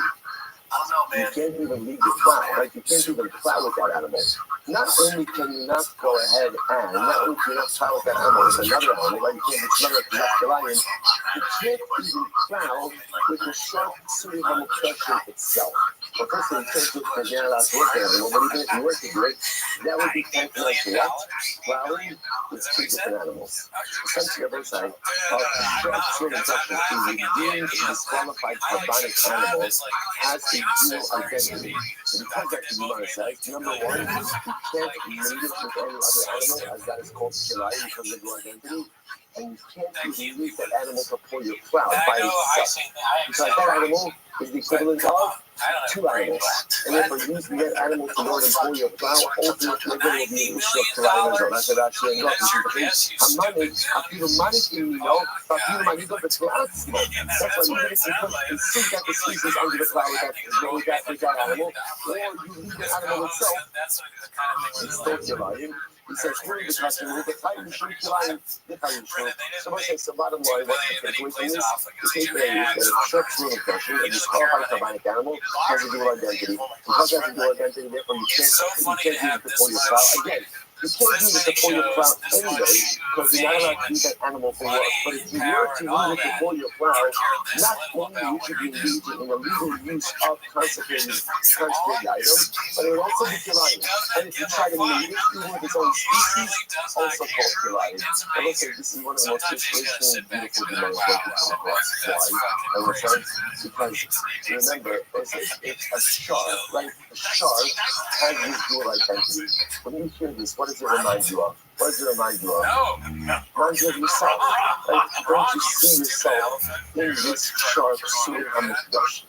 This shark on one hand, on one hand, it was Kodesh Kadashim, right? Just a day ago, where was it? Just a day ago, it was inside the Beis HaMikdash, ready to go, fantastic, inspired, ready to fulfill its shlichus, ready to do what it's supposed to do. Then what happened? What happened? It developed a moment. So what happens with that moment? What happens with that moment? That moment passes out of the Beis HaMikdash. That moment removes it from the Mizbeach. And now it's kind of just walking around outside. That's feeling all dejected. That's feeling like an abysmal carbonic failure. And then what happens? And Sefes Matas daf front page comes along, and what does it say to the shark? What does it say to the shark? Sharla, don't worry. Don't worry. You're still Kodesh. You're still Kodesh. You're still Kedusha inside of you. Okay, you're not the same as what you once were. But let's think for a moment that moment totally divests you of your Kedusha, which will be nothing further from the truth. Once Kodesh, always Kodesh. Once holy, always holy. No matter what the moment is, you can never fully remove your Kodesh, your active status from the cell. And I will say, what an inspiring and life-affirming Gemara. As I say, how many of us have had those beautiful moments where, like, yes, I'm doing exactly what I need to do, how I need to do it. I'm in the proverbial Beis HaMikdash. I'm biting this bear. I'm fulfilling my shlichus. And then what happens? Then what happens? Don't look at me blankly. You know exactly what happens, right? What happens is you develop a moment. I make a mistake. I make a wrong turn. I do something I'm not supposed to do. I indulge something I'm not supposed to indulge. And suddenly, again, I'm like thrown out. I'm cast out. Suddenly, all of that growth comes crashing down. Suddenly, all of that beautiful movement and all of that beautiful tradition seems to have dissipated. And I'm just walking around aimlessly in life, looking from the outside in, longingly at that beautiful Beis HaMikdash of personalistic spiritual accomplishment. And I feel so forlorn, and I feel so rejected, and I feel so empty. And that comes along and says, you're not. It might be a sharp soon Hamadashim. The women in life, the mistakes of life compromise us. And yes, when we make mistakes, we distance ourselves from our personalistic spiritual goals, from our personalistic niftash. The less you think that your mum robs you of all of your kedusha, lest you think that with every move you're back to starting to square one as an empty vessel, there's nothing further from the truth. Even the sharp Sunnah HaMukdash, even after it develops its move, still retains its residual kedusha. And if that's true for a shar, an ox, an animal, and even when we develop our meaning in life, how much we retain our residual kedusha as well. When it's inspirational and overwhelmingly beautiful development, to be mechazik us as we recover from our movement in life. Now, what's the big difference? What's the big difference? What's the biggest difference? The shard, once it has a mum, the most of what's talacha. What's talacha? Once it has a mum, it's done. The way it works by carbonos is once you develop a mum and you're out, you are out. Herein lies the greatest distinction between man and shar. I develop a moment while I have that moment. All right, so I'm outside of the mikdash. But even when I'm outside of the mikdash, I still receive my kedusha. But I can heal. I can regenerate. I can fix my moment and get right back into the mikdash of personalistic accomplishment. Incredible. Mishnah. Kalamalkin also, who raised his mission the whole time. Like Malchus. Hold on, Malchus. Yeah, I will say, let's get into Malchus. Everybody's been so excited. He's the Malchus also. Born Chasrachash. And Malchus, born how many Malchus do you get? What's the maximum number? 39. But the Torah says 40. Torah says 40. So the Mispar are born a number like 40, which means a number close to 40, but not 40 itself. 39. So 39 is the maximum number of malchus that a person can go ahead and get. And Rabbi says, no, I've learned triple soldier. Not true. You get 40 malchus. So we'll see that my folks in the world. The Heifel will get. So we'll say, so by the way, the Heifel will get how you say it. Now we'll say, we're going to see that Judah and the Tanakama both agree with where you get malchus. According to Yehuda, there's a 40th. According to Tanakama, there's no 40th. But Yehuda, where do you get that 40th rash, right? Where does that go? Think safer. Ultimately, it goes between the shoulders. We'll talk more about that in a while. Personally, I would say, when assessing the number of malchus, you only get a number divisible by 3. Right? Always a number divisible by 3. Okay, we'll see why that is. So the Gemara says, I'm sorry. The local makes us. Let's say again, Reuben works on this. Right, so now he's getting malchus, and usually he says he's capable, and most of the high court hospital. The court is a court physician, amazing physician. So they did his physical. They assessed he was able to withstand 40 malchus or 39 malchus. So what happens? On days, what ended up happening? What ended up happening is let's say usually is he can get 40. And then it turns out, and then it turns out that halacha l'maaseh they assess. And he can't go ahead and get the full 40. He stops. He gets what he gets, and that's it. Now look at Rashi. The only thing from the Kabbalah Putter, the favorite is dancing the baby from the local class, Saggy the Happy.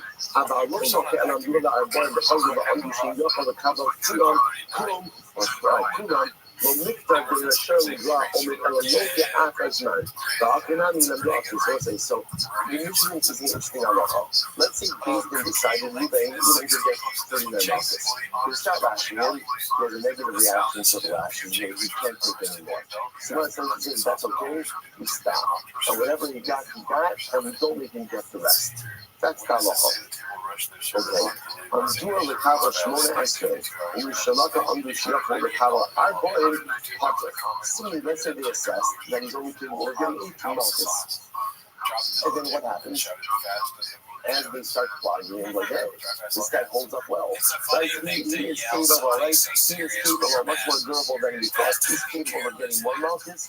We don't see that. In other words, whatever the initial assessment was, that's what we speak. But the initial over here is that if you have initial assessment, then once you start the flogging, they recognize that if you can't maintain that, we don't go ahead and give him what he got, and that's it. And that's it. Now, let's say, now, Rashi points out, let's see the Gemara. Let's see these nighttime. So it says, first of all, we have made the focus over here. Focusing Tanakama and Rabbi Yehuda. How many markets do you have to get? Tanakama says 39. Rabbi Yehuda says 40. So what's the focus over here? Nighttime. Each city, I will say, the truth is, there's not a catch on Rabbi Yehuda, because the pasuk says, I brought in Yakin. The pasuk says 40, right? 40. So you really got to start the Tanakama. Ultimately, again, why did they say 39? So my time, so you know, I brought in, I brought in the Mispar, Havamina, I brought in the Minana. So then it's a possible to say, I brought in the Mispar. 40 in number, I would have said that means 40 lashes. So the Gemara says, hashtag the Mispar I brought in, but it's interesting, the passage uses some different Lashon. What's the passage? The Mispar I brought in. In the number of 40, which sounds like what? Meaning to something is high point. A sum, a number that is close to 40. So means like a number close to 40. Therefore, again, Chazal interprets that as, the Tanakh interprets that as 39. And look, that's how we pass it. Like we pass it 39 like this, not 40. Amar says, beautiful Gemara. Amar says, come to shine shot into. How foolish people are. They come in Sefer Torah, they stand up for a Sefer Torah, but they'll claim to come in Gabra Rabba. But they don't stand up for Talmidei Chachamim. Wow, that's incredible.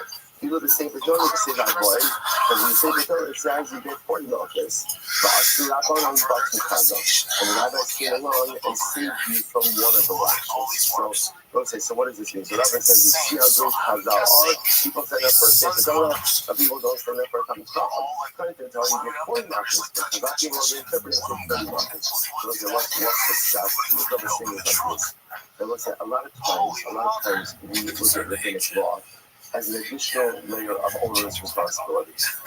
And it goes through our minds, right? I think everyone's had this thought at some point in time in the evolution of your Judaic personality is those the rabbis had better things to do at their time than add on additional layers of prohibition.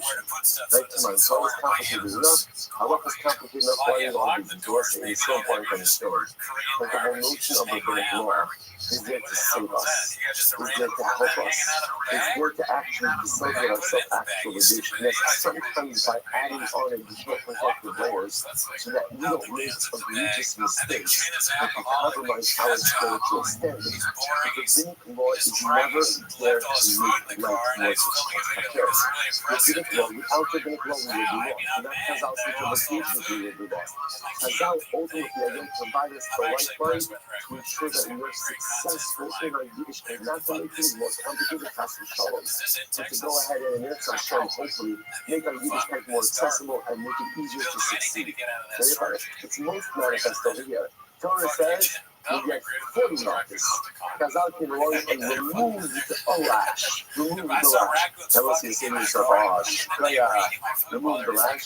But by the way, it's where the guy getting flogged. I guarantee you, when they get up to 38, and you realize there's only one more and not two more, you are singing the praises of Chazal. But again, what this is supposed to represent this idea that the sinner actively removes the obstacle, so to speak. He actively removes a lash. This is what Chazal do all of the time. He removes stumbling blocks. He removes difficulties. We look at it as onerous additional layers of nonsensical things. It's not true. It's because we are limited in our understanding and we are limited in our appreciation. But if we understood what Chazal truly did for us, our appreciation of Talmidei Chachamim, appreciation of Chazal, appreciation of Shabbat, appreciation of Talmud Amoraim would skyrocket because they are there only to help us, only to facilitate our growth and never concentrate to add on additional difficult layers. So beautiful. And we go around a bunch things. What's that you got? This is pretty good. You sit. Mahamako Saira Biada. So everybody's asking over here, not as much why does that do the whole? Now look how nice it is 40 is intuitive. That's interestingly enough. What about that 40th lash? Right? So the says it goes between the shoulders. Ultimately, what's the shot with that?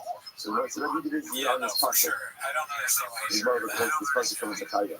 Now, knuckles say in the day of death. What are these knuckles? They are death was in between your shoulders. So it's the Amar Asher Kisi Beis Navai.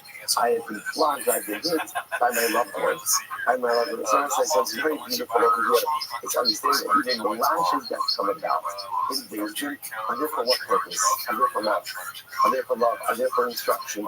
So let's say, so again, Rabbi is going into the logic, he's talking about a lash that's done between the shoulders. And let's say, we're going to see in general, as a next Mishnah, lashes are not really done between the shoulders.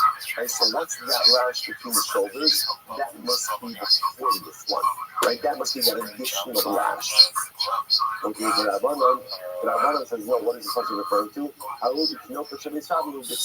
Ultimately, again, that's actually talking about the flogging of kids. Okay, let's put that in context for a little bit. So again, obviously, it seems like there was a different code of discipline. A different code of discipline. So physical discipline, right? Physical discipline was clearly very excessive. So that lash that they're referring to, that's the lash that the Rebbe would give to the Talmudim.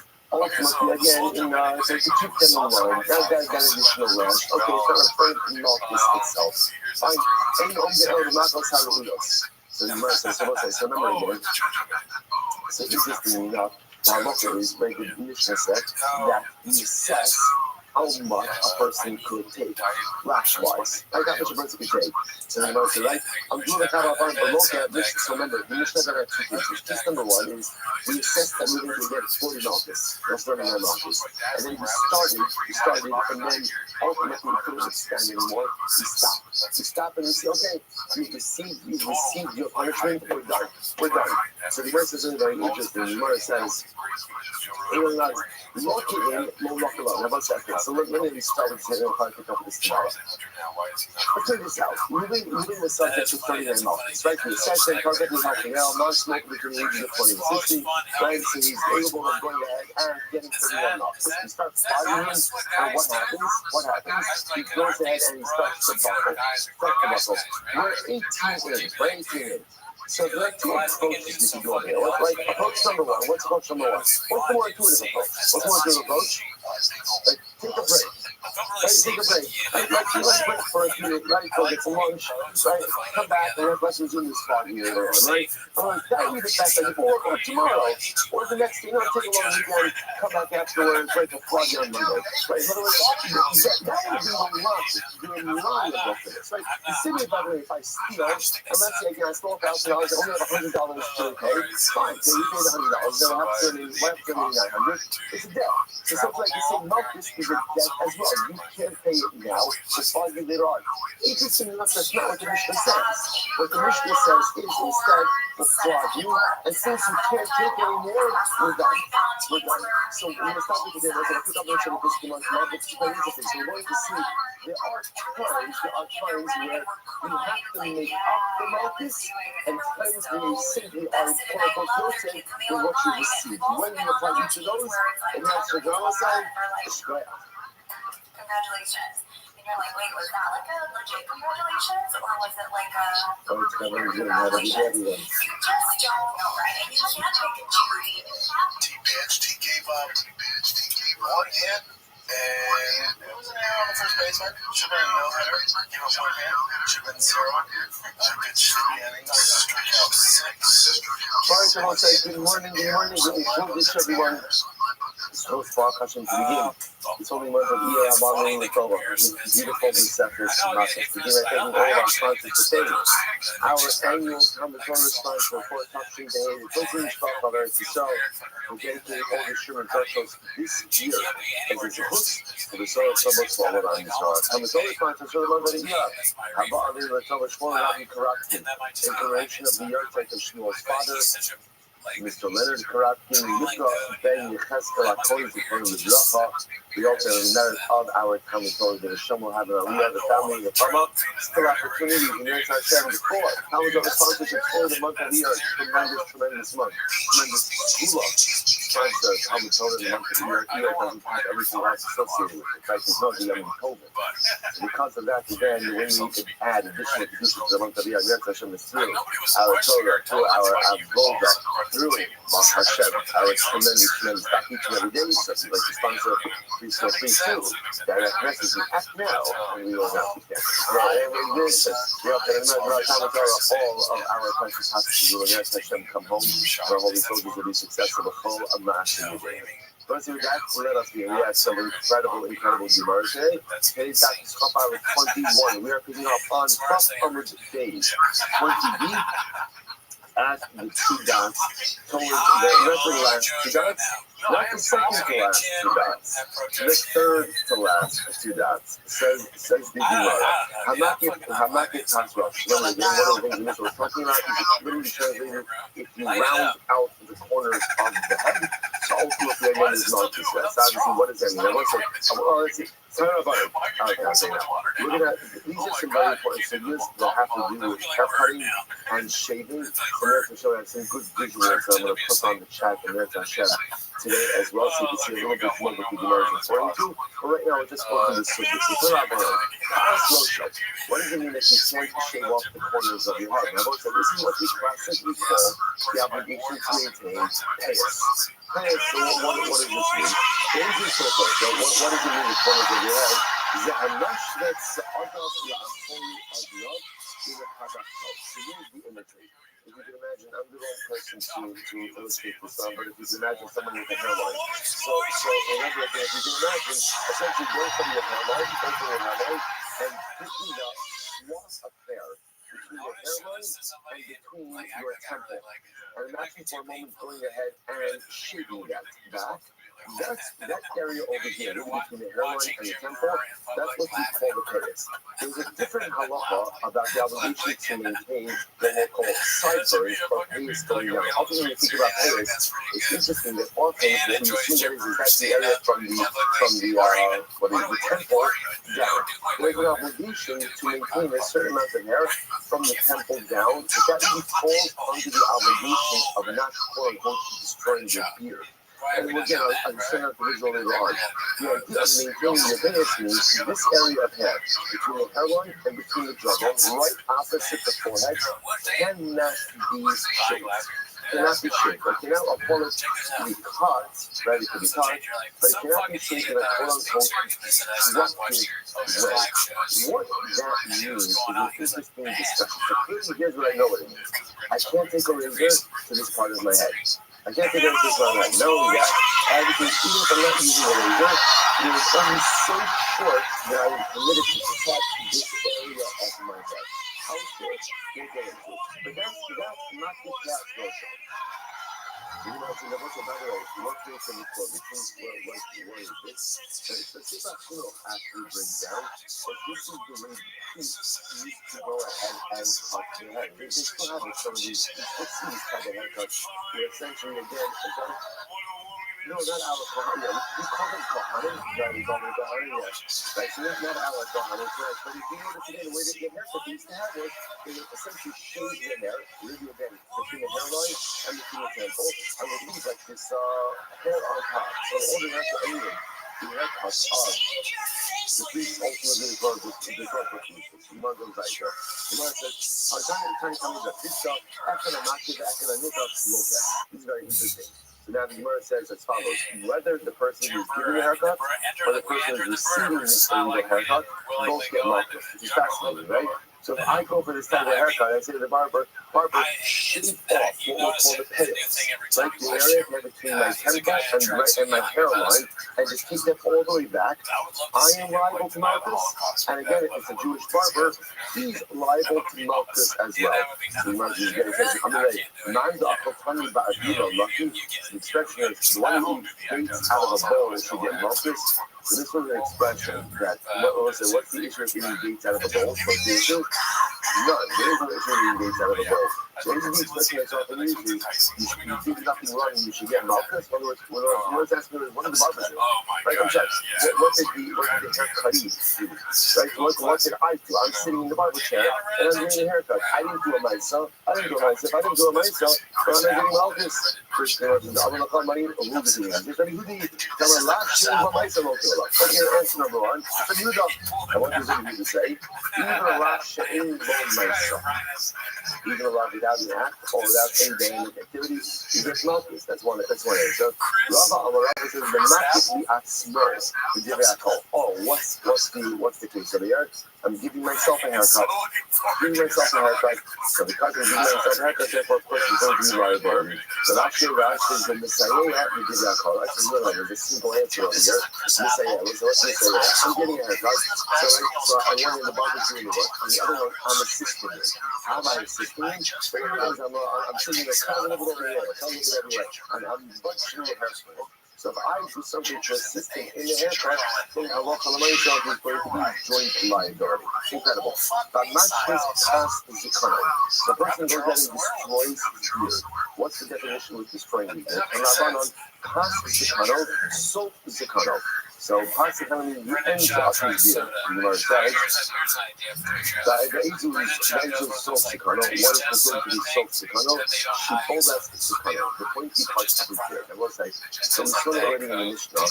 There's an interesting amount of machlokas as to what exactly, which areas are prohibited over here. Over here, which is the classic understanding that the beard, the formation of the beard, really is comprised of 5 parts, right? Two temples, and it's called jawbone, right? Jawbone area over here, right below the ear, the jawbone, and the chin. Now what that means is those areas cannot be shaved in a destructive way. Now what's the definition of a destructive way? So you might have noticed that by the Hasidim don't shave. Why don't the Hasidim shave? Because it is understanding that any form of post-skin shaving would be problematic, including a shaver, like an electric razor will be problematic as well. So many don't ask in that way, including many of us, which is why we shave. But what you definitely can't do is you can't take a laser to this part of the face. Now there's a machlokas, right? So the connection with the laser on the temples, jawbones, and cheeks. There's a whole bunch of machlokas about every other area in between them. So because of that, Shulchan says we do not use a laser anywhere on the bearded area of the face.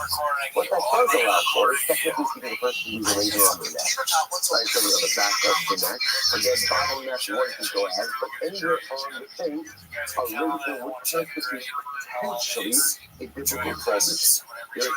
Everyone agrees difficult prohibition on the 5 spots, because that's called, again, what's interesting with the laser and shooting with your electric laser, but with the laser itself is considered to be hashkasa.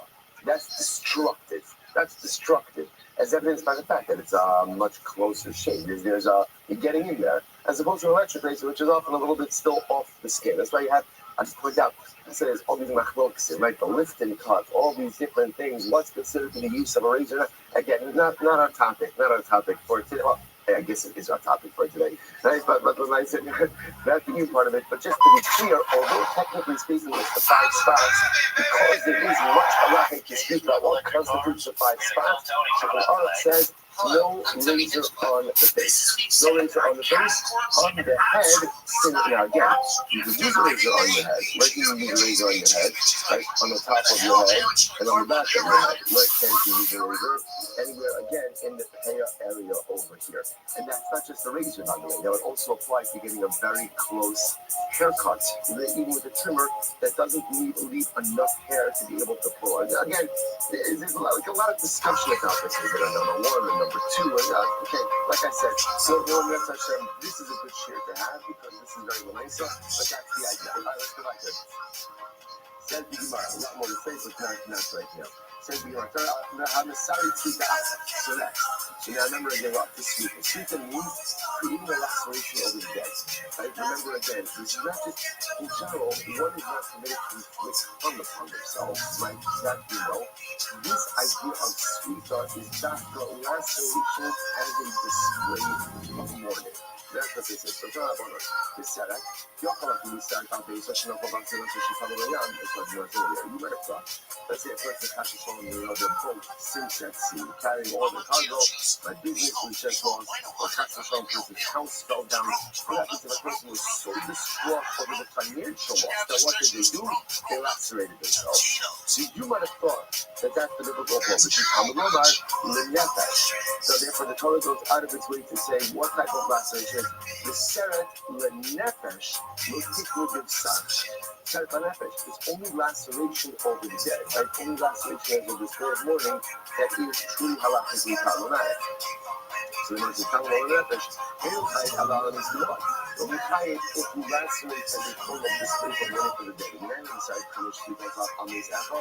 You tie the halachas. How do you know that if you lacerate yourself 5 times over one death, if a person needs someone they love and they're so distraught that they lacerate themselves 5 times over one person, how do I know that I'm tied for every single laceration?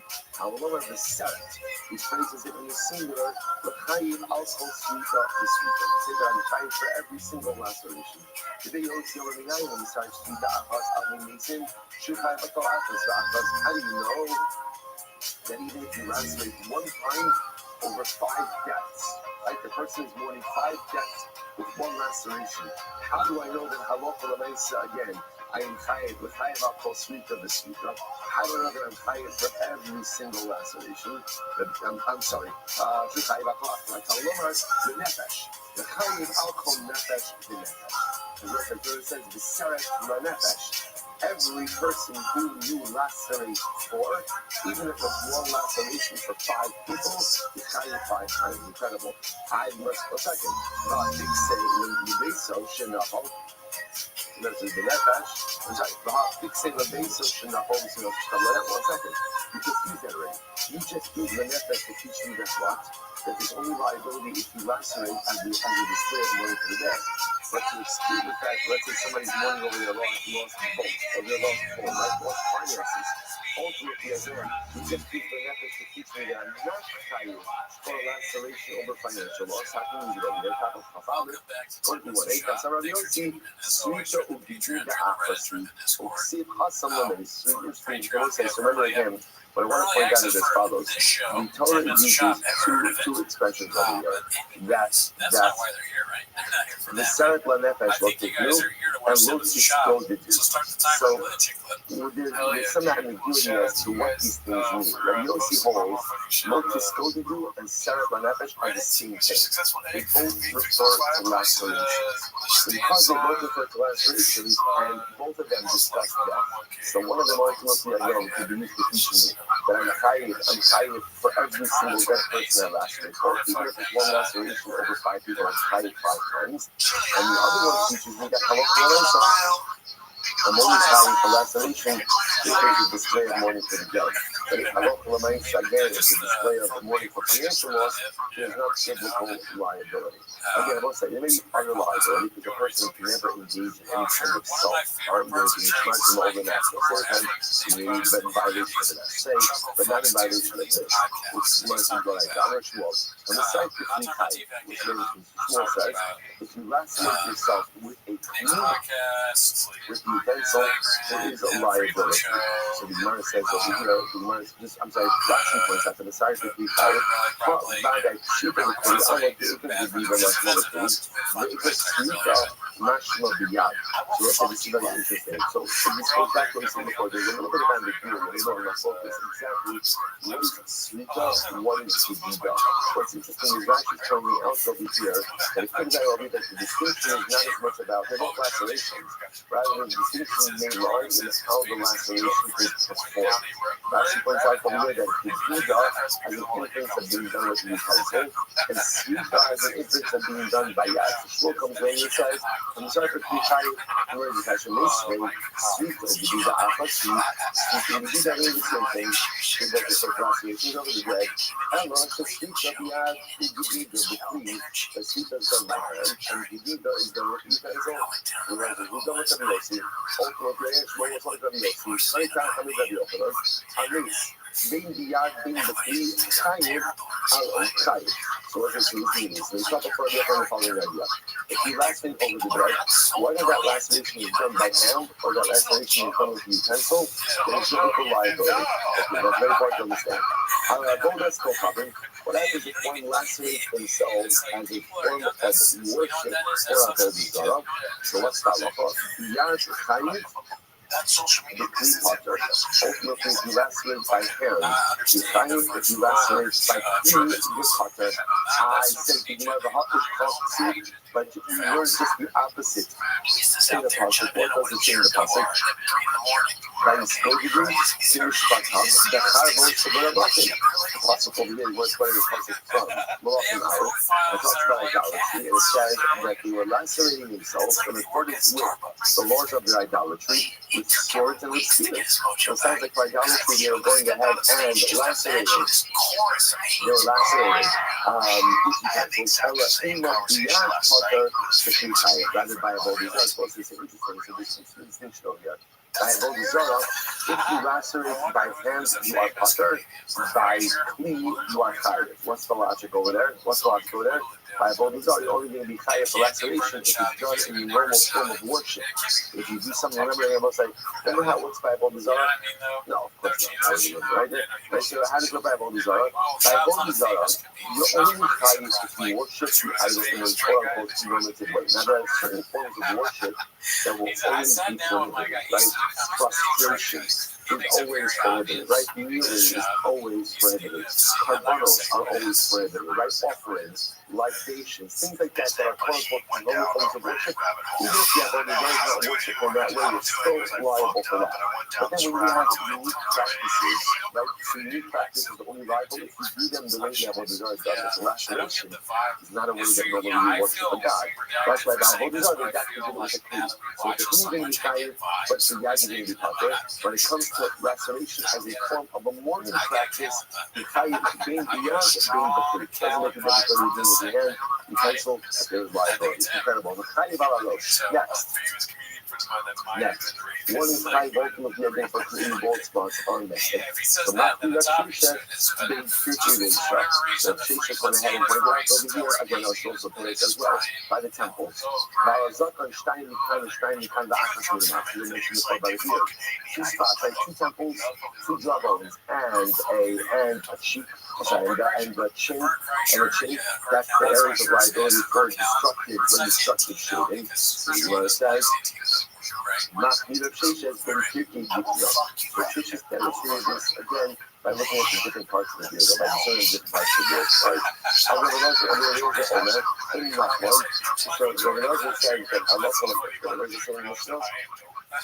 So the Rebbe said, in what one school to Achas in the Chayiv Elas. The Rebbe said if you were to remove the 5 spots on the beard hours. So let's say, remember again, let's say you were to go ahead and to destroy the 2 temples, the two jawbones, and the shoulders. Right? That could be that's the pillar chart. So you put it all in your fingers, and you go and you touch all 5 spots at the same time. So the Rebbe said you only Chayiv once. Only Chayiv once. Now why is that? You know what it says? Kasaba Chag Lati. You know, all 5 spots is going to be one lot. The only Chayiv actually for the Chayiv, and the only liability if you remove it from it. Let's remember again, the issue over here is not quote unquote shading as much as it is destruction. So that's why, again, the Gemara understands over here is not the shading with the razor that is considered to be destructive shading, and that's where there will be biblical liability. It's not about it has to sit down and roll you down. The Torah says there again, the corners of your beard you shall not shave. Now you got one on this side is a lesson of shaving. You don't want to do it from the spine more high. Well, practically, even if I shave the scissors, what's the competition with scissors? Obviously, you're not going to get close to the scissors, right? So I'm going to play again. If that's the idea that this is a prohibition on shaving, then how long can I start? There should be liability even if I shave the scissors. So that's what's interesting over here, right? There's two different expressions over here. On one end, when you could go car cover up some, Right? So on one time the Rav says, you shall not shave the corners of your beard. A second pasuk says, second about Lo Zakifu Pa'as Rashem, Lo Sashkis as Pas Zikanecha. So there's two prohibitions. There's don't go ahead and shave your beard and don't destroy your beard. So again, based on the law that says don't shave your beard, I would have said even scissors should be problematic. Downward Lomar, no sashkas. Therefore, it only says don't destroy your beard. Don't destroy only the type of shaving that is destructive in nature. Elo sashkas. Yoko immediately from the locking period, I'm going to codify this right expression, but clean my beard, right? Took out plain and clean my beard. I would have thought that I would be chayiv for that. Which was the Kamalomar, no, you only chayiv to shave it. So it's a very unique idea here. It's expressing what type of shaving is the biblical liability for? It's a type of normative shaving that is destructive. What's the type of normative shaving that is destructive? What's the type of shaving that is destructive? Listen, when we say destructive, the type of shaving that obliterates the facial hair. What is the type of shaving that obliterates the social hair on the surface? On the surface of the face, and when it says Hamelmer, Zetar, that's a razor. That's a razor. So most say, so if you interplay between these two lines on one end, Pa'as Sekanam Lo Yidalefu, so you can't shave your beard, which sounds like anything, but then it says Pa'as Sekanam Lo Sashkas. So you only limit the biblical liability for an act of shaving that is destructive in nature. What's the type of shaving that's destructive in nature? A razor. Incredible. Rabbi Eliezer Omer, you were lucky to Malaki very funny. The Lord said, even if you flame it, right, to use a flame, to go ahead and shave that you should be tied. Manachak. So you must understand how does he arrive at that conclusion? He covered Zir Shabbat, the Boita. He will cover Zir Shabbat by not. I understand. If Rabbi Eliezer is accepting the drush that we just made before, the drush what he's calling the Zir Shabbat, already it means the interplay between Hashkasa and Gilua, if he accepts it, then that yields the result that it's only a razor and not a flame. If he doesn't accept the interplay between the drushes, then again, any form of shaving should be prohibited as well, including scissors. First, we must have no longer done it, Zir Shabbat, but Kasava Hayyam Gilua. No, let's accept the Zir Shabbat. We what we just made before. But he happens to hold that shaving with a flame is considered to be a normative act of shaving as well. Which I will say, by the way, the flame, I want to say, conceptually, it's the same concept, right? Conceptually, what is it? It's shaving with a blade. Shaving with a blade. It's just, people don't normally shave with a flame, which is like smooth out wood. But conceptually, it's the same idea. It's the same idea. So that's not focus over here. So it's really just the technical issue is shooting with a flame considered to be a normative act of shaving or not, but conceptually everyone is on the same page, which is any type of shaving that ultimately again results in a hashkasa. So again, it has to be a normative act of shaving, but that is destructive. What's the definition of destructive? Destructive means to totally smooth out the face is really almost like the recognition of social hair. There, halakha has the melody of biblically prohibited acts of shaving. Incredible. Let's say, fascinating. Let's go back to Mishnah. Hakosi subas kakar. Tattooing. Incredible. Again, from shaving to tattooing, a lot going on here. Hakosi subas kakar. So looks like the person goes ahead and tattoos themselves. So that's the typical expression for tattoos. Subas kakar. Now, Rashi points out there, what is the etymology of this expression? What does it mean? What does it mean? So there's a Rashi. Rashi's in the white line, third line read. Subas kakar. Kosi tchila abisara b'sam u'b'sipra. ואחר כך מקעקע הבשר במחט או בשקים ונכנס הצבע בין האור לבשר ולבוא כל יום לקעקע ואסור לכתוב שום צבע או לבשר. First of all, this is fascinating. Apparently, Rashi understands over here, this is in the focus as well. How do they do tattooing? The thing is in the following way. You first draw something on your skin. That's what it is. Afterwards, what they would do is, so the ink would be there, or whatever they would do, dye would be there, then they would prick the skin afterwards, and the ink would seep in and form a permanent image on the skin. So it's interesting because it's a raging metal. When I say raging, that is not, there's no hyperbole there. Raging metal is as to whether or not whether matters in this biblical prohibition.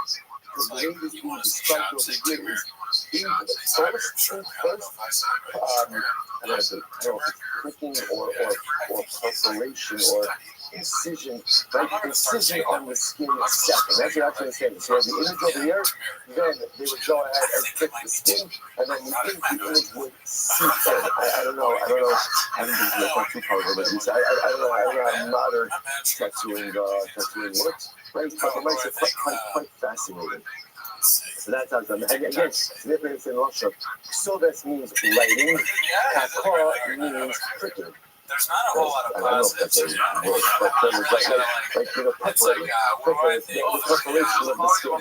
Right, that's the perforation. And that's why, interestingly enough, Rothschild instead of the biblical expression itself, you begin to see the order. First the writing, and then ultimately again the perforation of the flesh.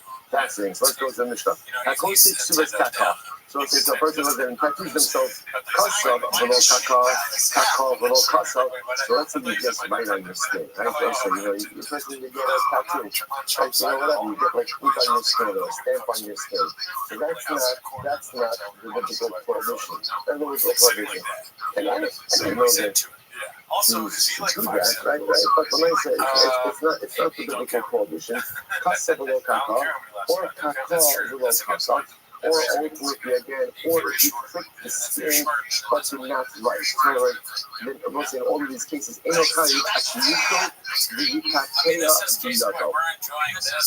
The only rival, obviously, tattooing, this is yours. So the person quote unquote tattoo themselves, but it's just an image that sits on top of the skin. Right? There's no preparation of the flesh. That's not the biblical prohibition. The biblical prohibition is only for skin, and then again, preparation of the skin. Furthermore,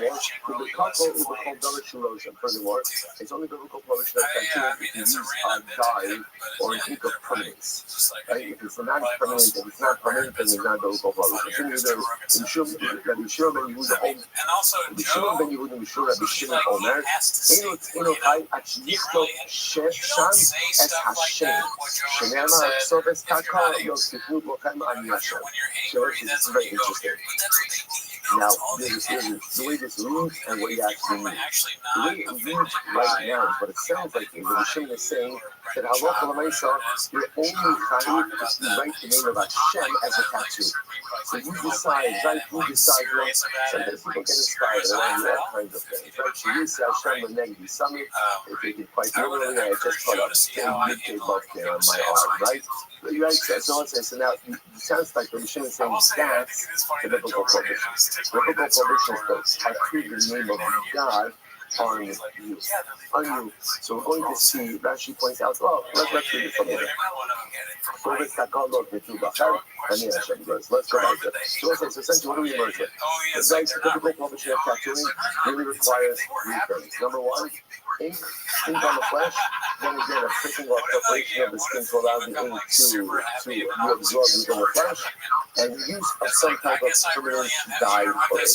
Right? According to the machine, what criteria the biblical prohibition of tattooing only applies if you tattoo the name of God on your body. Said the Gemara, Amir Raka Brid Rabbi Rashi, Ad Yiktok Ani Hashem Mamash. So Rashi, is it all the same? So a little bit again, you're not tied into your little bit right Ani Hashem, but it's the Rashi of the pasuk. Uksovis Takar Lo Kidu Bakam. Sounds like it's very interesting. So like you're reading the pasuk like this. Uksovis Takar Lo Kidu Bakam. You shall not tattoo yourself. What's the biblical prohibited tattoo you can't put on your body? Ani Hashem. You can't tattoo on your body Ani Hashem. So the Gemara said, is that what you're saying? So the Gemara says, I'm gonna let it low. Going back up for Inukai Ashito, Shin Avodas Kochovis. No. It's the opposite. Actually, what it means is like this. The biblical prohibition is to tattoo the name of idolatry on your body. That's the biblical prohibition. Shinema, the service tackle no tikru b'chad ani Hashem. Don't tattoo the name of another God on your body. Ani Hashem v'lo acher. Because I am Hashem and no one else. I will say that the way we have to ask me is that the biblical prohibition of tattooing is whatever you're tattooing. It doesn't matter what you're tattooing, right? The only issue is if you tattoo the name of God on your body, you have bigger issues. Like, bigger issues that come in, like walking into the bathroom, like your dad tattoo uncovered. But leaving that aside, the biblical prohibition really applies to all forms of tattooing. You want to go right there. So I'm going to add about Abbas. Also, those yagam, she uses the makla agabe nakasam. So this is very interesting. This is actually quite interesting. Now that we've established that really any form of tattooing is problematic, we're not here to problems. Because this is not put even makla. What's the even makla is ash. Now what you need to do is if you have a fire, right, and then again at the end of the fire you have like soot. So how do you again that soot has certain medicinal qualities. So if you have an open wound, it was planning to go ahead and put that soot on your wound. So now that Malkia comes along and says you can't do that. Why can't you do that? Is the Shemiras Kitsodas Taka. Because here's the issue. Often what would occur is when the wound would heal, the residual soot would still be there, and it would look like a tattoo. Allah not going to do that. She will say was a section of mafia. Now, if you want to stand for the record, there are two different rabbanim. One is the mafia, and one is the mafia. So you want to pause what you're just to say. People often get them confused. I'm going to tell you what the mafia said and what the mafia said. Two different things, two different people. So watch this. So you know what I'm saying? I'm not going to say, they let me go. The most the mafia. The mafia was the opinion that said she thinks there actually turns out all of these seasons. She could actually say something in the white lines. In the white lines about the 2, 4, 6, and not even she put the parent second, she put the son of a box also counselor. Or I got something, my new couple carries us. If you have a stick, if you use to learn or if you're then on the Shabbos or on your rock, now if you're on Shabbos, but before Shabbos or working on Yom Kippur, that stick becomes muktzah after it's used. As it's close. Right? It's unclean, so therefore it becomes muktzah. That was one halach. The next shachos, so we're going to start looking at Rashi. Mishnei, the Barak Alpha piece. So the other Omar Pilas, Newton Male. It's not going to get in the sense of the spoke about the obligations that a wife has in her household. So there was a discussion, what happens if a wife brings in a domestic staff? So again, the more domestic staff she brings in, the less personal responsibility that she has. So the Malkia is of the opinion, that even if she has a whole domestic staff, it's important for a person to be busy because idleness leads the person to all types of negative behaviors. That's just a struggle. And the most Rashi says over here, the meeting of the Boston, the most important was normally the existence of two pubic hairs that is demonstrative of adulthood. So Malkia was of the opinion that even two pores represents is enough. Is demonstrative of adulthood. Because you see that there are two pubic hairs that are there, but they just fell out. Because those are the three cases of Malkia, right? Shipot, Shvachos, Gumos. Below so what's the case of below this? Rashi says in Ma'anidim, Davo, Yisrael, already go cover them, stopping in Israel, the consequences was their haircut design. It was you would grow out like a long strand of hair, like a ponytail. But it wasn't like a ponytail you get all of it, right? It was just like one zap, right? One strip of hair, that you would just see grown out long. Yes, it's the halach is this was the form of idol worship as well. So it's the of Yahweh Yisrael. So if you were a Jewish barber, and it says also it says, you know what, give me a below this. Right? Give me right, you're just making it right below this. So now you're not allowed to do that. Now you got to also extend within a certain area of the below this as well. Okay, that's the case of below this. Should be a Jewish barber. How can you separate the below this? If you're not right, the most of that's our case. If I'm not doing what we do, if I'm not doing our case, if you have an open wound, you can't use the soot to go ahead and use it as like a medicinal cell, because it'll leave a permanent mark afterwards, and it looks like tattooing. And the last case is Gina. So Gina is that you can't eat the cheese of non-Jews, like Gina Saka. Rashi points out over here, Gvinos is non-B'nai meaning the third initial. Gvinos case for 90, provided Mama Kama, not Yama, Adam, Vision, Lincoln, there was a whole discussion about cheeses of non-Jews, often they would smear them, they would coat them with different forms of animal fat. Okay, so one thing we're about to say is there's a mouth yo and there's a mouth yo.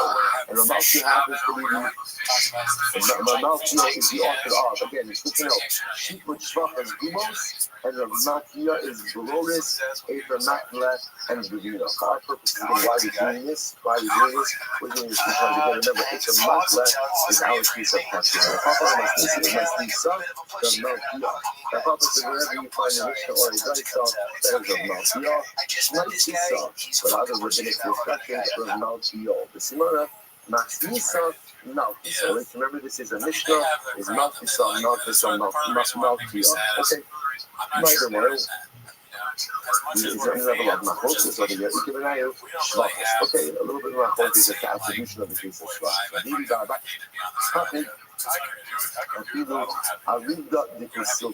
So was it back to tattooing? So Rabbi was not even ultimately again with putting silk even on a blood letters piercing, right? The blood letters, all you need is like a prick of the needle. Even putting a little bit of silk there, he was not going to do it because if you go ahead and leave a mark. Rabbi Shemar, Hamakom Shesh Sham Makasal, Makasal Mokiach Halah.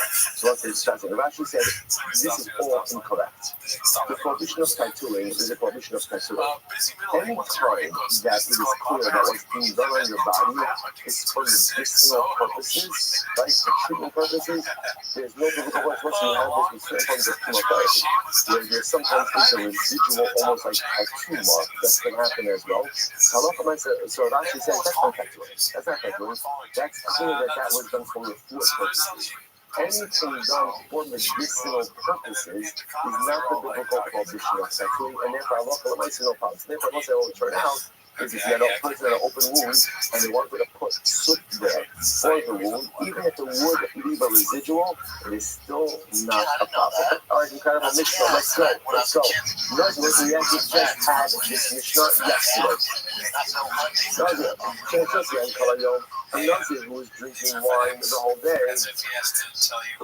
You don't have a day like that. I'm just saying, right? Everyone has a day like that, right? Nazir was drinking wine the entire day. Wasn't testing. He's only tired once. He's only tired once. I'll teach them who shows that, but it's right. If you give him hasra, they say don't drink, which means if you give him multiple hasros, then what? Then he will be tired for every single individual act of drinking. I'm an amazing part. As soon as you get a Nazir, and the Nazir keeps going to the cemetery.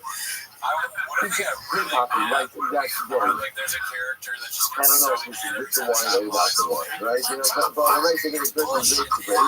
So you know, kind of like so then once even from repeated acts of ritual defilement, he's only going to be tied once. I'm going to but if you usually have stuff with each act, then it's a little bit kind of race. I have a same idea. As you have a Nazir again, who's shaving the whole day. And remember, Nazir's not allowed to shave. He's only tied one time. But if they shave him again, don't shave, but he shaves. Kind of he will be liable ultimately against for each individual act. Higher levels with Kalayan Parliament. If you bring Kalayan in the entirety, it's what the event is. If you bring Shines. person who's wearing a shatnez woman with it. I'm wearing a jacket. I know it has shatnez in it. Person wears blind the whole day. Ain't a chayv ala achos. He's only chayv once. Amullah al tilbash al tilbash for the potion for lodeish chayv ala achos ba'achos. Can't take that one. Don't wear shatnez. And it sounds like a Mishnah. He takes it off and he puts it back on. Ultimately, again, he will be liable for every individual act of wearing shatnez. How many days? So that's very interesting. Yish cholish ala achos. The chayv Allah yishum shmona lava. Sometimes you could plow one furrow and be liable for providing 8 lavan. Right? One furrow, 8 lavan. That'll be doing something good. Hacholesh the Shabbat cover. So number one, so like number one, I'm trying with an ox and a donkey. So already again, that's biblically prohibited because you're not allowed to plow with 2 different animals. You're only hooked up for 1 day. So Shabbat cover, that's number one. Then Mukdashim and their hektish. Number 2, use the hektish items for 8 times purposes. Kilayim b'kerem. And what I'm planting is, let's say, again, wheat or grape, for argument's sake, right? Right, prohibited mixtures. Right, next, that's the shvius, and it's shvius for Yom Tov, and it's also Yom Tov. You're not allowed to find Yom Tov. Right, Kohen, 6, the Nazir, 7. So, right, again, the base of Kamal, in the graveyard. Right, the fire is taking place in the cemetery, and the guy is going ahead and found is a Kohen and the Nazir. So let's say ultimately you put all that together and you get 8 prohibitions associated with one act of flower. Interesting. So let's say what are you going to explain to the question? What is this? Remember again, what is the topic of the Mishnah? The topic of the Mishnah was multiple liabilities for one act. For one act. Okay, so let's just show, by the way, just interesting to show another case of how one act of plowing ultimately can result in 8 distinct liabilities. And then you can have, you know, you'll learn, Halovish Kalai. By the way, I can make it 9. How can I make it 9? The guy who's plowing is wearing shatnez while he's plowing. Right? So in addition to all the plowing, we know he's not wearing shatnez. And we know that doesn't work. That doesn't work. Why? So I'm saying that the reason why that doesn't work is because if he puts on a shatnez jacket, that guy doing the plowing. Right? In other words, there are times to show that for one act of plowing, you can violate 8 prohibitions associated with the plowing. Throwing on a shatnez jacket. Say, by the way, you don't say, I can make those things I know, so. Wow, he's plowing, he's shaving with the razor, right? So again, while he's plowing, he's having relations with a married woman. You know, you can throw it. Some people can multitask. I'm just saying. I'm just pointing out over here. Like you said, you could throw in as many different prohibitions, but that's not the point. The point of the kid is we want to show multiple prohibitions associated with one act of plowing. So that's a throwing on a shatnez jacket. That doesn't count. I know that. What are you talking about? I'm not your own election. But I don't know why you say that. You're saying that the guy is liable because he's a Nazi. What does being a Nazi have to do with plowing? So you are throwing on additional prohibitions already. So if you're going to throw on additional prohibitions, I'm going to throw on additional prohibitions as well. Okay, more about that in the email. Let's focus on the shot in this case for this moment. I'm going to do what I'm going to say. Poaching for Lovish Mamish. I can do not fix the most of the case that simply fellow. So let's say, this is very interesting. In the shotness case, you might get so far. If I were a person with shotness, right, and they get one hasra, and then what's the halacha? I'm liable once, right, because there's one act of wearing. The way that Mr. Fring did, was, right, if I say, I'll fill out the person below this height.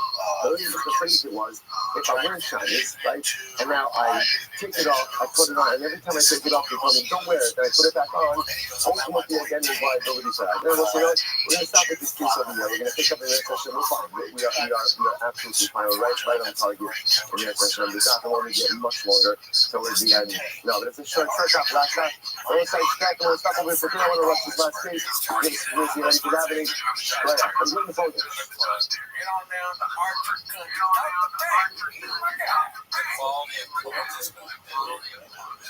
Used to be Rain and Wix.com. Now there's this guy down the street named Terry, and it's called Archery Country, and he tamed teaches you how to shoot an arrow. You don't know how to do it. What are you going to use? He had a tremendous impact. He had a tremendous impact. I was thinking, just saying now, Of course you were. Everything that you see, you become obsessed with. Right? Any kind of fucking habit or hobby, I should say. Any hobby. You're just gonna fucking. That's gonna be. All right, girls. Good morning. Before this, everyone, let's begin. Begin by thanking all of our sponsors for this morning's show. Thank our annual sponsor. Now, Tony Person today is going to share in honor of his wife's birthday. The gift that keeps on giving. Hashem, beautiful for birthdays, anniversaries, because it's almost all around Israel. Whatever it is, thank you for it. This is close to me. This is a very happy birthday. This is a year close to Michael Bracha. Simcha Hatzlacha. The summer focus for her, and I'm going to actually shun in the focus. I was always sponsors. Last day for the month of Nisan, about in October. All parts of salvation with Nisan birthdays. Like Kathy, granddaughter Tip for Esther, and birth of his grandson, Yosef Menachem. Thank you for the sponsorship. Anonymous sponsorship and the social symbols for all of our children, and to listen to the month of the Jewish for all of Cloud Israel. Having seen the stolen money of Abraham's mother, Sarah, Brana, Basio, Shua, Heshem, the Tony of Rafa, the Zertzel was the statue yesterday, 29th of Yisrael,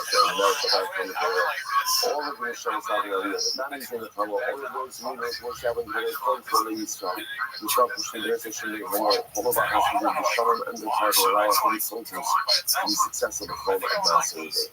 Every night, let us be a tremendous thank you and a strong Josh Harris for giving cheer yesterday. We have to call today's doctor's call. We have to I actually want to pick up.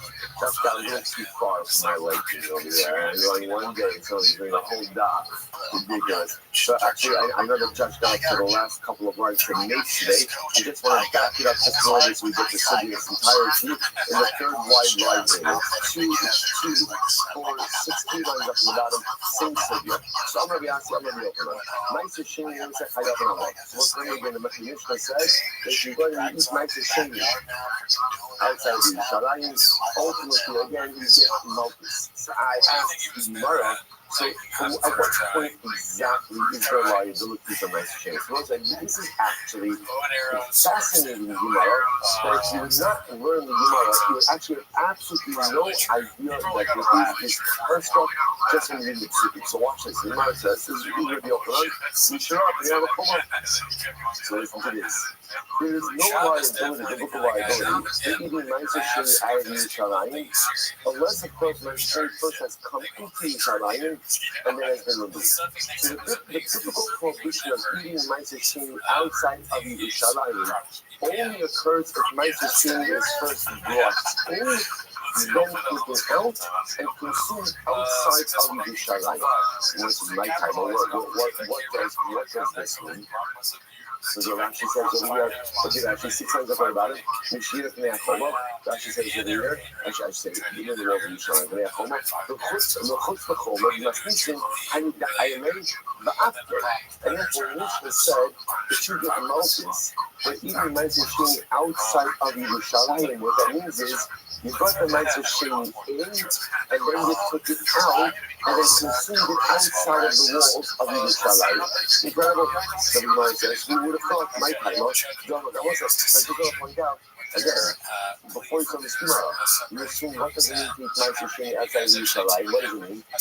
I separated my shit with my produce, right, and now I have 2 choices. What are the 2 choices? Either bring the produce to Yerushalayim and eat in Yerushalayim, or taking the produce onto money, and you make the spend it on food in Yerushalayim.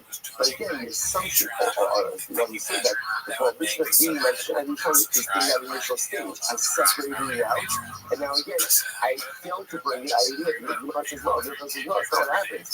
Those times of prohibition, ultimately, again, is when you bring it in, and then you bring it back out. That's it, in my time. What says Gemara, what is the reason for this? My time, the there, Shemel Kappa, Koklenu, Shemel Shemel Pasuk says, before Hashem your God, you shall consume it. The Yiksiv, the Suha Lechol B'Sharecha. The possibility of Meiser, you cannot eat Meiser Sheni within your gates, within your own communities. Wherever you have a fulfillment of before Hashem you shall consume it, i.e., whenever the Meiser Sheni has already been brought in front of the Beis Hamikdash, in front of, I should say, within the walls of Yerushalayim, Karina Bay, only once the Meiser Sheni has come before God, i.e., in the walls of Yerushalayim, is there a prohibition to consume the Meiser Sheni within your own confines, within your own gates. But rather the Meiser Sheni has not been brought within the walls of Yerushalayim. We do not go ahead and say about it, but you do not eat it in the confines of your own community. It was incredible. This, I don't know, this to me might be one of those shocking things I've encountered in my life in the last, 4 minutes. This is like, listen, it's overwhelming, because again, it just totally changes the construct of where you think about Meiser Sheni. So again, up until this year, I would have assumed prohibited consumption of Meiser Sheni are separated out of my produce. I failed to take it to Yerushalayim. I ate it in my backyard. That's the biblical prohibition. The Rabbi says, no, that's not the biblical prohibition. The biblical prohibition is, I brought it to Yerushalayim, then I brought it back out and consumed it outside of Yerushalayim. That's the biblical prohibition. Says, no, listen, here's the kasha. What's the word? Basically, Rabbi says, so Cohen has in his hand a fig of paddle. Paddle means you get an untied produce, an untied fig. So what does he do? He says his thoughts. So let the truma portion be on the ukitz, on the stem part. This means towards the bottom of the fig. Nice solution. I must say now, he's doing something over here. We've seen this concept before about designating meiser, or designate trumas and meisers without actively separating them. So he's saying is let the truma be on the bottom stem part of the fruit. Okay, meiserishan b'tzvora. Let the meiserishan portion be in the northern part of the fruit. Meiser sheni the droma. Meiser sheni be in the southern part of the fruit. The ishnas meiser sheni b'Yerushalayim. And let's say, for example, we're dealing with, remember, different tides apply different times, different years of the Shemitah cycle. So let's say, for example, in this case over here, it was a Meiser Sheni year. And let's say the Kohen was in Yerushalayim. Or over Meiser Ani, or it's a Meiser Ani year, but who big Vulin. And ultimately, again, that's our Yerushalayim. Remember, again, we never have Meiser Sheni and Meiser Ani same years, they alternate. So for our purposes of our example, let's just go that it was a Meiser Sheni year. So all of this is happening inside of Yerushalayim. So again, Cohen is standing with his fig, and essentially he designates all the different shumas and meisers while staying in Yerushalayim, and it is a meiser sheni year. Okay, so what's the halacha? Achla. Now he ate it. So what is halacha? He ate a tap of chaf. Achla. So lo ke'achos. He gets one set of malchus. They both say, interestingly enough, even though he did everything, there was one tithe that was not separated, which was shumas meiser. Shumas meiser. So because Trumas Meiser was not designated, therefore we'll get Malchus for consumption of Trumas Meiser. Okay, Zar Sha'achla, but if a non-Kohen ate the same fig, look at Shtayim, ultimately again, so just understand, what is he getting, what is the Kohen getting Malchus on? Because the fig still has the status of Tevel. Remember, the status of Tevel is only removed if all tithes are removed. Like if you have one tithe left untied, unremoved, so then the produce itself is still titled or still designated as Tevel. So therefore, the Kohen in this case was an excellent effort. He got almost everything. And because Trumas Meiser wasn't separated, therefore again he will get Malchus, one set of Malchus for consuming Tevel. If a non-Kohen ate it, the non-Kohen will get 2 sets of Malchus. Why 2 sets of Malchus? Number 1, Tevel. Number 2, Truma. Right? He is consuming Truma, which of course is prohibited. Rashi says over here, so the word says, interestingly enough, what's fascinating about this case is, had the Kohen not designated anything, or had anything not been designated, there would have only been one set of Malchus for Tevel. Right? So it's fascinating. In other words, that the Kohen went ahead and designated all of these things failed to take care of Trumas Meiser, so therefore it still has the status of Hevel, but at the same time there also has been a Truma designation.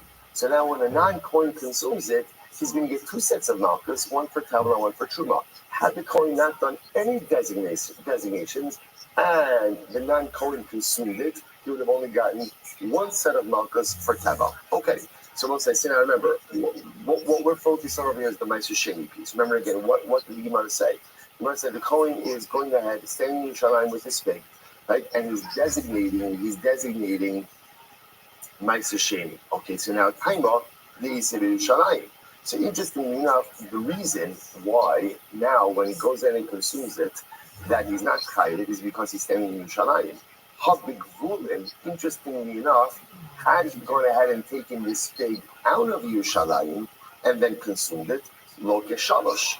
Ultimately again, halacha l'maisa would have gotten three sets of malchus, one for consumption of Meiser Sheni outside of Yerushalayim. The apa gav the lab roet nechoma. So first, I'll take a look at Rashi for just a moment. Rashi says, "Haki gav sinon." You see that it's like a divrei maskal in the middle of Rashi. It's almost very close to the Gemara.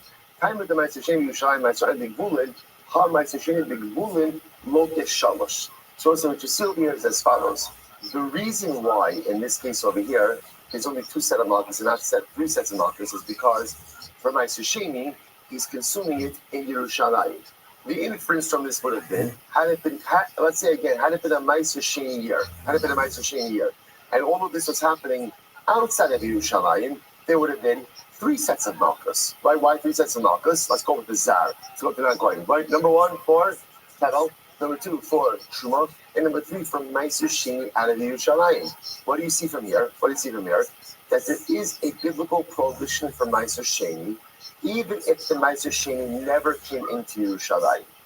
That's the raya. So this is a steer. This is a contradiction. Remember again, Rabbi Yochanan said the only time you are liable the only time you're biblically liable for consumption of Meiser Sheni in Yerushalayim is if it was brought in to the walls and then taken out. What we're inferring from this case over here is the case that the way the Gemara set it up is the guy is eating the fig in Yerushalayim on a Meiser Sheni year.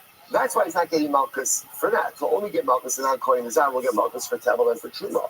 But the inference from this is, if this whole thing was taking place out of Yerushalayim, he would have gotten three sets of malchus. One for Tevel, one for Truma, and one for Meiser Sheni, even though the Meiser Sheni never came within the walls of Yerushalayim. What do you see from here?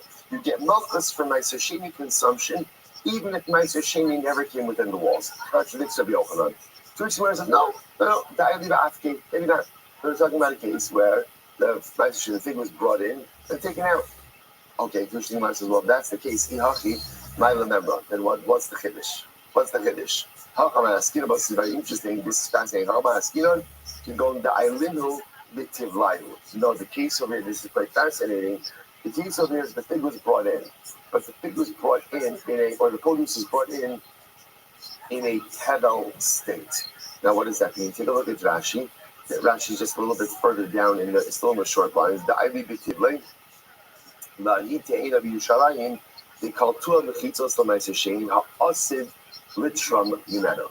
So I will say this is quite riveting. You might want to suggest the following: that the case over here is where the fig was initially brought into Yerushalayim. Now, when it was brought into Yerushalayim, it was brought in as Tevel. One wants to suggest that perhaps the way Halacha views tithing is, we look at tithes that will be designated, even if they have not yet actively being designated. What does this mean? Now, when I bring a fig into Yerushalayim, the halacha recognizes that at some point in the future, part of this fig is going to be designated as Meiser Sheni. So we view that Meiser Sheni designation as existing already now at the time the fig was brought in, even though what? It was not actively designated. We view it as if it was designated, and therefore, halacha l'maisa, this is considered to be Meiser Sheni that was within the walls and then taken out. And therefore, again, in our case over here, if one was to subsequently eat this fig outside of Yerushalayim, there would actually be liability for the Meiser Sheni. Incredible. The Gemara says, "Bekasavar matnos shelo hormu kamisho hormu danon." that even typing designations that have not actively been designated are halachically viewed as if they were designated. So let's say, I just want to point out how profound this is. So what this means, just to understand what this means, is that halacha l'maisa, if you take we'll just use the fig because that's the Gemara's example. You take a fig, a tevel fig, into Yerushalayim. Right? So now what the Gemara is suggesting over here is, since we know that you're going to have to separate out Meiser Sheni from that fig, even though you have not done so now, we view that fig as already having a Meiser Sheni designation, so that when you bring it into Yerushalayim, that Meiser Sheni has been within the walls of Yerushalayim. Therefore, if you take it back out, or when you take it back out, if you were to eat it, there would be biblical liability for that. Even though, again, at the time you brought the fig in, there was no active designation, but since there will be a designation, you view it as if the matana has actively been designated already. Fantastic. Mara says, 1 second, is that true? Does Rabbi Yossi really hold that way? After all, what about the following case? What about the following case? Vatanyo. Rabbi Shimon ben Yehuda over Rabbi Shom Rabbi Yossi. Rabbi Shimon ben Yehuda says in Rabbi Yossi, here we go. So Beishan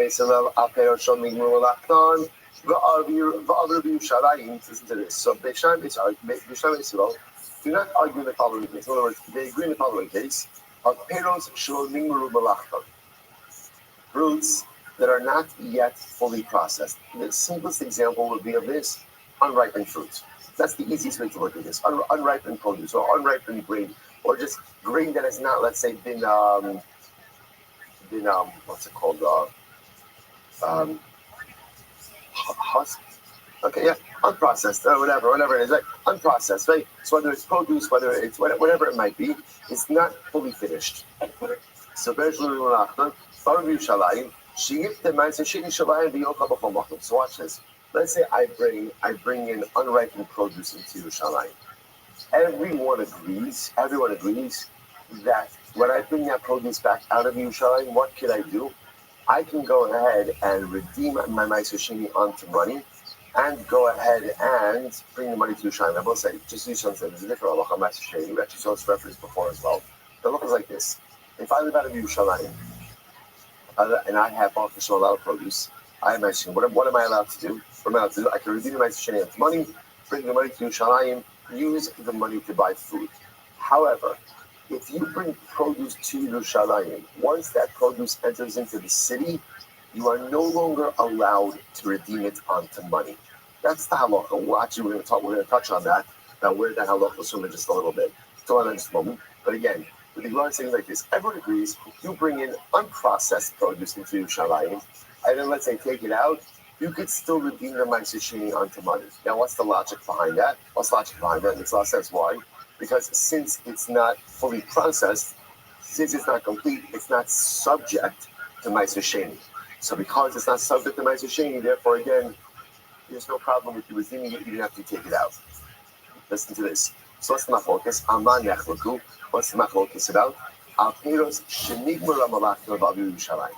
Let's say you bring in fully processed produce into Yerushalayim. So now, again, I'm bringing in a basket of fully processed produce. So now, what is that halacha? Shnei Shammai omrim yachzer meiser sheni shel yochel Yerushalayim. So Beis Shammai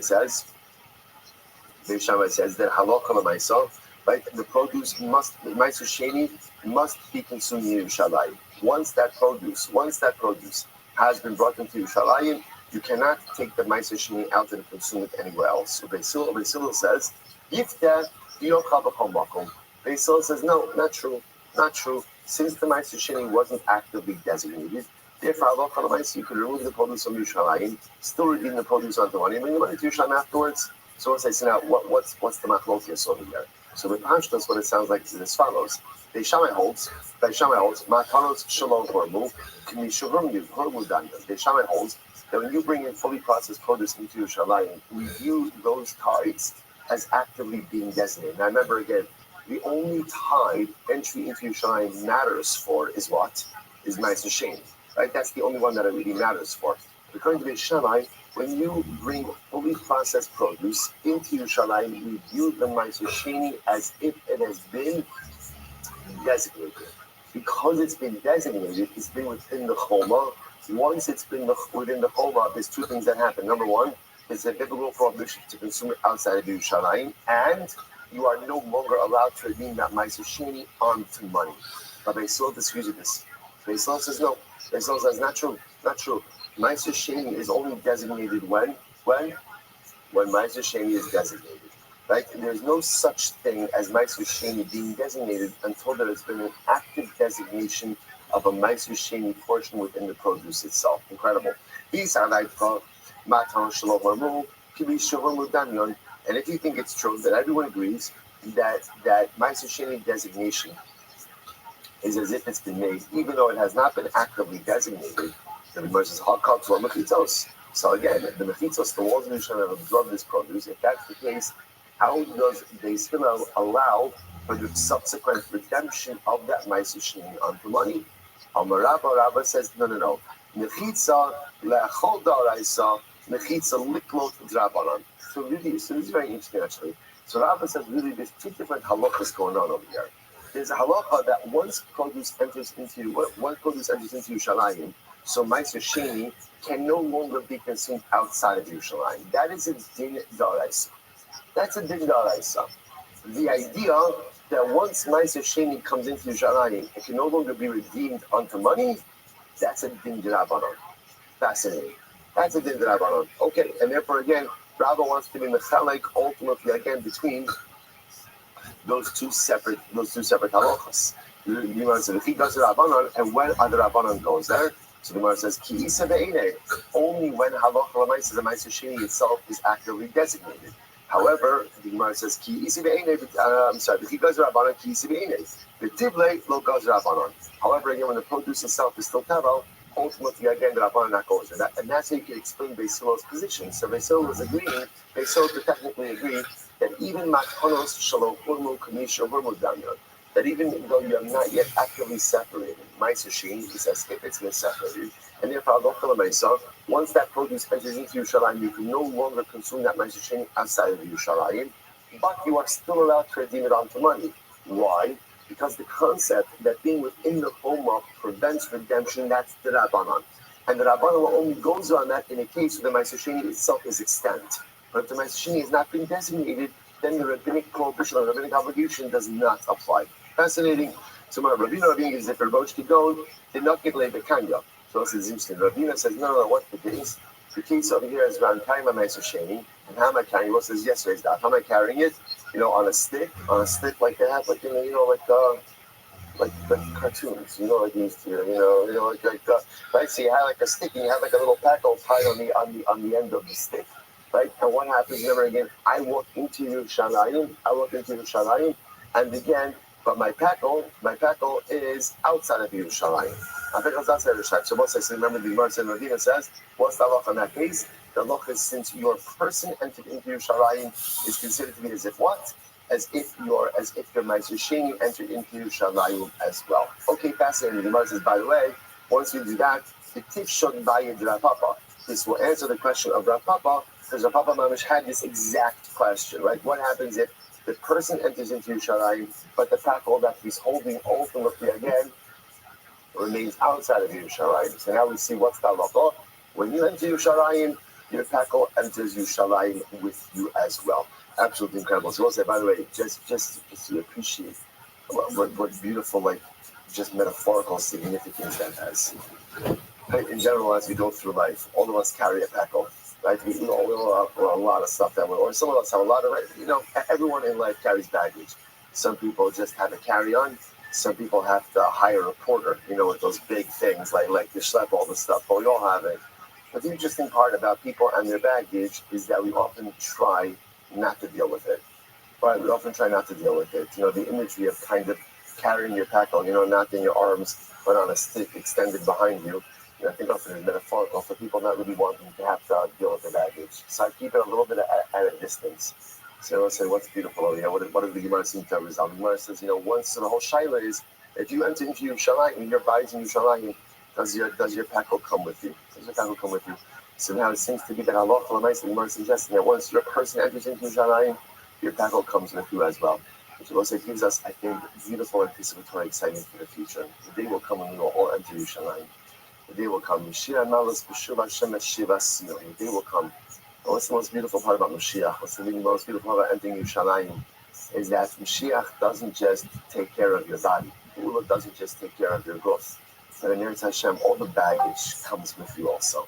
And whatever the baggage there is, whatever difficulties there are, whatever challenges there are as well, once you enter into Yerushalayim and Eretz Hashem, all the taklach come along with you.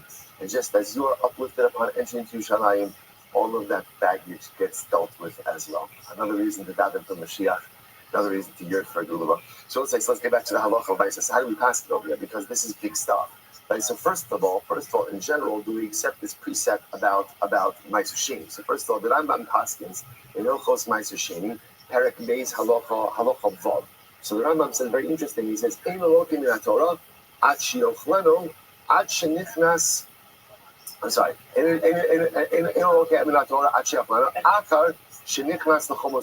it says, first of all, this is how we pass it.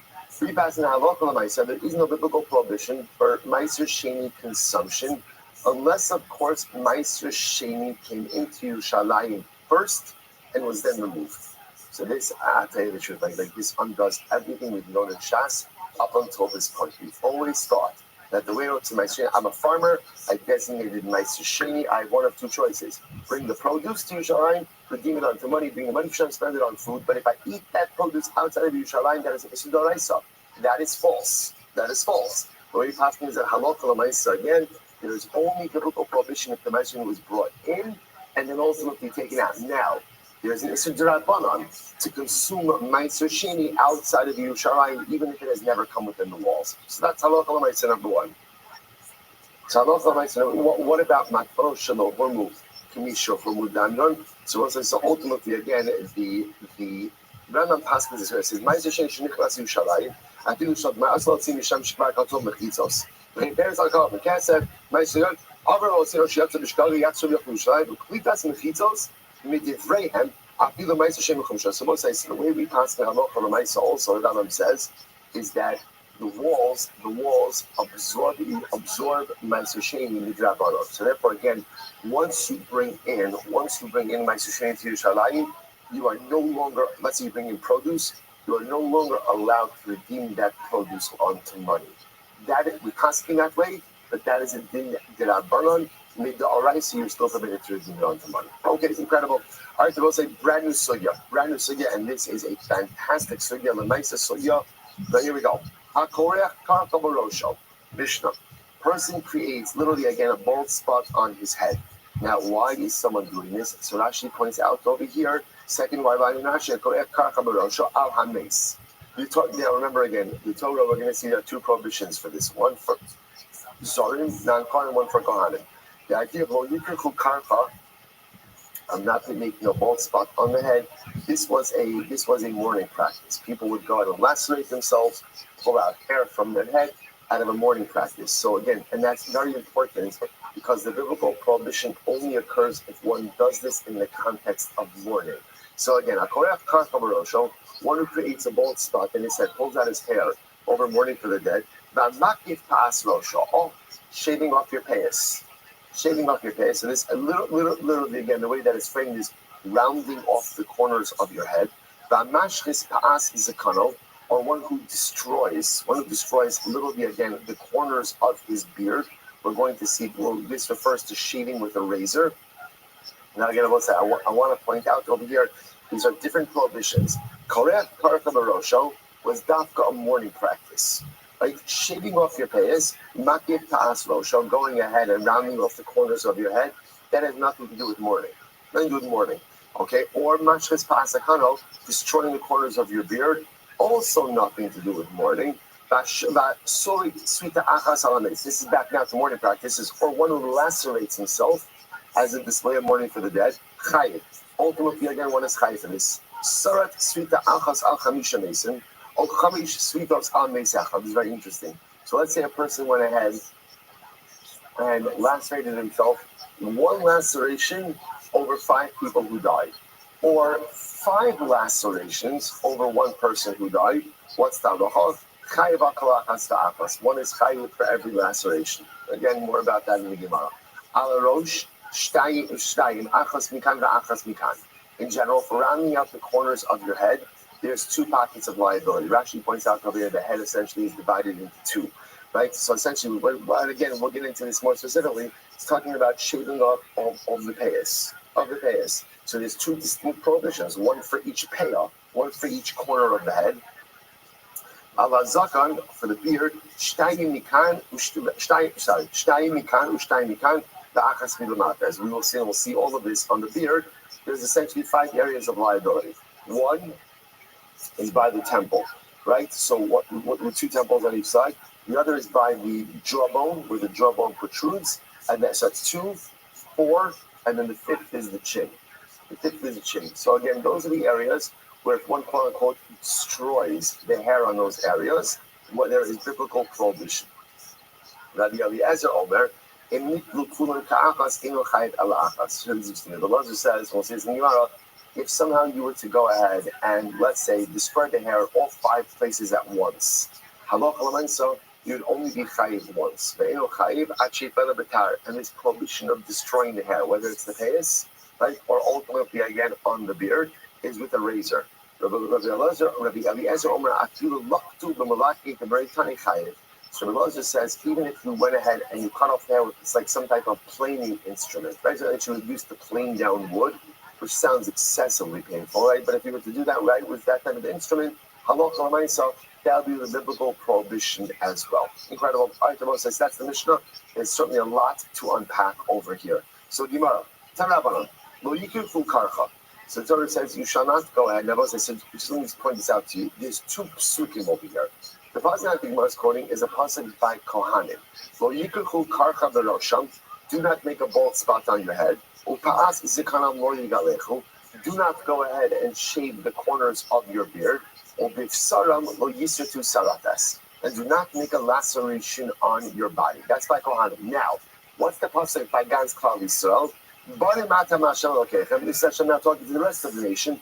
You are children to Hashem your God. Lo tisgodedu v'lo tasimu karka bein einechem lanes. So again, we'll see what lo tisgodedu means.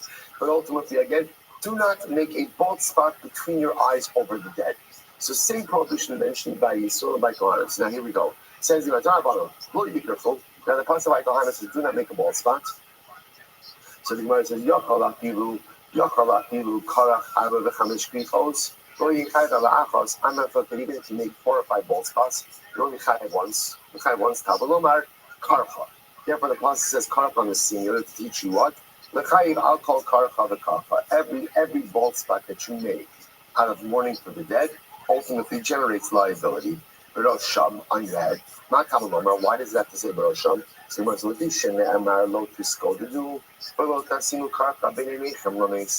the part of the lotus godu, and do not go ahead and make a bald spot between your eyes for the dead. I might have forgotten there's only liability if I literally do it between my eyes. Mar says, Minai and the Rabbo's kalarosh. How do I know that there's liability for creating this bald spot anywhere on the head? Therefore, the Pasuk says on the head, the Rabbo's kalarosh. Anywhere on the head, there's liability. I ve'eni ela b'kohanim. Shariba b'hen ha'kosim nesasisiros. Now again, I only know that it's by Kohanim because I know maybe Kohanim again in general have a lot of additional mitzvahs. That's why there's liability. So which one says Yisrael minai. How do I know about Yisrael? Memar kan karcha, memar la'alon karcha. It says karcha over here, and it says karcha over there.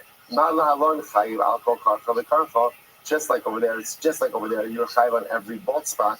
The chayiv alalosh can be geminayin, but a chayiv on the head, just like right between the eyes. Afkan chayiv alkol karcha v'karcha, but chayiv alalosh can be geminayin. Beautiful. Okay.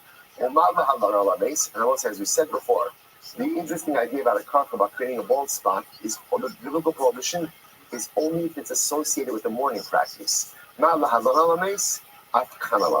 Incredible. So Gemara says, "Hani dalid behefi chosekidam." So that's what I have. So first of all, we're essentially making zir shava between the pasuk by the Kohen and the pasuk by Yisrael, and we comes out with 2 halachos. Number one is obligated for pulling out hair anywhere on the head. It's we'll say beinai naim. Obviously, once you're talking about they'll pull out like eyebrows. They pull out eyebrows ultimately, and also as a display of mourning. So I'm chayiv for causing a karcha anywhere on the head. But again, and every karcha is its own biblical prohibition, and but there's only liability if it's done in mourning practice for the dead. Okay, so now the Gemara says, "Hani daled behei krichos hekidam." So let's remember again, the Mishnah brought down an interesting case, right? The Mishnah made a case ultimately again that if a person goes ahead and does 4 or 5 krichos, right? Goes ahead and does 5 bald spots at once. You can only be chayiv. You could technically be chayiv once. So what's the case over here? What's the case of 4 or 5 bald spots? So if again, I'm making 4 or 5 bald spots successively, right? And each of them has their own hasra, then pshita. Then obviously there's going to be individual liability for each of those. Ella, listen to this. They will say, what we're looking for the case is 4 or 5 bald spots for which there would be individual liability. So what's the case? What's the case? So if you're talking about, I do bald spot 1, right? Hasra, bald spot 1. Hasra, bald spot 2. So obviously, there's going to be individual liability for those things. So again, if if it's one hasra, right? One hasra, and then I make 4 or 5 bald spots, I should only be chayiv once. Why? Mark compares to an interesting case. Would you be chayiv individually? But now we know this. Nazir shahaya shosei yayin kolayom. Sometimes when you fall big, right? So the Nazir, he's not just making a l'chaim, like he's all in. He's all in, right? So he's drinking wine the entire day. So let's say, so what's the halacha? Eino chayiv ela akos. He's only going to be chayiv once. Only going to be chayiv once. So the Gemara says, however, amulo al tishta, but if they kept giving him individual hasras before every cup, Nazir, don't drink this, Nazir, don't drink this, chayiv al-kolachas va'achas. It'll be chayiv once. So we'll say, what do you see from here? One hasra before multiple repeated acts only yields one liability. Multiple hasras before multiple acts yield individual liability. So what's the case of 4 or 5 bald spots? So you might listen to this. This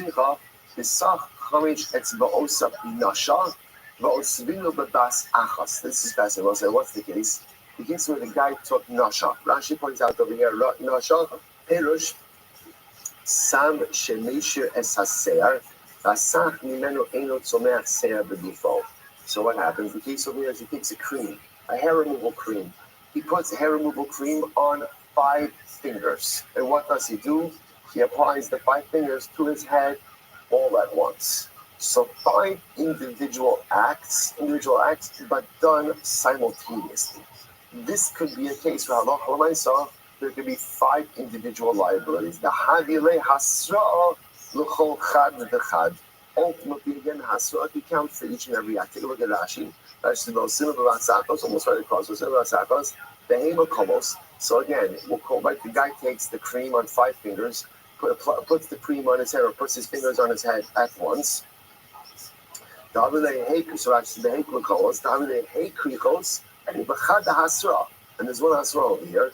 The chayvim to the bas afas ka'avid. My chazes the chayil hasra high etzba tfei high. So it's very interesting. So essentially over here, that one hasra that he's given before the 5 acts, that one hasra devolves upon each of the acts because there are 5 separate bald spots. So one hasra working to devolve upon 5 individual acts, yielding 5 individual instances of liability. Riveting. Okay. Now, by the way, the Kama Shir Karaka, how much is a bald spot? Rapuna Amar, Kedishira Mirosho. Rapuna says, you pull out enough hair that you can see your scalp. Okay? Rabbi Yochanan Rishon, Rabbi Laz, Rabbi Shimon, Kigris. Size of a gris, okay, which I will say is the size of a small lentil. Kitanoi, Kama Shir Gris, Achirim, others say, okay, so let's say some more suggestions machlokes tanoim. Some say it's a gris, some say it's enough to see the scalp. Amar Yehuda, Bachadiva, Pligivat plus a tanoim. Machlokes tanoim. Had Omar Kigris. One says the size of this small lentil. The Chad Omar Kidishira Mirosho. Other says this is able to see the scalp. The Chad Omar Kishtei Sa'aros. And one says like 2 hairs. 2 hairs, that's a bald spot. And one removes, it says, no, there's no position that says 2 hairs. and instead inserts in there the size of a lentil. Size of a lentil. This simarach, and remember this is Baharis Kidris Umichi Bechadasha. Alright, so I'll say, so this is a way to remember it through the laws of Saras. I don't know, I've never met anyone that used a mnemonic from Saras to remember anything. Okay, but I guess by the time of the Gemara it's worked. Right? A Baharis, which is a problematic discoloration, is the size of the gris. And a Michia, which is a healed burn, which is not Tame's Kadash. Okay, so as I said, I deal with Sumach, how much is a bald spot? So Tana, Hanota, so what is very interesting. Hanota Molepiazol B'Shabbos Chayik. Interesting, we'll say, if you go ahead and you remove a scissors worth of hair on Shabbos, you are Chayik. Now, what are you chayiv for? You're chayiv for gozes. Right? One of the 39 malachos is gozes. Gozes means shearing. Shearing is the act of removing any type of hair from the place where it grows. So, of course, the paradigmatic example of this was the removal of wool from the sheep in order to create yirios, the curtains of the Mishkan. Right? But again, the application of this could be a person pulling out hair from his head on Shabbos. So, Allah again, now, technically, if you were to pluck out hair, that would not be a din dorais, that would be a dirabbanan, right? Because the way that hair removal would gozes would have been done with a cleave, with a utensil. Okay, so then the Gemara says, Tana, if you remove a scissors worth of hair on Shabbos, that is biblical liability. How much is a scissors worth? 2 hairs. But we learned elsewhere that for a bald spot it's 2 hairs. You're right. The say just like by Shabbos, the shear of prohibition is 2 hairs, so too again for a bald spot, by Karcha, it's 2 hairs as well. Everybody that supports this. If one removes a scissors worth of hair on Shabbos, you're chayiv. How much is a scissors worth? Shtayim. So say good, so local Shabbos will be also. You move 2 scissors worth of hair, you're liable for that. But the Achos is very true. The says even the removal of 1 hair. They will say that's pretty wild, right? Now again, what's the concept of removal of 2 hairs? Remember, for local Shabbos, in order to be in violation of a malacha, you have to do something of substance. It has to be something substantive. So right, at least the most basic unit of substantive kite has to be reached. So again, therefore the first opinion says 2 hairs. Rabbi Elazar says even 1 hair. You must listen to this.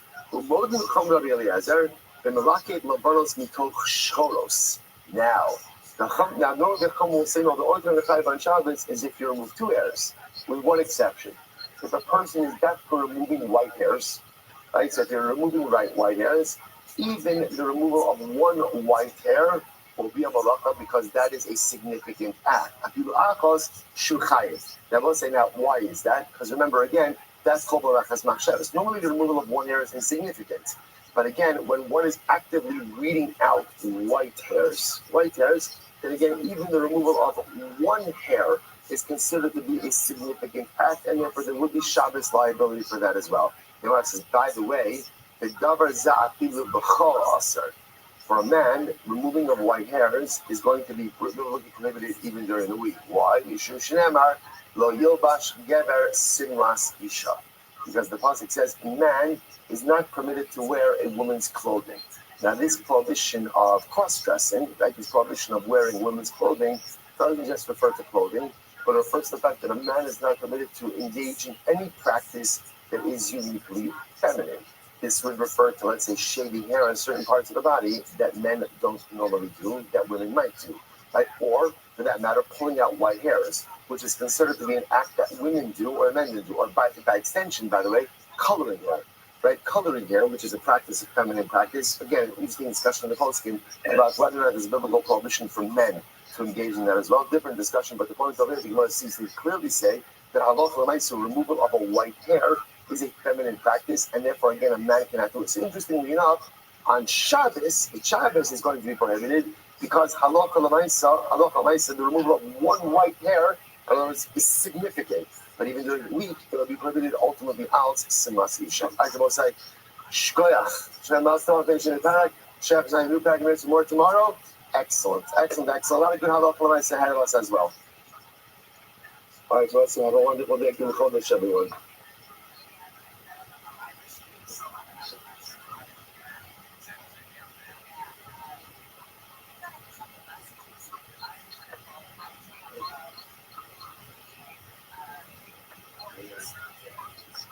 Okay.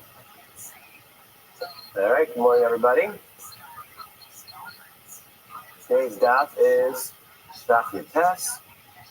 The sponsorship for today. We have our annual Talmud Torah sponsor, Tilson family as a source for the Stewart Torah for Am Yisrael. The Talmud Torah sponsor for the month of Nisan. Paul Pollock, the celebration of the Nisan birthdays of his wife Kathy and his granddaughter Chikva Esther Pollock, West Orange. And the birth of the grandson to Eva and Jeremiah Pollock of Indianapolis, Indiana. We have an anonymous sponsor in this list of Simchos for all of our children and for Nisan to be the month of Geula Shlema for Kleisro, and Avram Shani Kelman in memory of Avram's mother, Sarah Brian Bas Yeshua Heschel, whose yard site is on the 29th of Nisan. Shama should have in Aliyah. There are other sponsors I missed. I apologize. I don't know if they're daily sponsorships, but we'll put it in the notes if I missed anything. Okay, so we're going to pick up on the last line of Yudches Amud Beis. You know where we left off? Somewhat? Okay. Close enough. We got to the top? All right. So the Gemara says, Amar of Ad, Amar of Yitzchak, Yikurim Emasai Mechaber Aleim. So we were talking about before that for a Zah, for non-Kohen eating Bikurim, you have Chiyavus B'Yei Shemayim. So we said, when is the point where a non-Kohen who eats Bikurim will become Chayav? We said, it has to be only once the Bikurim have already they've already gone into, past the threshold. And therefore, they have this kedusha, and only afterwards do they would someone who eats with a non-kohen eats it have a chiyuv misa. So you say, and where do we know that? Bamki yatana detanya.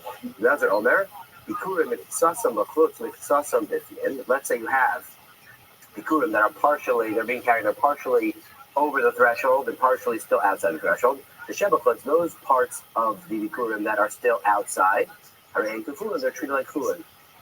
And for us to understand, it's not actually chulin. There still would be an isser, but it doesn't have the chiyuv misa, so they're still considered chulin from that perspective.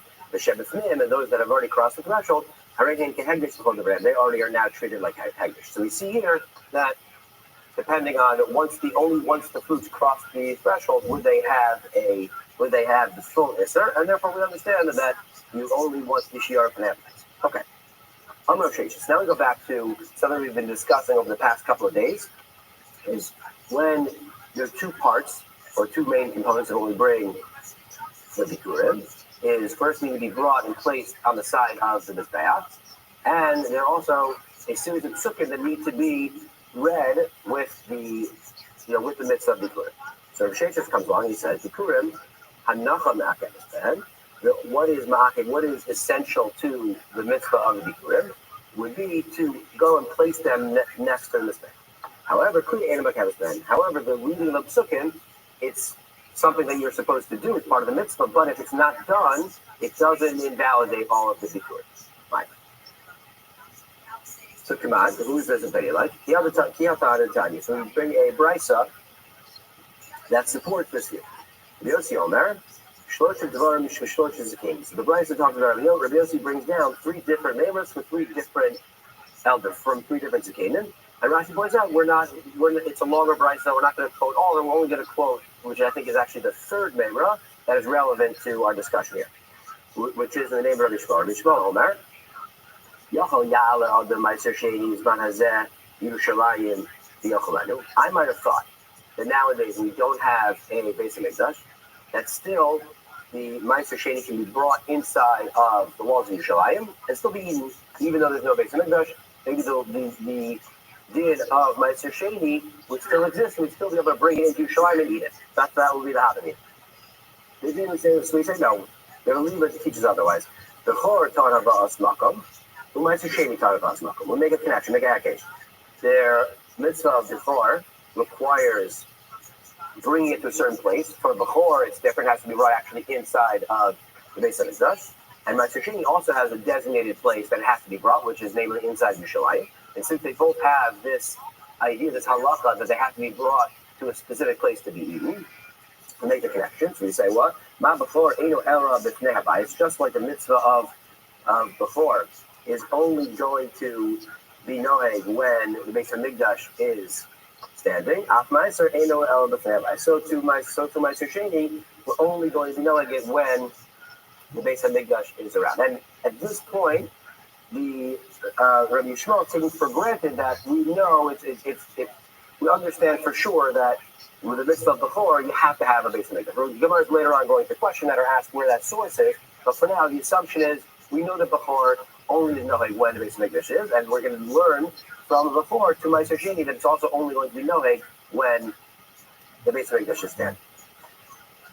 So, but now the Gemara asks, or the Bryce needs to bring down. Well, we can't necessarily learn straight Bechor to Ma'aser Sheni because there's a difference. Mala Bechor, Shekain Toin Matan Damim, the Emurim, the Galim Mizbeach. So Bechor has something that is a stringency, right? That the Bechor can only be brought when you have, the Bechor requires sprinkling the blood on the Mizbeach and take the Emurim and the Makam them on the Mizbeach. So we see that Bechor has a stringency that Ma'aser Sheni doesn't have, and therefore we can't learn that just because Bechor requires the Beis Hamikdash to be built in order to bring it, that Ma'aser Sheni has the same din. We say, no, Bikurim, well, okay, fine, we can't learn it from Bechor, but Bikurim will disprove it, because Bikurim do not record, they don't have blood applications, obviously, in the Bikurim, and there isn't a requirement to burn anything on the Mizbeach. So we see the Bikurim will prove that just like Bikurim will only be brought when there is the Beis Hamikdash, so too, Ma'aser Sheni. So the Gemara says, no, Mala Bikurim, she came to Unei Hanacha. But Bikurim have a stringency of their own. Now, what do they need? They need to be placed next to the Mizbeach. We'll see where the proof is coming from, but we'll continue to quote a little bit before we get back there. The Talmud instead, so how do we learn out then the din of Ma'aser Sheni that is only noheg when the Beis Hamikdash is standing? Because we say the Achal L'Fnei Shabbat. The Pasuk says the Achal L'Fnei Shabbat b'makom asher yitzar, which came Shimosham, and what is a list of what you can eat only in front of the Beis Hamikdash? Ma'asa degancha ki'ashvav yitarachu b'chor v'karko b'sonah. So we see that both Ma'aser Sheni and Bechor are included in the pasuk, and once the pasuk links them together, we can't then use the same questions, the same paragraph that we had before, because the pasuk is showing us that there's a linkage. So we have more leeway in terms of connecting them to our halachos, even if there are certain differences, because the pasuk now put them together. So this is what we ended up learning from the Hekesh, that the pasuk connects them, and therefore, just like Bechor requires Beis Hamikdash to be standing, so too Ma'aser Sheni requires the Beis Hamikdash to be standing. Then Makish Ma'aser Bechor, Bechor Eino Elo Fne'abayis, Achma'aser Eino Elo Fne'abayis. Okay. Now we go over. That's the part we spoke from Bryson. Now we come with our proof, because we brought this originally to teach us that the din of Rav Sheshes, that Hanacham, that we put Hanacham that that's right. We were talking about Ma'aser Sheni and Bechor, but really we brought it down for proof from Bikurim, or to bring a proof to Bikurim, right? Rav Sheshes told us that Bikurim, the Hanacham, the placing next to his back, is Ma'ake, that's essential, but the Kriya of the Psukim is not essential. And so what's the proof? So the Isa, if it was the case that not only is placing the Bikurim essential, but also reading the Psukim, then when we brought down in the middle of our Shakla Natalia, when we brought down, we tried to bring Bikurim in as a proof, and we said, Bikurim is different because the Hanacha is required, Hanacha next to his back. So the Isa, if not only the Hanacha is essential, but also the Kriya is essential, then Lifrach Ma'al Bikurim, she can't do any Kriya V'Hanacha. Then it should have said, what's the difference with Bikurim? Bikurim require placing them next to the staff and reading the Psukim. The fact that the Brisa only brought down that it was Hanacha, that is something that's differentiating by Bikurim, it shows that the Hanacha is the only thing that's essential. So Rashi says, no, that's not a good proof. Why? Even according to both opinions, right? Even according to the opinion of Rav Sheshes, that Kriya is not ma'akeh by Bikurim, he still holds that there's a mitzvah of Kriya of the Psukim. He doesn't hold that that's not part of the mitzvah. It's just that it's not an essential part that's ma'akeh the full mitzvah of Bikurim. So he said, right, either Yikuva Leka, mitzvah mileka.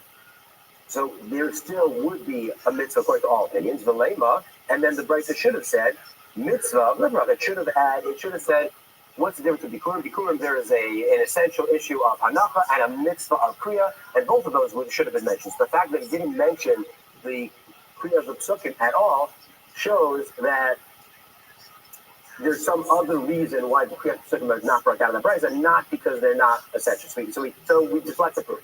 So Elam Rashi then just explains to us why did the Brisa not bring down anything about the Kriya of the Psukim by the Bikurim. It says the Ego Bikuria Ger, because while the Hanacha placing down the Bikurim is uniform and consistent according to anyone who's bringing Bikurim, when in certain circumstances there is no mitzvah of Kriya Psukim by Bikurim. What's that case?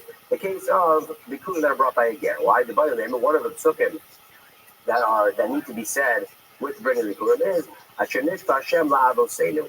That Hashem promised to the land that Hashem promised to our fathers, and a Ger doesn't have that lineage that traces all the way back, and therefore Lo Matzi Amar can't say it. So let's take a look. So in that case, that's the reason why the Brisa didn't bring down the discussion of Kriya Psukim, and only the discussion of Hanacha. Okay, so now we go back. So now we've deflected. Well, we've said there's not going to be a proof to have changed his opinion, but now we're going to go back and break down a few parts of the Brisa we brought.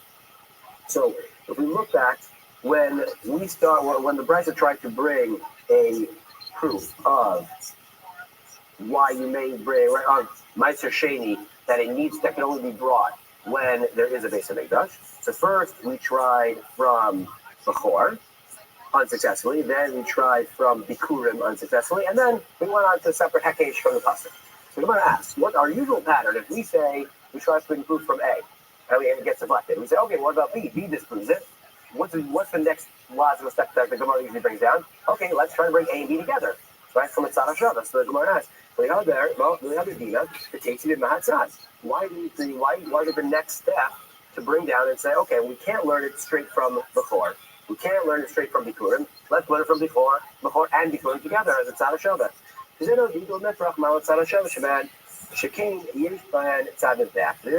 that wouldn't have worked, because even though they each had different stringencies, they each had some connection to the Mizbeach. Whether it was a connection of having the sprinkling of the blood, or burning on the Mizbeach, or just placing next to the Mizbeach, both of those had a connection to the Mizbeach, but Meiser Sheni doesn't have a specific connection to the Mizbeach, but just Yerushalayim as a whole. Right. Okay? And now, so now we're going to go back. So now the question we had talked about originally was, we had Rabbi Shmuel had assumed or taken for granted that everybody agrees, or it's obvious that to bring Bechor, you have to have a Beis Hamikdash. So now we ask, well, Micah said, why is this so obvious to Rabbi Shmuel? What does he hold? Ikasavar Kedusha Rishona Kitchel Shaitz and the Kitchel Asaglavo.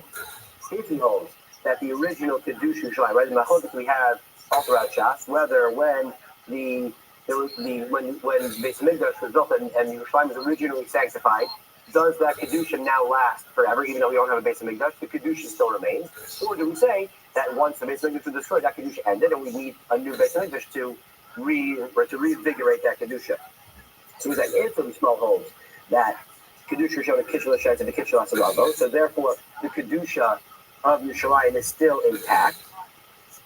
So then, Akiyu Bechor, Nami, then, in that case, if the Kedusha is still intact, then the bringing of the Bechor should still be allowed, because the Kedusha is still there. So why not bring? Why are we saying that a Bechor cannot be brought to the Beis Hamikdash if the Kedusha still stands? Right? Why are we only worried about Meiser Sheni? We should have understood that Bechor definitely can be brought.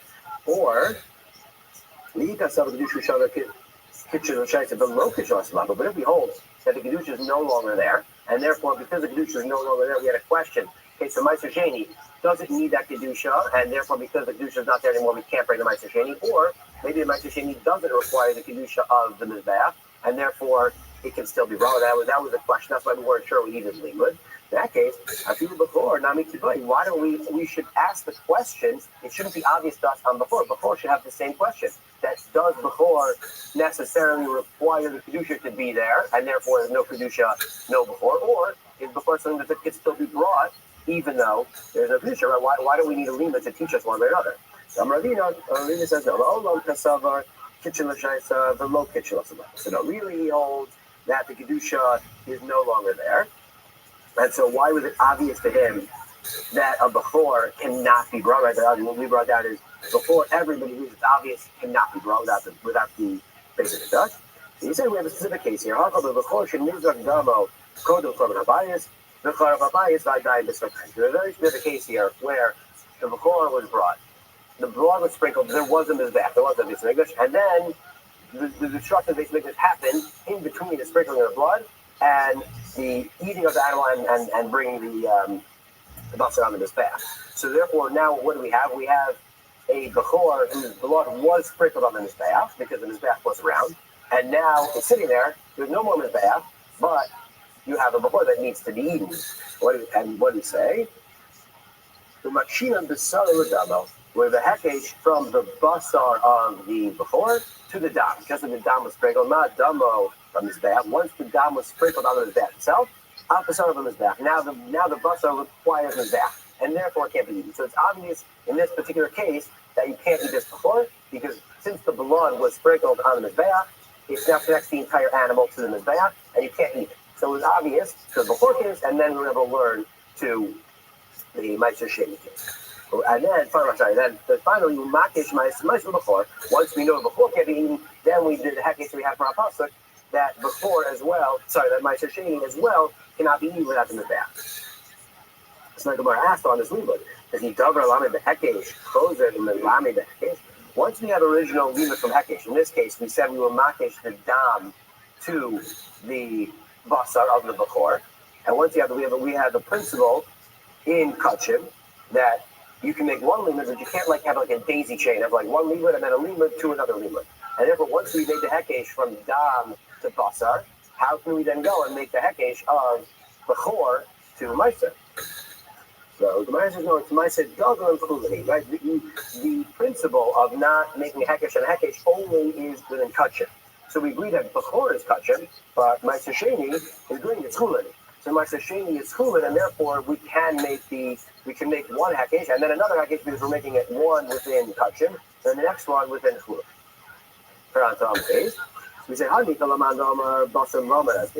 So this makes sense. I understand this answer based on the opinion who says we go by the source that is being learned to, right? In any hekesh, you have the source, and then there's the milamed and the lamed. So if you're talking about the secondary source, which in this case is Meiser Sheni, okay, then we only have kachim in one end, and we have chulin on the other end.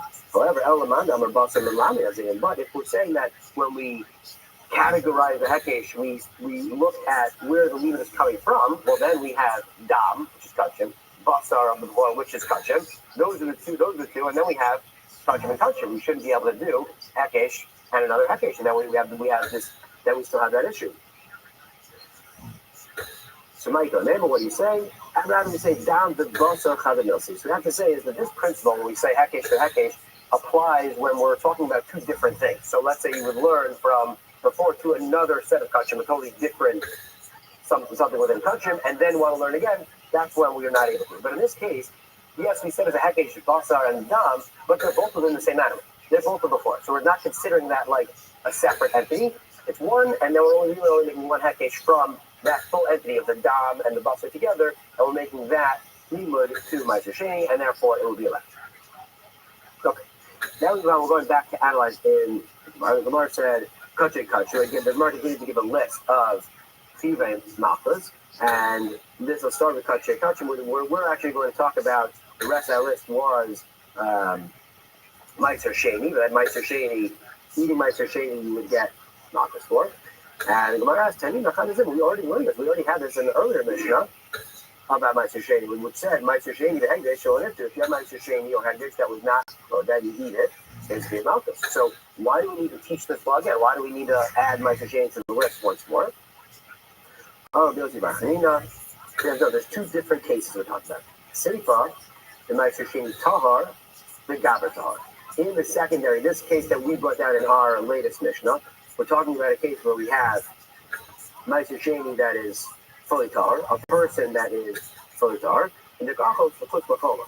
But you're eating it outside of the walls of Yerushalayim. And that's the issue that we're talking about here. But Rachel, the first instance we brought that Meiser Sheni, we're talking about Meiser Sheni Tameh V'Gav. I mean, that was talking about when we had a problem with the Meiser Sheni or with the individual. One of them was Tameh. They can also be Yerushalayim. And that's a case where even if you're eating Meiser Sheni properly within the walls of Yerushalayim, you still have the Isser Malchus because either the Meiser Sheni itself was Tameh or the person was Tameh. Even though in both cases of Meiser Sheni, there's different cases.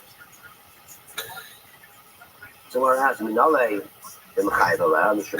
we know that Meiser Sheni would be Chayv Malchus in a case of Meiser Sheni where there's a tumor involved? Again, whether the tumor is within the Meiser Sheni itself or the tumor is with the Gabra.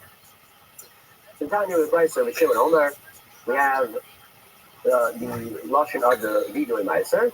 Will be arguing that in the tummy. So when part of the Vidui Meiser that is said, the person says, I didn't destroy it. In this case, destroying means eating. But we actually that in the tummy. I didn't do it while I was tummy. And that's Bain Shani Tame, Bain Shani Tame. Whether it's a case where the person was Tame and the Meiser Sheni was Tahar, or the person was Tahar but the Meiser Sheni was Tame. In both those cases, we see that there's an answer based on the Vidui, and therefore that's when we see the source of Meiser Sheni, and that's when we see that there is an issue of Meiser Sheni being eaten to Tumah. So that's the Heichon, but that we see that it's in the lashon of Vidu. The Heichon Lotzar Achila. How do we know? Where do we see the source where the Achila is? So the Bible says, I don't know. I don't know where that source is. So the Gemara asks, what do we don't know? Tumas Haguf, that exists. Tumas Haguf is written straight out. We have Tzitzukim that show us that if somebody is coming and eat Meiser Sheni, that is Tahar, that they would be Chayav. What's Pasuk? Any person that touches serve a tama on the arab, you're tame until the evening, and you can't eat from it. So we see from the pasuk that we have, clear indication that if you have a person who is tame, they can't eat Meiser Sheni, which is Tahar. Okay, fine. So that gives us the source for when the person is Tameh and the Meiser Sheni is Tahar. What about the opposite case, where the Meiser Sheni itself is Tameh but the person is Tahar? Behind the Ksiv, so you have a pasuk that tells us you see the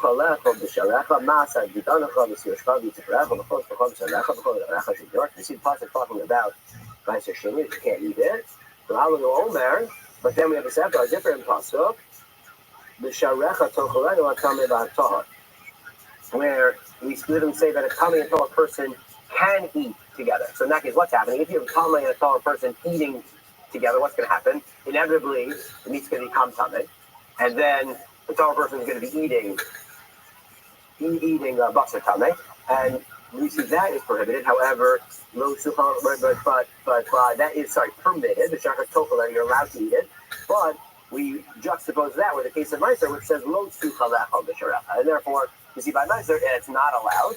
Even though in other cases it is allowed to have a Tameh and a Tahor person eating them together. The time is very small. Afilu Tameh and Tahor open the Tahar achas. Vein choshin. The Kamar Achmana. The Kamar Achmana. Tameh b'shar. You call Gabe Tahor. Awesome. Right. Sorry. I said outside. This is what I'm saying inside. Which is the case that you're allowed to eat together. Awesome. But in our case, lo tzucha. Okay, fine. So now that we discussed or brought up on Sheni, we're going to talk about a couple of different halachos within Meiser Sheni. So we ask, when we know on the Bartadia, how do we know that Meiser Sheni is allowed to be podeh, and this case is even inside Yerushalayim? Sorry, we're talking about specifically Meiser Sheni that is Tameh, that can be podeh inside Yerushalayim. So Minayim Meiser Sheni shenitma shepodeh so afilu b'Yerushalayim. The Lomar, it says you're not allowed to bring up, and say so really means to carry it. But what's the leader here? In say so el achila. In this case, we're talking about say so being achila, being other chenema alisama so smeis barav, and therefore we see that if you cannot have, since you cannot eat it, there's when when are you allowed to use the Toda Meiser Sheni? When it's outside Yerushalayim. Why? Because you're not allowed to eat it there. You're in a place where it's not allowed to be eaten because you're outside the wall of Yerushalayim. And therefore we allow you to be Toda. So the limit here is that another case where you're allowed to be Toda is where there's a problem with eating it, so which is inside Yerushalayim when it's coming. Since you're not allowed to eat it, it's as if it's connected to not being able to bring it up. And since it's not edible at this point because it's tummy, we allow you to be Toda. So that's the limud that even my Sheni that is in Yerushalayim, which usually you're no longer allowed to be Toda. If it's tummy, you can be Toda. Now, Allah Vidi, another halakha of my Sheni. In Ayam Maser Sheni Tahar. Okay, now we're talking about Pidyon Meiser Sheni. What if you have Meiser Sheni and it's tar? Good Meiser Sheni. If you're well outside Yerushalayim, no problem. You can always be told that that's straight from the circuit. What about you are literally like one step away? You're right at threshold of Yerushalayim. Can you still be told that Meiser Sheni? Say so, right? Because when you're allowed to be told Meiser Sheni, when you are unable to bring up, eat it, right? Right. So in this case, you're still outside. You're technically still outside your shlaim, and therefore you can be put there. They say, no, we just used this limud before to teach us of being put in Meiser Sheni that's tamei, inside your shlaim. So in case, so you say, okay, you're right, but in case, what should the pasuk have said? Why use the word say so? Should have just said you're not allowed to eat it, right? Because once you're in Yerushalayim and you're allowed to eat it, you no longer can be podeh. As long as it's not yet subject to achila, you can be podeh. However, it might say so. Why does the pasuk specifically say the word say so? It's there that we can use two limudim. So we use the lashon that could be carrying, could be eating, and we can learn both halachas from it. So why do we say, okay, so then let's say, all right, well, let's only learn this limud of achila. Okay, then if it's only about carrying it in, then it would just say you can't carry it. Might say so. Right.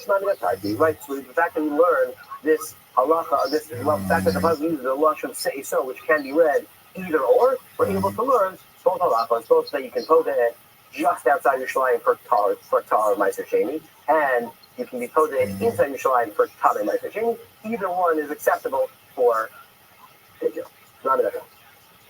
So, Yosef Tanina, Rarosha, the Kodebai, a Pisca Yerushalayim Mai. So Chanina and Rothschild were sitting learning, and they asked, okay, what about if you're literally in the threshold of Yerushalayim? You're really through the entrance of Yerushalayim, the mountain. Pshita, it's a case. If it's a case where you're like carrying it in front of you, you're carrying Meiser Sheni in front of you, and therefore the Meiser Sheni is has crossed the threshold, but you have not yet crossed the threshold, then in that case, it's obvious that you can no longer be told because the Meiser Sheni has crossed the actual Meiser Sheni, even though you haven't, has crossed the threshold, and therefore it's no longer subject to picture. What about the other case? What about let's say you cross, but you're carrying like a sack on your back, or you have like a backpack of it, and you cross over, so you're the wall, but the Meiser Sheni is technically outside the wall, and then you stop there. Can you now still be close? So you're inside, but the Meiser Sheni is outside. Now, what's the case? That's the question. So Tanu Saba is there in Mishnah ben Yechai. The pasuk says, that the place is far from you, is far from you, and therefore it has to be your completeness. So in this case, the fact that you've already brought yourself in, even though the Meiser is not, you drag the Meiser along with you, and therefore just once you cross the threshold, the Meiser Sheni can no longer be podeh. Now that's the next step in this question. What if Nagile the Kanya? What if instead of being like on your person, you have like a stick, let's say, or something holding it, and the Meiser Sheni is attached to a sack in the back. So you're holding it, but it's no way it's like on your back. It's part of your person. It can be considered part of your person. But what if you now have like another level removed where you're holding a stick or something that's in, and then connected to that in the back is the Meiser Sheni. In that case, take it. In that case, you say take it. We don't have an answer. We don't know if in that case it's dragged along with the body or not. There we go. Turn it up first. Amavasi Amav Meiser Sheni, Ne'emes Achaderla.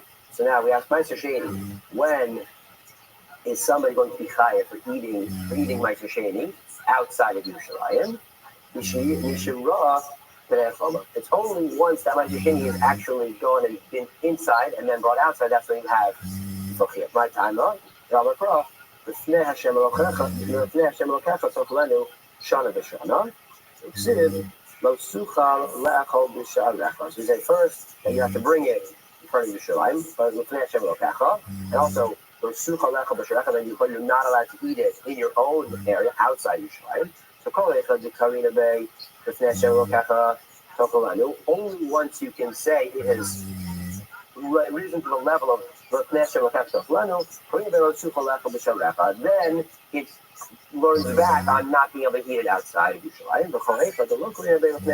But you cannot yet say that it's Lefnei Hashem Elokecha. Then you cannot say that. Then you can't yet say that you don't yet have the issur of eating it outside. So it's essentially you have the Meiser has to first become in a state where the roy lachila is kind of crosses in, and then it comes back out, and then you have the intermediate. But before then, you wouldn't have the chiyamakas. You wouldn't have the chiyamakas for eating the Meiser Sheni. I think we'll stop here before we get things going through. We'll stop here. Back there tomorrow. And I was stop.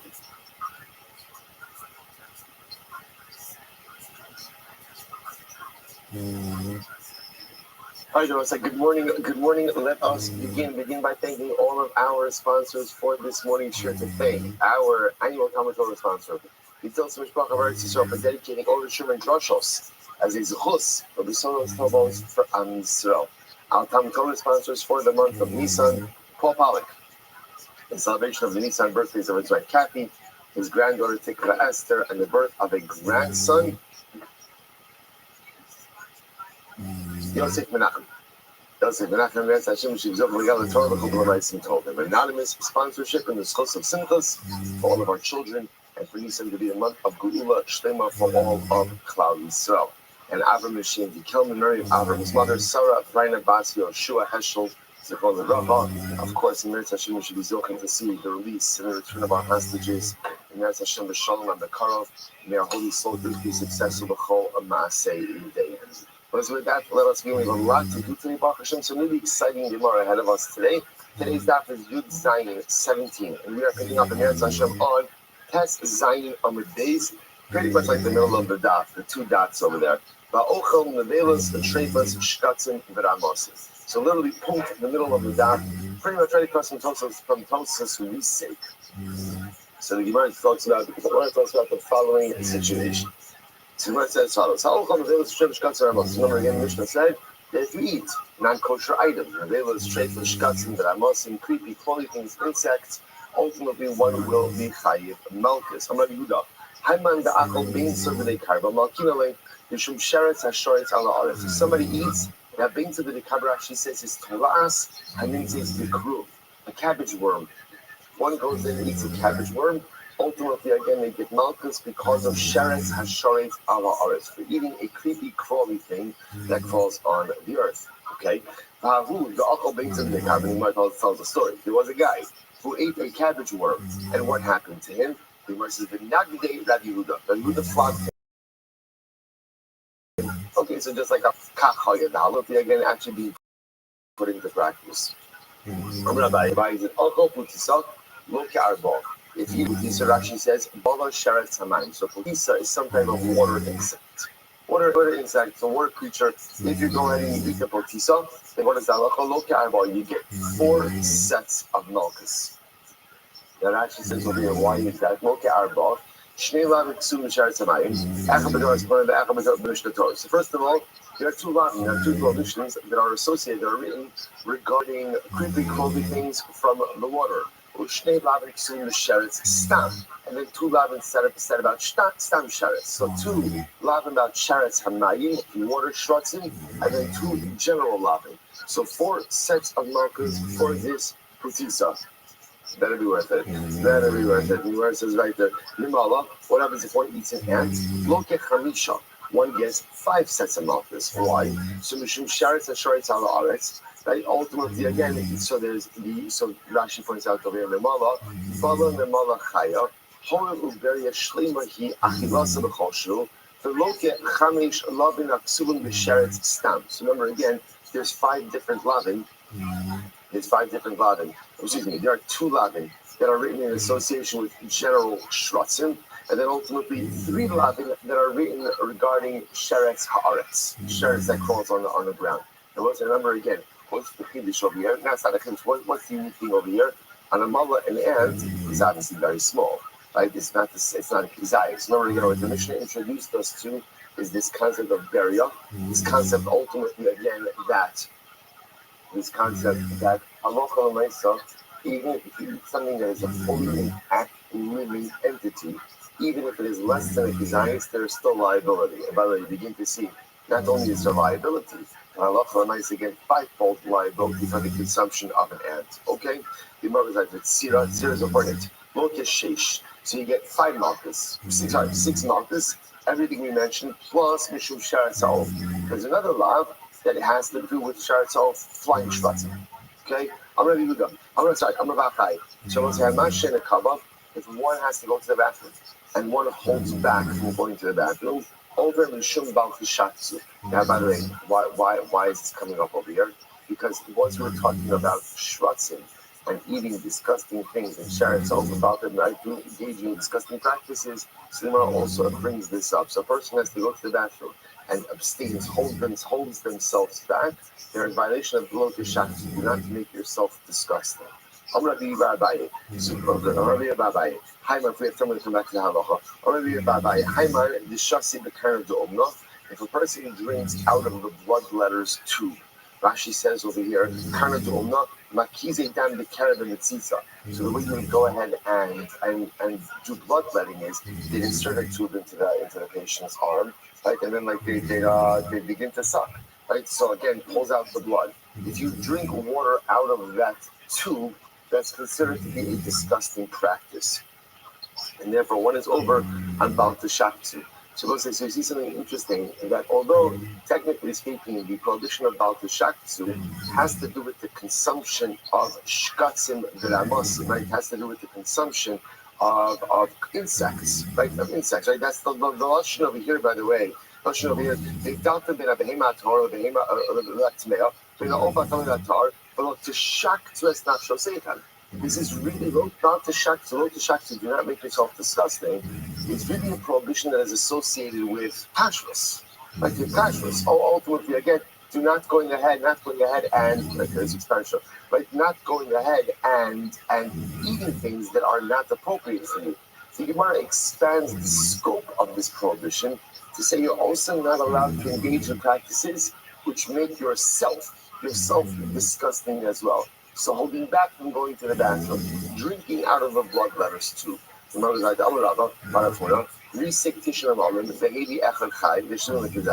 an interesting case over here. Let's say you took 9 ants, you smashed them up, you mushed them up, and then you bring another live ant, and that creates a kizayis of ants. So what's the halacha? Look at vav. You get 6 amounts. Now, before we go on with this, Rashi points out what's going on over with the Risik. Look at Rashi. Risik. So remember again, when you go ahead and the whole chap of the ant, right? Why is it that there's liability for ants, even though it's so small? Because it's a burial. Because it is a distinct entity. It's a distinct independent entity. So interestingly enough, that identity as burial only applies when the item is intact. The moment that it is crushed, it loses its burial status. Now, what happens when an ant loses its burial status? What happens? So then it becomes machal sasuros. It just becomes like any other non-kosher item. What's the shear for consumption of non-kosher food? Akizayis. See, interestingly enough, the halacha over here is as follows. So therefore, fascinatingly enough, if you eat a whole intact ant, you chayiv 6 malchus. If you eat a mashed up ant, If it's less than a kizayis, it's actually not chayiv anything. I mean, it's not good. You've done navira, but there's no liability. To have liability on mashed ends, you'd have to have a kizayis of them. So in this case over here, you have 9 mashed ends. I'm going to say now the number 9 is not a meaningful number over here. It doesn't matter 9, 7, 8. The point over here is you have a whole mass of mashed ants, and then ultimately again you add in 1 live ant to complete the shear. Now remember, already before you even go on, in this act of consumption, what do you have going on over here? Obviously, there's going to be 2 levels of liability. What's the levels of liability? Number one, for the whole ant itself that you're eating is going to be independent liability, plus the fact that the whole ant combines with the mashed ants to form a kizayis of ants. So there's that dual liability over there. So that's what we say. Lo above, you'll get 6 sets of malchus. Where it says, hey, you shouldn't bury up. So again, 5 malchus just for the whole ant itself. Right? 5 malchus for the whole ant itself. The after mishum kizayis tevela. And ultimately, again, one set of malchus for eating a kizayis of a non-kosher item. Rabbi says, by the way, don't think that there's any significance attached to the number 9, right? There's no significance. This would be true even if you had 2 mashed ants and added in 1 live one. Or you'll say, even 1 mashed ant, right? That's 1 big ant, 1 mashed ant and 1 live ant. So again, everything depends on the size of the ant. So I'll say, but a fascinating idea. So first of all, a number of important takeaways. The din of burial only applies to something that is whole, intact, and alive. Right? If it doesn't satisfy those criteria, it's not burial. It's not burial. So therefore, again, a live ant will be chayiv ultimately again for 5 sets of malchus. A mashed ant is ma'achalos asuros and therefore has a shear of kizayis. If you take a mass of mashed ants, combine it with a live ant to create a kizayis, you're going to be chayiv for the burial, but for the kizayis of ma'achalos asuros. So it says it's when it's supposed to hospital this. You look at this, you look at these cases, and what goes through your mind? Why would someone do this? Right? This makes absolutely no sense. Right? Really, you can't find something else to eat. I don't know, a piece of fish, I don't know, a Erev Shabbos, a little time now. You can't have it. This is what you're doing. You think about this, it makes no sense. So I'll say, what's the tremendous supposed to hospital? In general, chait makes no sense. Any avera that we commit, right? In the moment, in the heat of the moment, right? It makes all the sense in the world, right? In the heat of the moment, of course, I would say, in any case, after the fact, if I step out of myself and I look at what I did, what other thing goes through my mind? What was I thinking? Why did I do that? In what world does that make any sense? It's fascinating how, like, in the moment, I can't live without it. But yet, when I step out of myself and look at it, the averos that I commit become no more logical than the consumption of 9 mashed ants with 1 whole ant. The dynamic of hate in general makes no sense. I will say it's important because I think, like, the next time we're tempted to do an avera, which I don't know, in about 3 minutes from now, I don't know, whenever the next opportunity comes, if we keep this humor in our back pocket and realize that every avera is pretty much like this. This is it. From the grotesque perspective of it, from the unappealing perspective of it, from the nonsensical perspective of it, and if we could just say, okay, this is mamish like eating 9 mashed ants with 1 whole ant, and all of that liability that's going to come, is it worth it? Perhaps it's a way to reframe and perhaps save ourselves from certain negative behaviors. Incredible. Let's go back to all capital of my solution. So next, the Mishnah said, if you ate camel talons, untied produce, and my solution, so you get malchus, all these cases. So it says, Amarav, Ochel Talon Shamai solution, Shamai Unloket. Listen to this. Let's say you eat tavel, right? So tavel is untied produce. But let's say in this case, the untied, the nature of it is I didn't separate out my surani. Okay, so what happens if I don't separate out my surani? So what's the halacha? Look at, you get malchus. So we'll say, so in other words, if I had produce and the only thing I didn't separate out was my surani, what the Gemara is saying is that is still called tavel. That is still called untied produce, and therefore, if you consume it, you're chayiv malchus. Okay, Kiman, whose opinion does this reflect? Ki haytana. Let's find out. In the sign of Rabbi Yossi, Yochalo yichayiv ela tevel shalom and then kol eker. So I might have thought, Rabbi Yossi said like this. I might have thought that the only time you're chayiv on tevel is when the mamish separated nothing from it. Maybe the definition of tevel is that no tithes have been removed. So the says, "Horin mimeno truma gidola, v'lo horin mimeno meiser rishon v'lo meiser sheni, v'afilu meiser ani minayin." How do I know that the actual definition of tevel, I will say, is any produce which has not had all of its tithes removed from it? In other words, the Rothschild is, I might have thought that what is tevel? What's untied produce?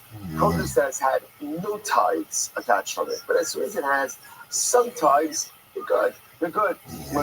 How do I know that tevel really means produce that even if it only has one tithe that has not been taken, even like Meiser Ani, it is still called tevel. Tevel Omar, lo sucha lefal b'sharecha. Torah says you shall not consume indicate. So Anu Omer, v'achlu b'sharecha v'sabeu. So same motion. Ma'ala halon Meiser Ani. Just like over there, it's referring to Meiser Ani. Afkan Meiser Ani. So too over here is Meiser Ani. And the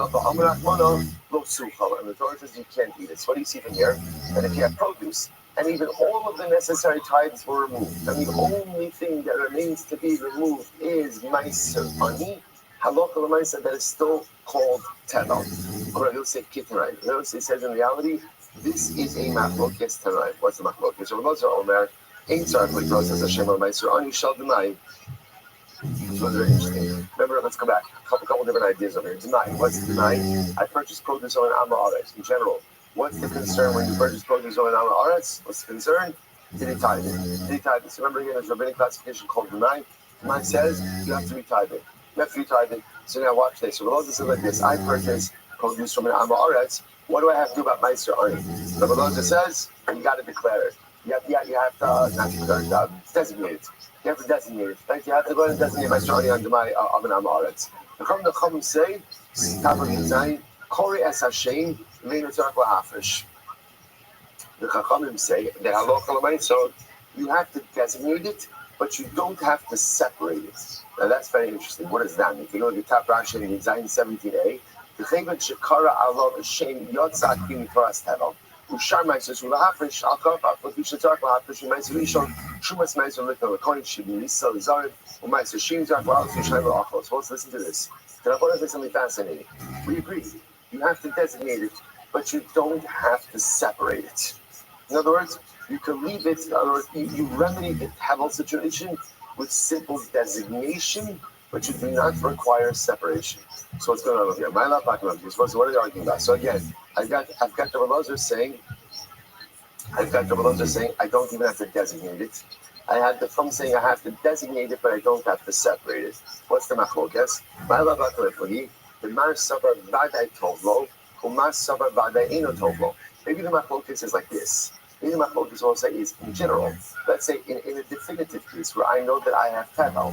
So does I should say differently. In a case where I know for sure that I have not separated out Meiser Ani, does the fact that I have not separated out Meiser Ani, does that make the produce tevel or not? Rabbi Loza would say it doesn't. It doesn't. So Meiser Ani to begin with doesn't make produce tevel, or in other words, the non-removal of Meiser Ani to begin with doesn't make the produce tevel, and therefore when I purchase some of the Amma Aretz, there's no need to do anything with this. Other than the Chum say, the presence of unremoved Meiser Ani does make the produce tevel, and therefore if I purchase an Amma Aretz, although I don't have to separate it, I actively have to designate it. Interesting. So we might say, if that's the case, if that's the case, then guys, the Belazar Chachamim don't argue in a case of deny, but rather argue in an actual case. Why don't you just say, I have produce, I have not separated out the Meiser Ani. I've separated out everything else. Is my produce tevel or not? Rabbi Lazar, no. Chachamim, yes. If that's my focus, why frame that in a case of denying? Frame it in an actual case. The Gemara says, I'm sorry, Ella, the Gemara says, you're right. Let's revisit this. In reality, everyone agrees that the presence of unseparated Meiser Ani absolutely makes the produce into tevel. Everyone agrees with that. So it's not focus over here. This is very interesting.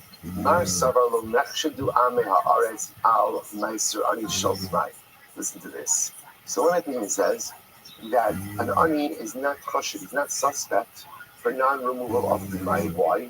Kivan de mamonahu afrushid mafresh. So listen to this. This is very interesting. What happens, by the way, if you consume your own meiser? What happens? You said meiser, you consume it. What's the answer? It's just you didn't do anything.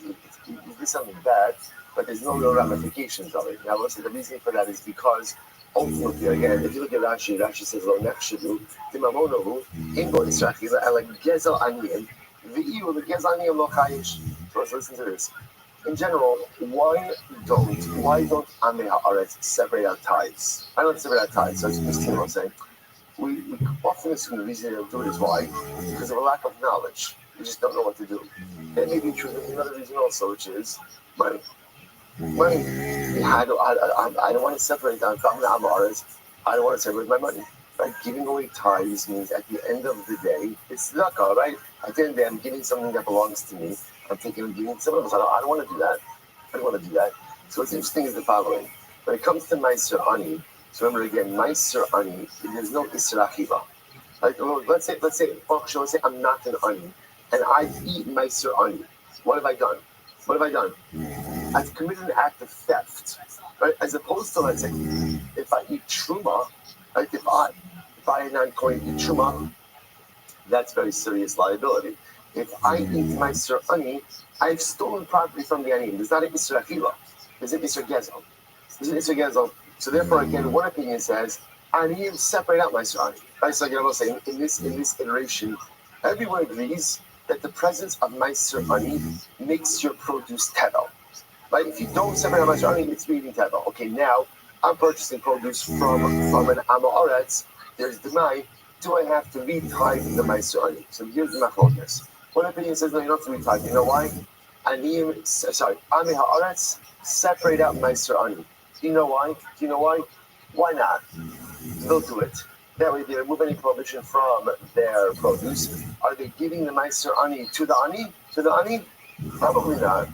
Probably they're keeping it for themselves because it's an Isra Gezel, not an Isra Achiva, but that's not my problem. So therefore, again, first opinion says, that's really Rabbi Lazar, that when you buy produce from Amaretz, you could assume that he separated out the Meiser Ani. The Rabbanan hold, Kivan the Trichale Milsa lo mafresh. The Rabbanan saying, no. Do you know why an Ani doesn't go ahead and separate out Meiser? And do you know Meiser Ani? Do you know why? Both says they say it's a krich, right? It's a bother, right? It's a bother. It's tircha. It's extra effort. So what do I need to engage in that for? Why is that necessary? And therefore, ultimately, again, he does not go ahead and separate it out. So let's say, so it's interesting over here. What's really unfolding? So again, just understand, just important halacha myself. So halacha myself, number one is presence of unremoved Meiser Ani absolutely makes the produce tevel. That's number one. Number two, interestingly enough, Meiser Ani is not an Isra Achiva. If I eat Meiser Ani, it's not eating something that's prohibited. Rather, again, what am I doing? It's an Isra Gezel. It's an Isra theft. I'm stealing from the Ani. So machlokes, if you buy produce from ours, do you have to separate out Meiser Ani? Rabbi Lazar says no, because again, Amei Haaretz does it. He probably keeps it, but ultimately he does it. Rabbanan, you do. Why? Because halacha l'maisa, he doesn't do it. Why doesn't he do it? Because he's lazy. Because he doesn't want to be bothered with it. Therefore, again, I have to do it. Incredible. All right, well, let's go right there. By the way, what are we asking? What Rambam asking is if you purchase the mic from an Amei Haaretz, you must designate Meiser Ani again. You must designate it. Now, again, you don't necessarily have to separate it, right? But you have to designate it. That's the whole idea of Mamon She'en Lo Tovin, not for now. Kam Yocham in Atero. So also in general, how much tevel do you have to eat in order to be liable to Malchus? So the answer in the Mishnah was like Kizayis, Rabbi Shimon, Lakish, Machlokes Bechita. About we cannot figure out called Kizayis. So remember again. So Rabbi said in the name of Shimon the following. So if you remember again, it was this Mishnah. Okay, so the Mishnah said like this. The Mishnah said, good. Rabbi Shimon says kolshu. Rabbi Shimon says any amount of tevel, you're liable to Malchus. And the Chachamim say kizayis. So now both said the Gemara says something. Rabbi says in Rabbi Shimon, machlokes bechita. Right? Machlokes between a kolshu and a kizayis. ultimately, again, it's only in a wheat kernel itself. Now, again, we'll say the reason we're going to see that is because halacha l'maisa, in the wheat kernel case, that's where Rabbi Shimon will say that's a beria. That's a beria. However, again, the Gemara says, however, when it comes to, let's say, flour, and let's say you're consuming flour of tevel, everyone will agree that halacha l'maisa you need a kizayis or a bichai. Okay? Rabbi Yirmiyah Rabbi Shimon Lakish, ki machlokes bezu, kach machlokes bezu. Shimon right? Rabbi Lakish says no, it's machlokes both cases, both in Chita as well as Kerach. We'll say first by line. Tanan, Amar Rabbi Shimon. Rabbi Shimon said to the Chachamim, Iatem odini ba'ochal amama kol shu chayiv. So Rabbi Shimon, remember Rabbi Shimon holds that by tevel a kol shu any amount you chayiv. So he says to the Chacham, I don't understand. Don't you agree that in the case of the ant, in the case of the Ramala, that even if you consume any amount, you're going to be chayiv? They said yes, that's because that's a beria. Because that's a beria, right? Ultimately, again, that's how it was created. That is a complete unit in and of itself. So to a wheat kernel. A wheat kernel is also a beria, right? And therefore, again, there should be liability for consuming that. So whereas there's chita in kemach, well, what do you see from here? Kemach is only by a kernel of wheat. But everyone agrees that if you were to consume flour of tevel, that you certainly need it. Because I guess, so what's not say, low, the very kamaru. Perhaps this is Rabbi Shimon saying to Chachamim. Rabbi Shimon said this. According to me, even a culture of kemach ultimately again should create liability. If you have on, even though you're going to disagree in the case of flour, at least agree with me in the case of the wheat kernel. Right? At least in the case of the wheat kernel, agree with me that halacha l'maisa, there will be liability even for one wheat kernel because it is a beria. But Rabbanan will say no. Berias neshama chashuva, chita lo chashuva. The most is just mentioned before. Beria, the definition of beria, we'll say, is not only something that is a complete entity. It is something that is a complete entity and living. And living. And living a complete entity ultimately again is a beria. Which I will say, by the way, now, just so you understand, remember again, previously, in the case of Namala, right, in the case of an ant, Rashi said, what was the case of the ant? Rashi said, Bala Namala Chaya. In order to be chayiv for consuming, right, an ant, right, all those different prohibitions, a beria has to be alive. If you have a dead ant, so a dead ant is then ma'achalas asuros. That's non-kosher food, and then the shear for that is a kizayis. So the Rabbanan say back to Rabbi Shimon, I hear what you're saying. A wheat kernel, you're right. It is a natural forming complete entity. It's not living. Because it's not living, it doesn't have the status of burial. Okay, so this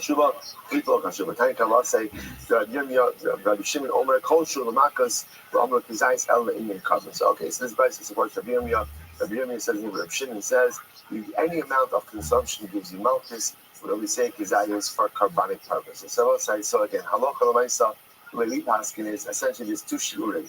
There's shir of periyot, which is if you have a fully intact living entity, even if it's tiny like an ant, there will be liability. But for every other act of consumption, the shear is going to be a kizayis. Okay, incredible Mishnah. Let's go. Now, the nice part about this Mishnah is actually we've seen a number of these cases already. Ha'ochel bikurim achshel karu aleim. So let's remember again that is alocha. When you bring bikurim to the Beis Hamikdash, halavai we should be zochem eretz Hashem b'kara. So there is mikra bikurim. There's a whole recitation, right? Arami Ovei Ravi. We just said in the Haggadah.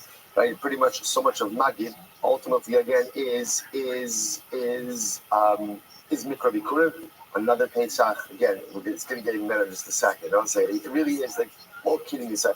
Okay, you can accuse me of like making up a lot of stuff, right? This, and this is not me. Like, I'm not making this up. This is really incredible. So in any event, so what happens? I go ahead and eat the right, or the Kohen eats the Bikurim before the recitation is done. What recitation is done? Or Kachek Hadashim Futzlakilayim, or you Kachek Hadashim outside of the curtains. Now let's say, now remember, curtains is a reference ultimately to the Mishkan.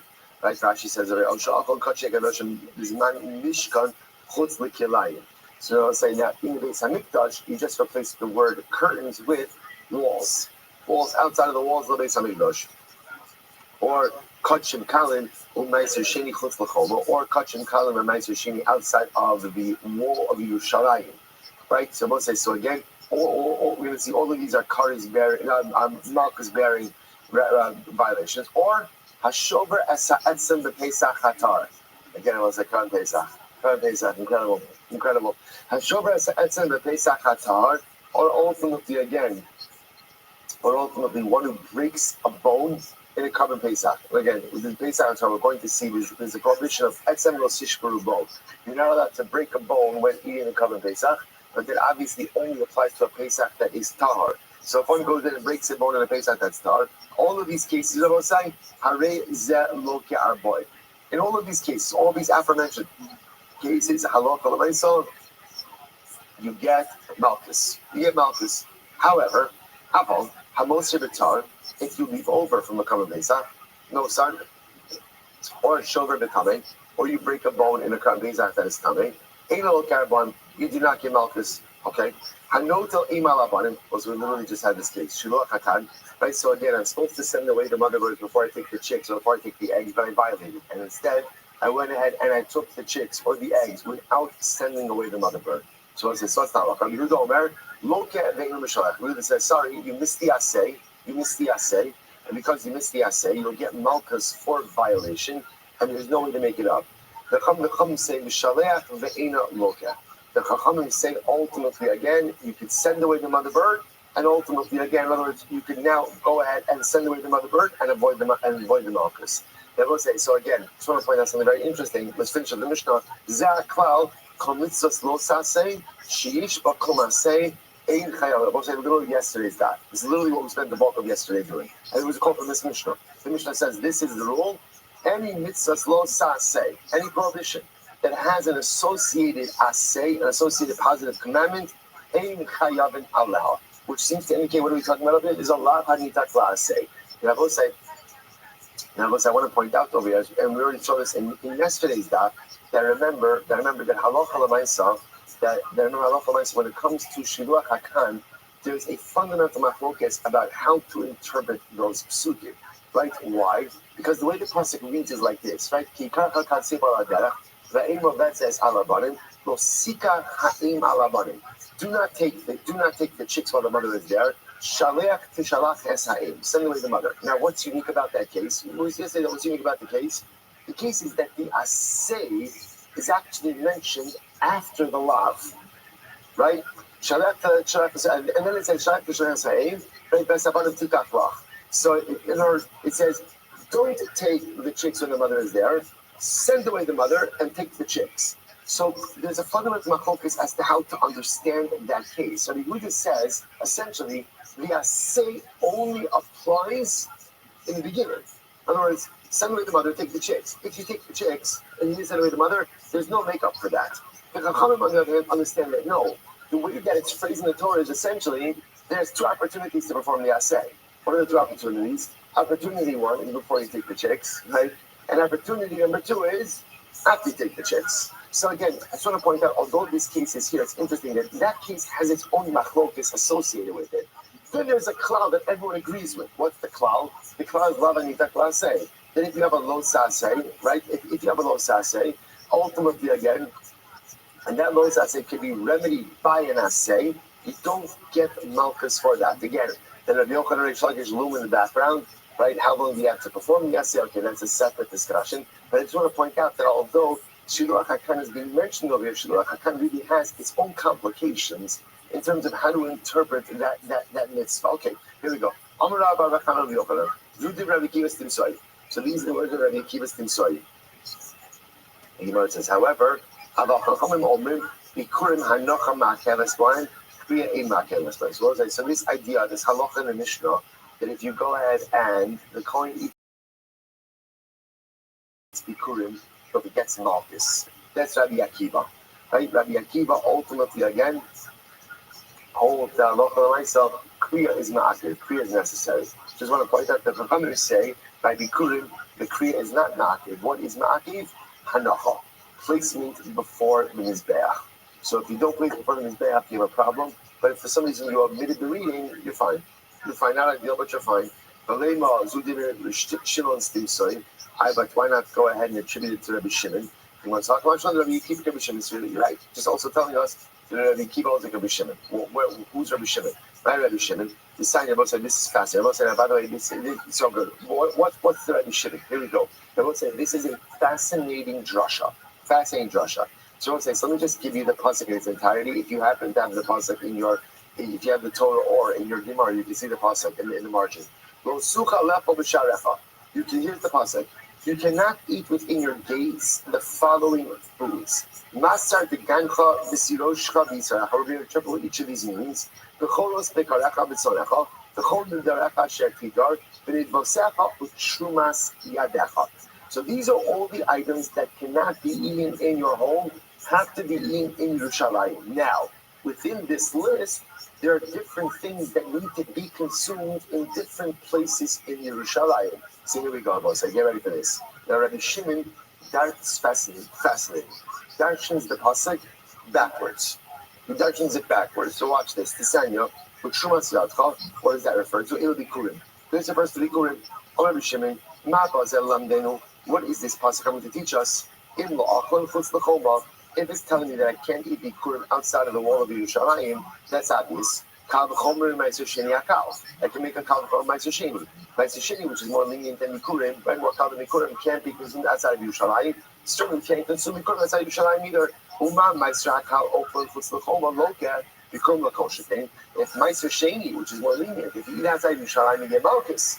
Or the more say you can't eat bikurim outside of Yerushalayim. So what is what's going to teach me? Allah barakas of Ella. What is the pasuk coming to teach me?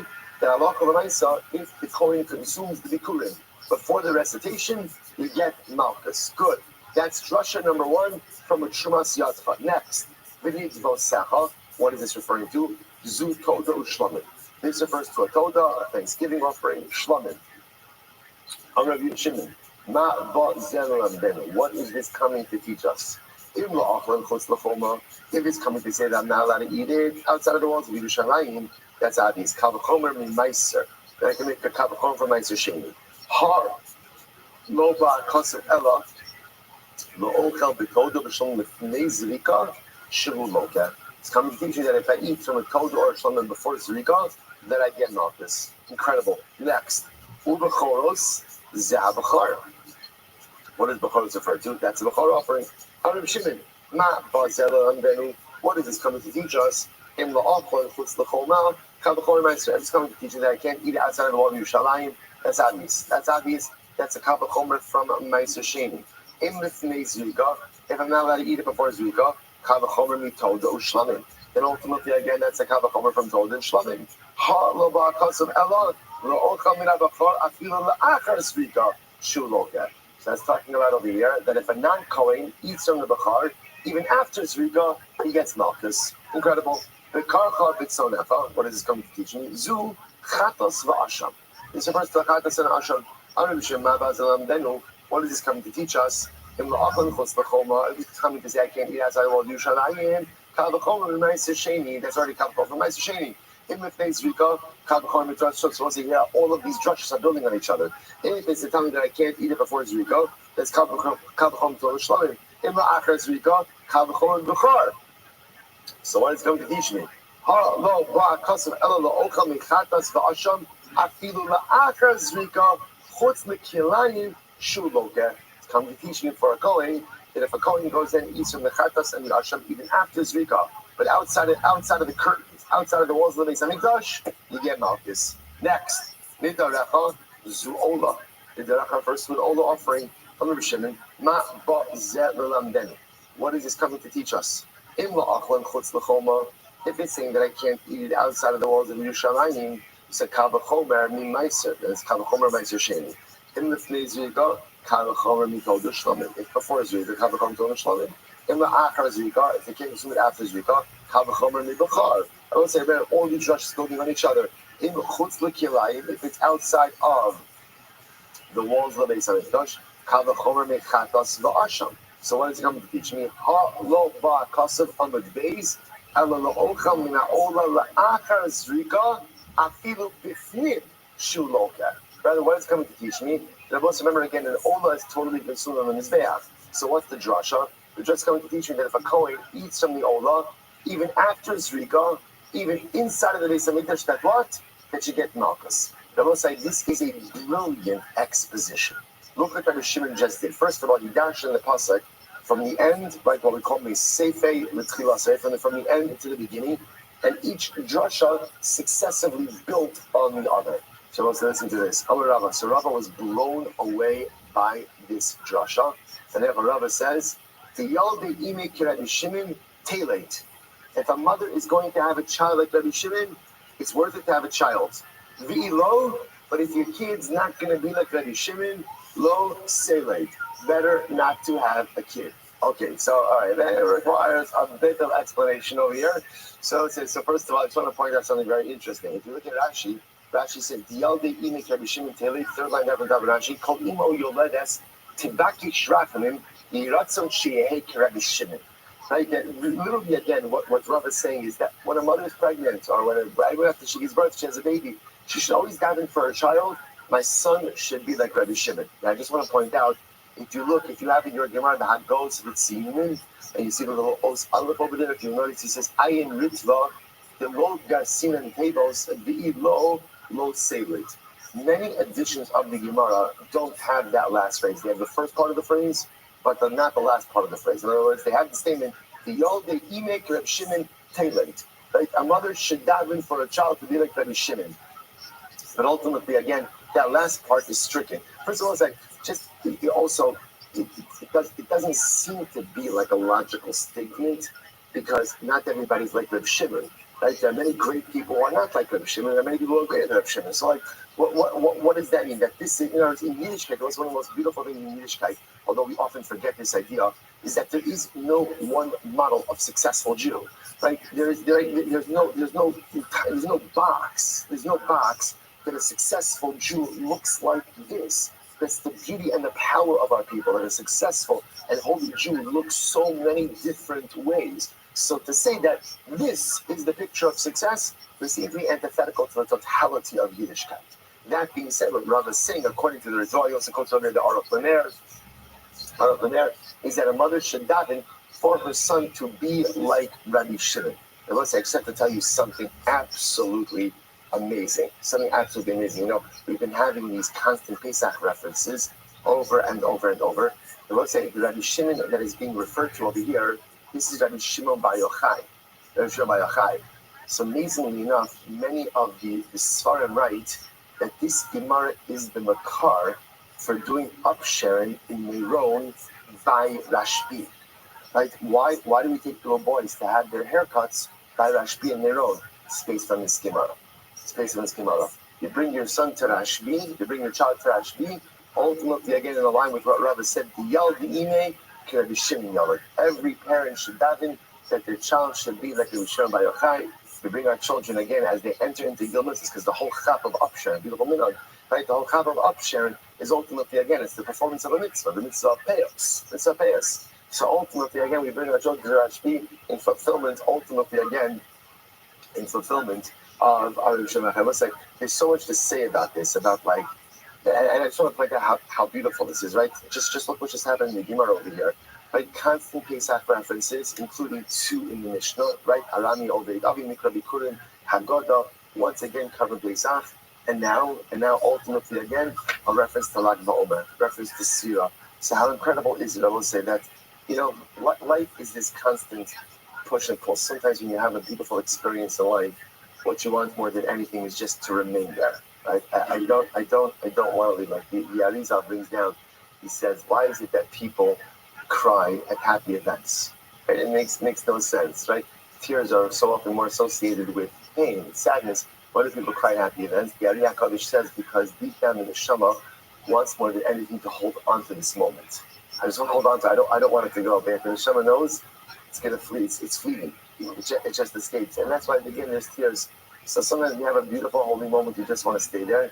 But you know, the avodah in life is keep moving ourselves forward. So on one hand, our beautiful Gemara, our beautiful Daf has been keeping us tethered in Pesach, because Pesach is mamish zman, you know, zman chedus, zman geula, chayv adam liros tatzpiyot in Mitzrayim, chedus, a feeling of freedom, a feeling of personal emancipatory power. But at the same time, the Gemara says, gotta move forward. Moving towards Rabbi Bo, moving towards Shua, so Bishon by Achai. Incredible. The Apagav, says the Gemara. The Apagav, the Ifrei Tirchei. I will say that even, by the way, I also want to point out, just so you think about it a little bit, it's fascinating, by the way, that the Gemara attributes this tefillah ultimately to the mother. Right? This is the mother's tefillah, right? If the mother should daven. Now, obviously, on the most basic level, right? Because the mother is giving birth, right? That's what it's associating with. But it's also, I will say, there's so much about the personality of Rabbi Shimon Bar Yochai, which is, again, we have to say, if I come at the end of this year, which I definitely will not, but we'll put it on our list, but why Rashbi? So again, Rava is obviously astounded just by like the lumbus of Rashbi. There's so much of the personality of Rashbi that we want from our own children. Okay, Yavagav, this is like Yerchot. So once again, by the way, I just want to point out, you would think after Rava's praise of Rashbi, that Rashbi's limud is correct. So to point out, by the way, Rashbi, his limud is actually flawed. His limud is flawed. Right? The whole drasha is flawed. Why? Because there's a pircha. I will say, what's the pircha? Here we go. My chumah to be kurim ma'aser shekain asur mizarim. So we'll say again, why do we say that bikurim is more chamer than ma'aser? Because ultimately, again, ma'aser sheni can be consumed by anyone. Bikurim, can't be consumed by non-kohanim. Adrabah, I can say ma'aser chamer shekain asur yonim. Is it just the opposite? Bikurim can be consumed by an onein. Ma'aser sheni can't be consumed by an onein. So in that case, again, we kind of just blew a hole in Rashbi's Kavachodan. Well, from the Toda Shlomim Meiser, what's the Chumrah of Toda and Shlomim from Meiser Sheni? Shekim Tu'un Matan Damim Be'emun Agam Mizbeach. Remember again, Toda and Shlomim have sacrificial rights on the Mizbeach. You have to do blood applications. The Kishkas on the Mizbeach. Adrabah, Meiser Chamer, Shekim Tu'un Kesef Tzura. Meiser can become a wife because, again, remember, I will say, you can redeem Karbanos, but ultimately on anything. Ma'aser sheni, for to redeem it, it requires minted coinage. That's a chumrah. So as I said, remember again, essentially what the Gemara is showing over here is that Rav Shimon's logic really was flawed. Like in other words, it was a brilliant exposition, but at the end of the day, it's wrong. It's wrong. What was the chumrah of Bechar of told the Shalom? What was the supposed chumrah? Shekin kiddusha something reckon that Bechar ultimately is consecrated from the womb. Adrabah. Todu Shlomim Chamurim, Todu Shlomim Chamur, why? Shekin Tu'unin Smicha, Unisachim, Utinufas Chazir V'Shok. Because ultimately, Todu Shlomim requires Smicha, leaning on the animal, Nisachim, wine additions, and the weighting of the chest and the thigh. Umay Chumah de Chatas V'Asham B'Char. And what's the Chumah of Chatas and Asham of B'Char? Shekin Kachek Adashim. Kachek Adashim. Adrabah. The Chor Chamur, I would say the B'Char is Chamur, why? Shekin Kiddusha Simirechem. It is sanctified from the womb. My chumrah the ola lechatas v'asham. What's the chumrah of ola over chatas and asham? Shekin kalil. It's totally consumed on the mizbeach. I will say adrabah. Chatas v'asham chamiri shekin mechatli. They affect atonement. The kulu chamiri ma'ola. This mushtei achilos. And ultimately, again, everyone is more covered than ola. Why? Because ola has two consumptions. Now, remember again, I will say, because I would say the is mushtei achilos. Ultimately, again, I'm sorry, because all the other kavanos have two achilos, have two consumptions. In other words, either mizbeach and kohanim, owners kohanim, whereas ola ultimately again only has consumption on the mizbeach itself. So we'll say, so therefore again the Gemara says, by the way, it was a brilliant exposition, absolutely brilliant. Only one problem, it was incorrect. Just a slight detail. The Gemara says, if that's the case, so why the overwhelming praise for Rabbi Shimon? Elamai biyod ve'imei Rabbi Shimon. So Rabbi, you would think that after that kind of praise, that every mother should daven for her son to be like Rabbi Shimon, that Rabbi Shimon's drasha would be correct. But yet it's incorrect. So why did Rabbi say daven for your child to be like Rabbi Shimon? Because he says incredible. Dilamai the sphira leila today, misaris leila kra the darishtay. Because it was saying the drasha itself was overwhelming. In other words, you're right. We'll say sometimes the result is wrong. But the process is so incredibly profound. What Rabbi Shimon did the drasha, and I want to say, by the way, it's not just a drasha, it's a reverse drasha. Right? It's a drasha ultimately again from the end of the pasuk to the beginning of the pasuk. So the drasha is incredible. The reverse kite of the drasha is absolutely incredible. Everything is incredible about this, which I want to say tells you something absolutely amazing. What Rabbi was extolling was as follows. Did Rabbi Shimon come up with the right conclusion? No. I will say, but what did he do? he put in a Herculean amount of effort. And at the end of the day, what makes great people great are not necessarily the results that they produce, but rather the effort they are willing to expend to get to that finish line. And I will say that was the life of Rabbi Bar Yochai. Rabbi Bar Yochai again lost so much. He lost so much time. Again, remember he was in hiding for an extended amount of time. But when I said during that time, what he made of himself, sometimes the results don't materialize as you had intended for them to. But the process itself is really where our personal prowess, our energy, our abilities really comes out. So that's what Rabbi was explaining. The conclusion is wrong, but the process is so profound. Every mother should daven to have a child who is committed to the process. Because at the end of the day, we don't control the results. We often don't control the outcome. The only thing we control is how much effort we are willing to put into the process. Who personifies that willingness to put effort into the process? Rashbi. And therefore, every mother should daven for a child to possess this coffers. So we'll stop over here for today. Shkoyach.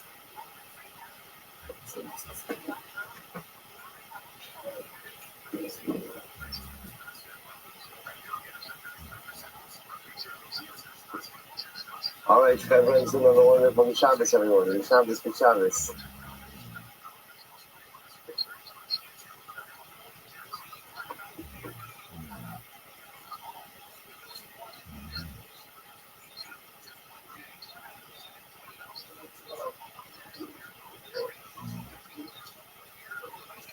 All right, so we'll say good morning. Good morning. Let us begin. Begin by thanking all of our sponsors for this morning's share today. Our annual Talmud Torah sponsor for Tafshin Pei and Hilchos Mishpach of Eretz Yisrael for dedicating all the shipment drushos of this year as a zechus for Besoros Talmud for Am Yisrael. Our Talmud Torah sponsors for the month of Nisan Habar Bin Latova Paul Pollack in celebration of the Nisan birthdays of his wife Kathy, his granddaughter Tikva Esther, and the birth of his grandson Yosef Menachem. Our anonymous Talmud Torah sponsor in the schus of Simchas for all of our children, and for listening to be the month of Geula Shlema for Klal Yisrael. Our Mashini Kamner, Abraham's mother, Sarah, Brina Bas, Yoshua Heschel, Zichron Levraka. As always, we dedicate our learning and the schools of our holy and precious Hasidus, Mechash Baruch Hu, Hashem. Bring them home with Shalom and Bekarov, and the schools of our holy soldiers, Mechash Baruch Hu, allow them to be successful. B'chol Ma'aseh Yidei. Obviously, with that, let us begin. So we have a lot to do today, Baruch Hashem. Today's daf is Tes Zayin 16, and we are picking up in Eretz Hashem on Tes Vav on the days, and we left off with my commitment. We actually got a little bit further, but let's just pick up with that. Good. But my commitment. So remember again, we had an interesting machlokes, a raging machlokes. If you know Milchon and Rish Lakish are really what we call the sophistic fundamental machlokes about the nature of lashish b'maisa or lachanita klase. Right. So remember again, we saw by Yesi lachanita klase. First, it commits a lot of prohibition, and then that prohibition has an accompanying asay, which allows us to go ahead and essentially fix the law. So if a person fails to perform the asay, then the pashtos to chayv malchus. So in a general sense, a person is not going to be chayv malchus when they go ahead and violate the assay. Sorry, when they violate the law. And the reason for that is because they have the assay to be able to fix it. Now, what happens if a person doesn't go ahead and perform the assay? Then I'm chayiv malchus. So the shaila becomes at what point is a person going to be chayiv malchus then? At what point do we call it non-performance of the assay? So this was a machlokes of Yochanan and Rish Lakish. Yochanan said, Bitol chayiv, lo bitol pater. Essentially, if you do something which fundamentally precludes the performance of the assay. So, for example, in the case that we were, first Reuben steals from Shimon, and then Reuben goes ahead and destroys the stolen object. Now, it's not going to be the best example, as we'll discuss in just a little bit, but just to give you an idea, he can't perform the assay. There's no benishtas. He cannot return the stolen item. Like again, and just for illustration purposes, not for halachic purposes, that would be called being a mavnako and assay. We'll give examples of this. Versus Rish Lakish says, Kayim below Kayim, all right, Kayim lo Kayim lo Kiyim Kayim. Ultimately, again, just non-performance. You didn't do the assay. That will result ultimately in malchus. The Gemara says, what's that word of this machlokas? The ma'ikemifagi. So the Gemara says, ma'ikemifagi b'hasras safek kamifagi. So what are they arguing about over here? With hasras safek. I will say, this is going to be very interesting. Mar savar hasras safek shma hasra, or mar savar hasras safek lo shma hasra. So I will say, so what's the argument over here? The argument is whether or not hasras safek is called hasra. So take a look at Rashi. Rabbi Yochanan savar hasras safek shma hasra. First white line in Rashi. Yafagav t'chol lo saseh shenita glaseh l'dvarav hasras safek. Now according to Rabbi Yochanan, any lav hanita glaseh by definition is what we'll call hasras safek, a doubtful hasra. Now how so? Shaykisha over alalav. So let's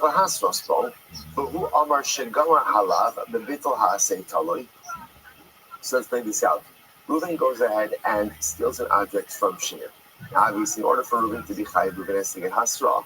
So the witnesses are going to say to Reuven, if you go ahead and you steal, there's going to be liability. Now remember, Rabbi Yochanan's model of bittul, halacha l'maisa, there's no real liability for the lav up until the point that Reuven negates or precludes the possibility of the assay. So therefore it says, Kishamastrin bo, al tigarish, I should just use the example of the Gemara. Right, the Gemara is right, Reuven violated Rachel, he married her. Then he's about to divorce her. So what happens? The witnesses tell him, don't divorce her. If you divorce her, you're going to be chayiv malchus. But remember again, Safiku, Shemalo Yivatel Saseh, Lahadira Bano, Ulecheshedira, Ulecheshiyadireha, Vivatlena Karamar Galaki. So watch this. Reuven's about to go ahead and divorce her, right? Reuven violated Rachel, married her. Okay, that's what he's supposed to do. Then he's about to divorce her. So we're going to give him hasra. What's the hasra? Reuven, if you go ahead and you divorce Rachel, you're chayiv malchus. Well, that's not totally true. Why? Because there's an assay. What's the assay? To remarry her. But Reuven, if you go ahead and you divorce her, and then you also do something which forever precludes you from remarrying her, you're going to be chayiv malchus. So we'll say that's what's called hasra safek. In other words, the way hasra works is that hasra has to really contain a definitive set of facts, not a lot of ifs and not a lot of buts, and it also, as we're going to see, also must contain a level of immediacy. Now, according to Yochanan, the only way to give hasra is in this way, because in any la hanita kla'aseh, there's always this prolonged possibility that halacha l'maisa, Reuven could go ahead and fix the wrong at some distant point. So Rabbi Yochanan must